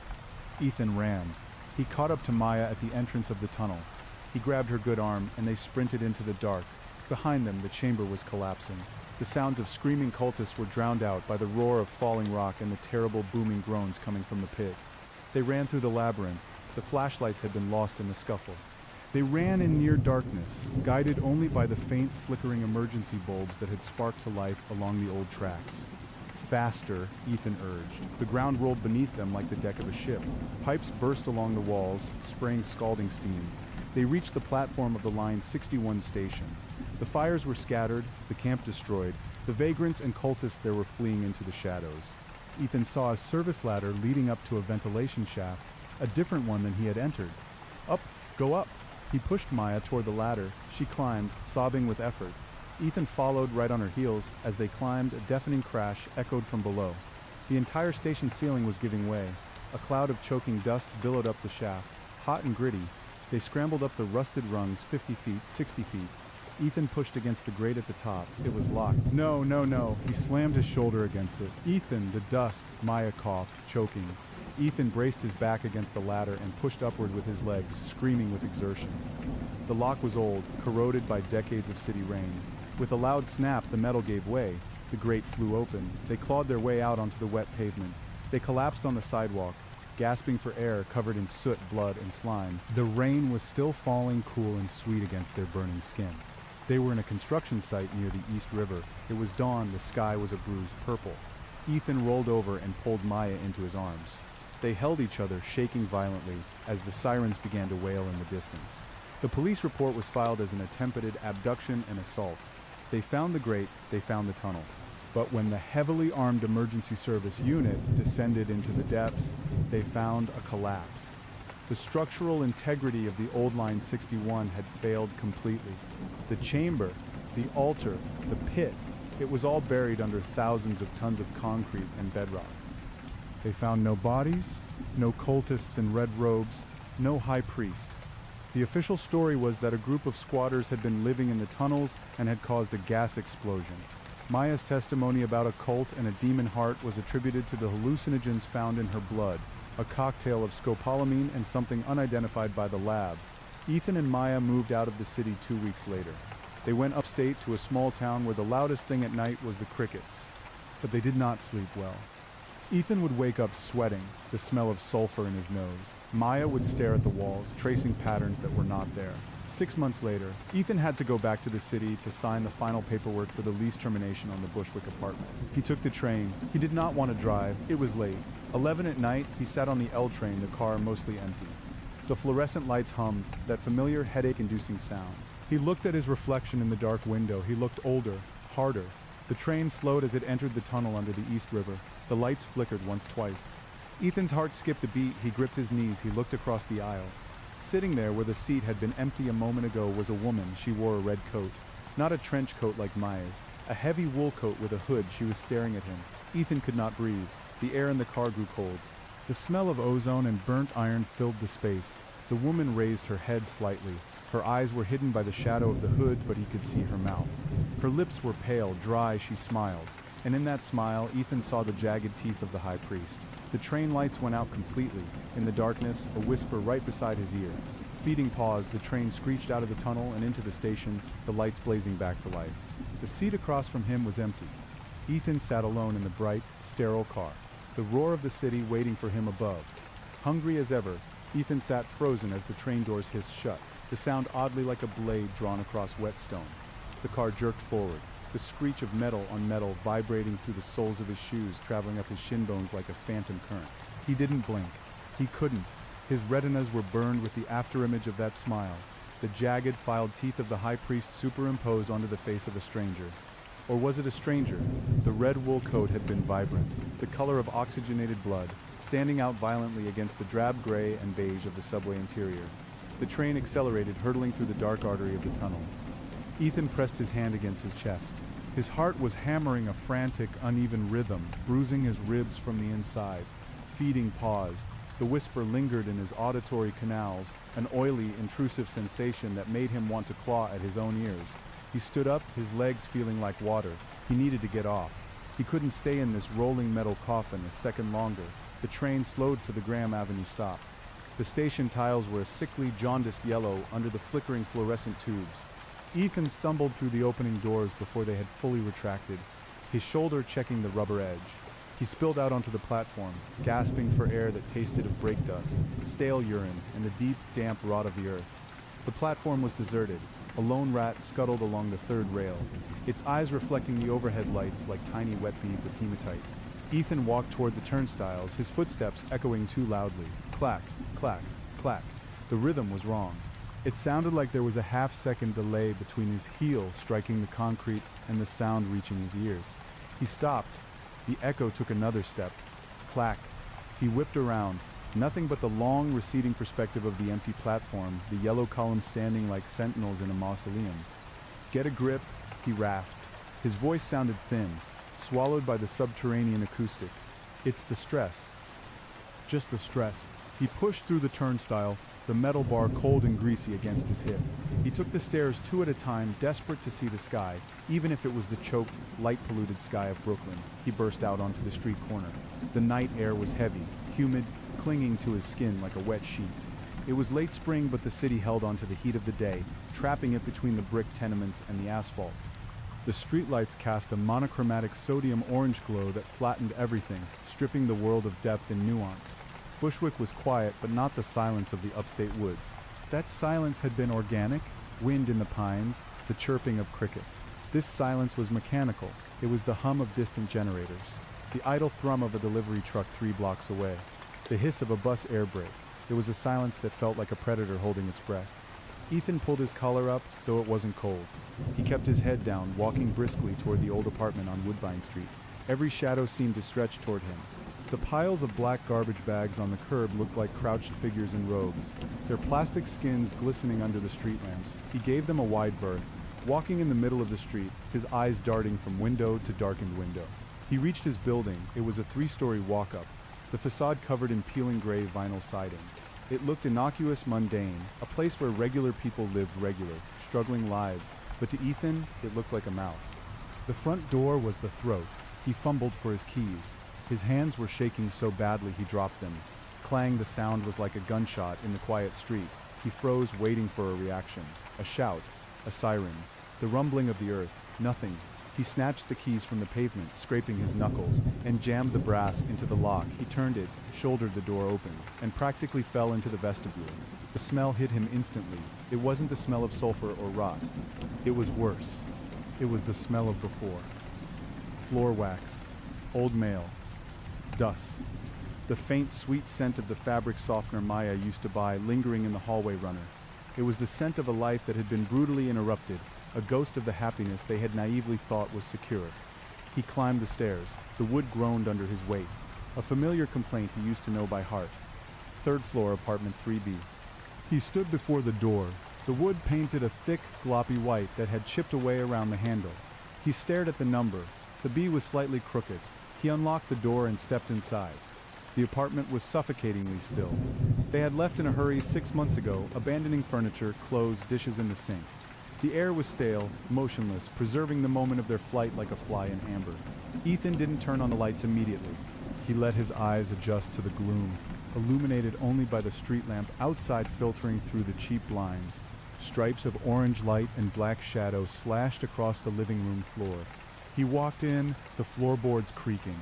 There was the couch, draped in a sheet they had hastily thrown over it. There was the bookshelf, Maya's collection of art history texts leaning against his thrillers.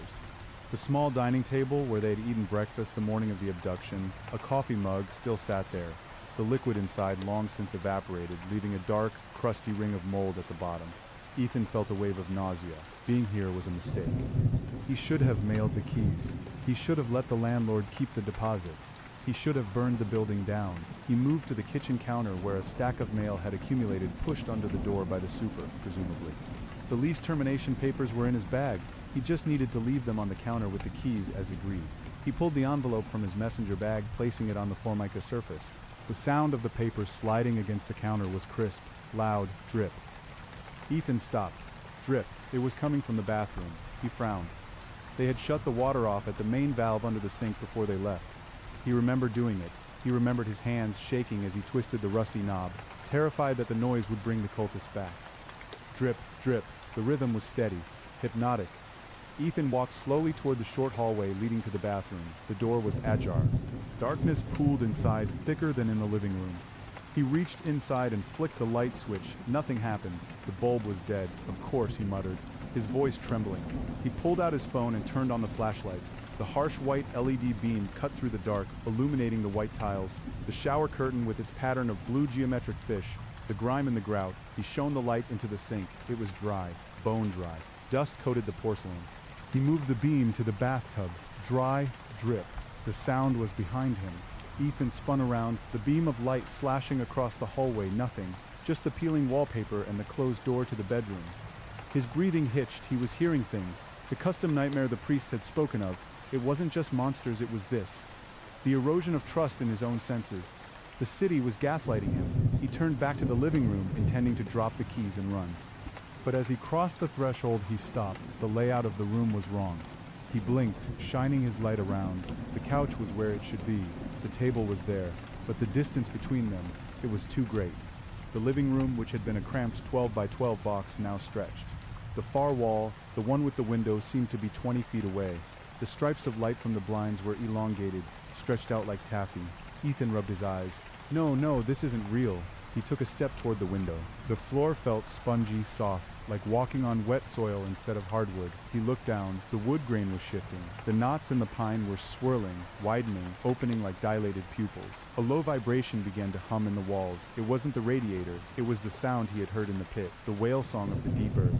Vrumamum, the coffee mug on the table rattled. The moldy ring inside it liquefied, bubbling up, turning red. Get out.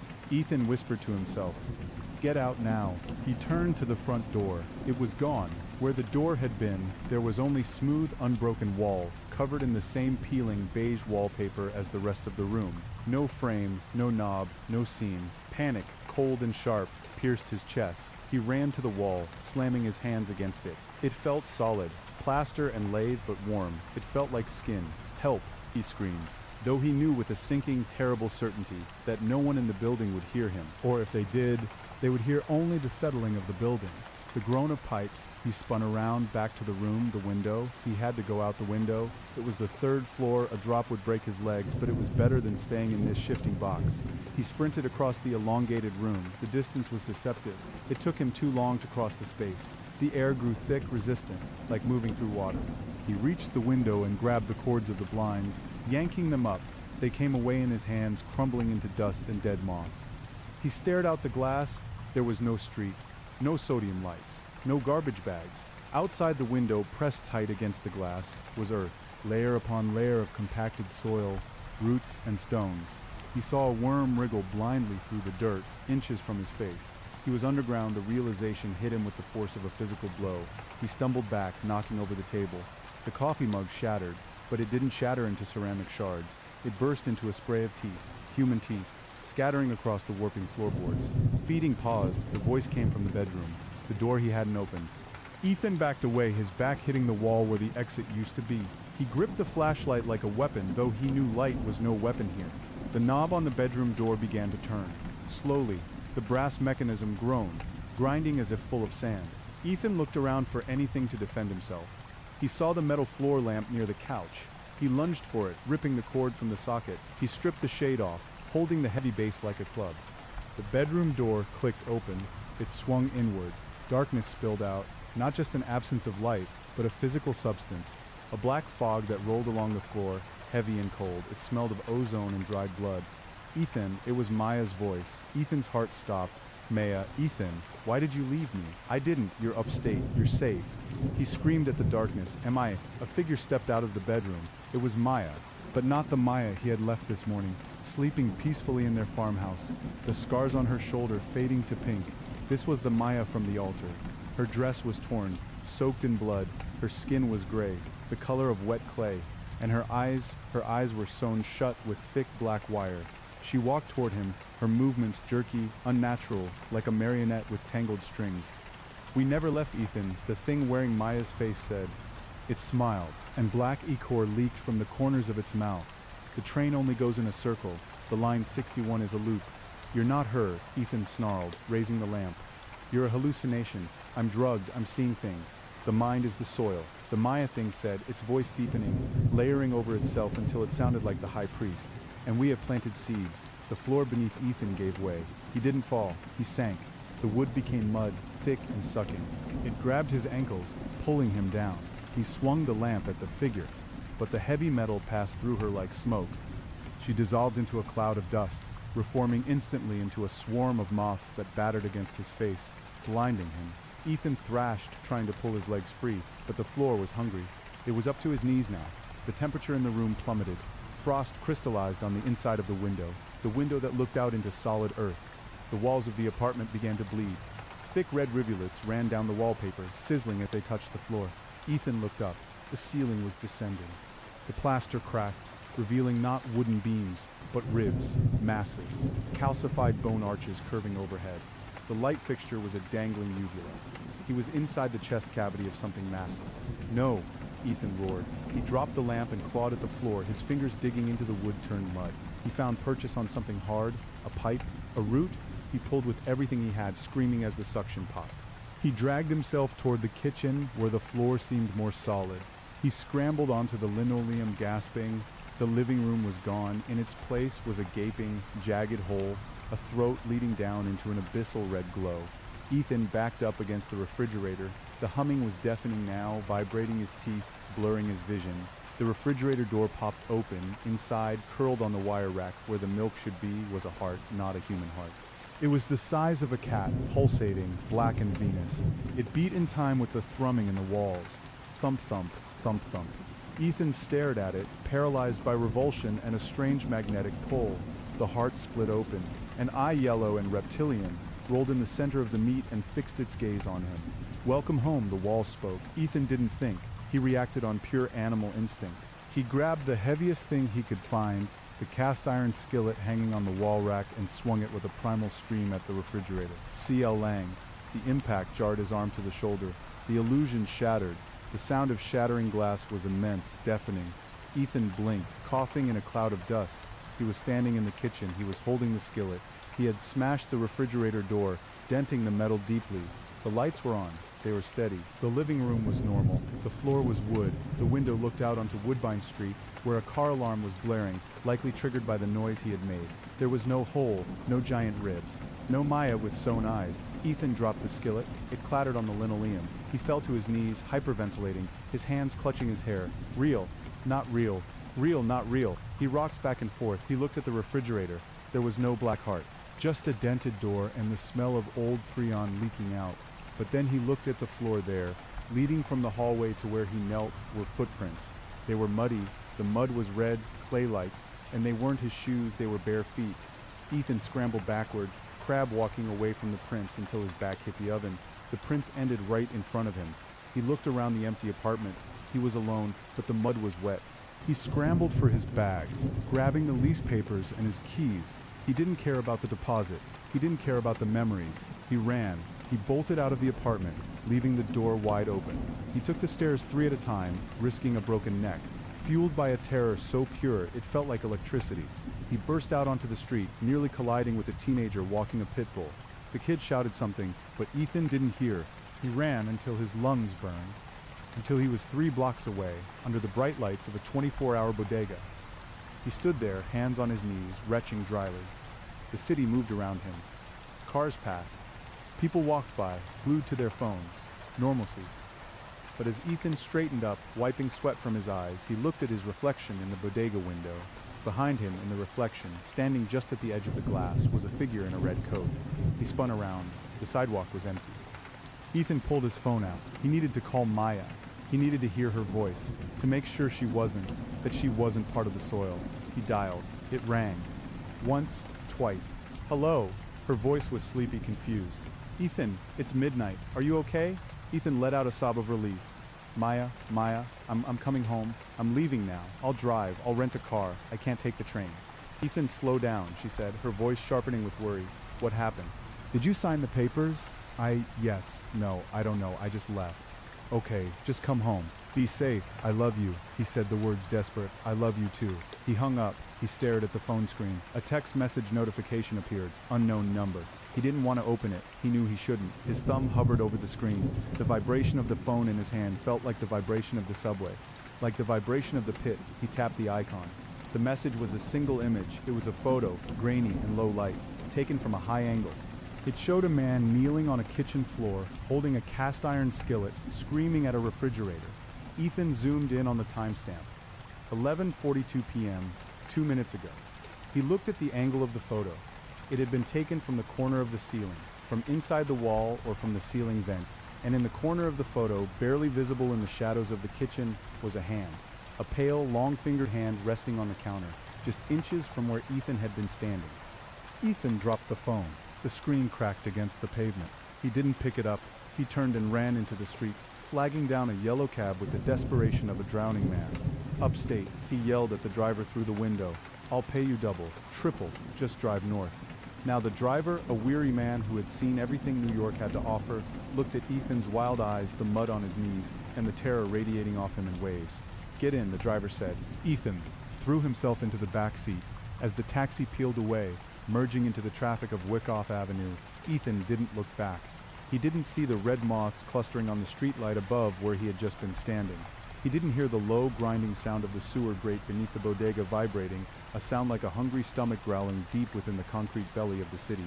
The nightmare hadn't paused. It had simply changed venues. The interior of the taxi smelled of stale cherry pine and ancient cigarette smoke, a chemical sweetness that coated the back of Ethan's throat. He huddled against the door, pressing his forehead to the cool glass, watching the city smear into long, luminous streaks of red and white. Every muscle in his body was coiled tight, vibrating with the aftershocks of adrenaline. He checked his hands. They were trembling so violently he had to clasp them together between his knees to stop them from drumming against his legs. The mud on his jeans was drying. He could feel it crumbing, the red clay turning to dust, sifting down into his socks. It felt heavy, denser than normal earth, as if he were carrying trace amounts of lead. "You in some kind of trouble, buddy." The driver's voice was gravelly, filtered through the thick plexiglass partition that separated the front from the back. A smear of grease on the plastic obscured the man's face. leaving only the silhouette of a head and the glint of eyes in the rearview mirror. Ethan flinched. No, just family emergency. Please just drive. I'm driving, meters running, but you look like you saw a ghost, or maybe the cops. Not the cops? Ethan whispered, his voice cracking. He cleared his throat. Just drive fast. Get me to the Sawmill Parkway. I need to be out of the city. The driver grunted, a non-committal sound, and merged onto the Brooklyn-Queens Expressway. The car rattled over a pothole, the suspension groaning like a dying animal. Ethan closed his eyes, but the moment he did, the image burned behind his lids, the photo, the hand on the counter. The pale, elongated fingers that had been inches from his own skin while he stood screaming at a refrigerator. It was there. It had been in the room with him, not a hallucination. A physical presence that could cast a shadow, that could be captured by a camera lens. He forced his eyes open. He couldn't blink. He had to watch. The city outside was transforming. As they ascended the Kosciuszko Bridge, the skyline of Manhattan rose up on the left like a jagged jawbone of black glass and steel, the lights merely cavities of decay. The East River below was a slab of oil reflecting nothing. Ethan felt a sudden, irrational spike of claustrophobia. The taxi was a cave. The locks were the plunger type, slick with years of accumulated grime. He stared at the back of the driver's head. The man had thick rolls of neck fat, glistening with sweat despite the air conditioning. Hey, Ethan said, can you turn the radio up? Just a little. He needed noise. He needed the banality of a top 40 hit or a droning news anchor to scrub the sound of the thump-thump from his auditory memory. The driver reached out a beefy hand and twisted a knob. Static hissed through the speakers. It wasn't the white noise of an untuned frequency. It was wet, a churning liquid static, like a microphone wrapped in plastic and submerged in a swamp. Accident on the delay. Southbound. The voice cut in and out, distorted. Soil conditions worsening near the artery. In sat up straighter. What station is this? 100 and wins, the driver said, his eyes flicking to the rearview mirror again. Traffic and weather together on the ones, reports of obstruction in the tunnels. Biological matter on the tracks. Turn it off, Ethan said. Traffic's bad up ahead. Gotta know the route. I said turn it off, Ethan shouted, the panic flaring hot in his chest. The driver ignored him. The car accelerated, the speedometer needle, visible through the gap in the steering wheel, climbed past 60, then 70. The BQE was technically a highway, but it was narrow, cratered, and unforgiving. They were weaving between trucks that loomed like iron monoliths. Slow down, Ethan pleaded. He looked out the window again. They were passing a cemetery. Calvary Cemetery. The endless rows of headstones stretched out under the orange glow of the street lamps. But as the taxi sped by, the perspective shifted. The headstones didn't look like stone markers. They looked like teeth. Thousands of square, gray teeth jutting up from the gums of the earth. And the ground between them was churning. Ethan rubbed his eyes, pressing the heels of his hands into his sockets until stars exploded. Pareidolia, he told himself. Pattern recognition gone haywire. You are in shock. When he looked back, the cemetery was gone, replaced by the industrial blight of Queens. He looked down at his knees. The mud, the dried red clay on his jeans wasn't crumbling anymore. It was dampening. A dark spot of moisture was spreading outward from the center of the stain on his left knee. It looked like he was bleeding, but the liquid was brown-red and thick. It smelled of copper and rot. Stop the car, Ethan said. His voice was small, terrified. Can't stop here, buddy. No shoulder, I said. Stop the fucking car. Ethan grabbed the door handle and yanked. Locked, of course it was locked. Child safety, prisoner safety. The liquid on his knee bubbled. A small white grub, no larger than a grain of rice, writhed out of the fabric of his jeans. Then another, then a third. Ethan screamed, slapping at his leg. He scrambled to the other side of the seat, kicking his leg out, trying to brush the things off. They clung to the denim, burrowing back in, seeking the warmth of his skin. Whoa, calm down back there. The driver swerved, the taxi nearly clipping a concrete barrier. There's something on me. Unlock the door. You're hallucinating, pal. You on something, you take something at that party. I wasn't at a party, I was. Ethan stopped. He looked at the driver's eyes in the mirror. The eyes were wrong. In the sodium glare of the highway lights, the driver's pupils were rectangular, horizontal, like a goat's, or an octopus's. And the man wasn't looking at Ethan. He was looking through Ethan at something behind him. Ethan whipped his head around to look out the rear window. There was a car following them. It was an old sedan, colorless in the night, its headlights off. It was following close, dangerously close. Bumper to bumper at 70 miles per hour, Ethan squinted. The windshield of the trailing car was dark, but he could see shapes. Silhouettes. Not one driver, but four figures. Stiff, upright. They were wearing masks.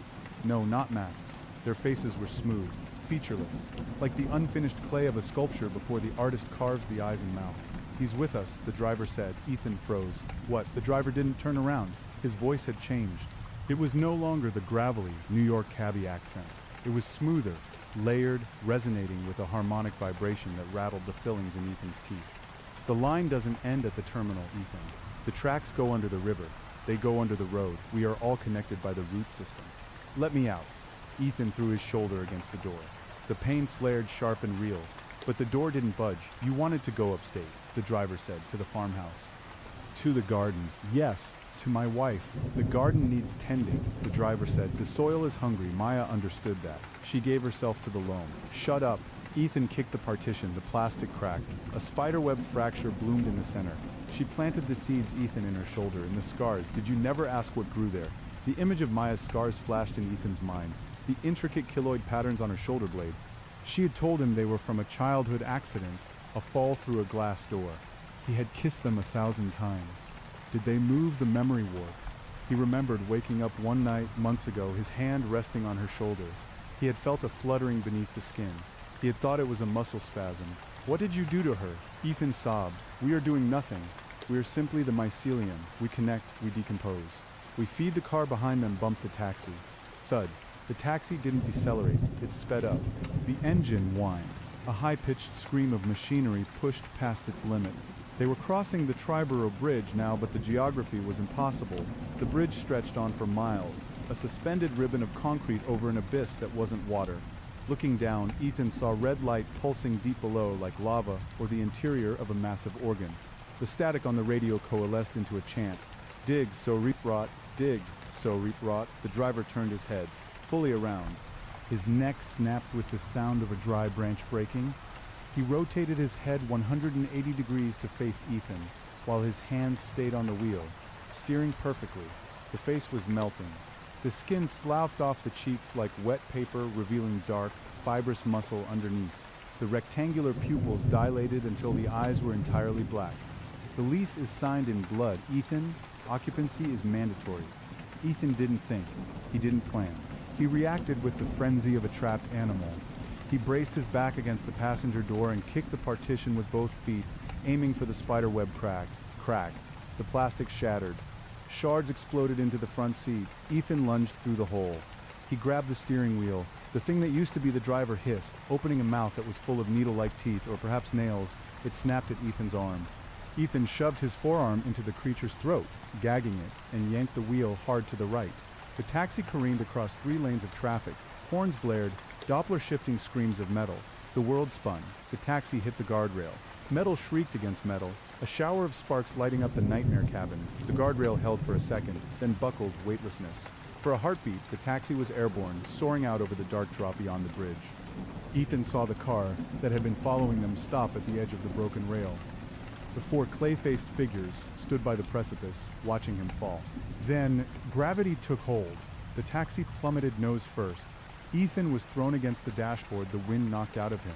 The cabin filled with the sound of rushing air and the driver thing's gurgling laughter. Crash. The impact wasn't water, it wasn't concrete, it was soft. The car smashed into something yielding, wet, and incredibly dense. The windshield shattered, not into glass, but into a spray of viscous fluid. Darkness swallowed them. Ethan lay crumpled in the passenger footwell, gasping for air. His ears rang with a high-pitched whine. He tasted copper and bile. He was alive. The airbags hadn't deployed. The car was too old or too cursed. Silence. The engine ticked as it cooled. The radio was dead. Ethan moved his arm. Pain shot through his shoulder, blinding white-hot, but the bone seemed intact. He pushed himself up, glass and slime cascading off his jacket. "Driver," he croaked. The driver's seat was empty. Not just empty, pristine, no blood, no melted skin, no shattered plastic. It was as if no one had been sitting there at all. Ethan looked out the broken windshield. He wasn't in the river, he wasn't under the bridge. The taxi was buried up to its hood in a mound of earth. Ethan kicked the passenger door open. It groaned, protesting against the soil piled against it, but gave way. He tumbled out, falling onto his hands and knees.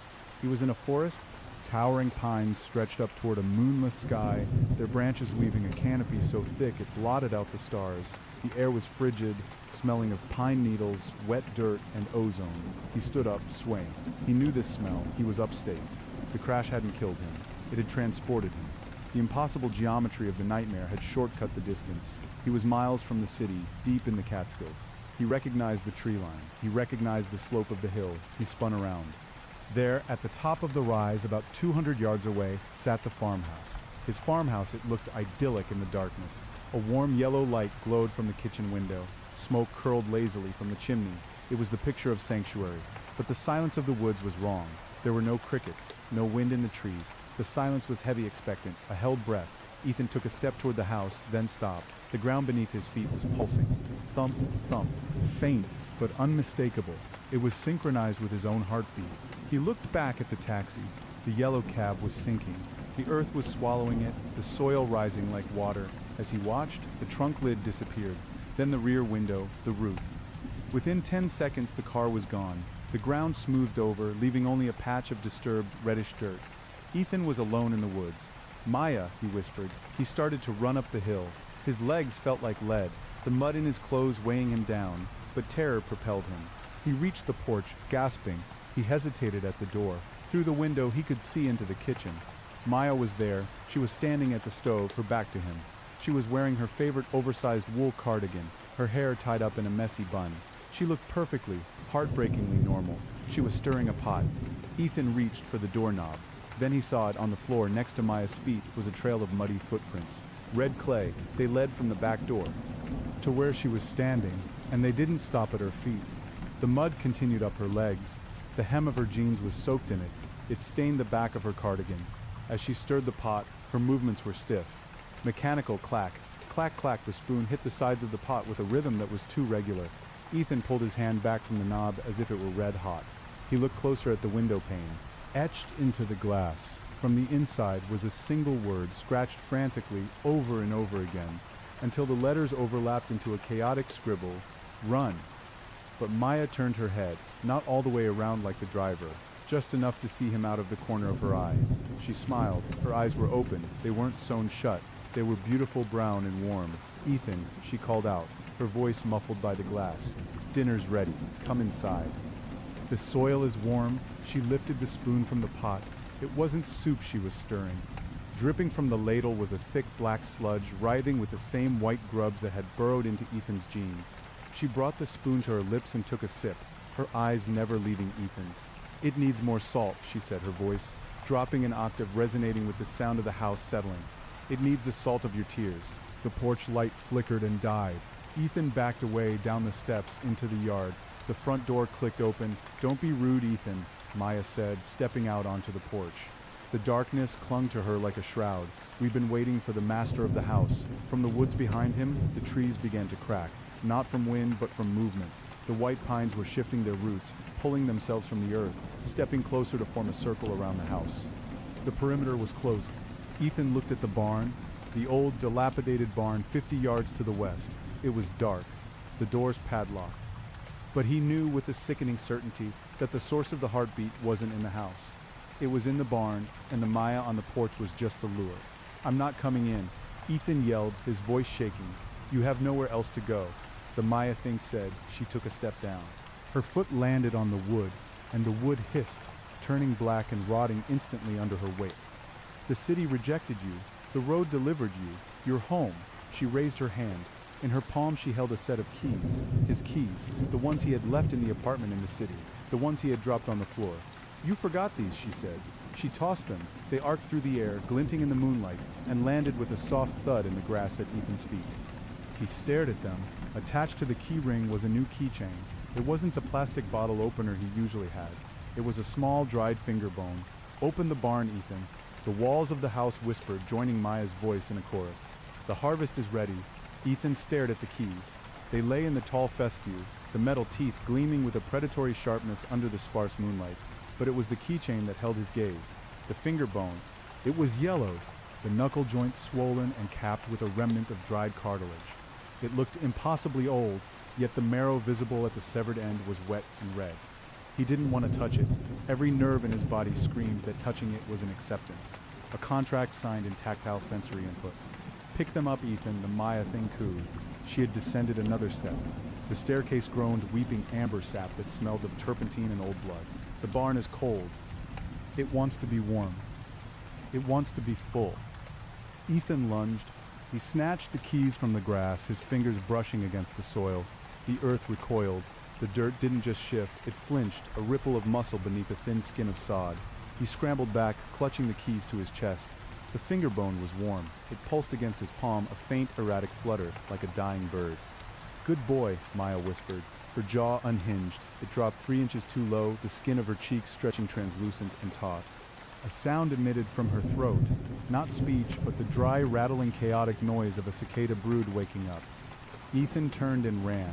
He sprinted toward the barn, his boots slipping on grass that felt increasingly slick as if coated in oil. To his left and right, the white pines were no longer just shifting, they were marching. Great roots tore free from the soil with the wet tearing sound of dislocated joints. The trees slammed down, interlocking their branches to form a palisade, funneling him toward the barn doors. The air grew heavier with every step. The pressure drop was immense, popping his ears. The smell of ozone faded, replaced by the dense, cloying scent of a slaughterhouse floor, masked by heavy floral perfume. Lilacs rotting in a pool of formaldehyde. He reached the barn, the structure loomed over him, far larger than he remembered. The weathered red siding appeared wet, glistening with a secreted resin. The wood grains swirled in patterns that looked uncomfortably like fingerprints. Thump, thump, the heartbeat was deafening here. It vibrated through the soles of his boots, rattling his teeth. The massive double doors shook in their frame with every systole and diastole. Ethan fumbled with the keys, his hands were shaking so violently he dropped them once, the keys jangling against the wood. He snatched them up before the floorboards could absorb them. He isolated the silver key, the one for the heavy master lock securing the sliding doors. He jammed the key into the slot. It didn't fit. "No," he gasped, twisting it. "No, no, no." Behind him, the cicada shriek of the Maya thing grew louder. He could hear the squelch of her footsteps, heavy, wet slaps against the ground. She wasn't walking anymore. She was shambling, dragging something heavy. Ethan looked at the finger bone on the keychain. The bone twitched, the knuckle bent. Revulsion flooded his throat with bile, but an insane logic took hold. He gripped the dried bone, feeling the phantom heat of the life that once occupied it, and shoved the distal phalanx into the keyhole. The bone didn't break. It softened. It molded itself like wax, sliding into the mechanism with a lubricated squelch. Click, the heavy padlock popped open. It fell to the ground, not with a metallic clatter, but with the dull thud of a severed organ. Ethan grabbed the iron handle of the barn door. It was warm, sweating, he heaved. The door slid along the track with a sound like a grindstone against bone. A gust of hot, humid air blasted into his face, carrying the overwhelming stench of copper and musk. He slipped inside. He tried to pull the door shut, but the mechanism jammed. A split second later, the darkness of the yard was cut off as the Maya thing slammed against the opening, blocking the exit. But she didn't enter. She stood in the gap, backlit by the impossible moonlight. Her silhouette was wrong. Too many limbs, jagged angles where curves should be. She placed a hand on the frame. "Germination," she hissed. Then she grabbed the handle and slid the door shut from the outside. Total darkness. Ethan backed away, his breath coming in ragged, shallow gasps. The silence of the woods was gone. The inside of the barn was a cacophony of wet noises, dripping, slurping, the rustle of movement, and the heartbeat. It was all around him now. Thump, thump. He needed light. He patted his pockets, his hands slick with the residue from the door handle.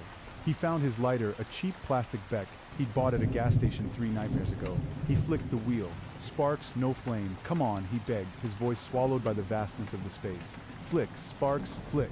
A small wavering yellow flame erupted. Ethan held it up. The light barely penetrated the gloom, but it revealed enough to shatter his mind. This wasn't his barn. The walls were not wood. They were woven from thick, fibrous strands of red muscle and gray sinew, pulsing in time with the heartbeat.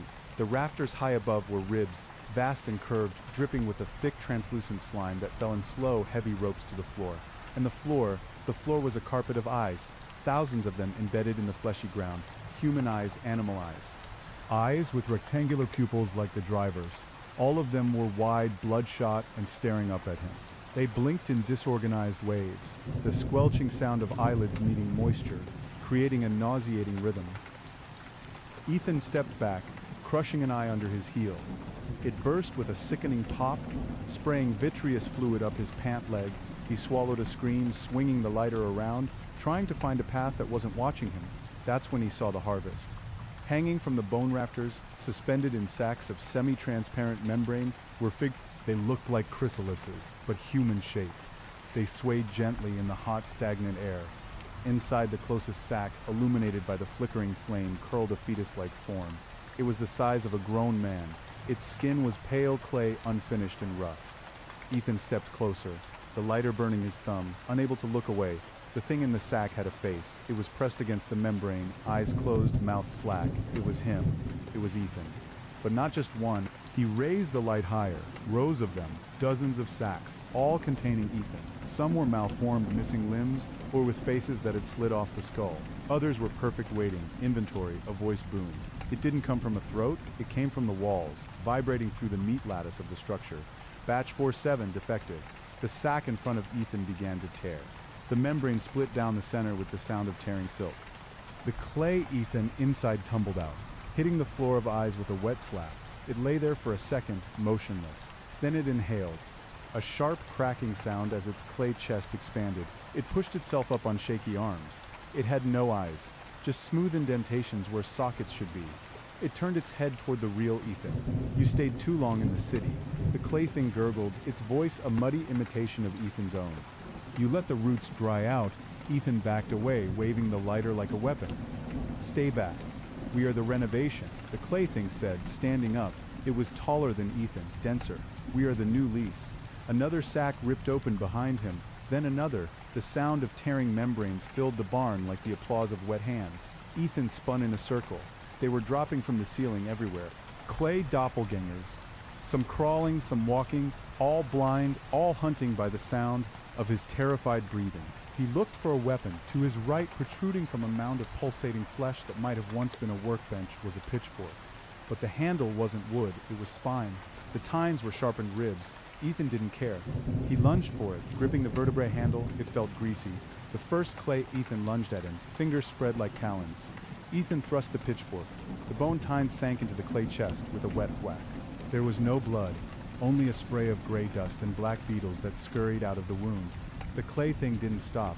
It grabbed the shaft of the pitchfork, ignoring the impalement, and pulled itself closer, its eyeless face inches from Ethan's. The soil needs calcium. Ethan, it whispered. The foundation is cracking. Ethan kicked the thing in the knee. The clay leg snapped with a sound like breaking pottery. The figure crumbled to one side, but its hands were still clamped onto the pitchfork, dragging Ethan down with it. He let go of the weapon and scrambled backward, slipping on the carpet of eyes. He needed to get higher. The floor was swarming with them now. He looked up. A hayloft, or what used to be a hayloft. Now it was a shelf of cartilage jutting out from the far wall. About 10 feet up, a ladder made of fused femurs led up to it. Ethan ran. He trampled the eyes, ignoring the pops and squelches, ignoring the hands that grabbed at his ankles. He reached the bone ladder and hauled himself up. A hand grabbed his boot, a clay hand, cold and heavy. Ethan kicked down, his heel smashing into a faceless clay skull. The hand let go. He scrambled up the rungs, his breath burning in his lungs like acid. He rolled onto the cartilage shelf and looked down. Below the floor was a sea of gray bodies. They stood silently, their eyeless faces tilted upward, tracking him. There is nowhere to go, the walls rumbled. The loft is where we keep the memories. Ethan turned away from the edge to look at the loft. It wasn't empty. Sitting in the center of the platform, illuminated by a soft bioluminescent moss growing on the walls, was an armchair. His grandfather's armchair. The leather was cracked and worn, and sitting in the chair was a man. He was facing away, looking at the wall. "Grandpa," Ethan whispered, the word escaping before he could check it. The man in the chair didn't turn. He was wearing a flannel shirt, identical to the one Ethan had buried him in 10 years ago. "The lease, Ethan," the man said. His voice was normal, human. It cut through the nightmare logic like a knife. "You didn't read the fine print." Ethan stood up, his knees trembling. "What is this place? What do you want?" The chair slowly rotated. It wasn't his grandfather. The figure in the chair was made of the same material as the house, wood, plaster, and glass. His skin was peeling wallpaper. His eyes were shards of dirty window pane. His teeth were rusted nails. "We want occupancy," the houseman said. He stood up, his joints creaking like floorboards settling in the winter. "We want a tenant who doesn't leave." The houseman pointed a finger at Ethan. The finger was a splintered banister rail. "You tried to sell," the entity accused. "You put a sign in the yard. You invited strangers to judge our bones," Ethan remembered. 3 months ago, the for sale sign. He had taken it down after a week because he felt guilty. I took it down, Ethan stammered. The intent is the violation. The entity snarled. The wall behind the entity began to dissolve. The muscle fibers pulled apart, revealing a cavity. Inside the cavity was a heart. But it wasn't a biological heart. It was a furnace. An old iron coal furnace, glowing with a malevolent red heat. But instead of pipes, arteries pumped into it. Instead of coal, it was burning memories. Ethan saw them flickering in the firebox. A photo of him and Maya. His college diploma. The collar of his first dog. They were burning, and the smoke was feeding the clay things below. Extinguish it. A small voice whispered in Ethan's ear. He jumped, spinning around. There was no one there. Extinguish the heart, and the house falls, the voice said again. It sounded like Maya, the real Maya. Ethan looked at the furnace. The heat radiating from it was blistering. The houseman stepped between Ethan and the furnace. You will be processed. The entity said, you will be stripped down to the studs and rebuilt. Ethan looked at the ladder, blocked by the clay army. He looked at the houseman. He looked at the furnace. He had the lighter still clutched in his hand, useless against a fire that hot. But in his other pocket, the flask, he had grabbed it from the taxi's glove box before the crash. He hadn't thought about it since. He pulled it out now. It was dented warm. He unscrewed the cap. The smell of cheap, high-proof whiskey wafted out. The houseman lunged. Ethan didn't dodge. He threw the contents of the flask not at the monster, but past him directly into the open grate of the furnace heart. The alcohol hit the supernatural fire. WHO, whoosh, it didn't explode outward. It imploded. The fire turned a blinding, freezing blue. The furnace groaned, the iron plates buckling. The houseman shrieked, the sound of a roof collapsing under snow. He fell to his knees, clutching his chest. The barn shuddered. The muscle walls began to spasm. The eyes on the floor below squeezed shut. You broke the seal, the houseman screamed, his wallpaper skin curling and burning away. The floor of the loft tilted. The cartilage shelf was dissolving. Ethan scrambled toward the back wall where the muscle fibers were thinning. He could see moonlight through the gaps. He threw his shoulder against the rotting meat of the wall. It gave way with a wet tear. Ethan tumbled out of the barn, falling 10 feet into a patch of stinging nettles. He rolled, gasping, covering his head. Behind him, the barn let out a sound that wasn't structural. It was a howl of pain. Ethan scrambled to his feet. He was in the backyard again. But the yard had changed. The house was no longer sitting on the hill. The house was walking. The foundation had cracked, and from the basement, massive stone legs had emerged. The farmhouse was dragging itself toward the barn, its windows glowing with angry red light, the chimney spewing thick black smoke that formed faces in the air, and standing between the walking house and the screaming barn was the Maya thing. She saw Ethan. She pointed at him, and then she pointed at the ground beneath his feet. Ethan looked down. He wasn't standing on grass anymore. He was standing on a giant palm, the fingers curled up from the horizon. The landscape itself was a hand, and it was closing into a fist. The realization didn't arrive as a thought. It hit him as a wave of vertigo that turned his stomach inside out. The geography wasn't shifting due to an earthquake. It was flexing, the distant tree line, silhouette black, against the bruised purple sky was rising into the air. What Ethan had taken for hills were knuckles, vast and knobby, pushing up through the illusion of topsoil. The ancient oaks and pines rooted, there were merely coarse hairs on the back of tightened digits, swaying violently as the fingers began to curl inward. Blotting out the stars, the ground beneath Ethan's boots grew warm. Fever warm, he staggered, fighting for balance on a surface that was rapidly losing its rigidity. The grass, once crisp and dead, was retracting into the earth, sucked down like retreating bristles. In its place, the soil smoothed out, turning pinkish gray and rubbery. The smell of loam and manure vanished, replaced by the overwhelming copper and salt stench of sweat. The lease covers the land. The Maya thing shrieked. Her voice was no longer coming from her mouth, but seemed to resonate from the air itself, a stereo broadcast from the closing walls of the world. Mineral rights, water rights, flesh rights. She didn't run toward him. She simply sank. Her boots, then her shins, then her torso melted into the palm of the giant hand, merging with the landscape like a drop of ink falling into water. Where she vanished, a dark bruise bloomed on the skin ground, spreading rapidly toward Ethan. To his left, the house let out a roar of grinding stone. Ethan whipped his head around. The farmhouse was titanic, a predator made of domestic architecture. The stone legs that had erupted from the foundation were crude, pillar-like structures of granite and mortar, knee joints grinding with the sound of boulders being crushed. It took a step, and the impact sent a shockwave through the meat floor Ethan stood on. The house wasn't just walking, it was hunting. The front porch, now elevated 20 feet in the air, chattered like a set of wooden teeth, the swing banging against the siding like a uvula. The windows were no longer glass but stretched, translucent membranes, behind which colossal, dilated pupils swiveled, locking onto him. The chimney stacked atop the roof like a jagged horn belched thick, oily smoke that didn't rise. The smoke tumbled down the roof shingles, heavy as mercury, pooling around the stone legs. Not a tenant, the house boomed. The sound came from the front door, which slammed open and shut with the cadence of speech. A blockage, a clot, the horizon was gone. The fingers had curled up to 90 degrees, creating a colossal wall of flesh that encircled the backyard. The sky was narrowing to a slit of darkness high above as the fist prepared to clench. Ethan ran. He didn't know where, just away. Away from the walking house, away from the spreading bruise of the Maya thing, away from the center of the palm where the crush would be hardest. He sprinted toward the gap between the index and middle finger, a valley of skin that seemed to offer a sliver of open space. Running was a nightmare. The ground gave way under his feet like memory foam, robbing him of momentum. Every step sank inches deep into the dermis. He could feel the pulse of the world beneath his soles, a slow tectonic thumping that rattled his teeth. Thump, thump, thump, thump. The landscape was alive, and it had a tachycardia. He scrambled up a slope that had been a flower minutes ago. Now it was a ridge of callus. He slipped, his hands slapping against the surface. It was slick with oil. He looked closely at the dirt near his face. It wasn't dirt. It was a mosaic of fingerprints, whorls of ridges the size of highway lanes, spiraling into infinity. A shadow fell over him.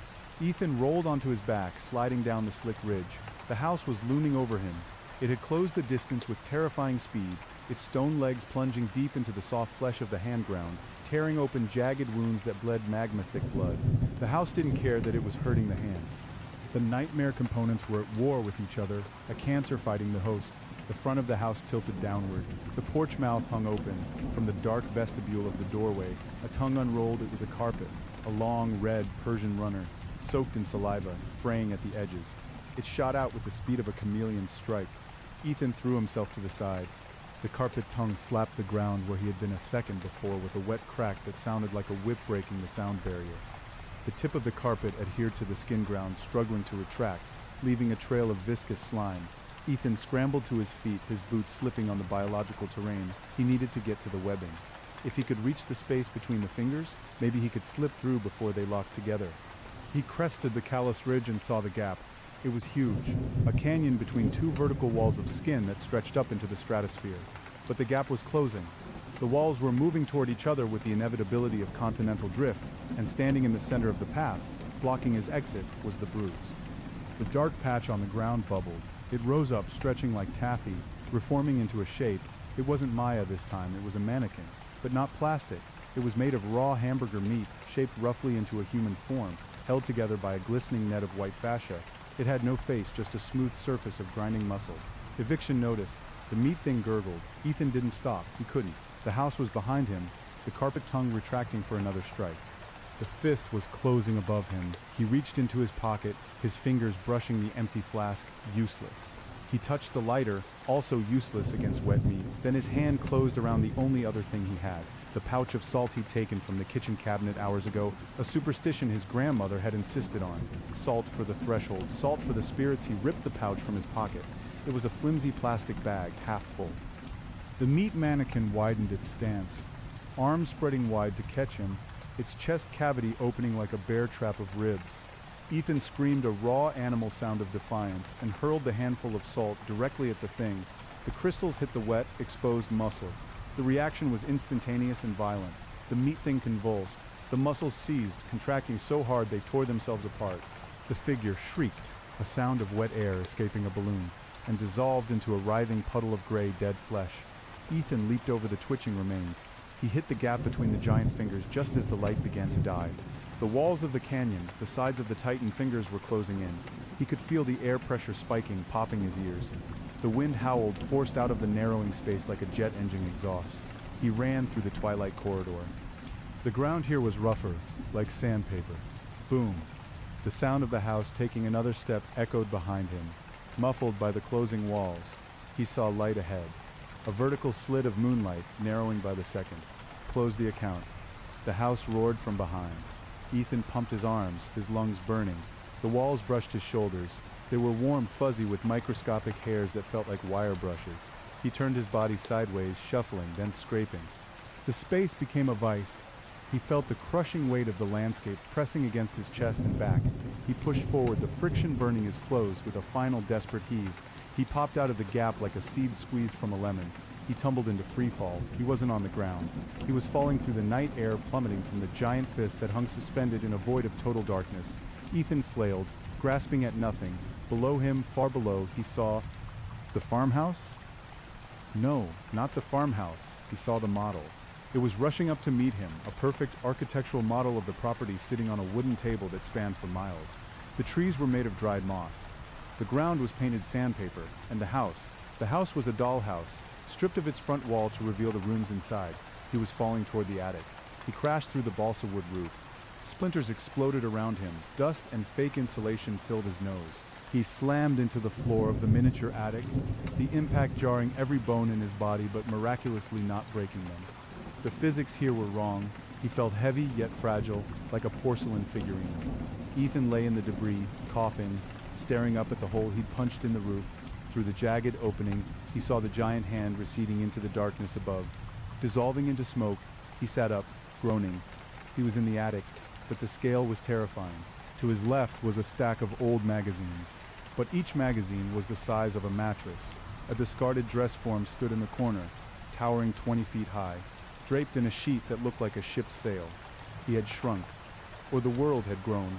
Processing complete, a voice boomed. It wasn't the houseman or the Maya thing. It was a voice from outside the house, deafeningly loud, vibrating the floorboards. A giant eye appeared at the hole in the roof. It was a human eye, bloodshot and weary, the size of a swimming pool. It peered down at him, the pupil contracting as it focused on the tiny speck that was Ethan. Ethan recognized the eye. He had seen it in the mirror every morning for 30 years. It was his eye. The giant Ethan outside the dollhouse blinked. The sound was like sheets flapping in a gale. Then a hand, a normal human hand, but the size of a cathedral, reached down through the roof. The fingers were stained with ink and clay. They moved with delicate, terrible precision, reaching for him. Ethan scrambled backward, crab walking over the giant dust bunnies that littered the floor like tumbleweeds. Batch 4-8, the giant voice rumbled, vibrating through Ethan's chest. Quality control. The fingers closed around the dress form instead of him.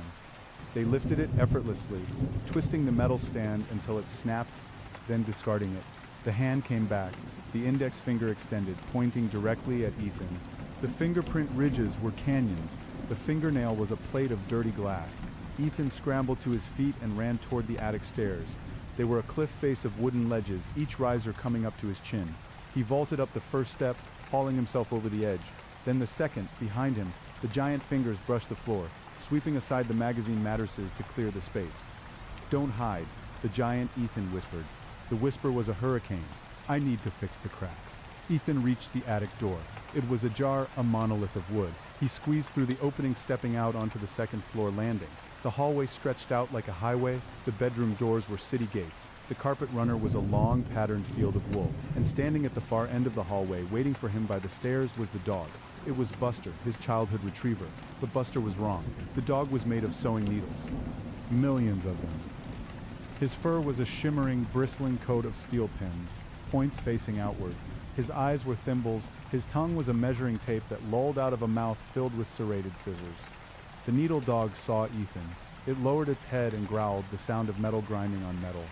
"Good boy," Ethan whimpered, backing up against the baseboard which came up to his waist. "Stay." The dog barked, a sharp clack of steel, and charged. The sound of its paws on the floorboards was a rapid-fire ticking.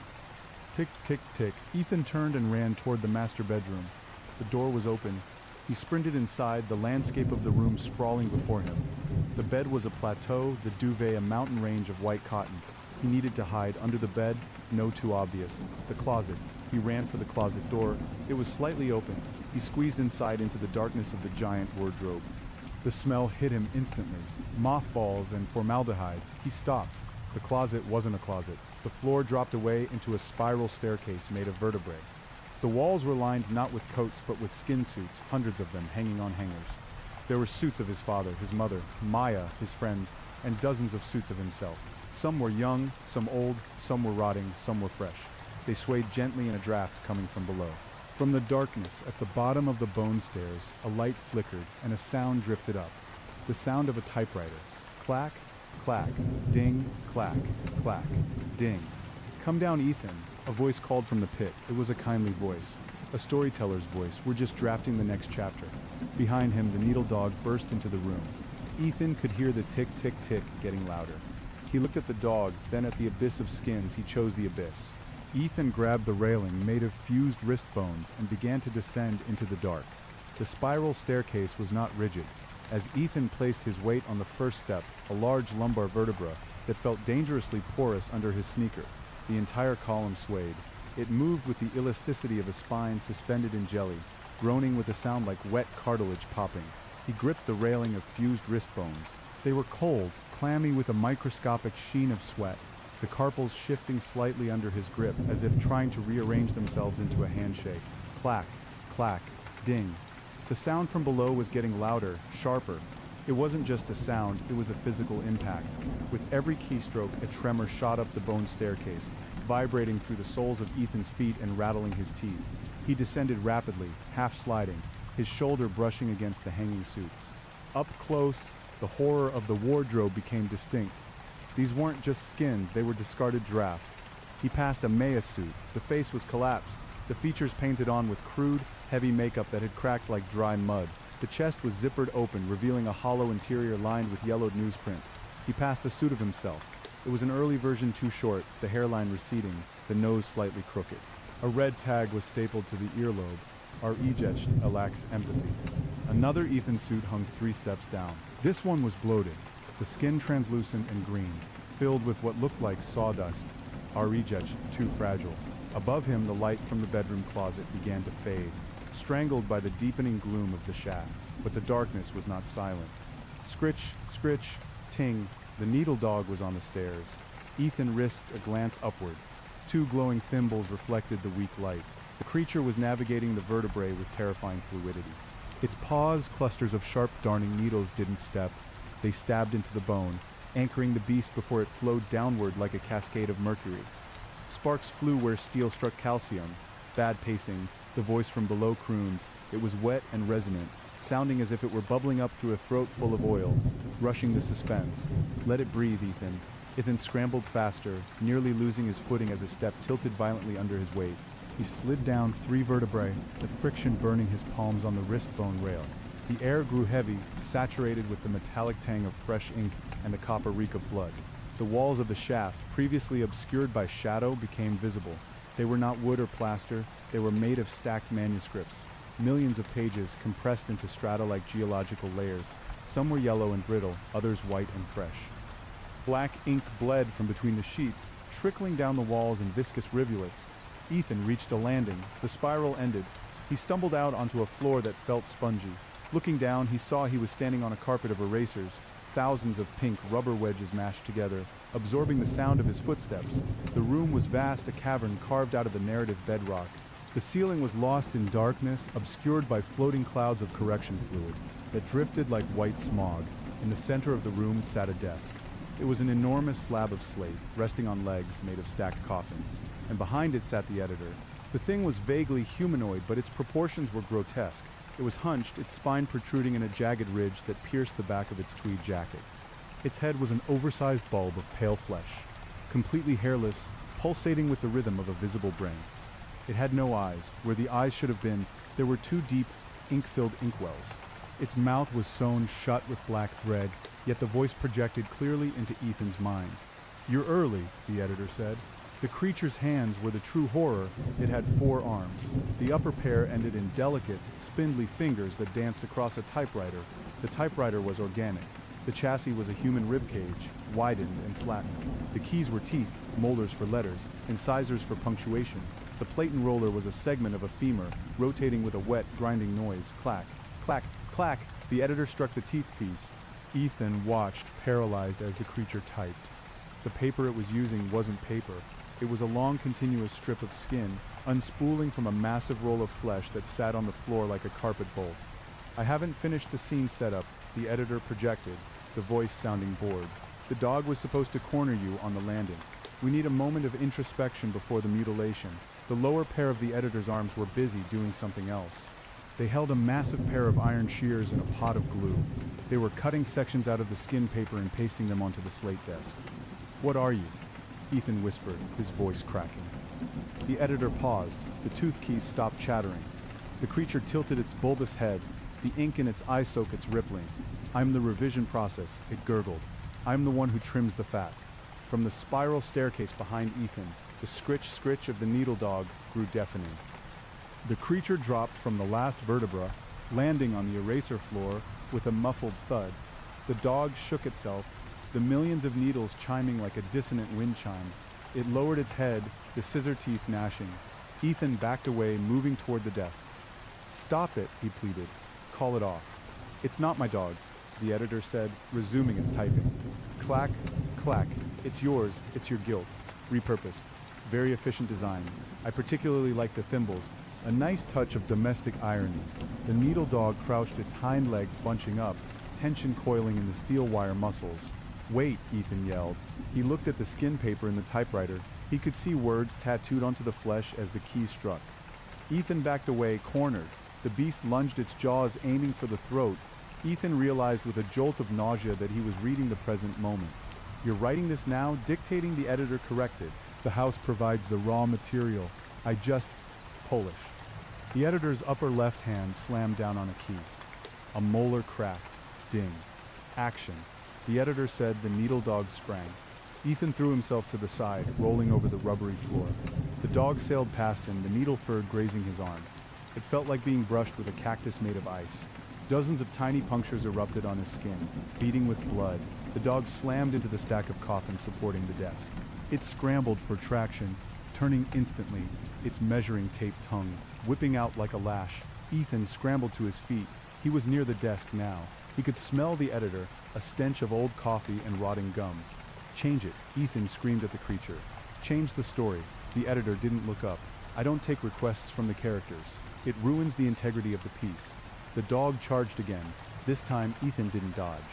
He grabbed the heavy iron shears from the editor's lower left hand. The creature shrieked, a sound of tearing paper. "My instruments!" Ethan swung the shears. The blades were dull and heavy, covered in sticky glue. He caught the needle dog in midair, the iron connecting with the creature's flank. Crunch. The impact didn't cut the dog. It shattered a patch of needles, sending steel shards exploding outward like shrapnel. The dog yelped, a distorted metallic feedback noise, and skidded across the erasers. Ethan didn't wait. He turned to the typewriter. The strip of skin was feeding through the ribcage. He saw the next line. Ethan's defiance was brief. The shears were too heavy. He stumbled, exposing his neck. "No," Ethan snarled. He raised the shears and brought them down, not on the dog, but on the typewriter. He smashed the ribcage chassis. Bone splintered. Teeth flew into the air like popcorn. The femur roller cracked in half. The editor screamed. It was a sound that transcended hearing, a psychic blast of pure outrage. The ink in its eye sockets boiled over, pouring down its pale face in black tears. "You broke the syntax," the editor wailed, its forearms flailing. "You broke the flow." The room began to shake. The walls of stacked manuscripts shifted. The strata of paper began to slide, an avalanche of words threatening to bury them. The skin paper in the ruined typewriter snapped. Suddenly, the gravity in the room inverted. Ethan was lifted off the eraser floor. The desk floated upward. The editor, still shrieking, clawed at the air as it drifted toward the ceiling. The needle dog, whimpering, scrabbled uselessly as it floated past Ethan's head. The clouds of correction fluid swirled into a vortex above them. "Rewrite," the editor screeched, pointing a trembling finger at Ethan. "Total rewrite. Scrap the setting." The vortex sucked them in. White darkness swallowed Ethan. The smell of ink vanished, replaced by the smell of ozone and burning hair. He was spinning, tumbling through a void of blinding white. Then impact. Hard. Cold. Ethan gasped, his lungs seizing. He lay flat on his back, staring up at a gray industrial ceiling. Fluorescent lights buzzed overhead, flickering with a dying strobe effect. He sat up, clutching his ribs. He was wearing a hospital gown. It was paper-thin and open at the back. He looked around. He was in a morgue. Rows of steel drawers lined the walls, but they weren't normal morgue drawers. They were oversized, extending 20 feet into the wall, and they were all open. From the darkness of the drawers, sounds drifted out. Drawer 01, the sound of a car crash. playing on a loop, metal crunching, glass shattering. Drawer 02, the sound of a woman crying in a bathroom. Maya. Drawer 03, the sound of a childhood birthday party, but the laughter was slowed down, demonic and deep. Ethan stood up. His bare feet slapped against the cold tile. At the end of the aisle of drawers, a figure stood with its back to him. It was wearing a surgeon's scrub suit, stained with black oil. It was scrubbing its hands in a sink over and over. Clean slate, the surgeon muttered. The voice was familiar. It was the voice Ethan used when he talked to himself in the shower. The surgeon turned around. It had no face. The front of its head was a mirror. Ethan looked into the surgeon's face and saw himself, small, terrified, and reflected in perfect clarity. "We tried the gothic horror," the surgeon said, its voice vibrating from the mirror surface. "We tried the surrealist nightmare. The client isn't satisfied. The fear isn't personal enough." The surgeon picked up a scalpel. The blade was made of a shard of Ethan's own bathroom mirror. "Let's try medical drama," the mirror man said. "Let's see what's really inside." The lights in the morgue buzzed louder, rising to a shriek. The drawers began to slide shut, one by one, slamming with the sound of gunshots. Slam, slam, a slam. Ethan backed away, but the tiles under his feet were slick with something clear and viscous. Gel, ultrasound gel, he slipped, falling hard onto his back.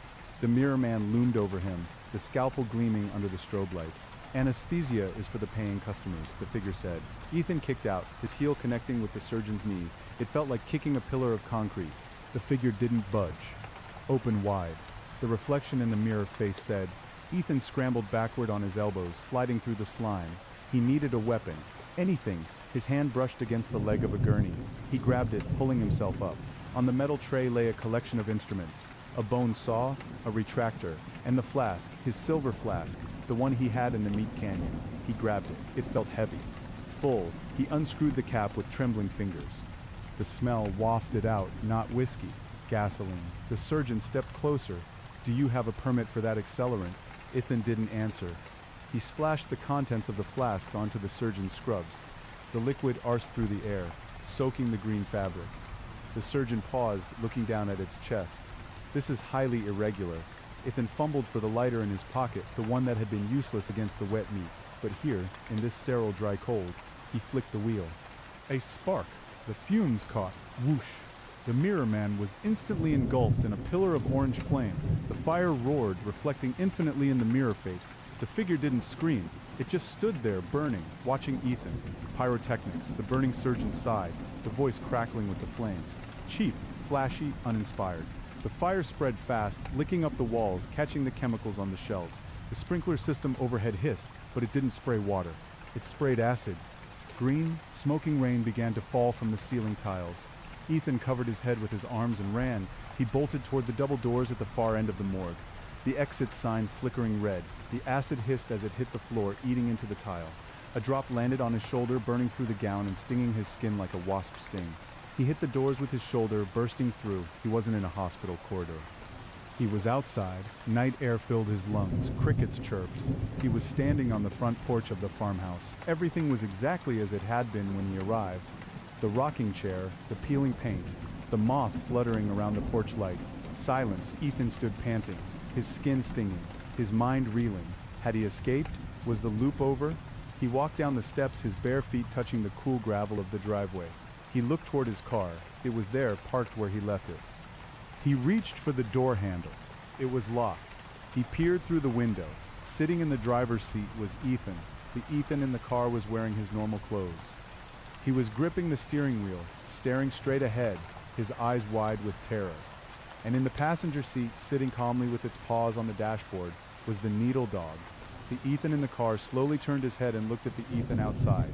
The Ethan inside the car screamed, but no sound came out. He hammered on the glass, mouthing words, "Get out, get out, get out." The needle dog turned its thimble eyes toward the window. It raised a paw and tapped on the glass. Tick, the world fractured. The sky above the farmhouse cracked like a windshield. A spider web of fractures spread across the stars. Chunks of the night sky began to fall, revealing not space but a blinding static-filled white noise behind the reality. System error, a voice boomed from the clouds. Scenario corrupted. Initiating purge. The ground beneath the gravel driveway began to liquefy. The stones melted into gray sludge. Ethan's feet sank. He looked at the car. The Ethan inside was dissolving, his skin melting off his skull like wax. The needle dog was barking, but the sound was a digital glitch, a stuttering audio file. Ethan tried to pull his legs free, but the sludge was hardening, turning into concrete. He was being poured into a foundation. He looked at the house. The farmhouse was changing. The wood was smoothing out, turning into plastic. The windows were becoming stickers. The dollhouse. He was back in the dollhouse. But he wasn't the doll this time. He looked at his hands, they were stiff. His joints were gone, his skin was hard, shiny plastic. He tried to scream, but his jaw was molded shut. He was a figurine. And from the cracked sky above, the giant hand descended again. But this time it wasn't holding a tool. It was holding a match the size of a redwood tree, and it was lit.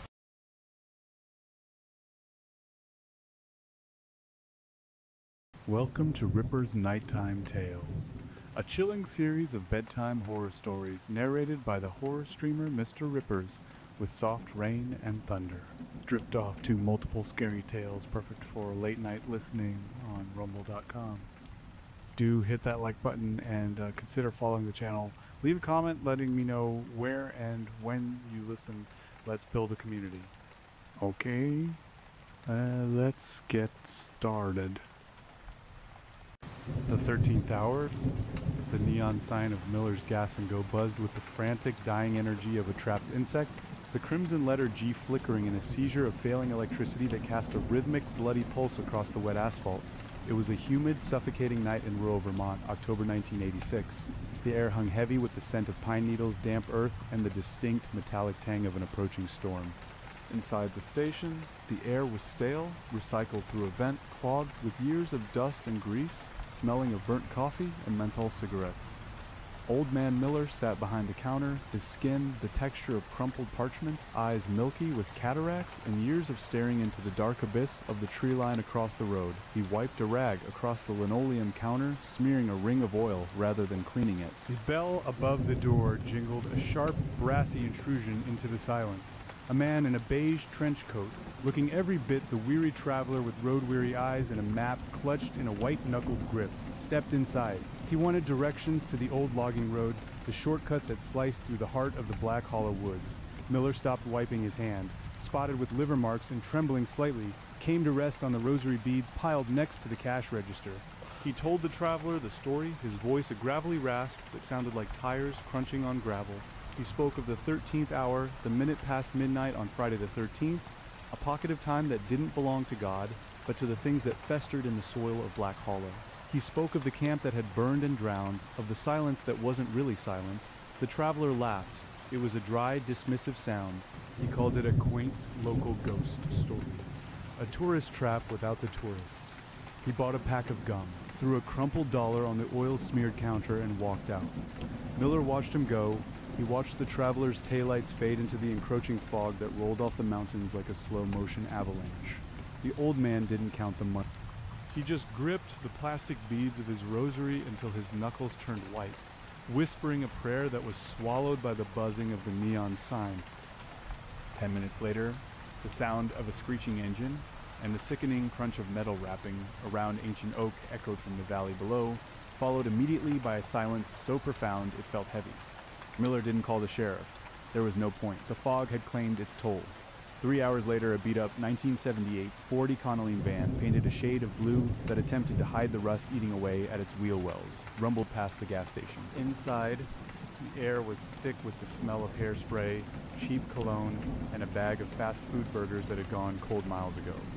Synth pop blasted from the crackling speakers, a driving electronic rhythm that warred with the groan of the van's suspension. Mark was behind the wheel, tapping his fingers on the steering wheel, his varsity jacket intentionally unbuttoned to show off the band t-shirt underneath. He was the director, the visionary, or so he told anyone who would listen. In the passenger seat sat Kevin, a nervous bundle of energy, clutching a heavy Panasonic VHS camcorder like it was a holy relic. Kevin adjusted his thick-rimmed glasses, checking the battery levels for the 10th time in as many minutes. In the back, sprawled on the shag carpet Mark had installed himself, were Brad, Jessica, and Raven. Brad was the quintessential linebacker, all broad shoulders and jawline, currently trying to feed a French fry to Jessica, who giggled and pushed his hand away. Jessica was the picture of 1986 innocence, pastel sweater, scrunchy holding back blonde curls, eyes bright with a thrill that hadn't yet turned to terror. And then there was Raven. She sat apart from the others, tucked into the corner near the spare tire. Her black hair was teased into a chaotic halo, her eyeliner thick and dark. She wasn't eating. She was running her thumb over the edge of a tarot card. The tower, its image of destruction barely visible in the passing shadows of the streetlights. They were headed to Black Hollow Camp. The locals called it a grave. Mark called it a film set. They were going to make a mockumentary, a debunking of the myths that kept the town in a chokehold of superstition. They were going to prove that the Friday the 13th curse was nothing more than campfire nonsense, and they were going to capture it all on magnetic tape. "Cut the music, Mark," Raven said, her voice low but cutting through the synth beats. "We're crossing the town line. You should show some respect." "Respect for what? The boogeyman?" Mark scoffed, turning the volume knob down but not off. "Lighten up, Elvira. We're here to make history, not a seance." "The energy changes here," Raven muttered, looking out the window. The trees seemed to press closer to the road, their branches interlocking like skeletal fingers blocking out the moonlight. "Can't you feel it? It's heavy." "That's just the humidity, babe," Brad said, squeezing Jessica's shoulder. "Don't let her spook you, Jess. It's just trees and dirt." The van lurched as they turned off the paved road onto the gravel track leading to the camp. The headlights cut through the darkness, illuminating swirling dust motes and the occasional reflective flash of animal eyes that vanished too quickly to identify. The suspension groaned in protest as they hit a pothole, sending the camera into Kevin's ribs. "Watch the equipment," Mark barked. "That camera costs more than your life, Kev." Sorry, Kevin stammered. Hoisting the heavy device back to his shoulder, he pressed the record button. The viewfinder flickered to life in monochrome, turning the world into a grainy, high-contrast nightmare. "We're rolling. Intro." Mark cleared his throat, checking his reflection in the rearview mirror. "All right, October 13th, 1986. We are approaching Black Hollow Camp, the site of the infamous 1954 massacre. Legend has it, no one survives the night. We intend to prove otherwise." He flashed a charming, arrogant grin at the camera.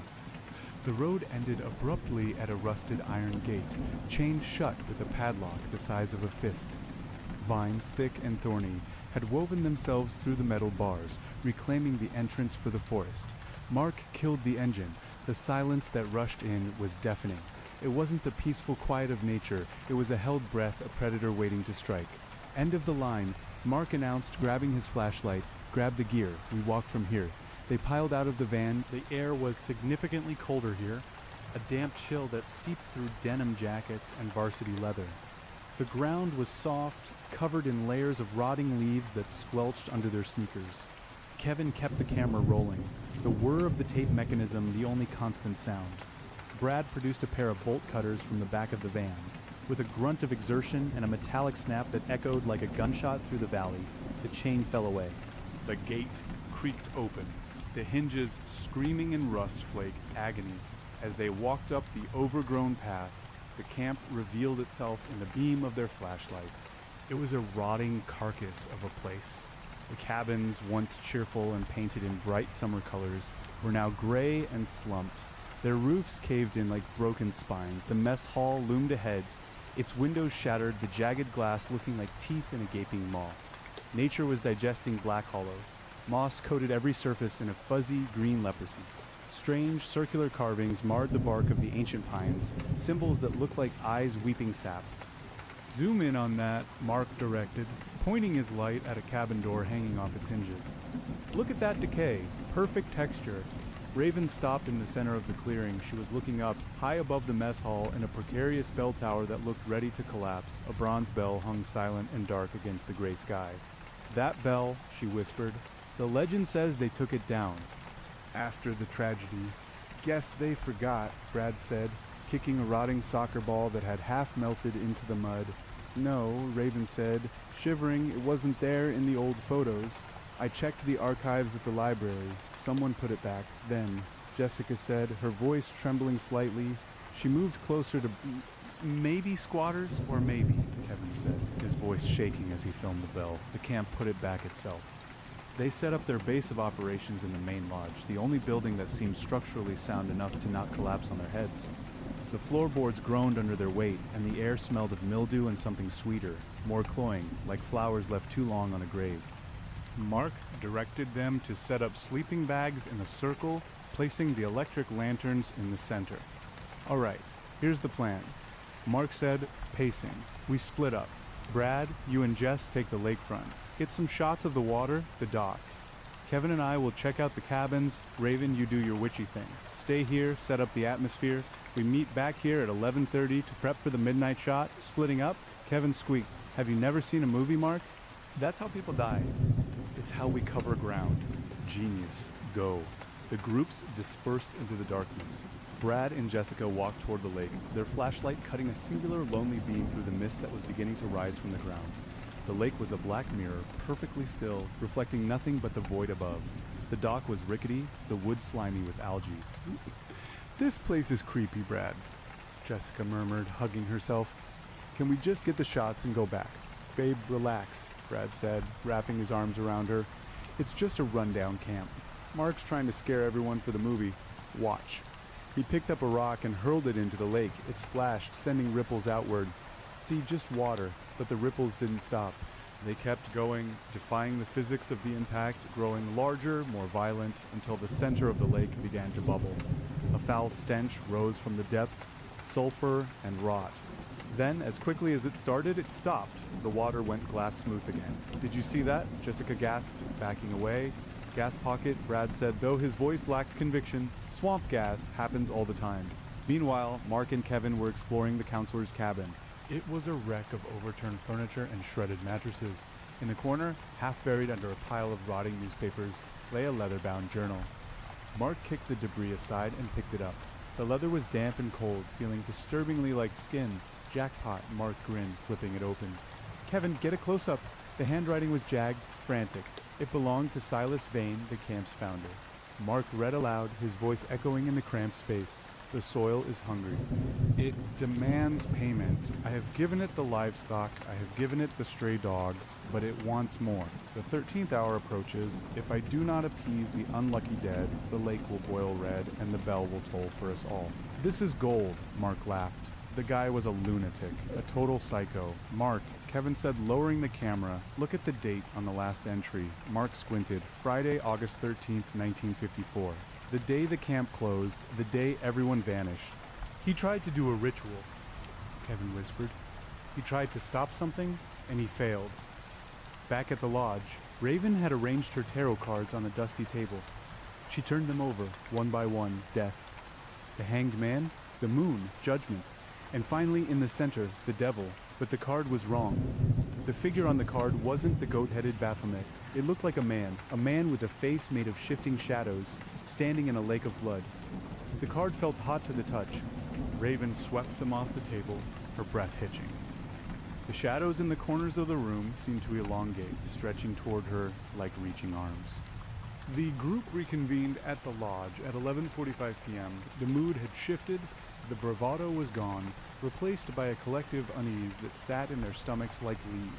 Jessica was pale. Kevin was shaking so hard the camera footage would be unusable.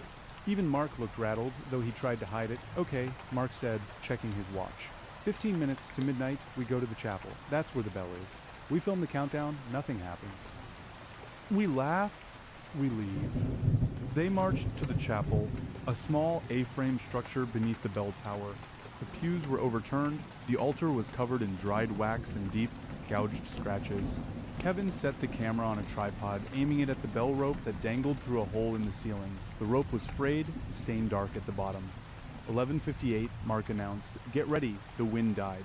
The crickets stopped chirping, the woods went completely terrifyingly silent. The only sound was the mechanical whir of the camcorder and their own ragged breathing. 11:59, Jessica gripped Brad's hand. Raven closed her eyes, muttering a protection spell that felt woefully inadequate. Midnight, Mark said. Nothing happened. A second passed, then 10, then a minute. Mark let out a breathy laugh. See, I told you nothing. It's 12:01. The curse is bull. She-elling, the sound was not heard, it was felt. A shockwave of pure, dissonant vibration that rattled their teeth and brought them to their knees. The bell above tolled, a deep, mournful sound that echoed not just through the valley, but through time itself. Slang, who pulled the rope? Mark screamed, shining his light at the cord. It was swinging wildly, but no one was touching it. Sealang, Kevin screamed, the camera, look at the camera. The viewfinder was no longer showing the chapel. It was showing the room they were in, but it was different. In the grainy black and white screen, the chapel was pristine, lit by hundreds of candles. and the pews were full.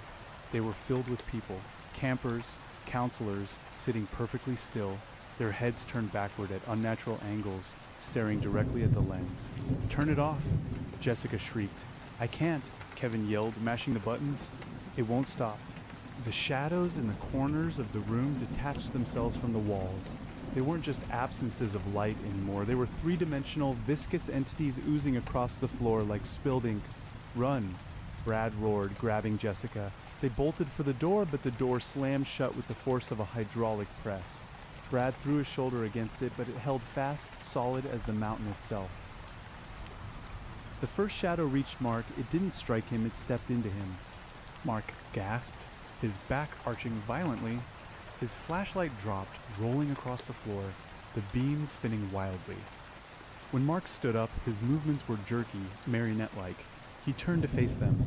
His eyes were gone. In their place were pools of black fluid that leaked down his cheeks like tears. "Mark?" Kevin whispered. "Mark is gone." The thing wearing Mark's skin said. The voice was a chorus of whispers, 1,000 dry throats speaking at once. "The 13th hour has begun." Mark, or the thing that was Mark Lung? He moved with impossible speed, clearing the distance to Kevin in a blur. He grabbed Kevin by the throat. Kevin gagged, the camera falling from his hands. It hit the floor, lens cracking, but kept recording. The angle was canted, showing only feet and the encroaching darkness. Kevin's feet kicked wildly, then stopped. There was a wet tearing sound like a sheet ripping, followed by a thud. Brad, fueled by pure adrenaline, grabbed a heavy brass candelabra from the floor and swung it at the entity. It connected with a sickening crunch against Mark's skull, but the entity didn't even flinch. It just smiled, a wide, impossible grin that split the face from ear to ear, revealing rows of needle-like teeth that hadn't been there a moment ago. "The window," Raven yelled, grabbing a pew and shoving it through the stained glass. The glass shattered outward. "Go." Brad shoved Jessica through the opening, then Raven. He looked back at his friend, at the ruin of Kevin on the floor. The Mark thing was licking the blood from its fingers. Brad vaulted through the window just as the entity lunged, its claws raking the heel of his boot. They tumbled onto the damp earth outside. The fog had thickened to a soup. Visibility was zero. "To the van," Brad yelled. They ran, but the woods had changed. The path was gone. Trees seemed to have moved, blocking their way, hurting them. The carvings on the trees were glowing now, a faint, sickly phosphorescence. The ground beneath their feet felt soft, spongy like flesh. Jessica tripped, her foot catching on a root. She fell hard. Brad scrambled back to help her up. "Come on, Jess, get up, my ankle," she cried. From the fog, shapes emerged. They weren't just shadows now. They were the campers from the video, pale, waterlogged, their skin sloughing off in gray sheets. They moved with a shambling, relentless gait. They didn't run, they didn't have to. "Go, Brad." "Save yourself?" Jessica screamed as a figure in a rotting counselor's uniform grabbed her ankle. "No." Brad kicked at the figure, his boot connecting with wet mush. He grabbed Jessica and hoisted her up, practically carrying her. They stumbled blindly through the underbrush, thorns tearing at their clothes and skin. They reached the clearing by the lake. The van was there. It looked like a sanctuary, a metal womb of safety, keys. Brad yelled, patting his pockets, "I don't have the keys." Mark had the keys. Raven slammed her fist against the side of the van. "Hot wire it, you know how. I need tools, I need time." The fog parted near the dock. The lake was boiling again, churning violently. From the center of the water, a massive shape rose. It was composed of mud, weeds, and bones. A golem of the lake's refused towered over them, dripping slime. The chapel, Raven gasped, realizing the truth. The journal said he tried to appease the dead. "We have to finish the ritual." "What?" Brad yelled, staring at the mud monster. "The bell," Raven shouted. "The journal said the bell tolls for us all. We have to ring it 13 times manually to end the hour. It's the only way to close the door. We just came from there." Jessica sobbed. "I'll go." Brad said, his face hardening. He looked at Jessica. "Get inside the van, lock the doors, don't open them for anyone but me." "Brad, no, Raven, keep her safe." Brad kissed Jessica quickly, a desperate final press of lips, and then turned and sprinted back into the darkness, back toward the horrors they had just escaped. Raven shoved Jessica into the van through the unlocked back door and, scrambled in after her, locking it. They huddled together in the dark interior, listening. Outside, the sounds of the night were a cacophony of violence. Screams, wet thuds, the snapping of wood. The van rocked as something slammed against the side, a face pressed. Against the window, Kevin's face, pale and drained of blood, mouthing the words, "Let me in." "Don't look," Raven whispered, holding Jessica's head against her chest. "It's not him. It's not him." From the distance, the bell tolled. Clang. 1. The creatures outside the van paused. Slang. 2. Brad was doing it. Slang. 3. Raven counted the tolls, her heart hammering against her ribs. Slang. 4. The van shook violently. The mud thing from the lake was here. Metal groaned as the roof began to buckle. Clang! 5 glass shattered. A muddy hand, thick as a tree trunk, reached in, groping blindly. Jessica screamed, scrambling back. Raven grabbed a flare from the emergency kit Mark kept under the seat. She popped the cap and struck it. A blinding red light filled the van. She jammed the burning flare into the muddy hand. The creature roared, a sound like rocks grinding together, and recoiled to clang. 6 ceiling, 7 slang, 8 silence. Why did he stop? Jessica whispered, "Maybe he's resting," Raven said, though she knew better. Then a scream. Brad's scream. It was cut short, choked off. No. Jessica lunged for the door. Raven tackled her. "You can't help him. If you go out there, you die. He's dying. He's buying us time." Slang. 9 the bell rang again.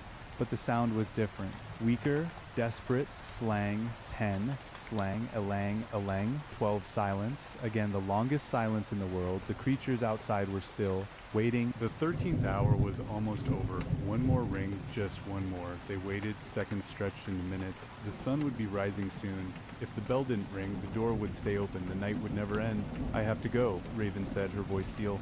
"What?" "Someone has to ring it one last time." Raven didn't wait for an argument. She kicked the back door open, brandishing the dying flare like a weapon. The fog was lighter now, the sky turning a bruised purple in the east. The creatures were sluggish, retreating from the coming light. She sprinted, her combat boots pounded the mud. She ignored the shapes in the trees, the whispers in her ears. She reached the chapel.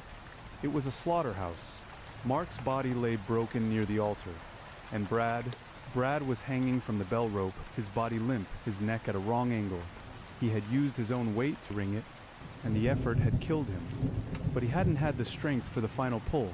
Raven stared at the carnage, tears streaming down her face, cutting tracks through her makeup. She looked at Brad's body, swaying slightly.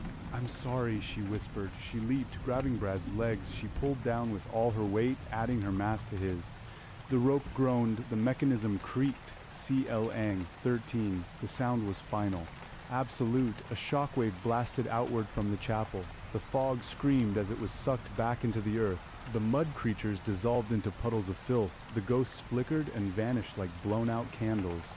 The oppression lifted, leaving only the cold, damp morning air. Raven let go. She fell to the floor, gasping, surrounded by the bodies of her friends. She lay there until the first rays of sunlight cut through the shattered, stained glass, illuminating the dust motes dancing in the air. She was alive. Hours later, the police arrived. Jessica had found her way back to the road and flagged down a logging truck. Raven sat on the bumper of an ambulance, wrapped in a shock blanket. She didn't speak. She couldn't explain what had happened. They blamed a gas leak, mass hallucinations, a psychotic break by Mark. The usual rationalizations. Raven walked over to the side mirror of the ambulance to wipe a smudge of dirt from her cheek. She looked into the glass. The sun was shining behind her. Birds were singing, but in the mirror, the sky was still dark. In the mirror, the fog was still swirling. And in the mirror, Raven wasn't moved. Her reflection stood perfectly still, staring back at her with eyes that were entirely black, a small, knowing smile playing on its lips. She blinked. The reflection didn't. Raven turned away, her blood running cold. She had survived the night, but she hadn't escaped. The 13th hour had claimed its toll. She got into the back of the police cruiser, the door locking with a heavy thud. Back at Miller's Gas and Go, Old Man Miller watched the police cruisers speed past, sirens wailing. He shook his head, lighting a cigarette with a trembling hand. A convertible pulled up to the pumps, filled with college kids in bright clothes, laughing, a surfboard in the back. "Fill her up?" "Pops." The driver said, tossing keys in the air. "We heard there's this creepy old camp around here.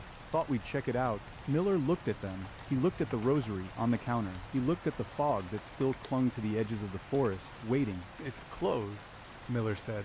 "Ah, come on. We heard it's a trip." Miller sighed, the smoke curling from his lips like a wraith. "Suit yourself," he muttered, turning back to his cleaning.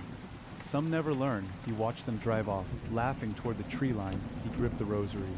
Friday the 13th, he whispered to the empty room. "Just another day."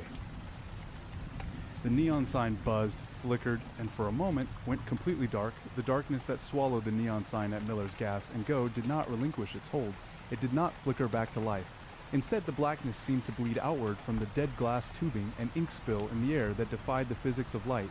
Inside the station, Miller stood frozen. The cigarette in his hand hadn't just gone out, it had turned to gray dust that trickled through his paralyzed fingers. He stared out the window at the convertible of laughing college kids. They were frozen too, suspended in time. The driver's hand was tossed in the air, keys hovering inches from his palm, glinting with a light source that no longer existed. Their laughter hung in the room, a looping, digital stutter, ha ha ha ha ha ha. The sound warped, deepening, slowing down until it wasn't laughter anymore. It was the grinding of heavy stones. The reality of the gas station began to peel. The linoleum floor curled up like burnt paper, revealing pulsating red muscle beneath. The shelves of motor oil and candy bars dissolved into sludge. Miller tried to scream, but his jaw was fused shut. He wasn't Miller anymore. He was just a prop, a cardboard cutout in a set that was being struck. Mills away in the back of the police cruiser, Raven blinked. The heavy thud of the door locking echoed in her mind, repeating with a rhythmic, wet cadence. Thud, thud, thud. It sounded suspiciously like a heartbeat. She stared at the back of the police officer's head through the wire mesh divider. The relief that had flooded her moments ago was beginning to curdle, turning into a cold, heavy grease in her stomach. Something was wrong.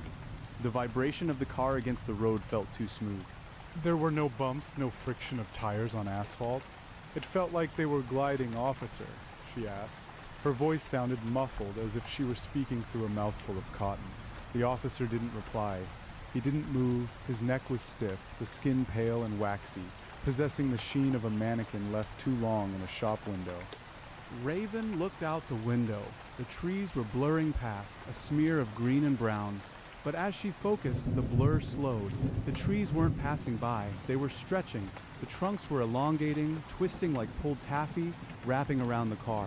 And the sunlight, she pressed her hand against the cold glass. The sun was there, high in the sky, but it was flat. It had no corona, no warmth. It was a yellow circle painted on a gray canvas. And as she watched, a crack appeared in the center of the yellow disc. A black fluid began to ooze from the sun, dripping down the sky, dissolving the blue into nothingness. "Stop the car," Raven whispered. The radio cracked to life, but it wasn't a dispatcher. It was the sound of the bell, clang. The vibration rattled Raven's teeth. Clang. I said, "Stop the car." She hammered her fist against the divider. The officer's head slowly rotated, turned to 180 degrees, the neck making a sound like dry branches snapping. There was no face, where the eyes, nose, and mouth should have been. There was only a smooth, featureless surface of wet clay. Embedded in the center of the clay was a single rusted hook. Raven screamed, scrambling backward, pressing herself against the locked door. The police cruiser began to dissolve. The leather seats melted into black tar that gripped her legs. The roof of the car softened, drooping down like melting wax, transforming into the canopy of ancient, rotting oaks. She wasn't in a car. She never had been. She was sitting in the mud, waist deep in the swamp, exactly where she had been before the bell rang the 13th time. The morning had been a lie. The rescue was a hallucination woven by the 13th hour to feed on her hope. The fall from that height of relief was more devastating than any physical blow. "No," she whimpered, clawing at the mud, trying to pull her legs free. "No, I got out. I saw the sun. Saw. The woods echoed back at her. The clearing was different now. The geography had shifted. The lake was no longer behind her. It was everywhere. A vast network of stagnant pools and islands of flesh-like moss. The chapel stood in the distance, but it had grown.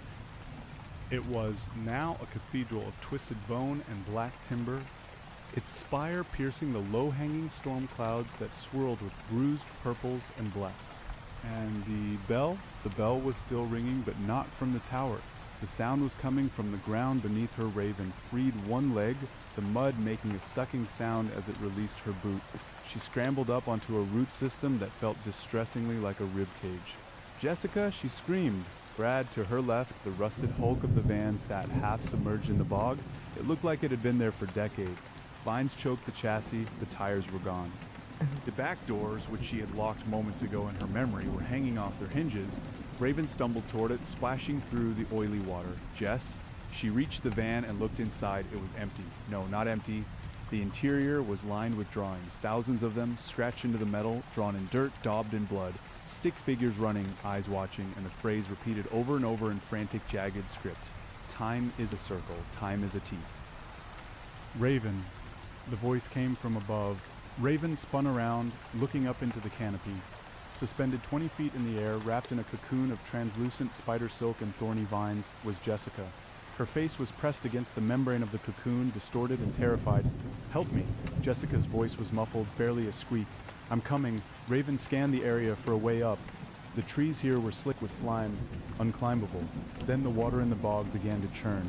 Bubbles the size of basketballs rose to the surface and burst, releasing the stench of sulfur and old graves. The mud creature, the golem, rose again. But it had evolved. It was no longer just mud and weeds. It had incorporated the rescue into its form. The flashing lights of the police cruiser were embedded in its shoulders, flickering weakly under layers of muck. The siren wailed from somewhere deep inside its chest cavity, a mournful, dying electronic bleat. Shattered glass from the ambulance studded its forearms like diamonds. It didn't roar this time. It spoke with the voice of the dispatcher. 911, what is your emergency? The voice was distorted, slowed down, layered over the sound of drowning. Raven backed away, her hand fumbling for the flare she had used earlier. Her pocket was empty. She checked her belt. Her knife was there, a small serrated folding blade. Against a golem the size of a truck, it was a toothpick. "Think," she hissed to herself, her breath coming in ragged gasps. The bell.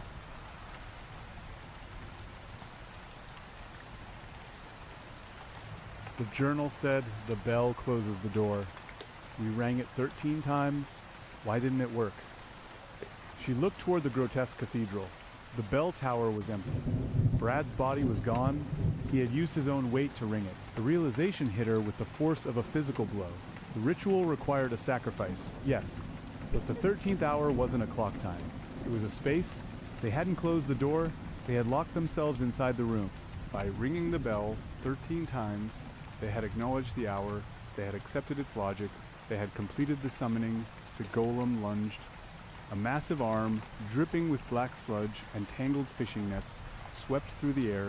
Raven dropped flat, the limb missing her head by inches. The wind of its passage smelled of ozone and rot. She rolled and scrambled into the thicket of thorns.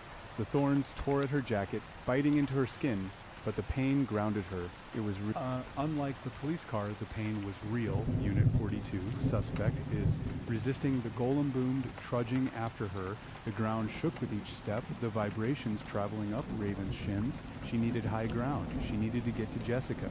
Raven spotted a fallen tree that created a ramp up toward the lower branches of the canopy. She sprinted for it, her combat boots finding purchase on the rotting bark. She scrambled up the incline, slipping once, twice, her fingers digging into the wood to pull herself up. Below her, the golem smashed into the base of the fallen tree. The wood groaned and splintered. Raven lost her footing, sliding backward. She jammed her knife into the trunk, halting her slide just as the golem's hand clamped onto the wood where her foot had been a second ago.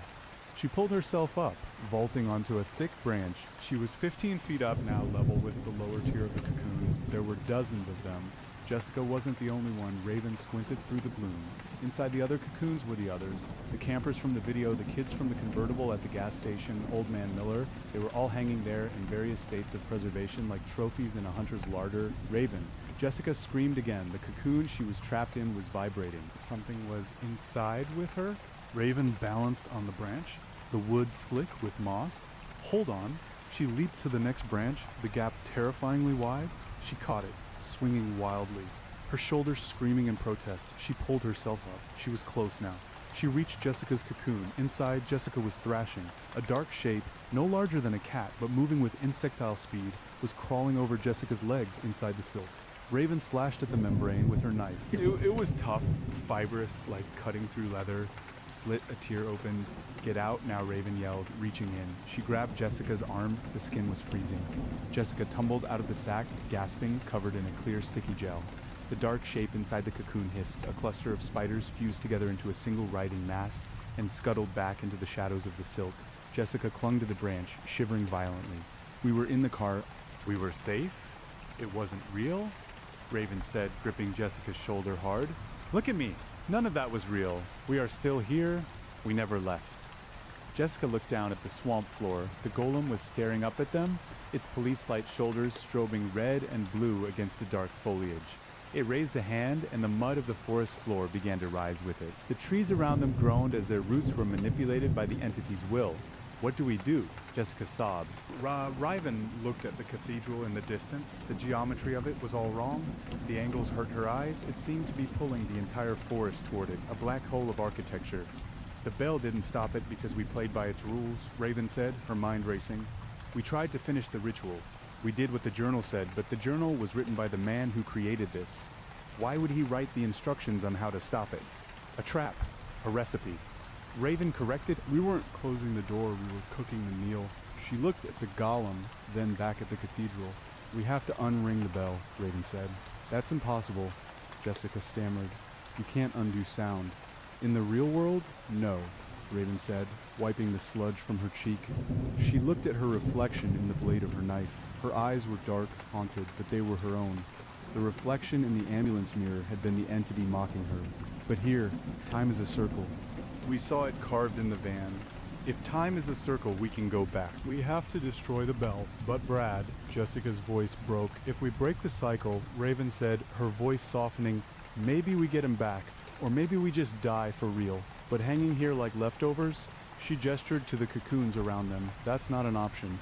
The tree they were standing on shuddered violently. The golem had begun to climb. It moved with unnatural grace for something so large, its body flowing around the trunk like a viscous landslide. "Move," Raven commanded. They traversed the canopy, moving from branch to branch, deeper into the woods toward the cathedral. The air grew colder as they approached. The fog here wasn't white, it was a swirling gray dust, smelling of ash.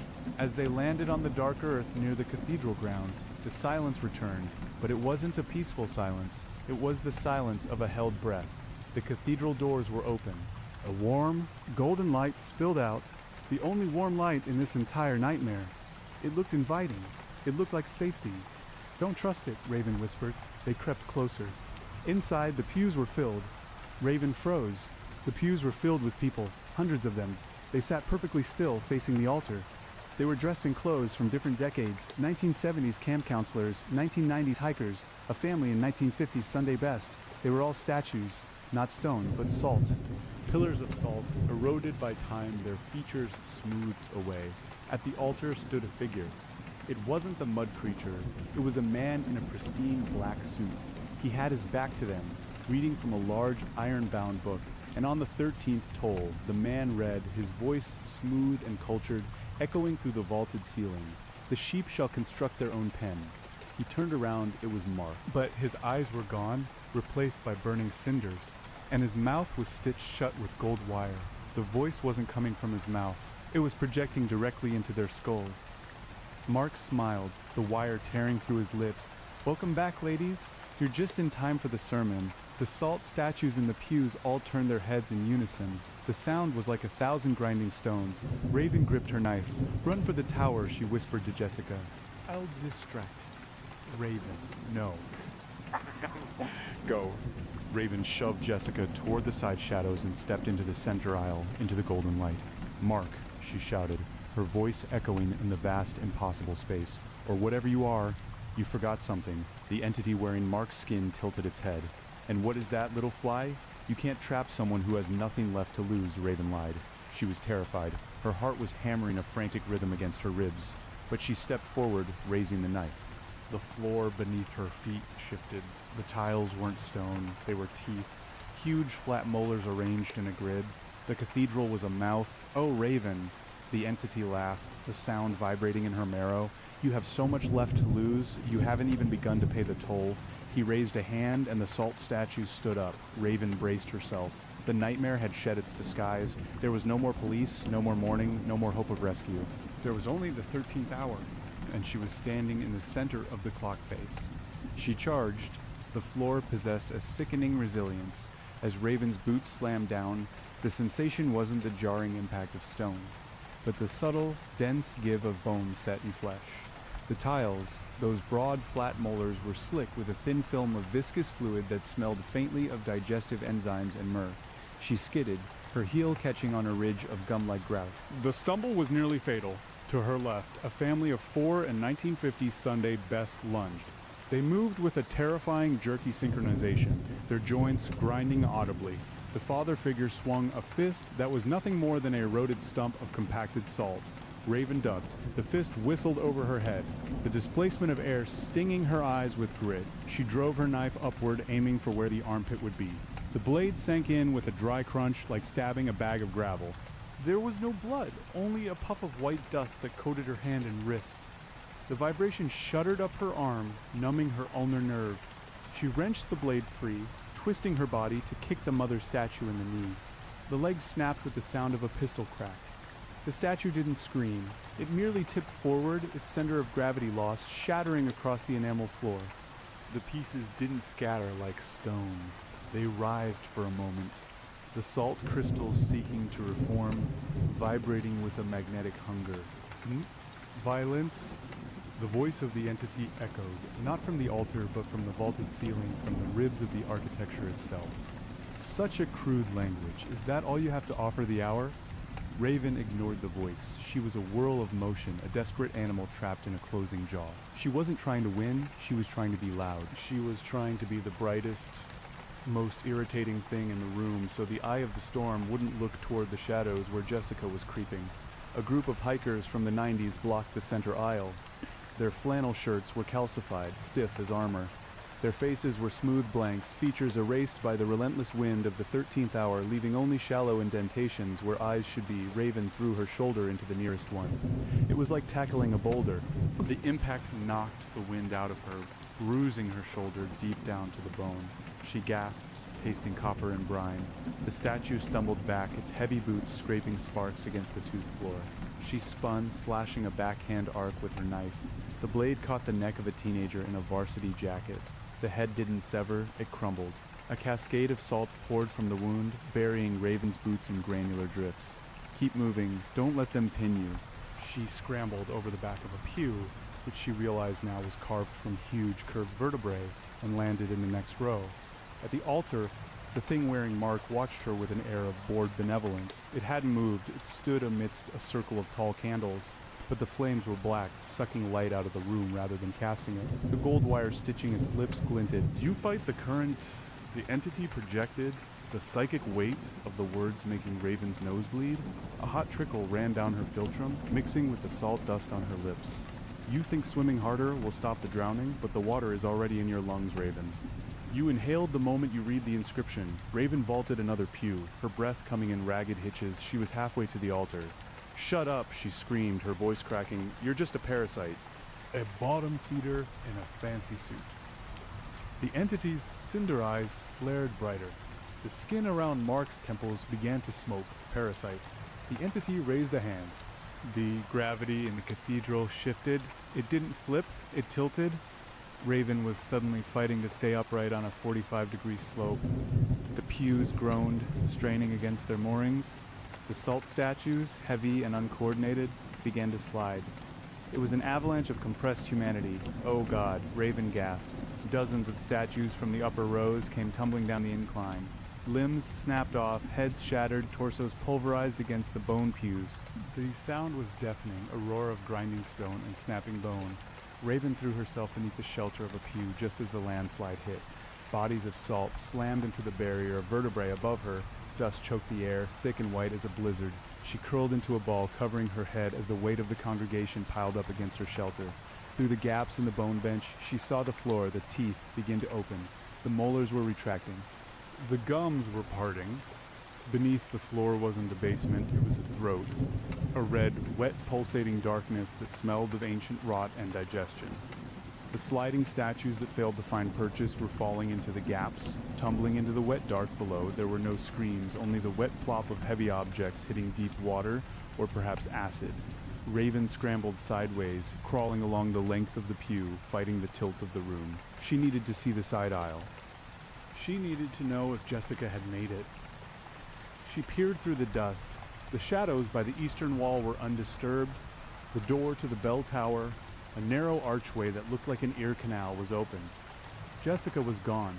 She was inside. She made it. Now Raven just had to survive long enough for Jessica to climb. "Is that it?" Raven yelled, coughing up white dust. She hauled herself out from under the pew, grabbing the spine back to keep from sliding into the maw opening in the floor. "You tipped the board because you're losing." She looked up at the altar. The entity was unaffected by the shift in gravity. It stood perpendicular to the floor, defying physics, anchored by its own wrongness. Losing? The entity laughed, a sound like tearing canvas. "I am merely chewing." The thing stepped down from the altar. As its foot left the dais, the illusion of Mark's body began to fail. The suit ripped at the seams, not because the body was growing, but because it was unfolding. Extra joints pushed against the fabric.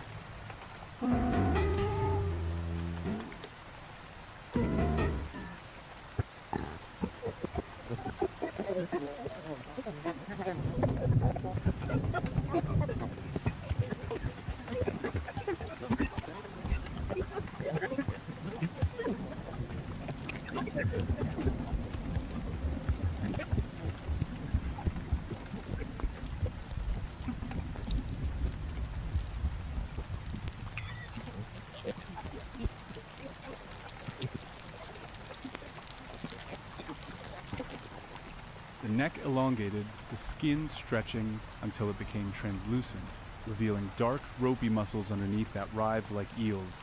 The wire stitches in the mouth snapped one by one, ping, ping, ping, gold, flying like shrapnel.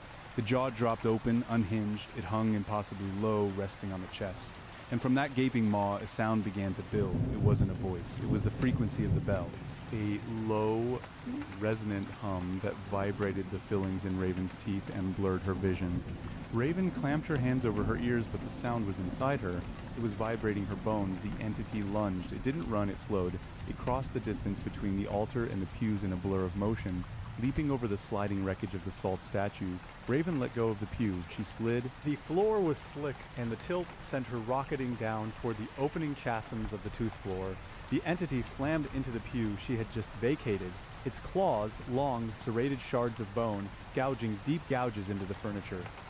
Raven steered her slide with her boots, aiming for a patch of floor that hadn't opened yet. She hit a molar the size of a manhole cover and scrambled for purchase. The gap to her right was widening, a pink abyss lined with cilia the size of seagrass. She looked up. The entity was perched on the pew above her, staring down with those burning cinder eyes. The skin of Mark's face was hanging in tatters, revealing a skull that was not human. It was elongated canine composed of black obsidian. The cycle ends when the meal is digested. The thing hissed, the voice now overlapping, Mark's tenor mixed with a grinding, subterranean bass. It prepared to pounce. Sklang. The sound was faint, muffled by stone and distance, but it cut through the chaos of the cathedral like a razor. A bell. Not the deep, resonant toll of the 13th hour. This was desperate, uneven. Someone was hitting the bronze with something hard. Clang, thud, clang, the entity froze.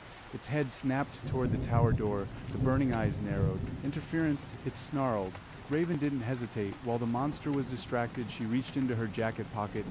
Her fingers brushed the flare gun she had taken from the ranger station supply box hours ago, back when she thought this was just a murder mystery. She hadn't used it because she feared it wouldn't work in this damp reality, or that the light would just feed the darkness. But she wasn't aiming for the darkness. She whipped the orange plastic gun out, braced it against her knee, and aimed not at the monster, but at the massive vaulted ceiling above them, specifically at the cluster of pendulous, sack-like chandeliers that hung directly over the altar. "Hey, ugly!" she screamed. The obsidian skull snapped back toward her. Raven pulled the trigger. The recoil kicked her hand back. A streak of magnesium bright red fire hissed through the air, trailing white smoke. It screamed upward, illuminating the upper reaches of the cathedral. The ceiling wasn't stone, it was flesh. A ribbed, soft pallet, the flare buried itself in the meat of the roof and exploded. The cathedral screamed. The entire room convulsed. The walls contracted. A rain of slime and debris fell from above as the living architecture recoiled from the burn. The chandeliers, which Raven now saw were actually suspended sacks of digestive acid, swayed violently, their connective tissue searing. One of the massive sacks tore loose. It fell, heavy and wet, plummeting straight toward the entity. The creature looked up, hissing, but the tilt of the floor and the convulsion of the room made dodging impossible. The sack hit the creature with a sickening wet slap, bursting on impact. A torrent of translucent yellow bile washed over the entity. It shrieked, a sound that wasn't sound, but a tear in the fabric of the air. The acid hissed, eating into the black obsidian and the tattered remains of Mark's suit. Smoke poured off its body. It thrashed, clawing at its own melting flesh, sliding uncontrollably down the tilted floor toward the throat chasm. Raven dug her knife into the gum grout, anchoring herself against the convulsions of the room. She watched as the creature, wreathed in chemical steam, clawed frantically at the edge of the abyss. It locked eyes with her one last time. The hate in them was absolute, infinite.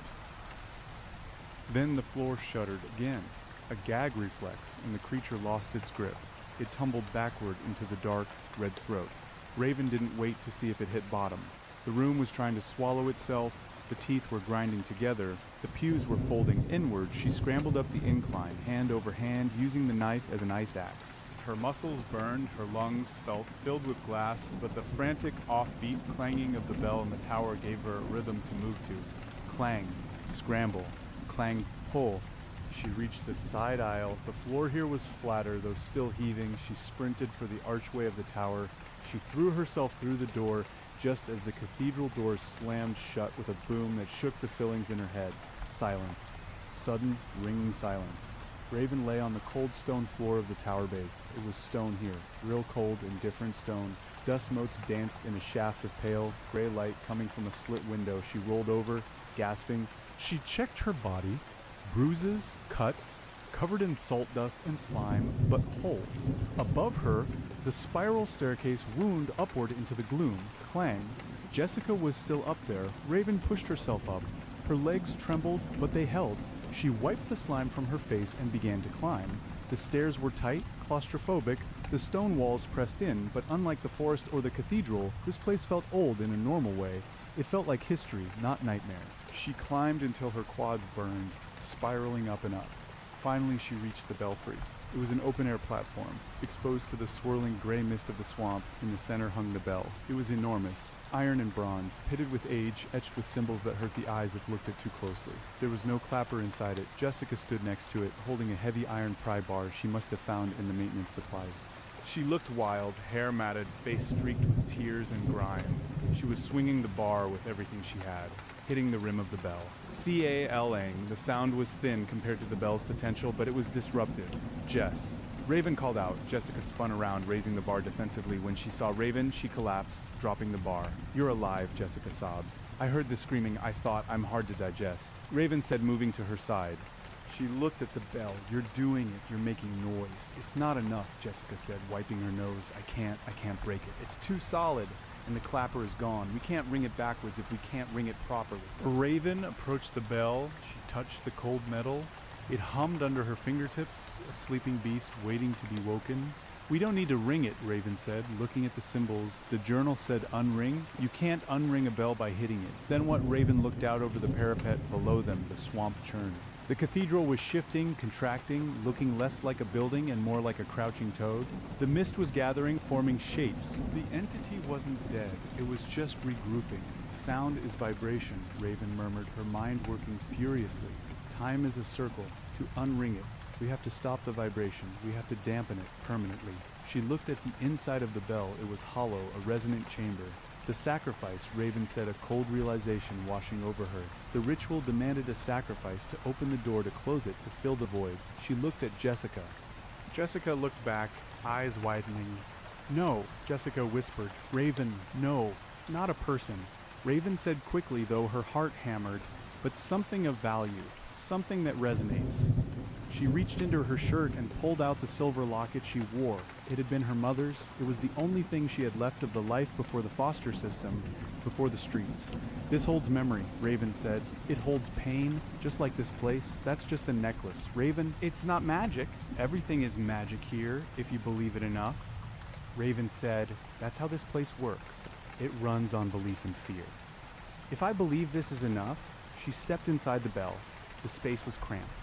The smell of ozone was overpowering. Raven, get out of there, Jessica yelled.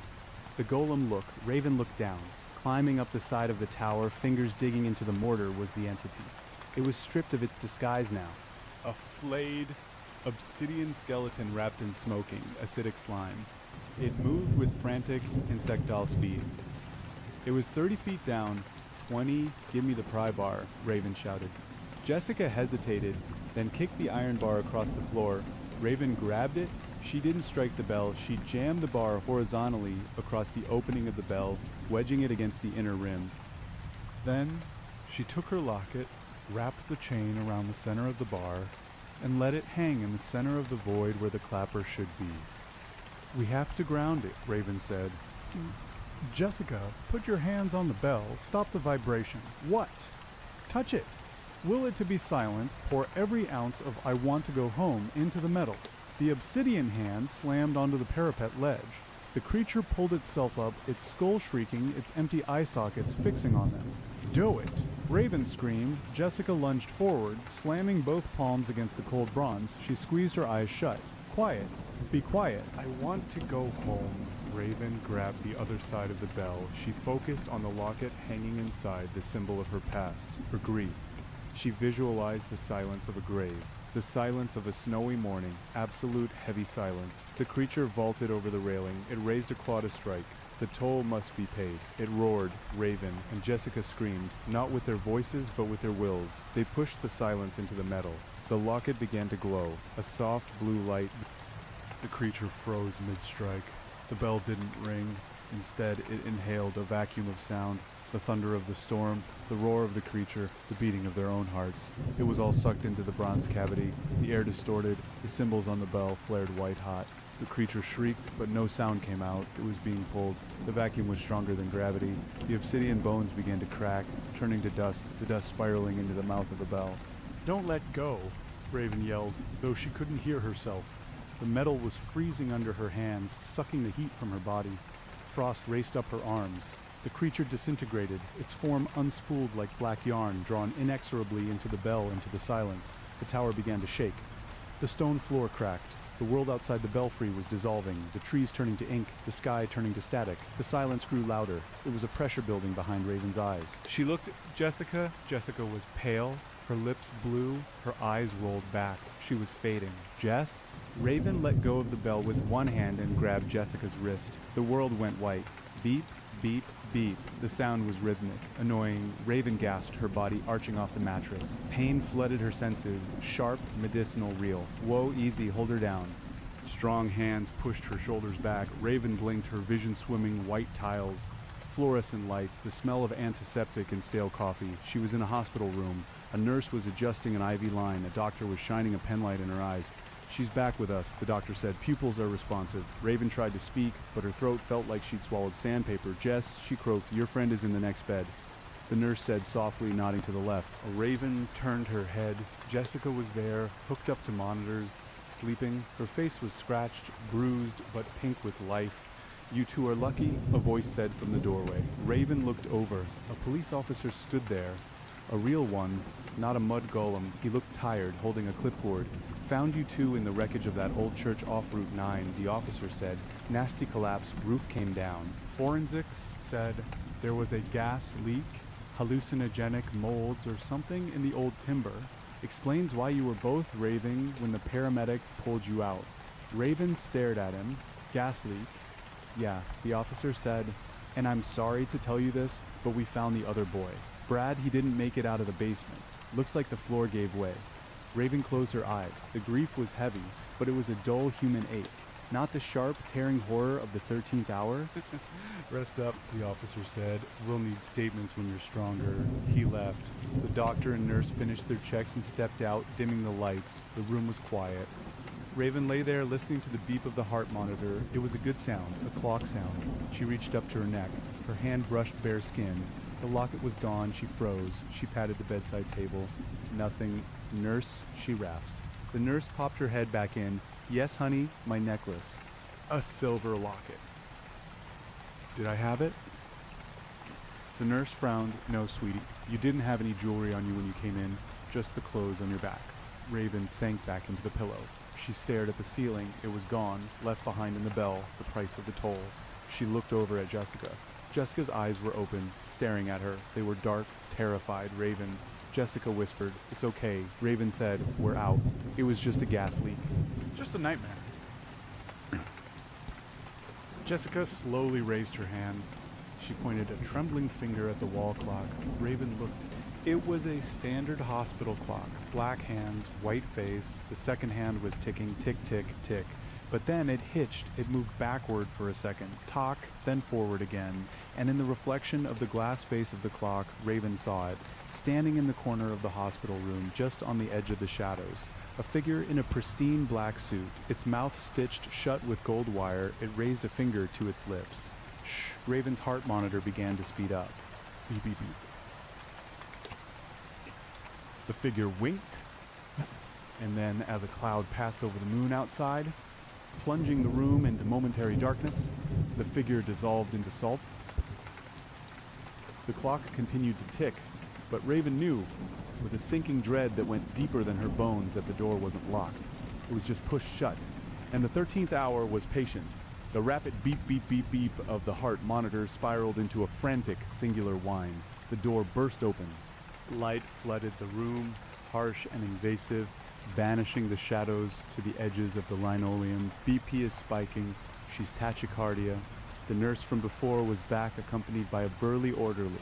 They descended on Raven like white-clad vultures. Raven thrashed, her limbs heavy and uncooperative, her mind still reeling from the image of the stitched man dissolving into granules. "Get off me." Raven gasped, but the words were slurry, lost in the plastic mask they were pressing over her face. He was there? It's just the shock, honey. Breathe. The nurse commanded, her voice a practiced melody of forced calm. You're having a panic attack. Deep breaths, in, out. Raven felt the prick of a needle in her IV port. A cold sensation, not unlike the freezing bronze of the bell, slid up her vein. The edges of her vision blurred. The panic didn't leave, but her body's ability to express it was chemically severed. Her muscles went slack against the starch-stiff sheets. There, the nurse said, smoothing Raven's hair back with a hand that felt too hot, too dry. "Just a bad dream. The sedatives will help you sleep without dreaming this time." Without dreaming, that was the most terrifying threat she could have made. The medical staff lingered, checking the monitors, adjusting the drip, whispering in low tones about post-traumatic stress and hallucinations from toxin exposure. They spoke about Raven and Jessica as if they were broken appliances, objects to be calibrated. Finally, the door hissed shut. The room plunged back into semi-darkness, illuminated only by the sickly green glow of the vital screen and the amber street lights bleeding through the blinds. Raven lay paralyzed by the sedative, but her eyes refused to close. She stared at the corner where the entity had stood. "Raven?" The whisper was barely audible over the hum of the air conditioning. Raven turned her head slowly. The movement felt like dragging a stone through mud. Jessica was propped up on one elbow, her face a pale mask of sweat and terror. She was staring at the same corner. "I saw him too," Jessica whispered. Her voice trembled, brittle as dried leaves. "The salt, I saw him turn to salt." Raven fought the drug weighing down her tongue. "They said gas leak." "Wasn't gas," Jessica said, tears welling in her eyes. "Brad didn't die from a floor collapse. I heard him scream, Raven, before the roof came down." I heard him scream my name. Raven squeezed her eyes shut, fighting the wave of nausea. The chemical calm in her blood was warring with the adrenaline of truth. "We paid the toll," she murmured. The locket, the silence, it stopped. "Did it?" Jessica asked. She pointed a shaking finger toward the window. "Listen." Raven strained her ears. She heard the distant wail of a siren. She heard the rattle of a cart in the hallway, and then she heard it. It was faint, rhythmic, a low thrumming vibration that seemed to come not from the air, but from the building's skeleton. It wasn't a mechanical sound. It was a breathing sound, a deep tectonic respiration, as if the hospital itself were inhaling and exhaling. "Hoo hoo hoo hoo." The vibration, Raven whispered, "It's dampened, but it's not gone." She forced herself to sit up. The room spun violently. The floor tilted like the deck of a ship in a storm, then righted itself. She ripped the tape off her hand, wincing as she pulled the IV needle out. A bead of dark blood welled up, looking black in the dim light. "Raven, what are you doing?" Jessica hissed. "If the nurse comes back, I need to see," Raven said. She swung her legs over the side of the bed. Her bare feet hit the cold tile. The cold was shocking. It traveled up her shins, settling in her knees. She grabbed the ivy pole for support, the metal rattling. She shuffled toward the corner. The space between the beds felt miles wide. Her hospital gown was thin, offering no protection against the chill that seemed to radiate from the walls. She reached the corner. The shadows here were thick, pooling like oil. Raven knelt, her knees cracking. She squinted at the floor. There, caught in the textured grooves of the hospital tile, was a dusting of white. It looked like common table salt, or perhaps sugar. But as Raven reached out a trembling finger to touch it, the granules seemed to vibrate, skittering away from her skin like magnets repelling. She trapped a pinch of it between her thumb and forefinger. It was coarse, sharp. She brought it to her nose. It didn't smell like salt. It smelled like sulfur and old, wet copper. It smelled like the interior of the bell. "Is it there?" Jessica asked from the bed. Raven nodded, wiping her hand on her gown. "It's real. He was here. He marking us?"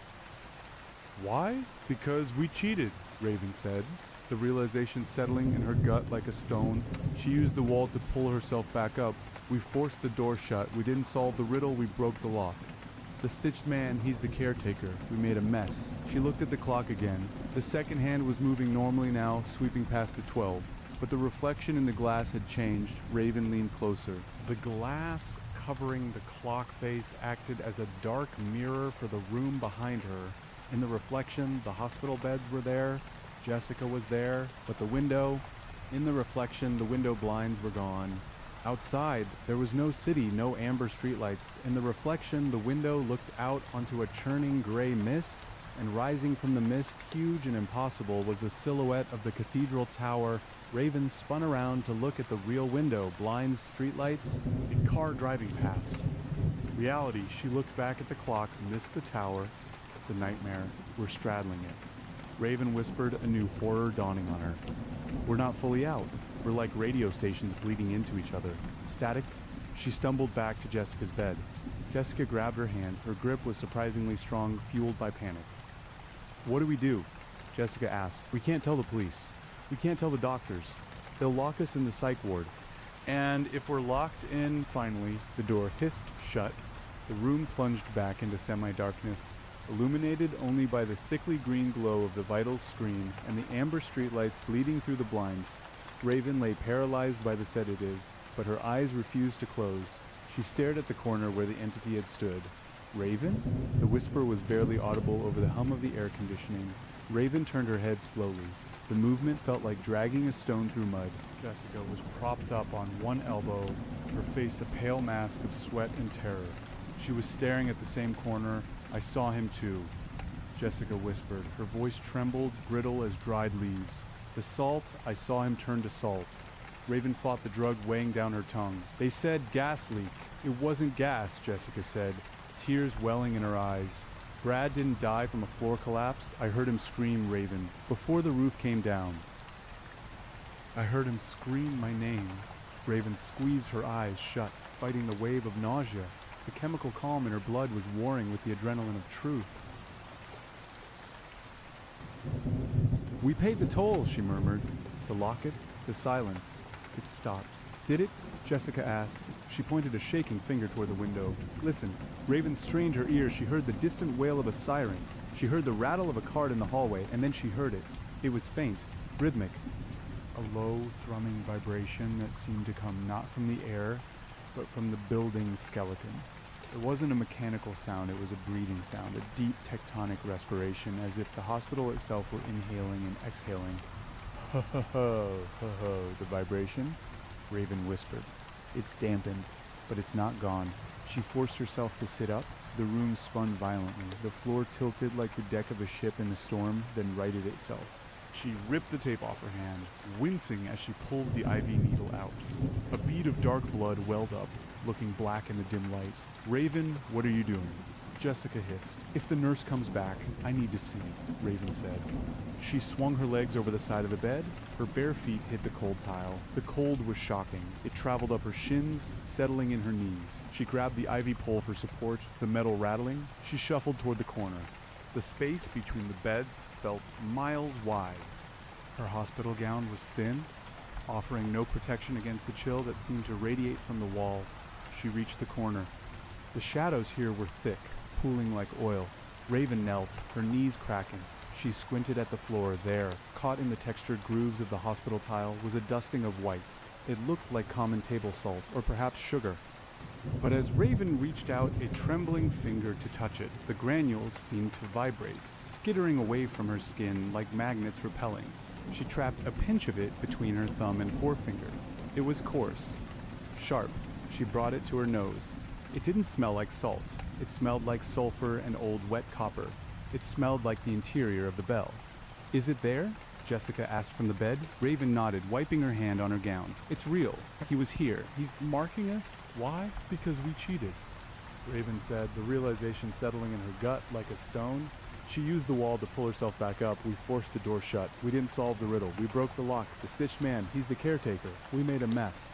She looked at the clock again. The second hand was moving normally now, sweeping past the 12, but the reflection in the glass had changed. Raven leaned closer.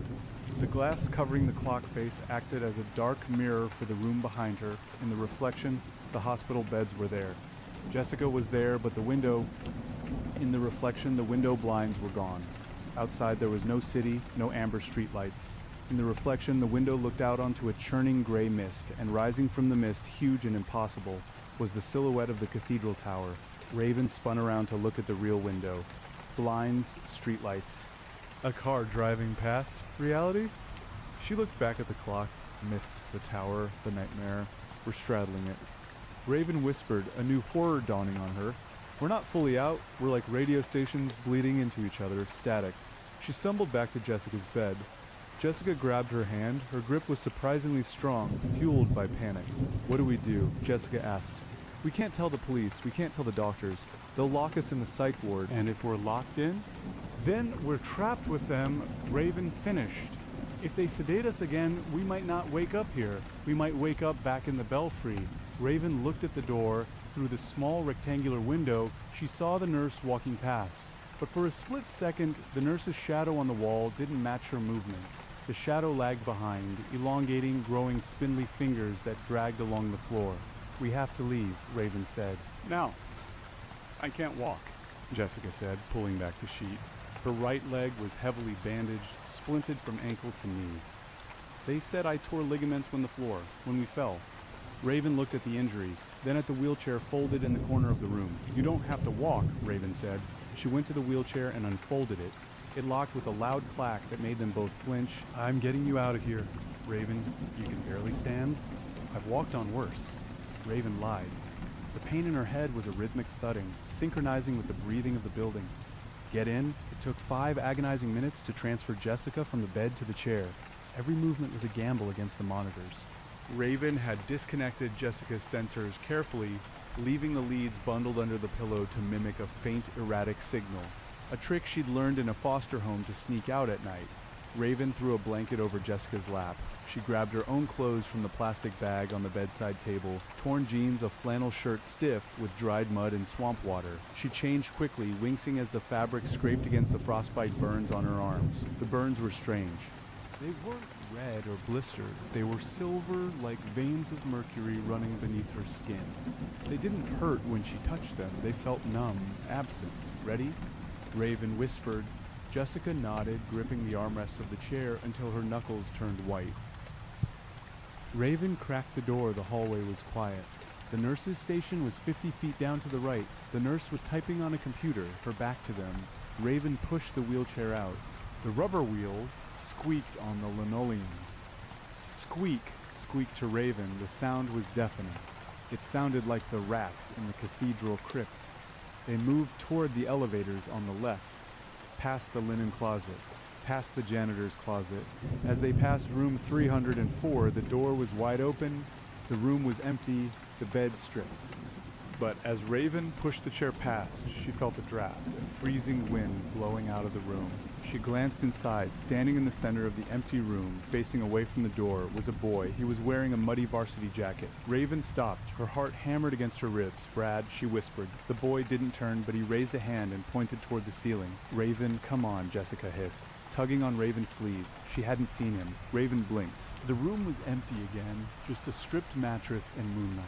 "Yeah," Raven breathed. "Yeah, going." She hit the call button for the elevator. The light didn't turn on. She hit it again. Nothing. "Stairs?" Raven said, "We have to take the stairs." "I'm in a wheelchair, Raven. It's a fire door. There's a ramp on the landing for the next floor down." Then we figure it out. They moved to the heavy door marked exit.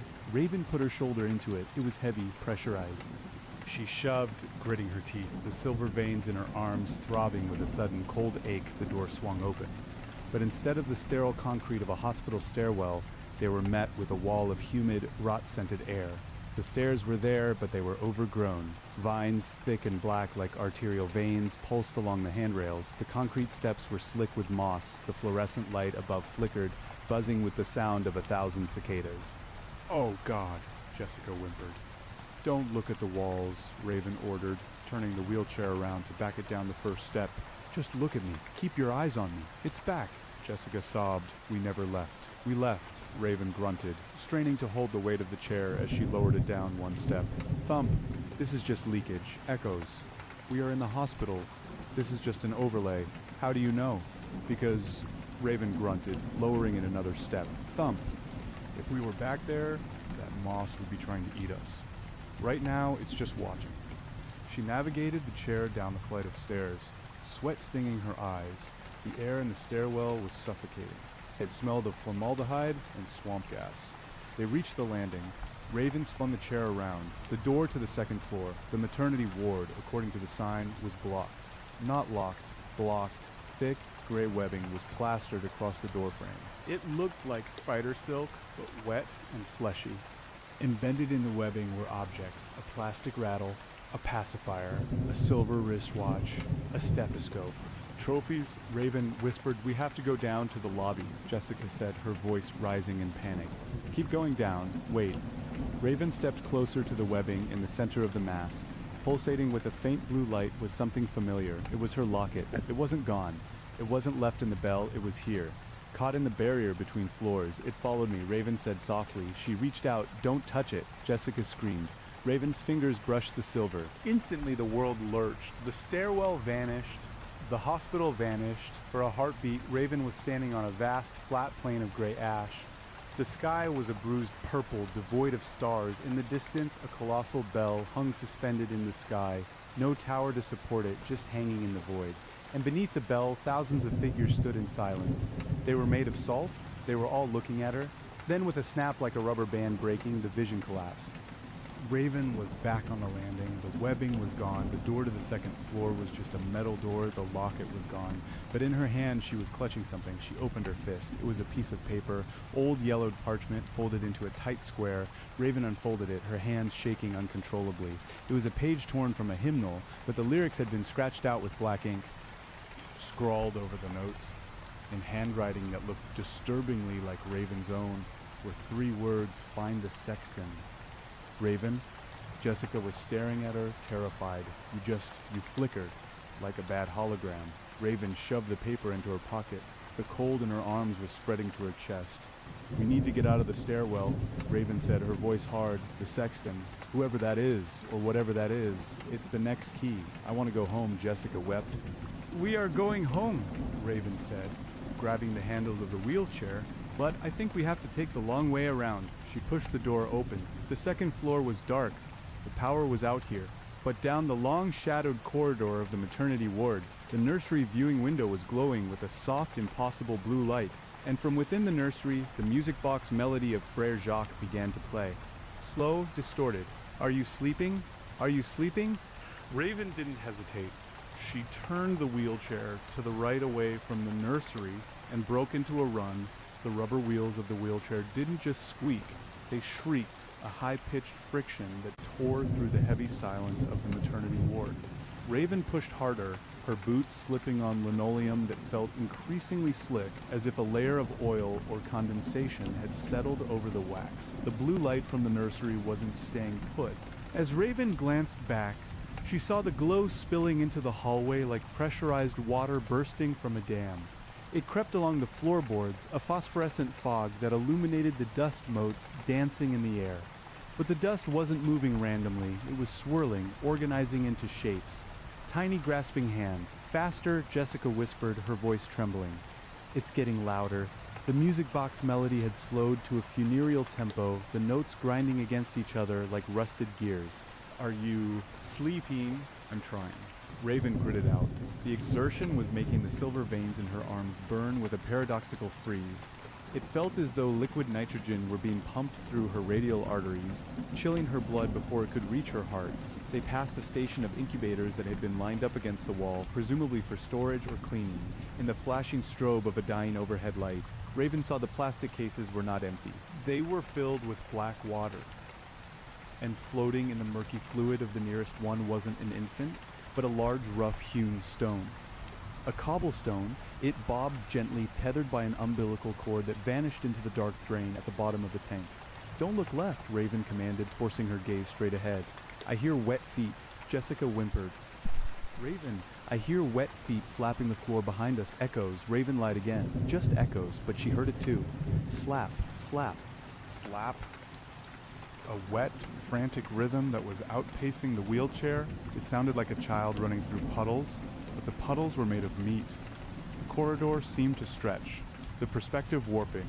The doors to the patient rooms on either side were closed, but the small windows were lit from within, not by hospital lights, but by candles.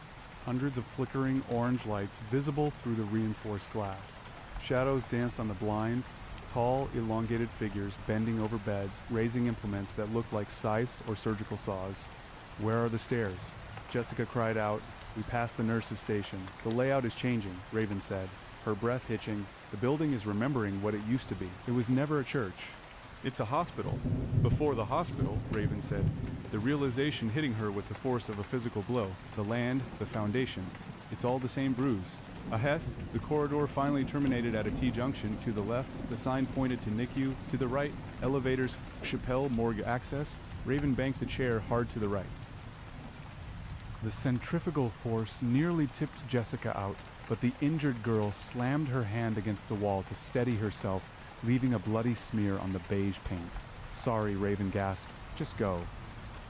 They rounded the corner, and the blue light from the nursery finally faded, swallowed by the oppressive gloom of this new wing.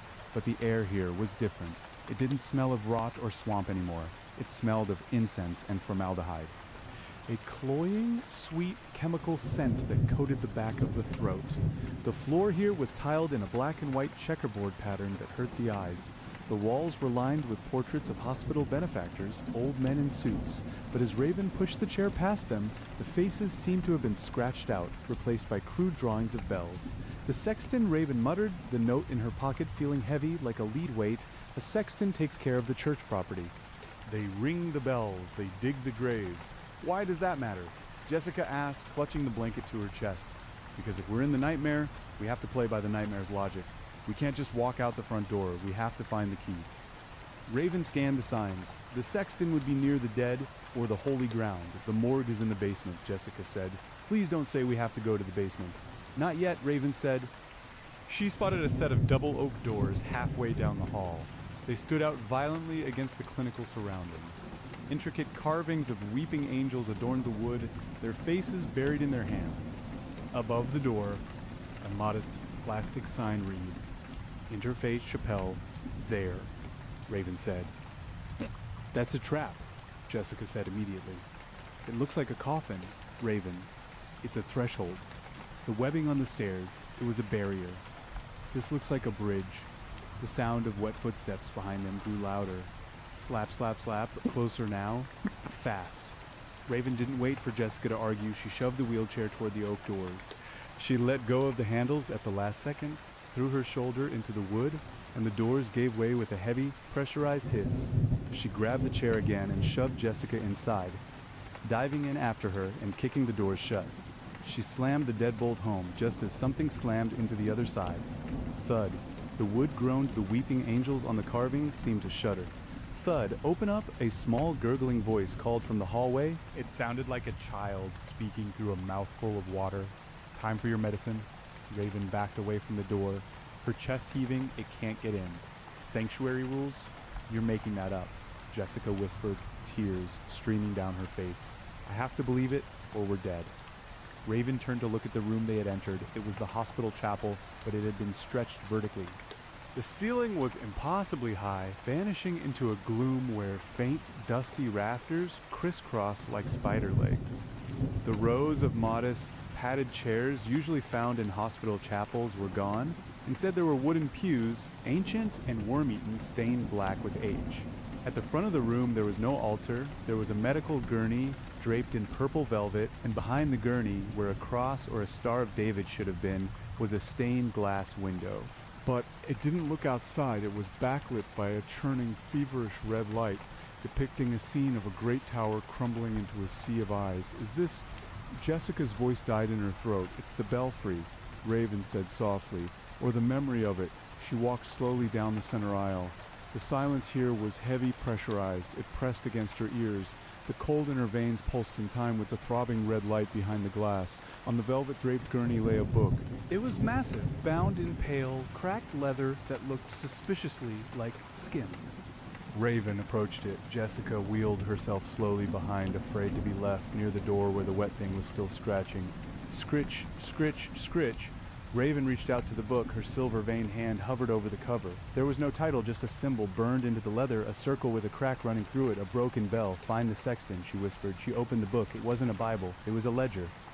The pages were filled with names, dates, and times. Thousands of them, written in cramped, frantic handwriting. Sarah Miller, 2:03 a.m., consumed. David Chen, 4:15 a.m., rejected.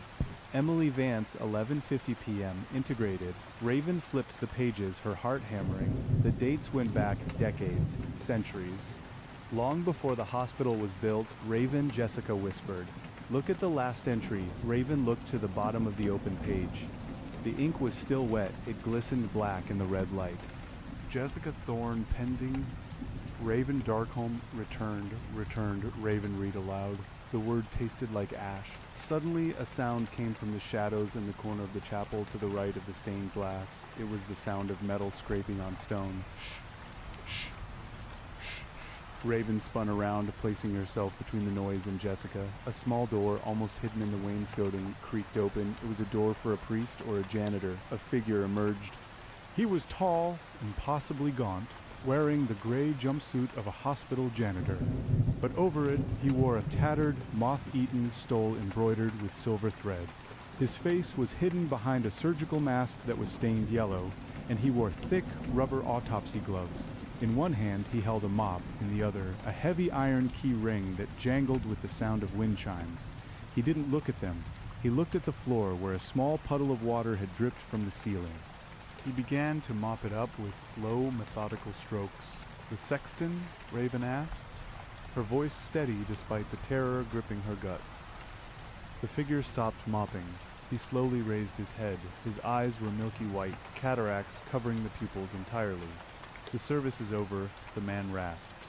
His voice sounded like dry leaves skittering on pavement. Visiting hours are concluded. We're not visitors, Raven said, taking a step forward. She pulled the crumpled hymnal page from her pocket and held it up. I found this. It says to find you. The sexton stared at the paper with his blind eyes. He tilted his head like a bird listening for a worm underground. Ah, he sighed. The choir, they are always recruiting. He clipped the mop into the bucket and stepped forward, the keys jangling. You carry the mark, child. The silver rivers. He pointed a gloved finger at Raven's arms. The bell kissed you, and you didn't shatter. Rare, very rare. Where is the exit? Raven demanded. How do we get out of the overlay?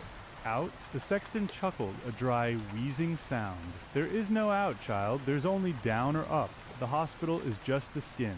The cathedral is the bone. You cannot leave your own bones. We left the belfry, Jessica said, her voice rising. We woke up. You woke up in the waiting room.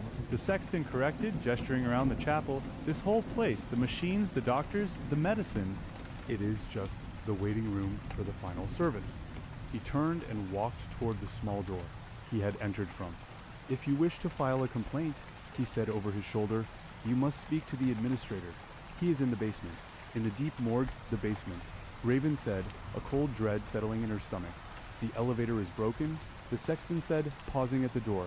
The shaft is clogged with debris. You must take the dumbwaiter. Behind the altar. He pointed to the stained glass window, but be warned. The sexton added, his voice dropping to a whisper. The dumbwaiter passes through the kitchens, and the cooks are very hungry. Wait. Raven stepped forward. Who are you? Why are you helping us? The sexton looked back. For a second, the surgical mask seemed to bulge, as if something underneath it was smiling a too wide smile. I'm the one who cleans up the mess, he said. And you, little bell ringer, are going to make a magnificent mess.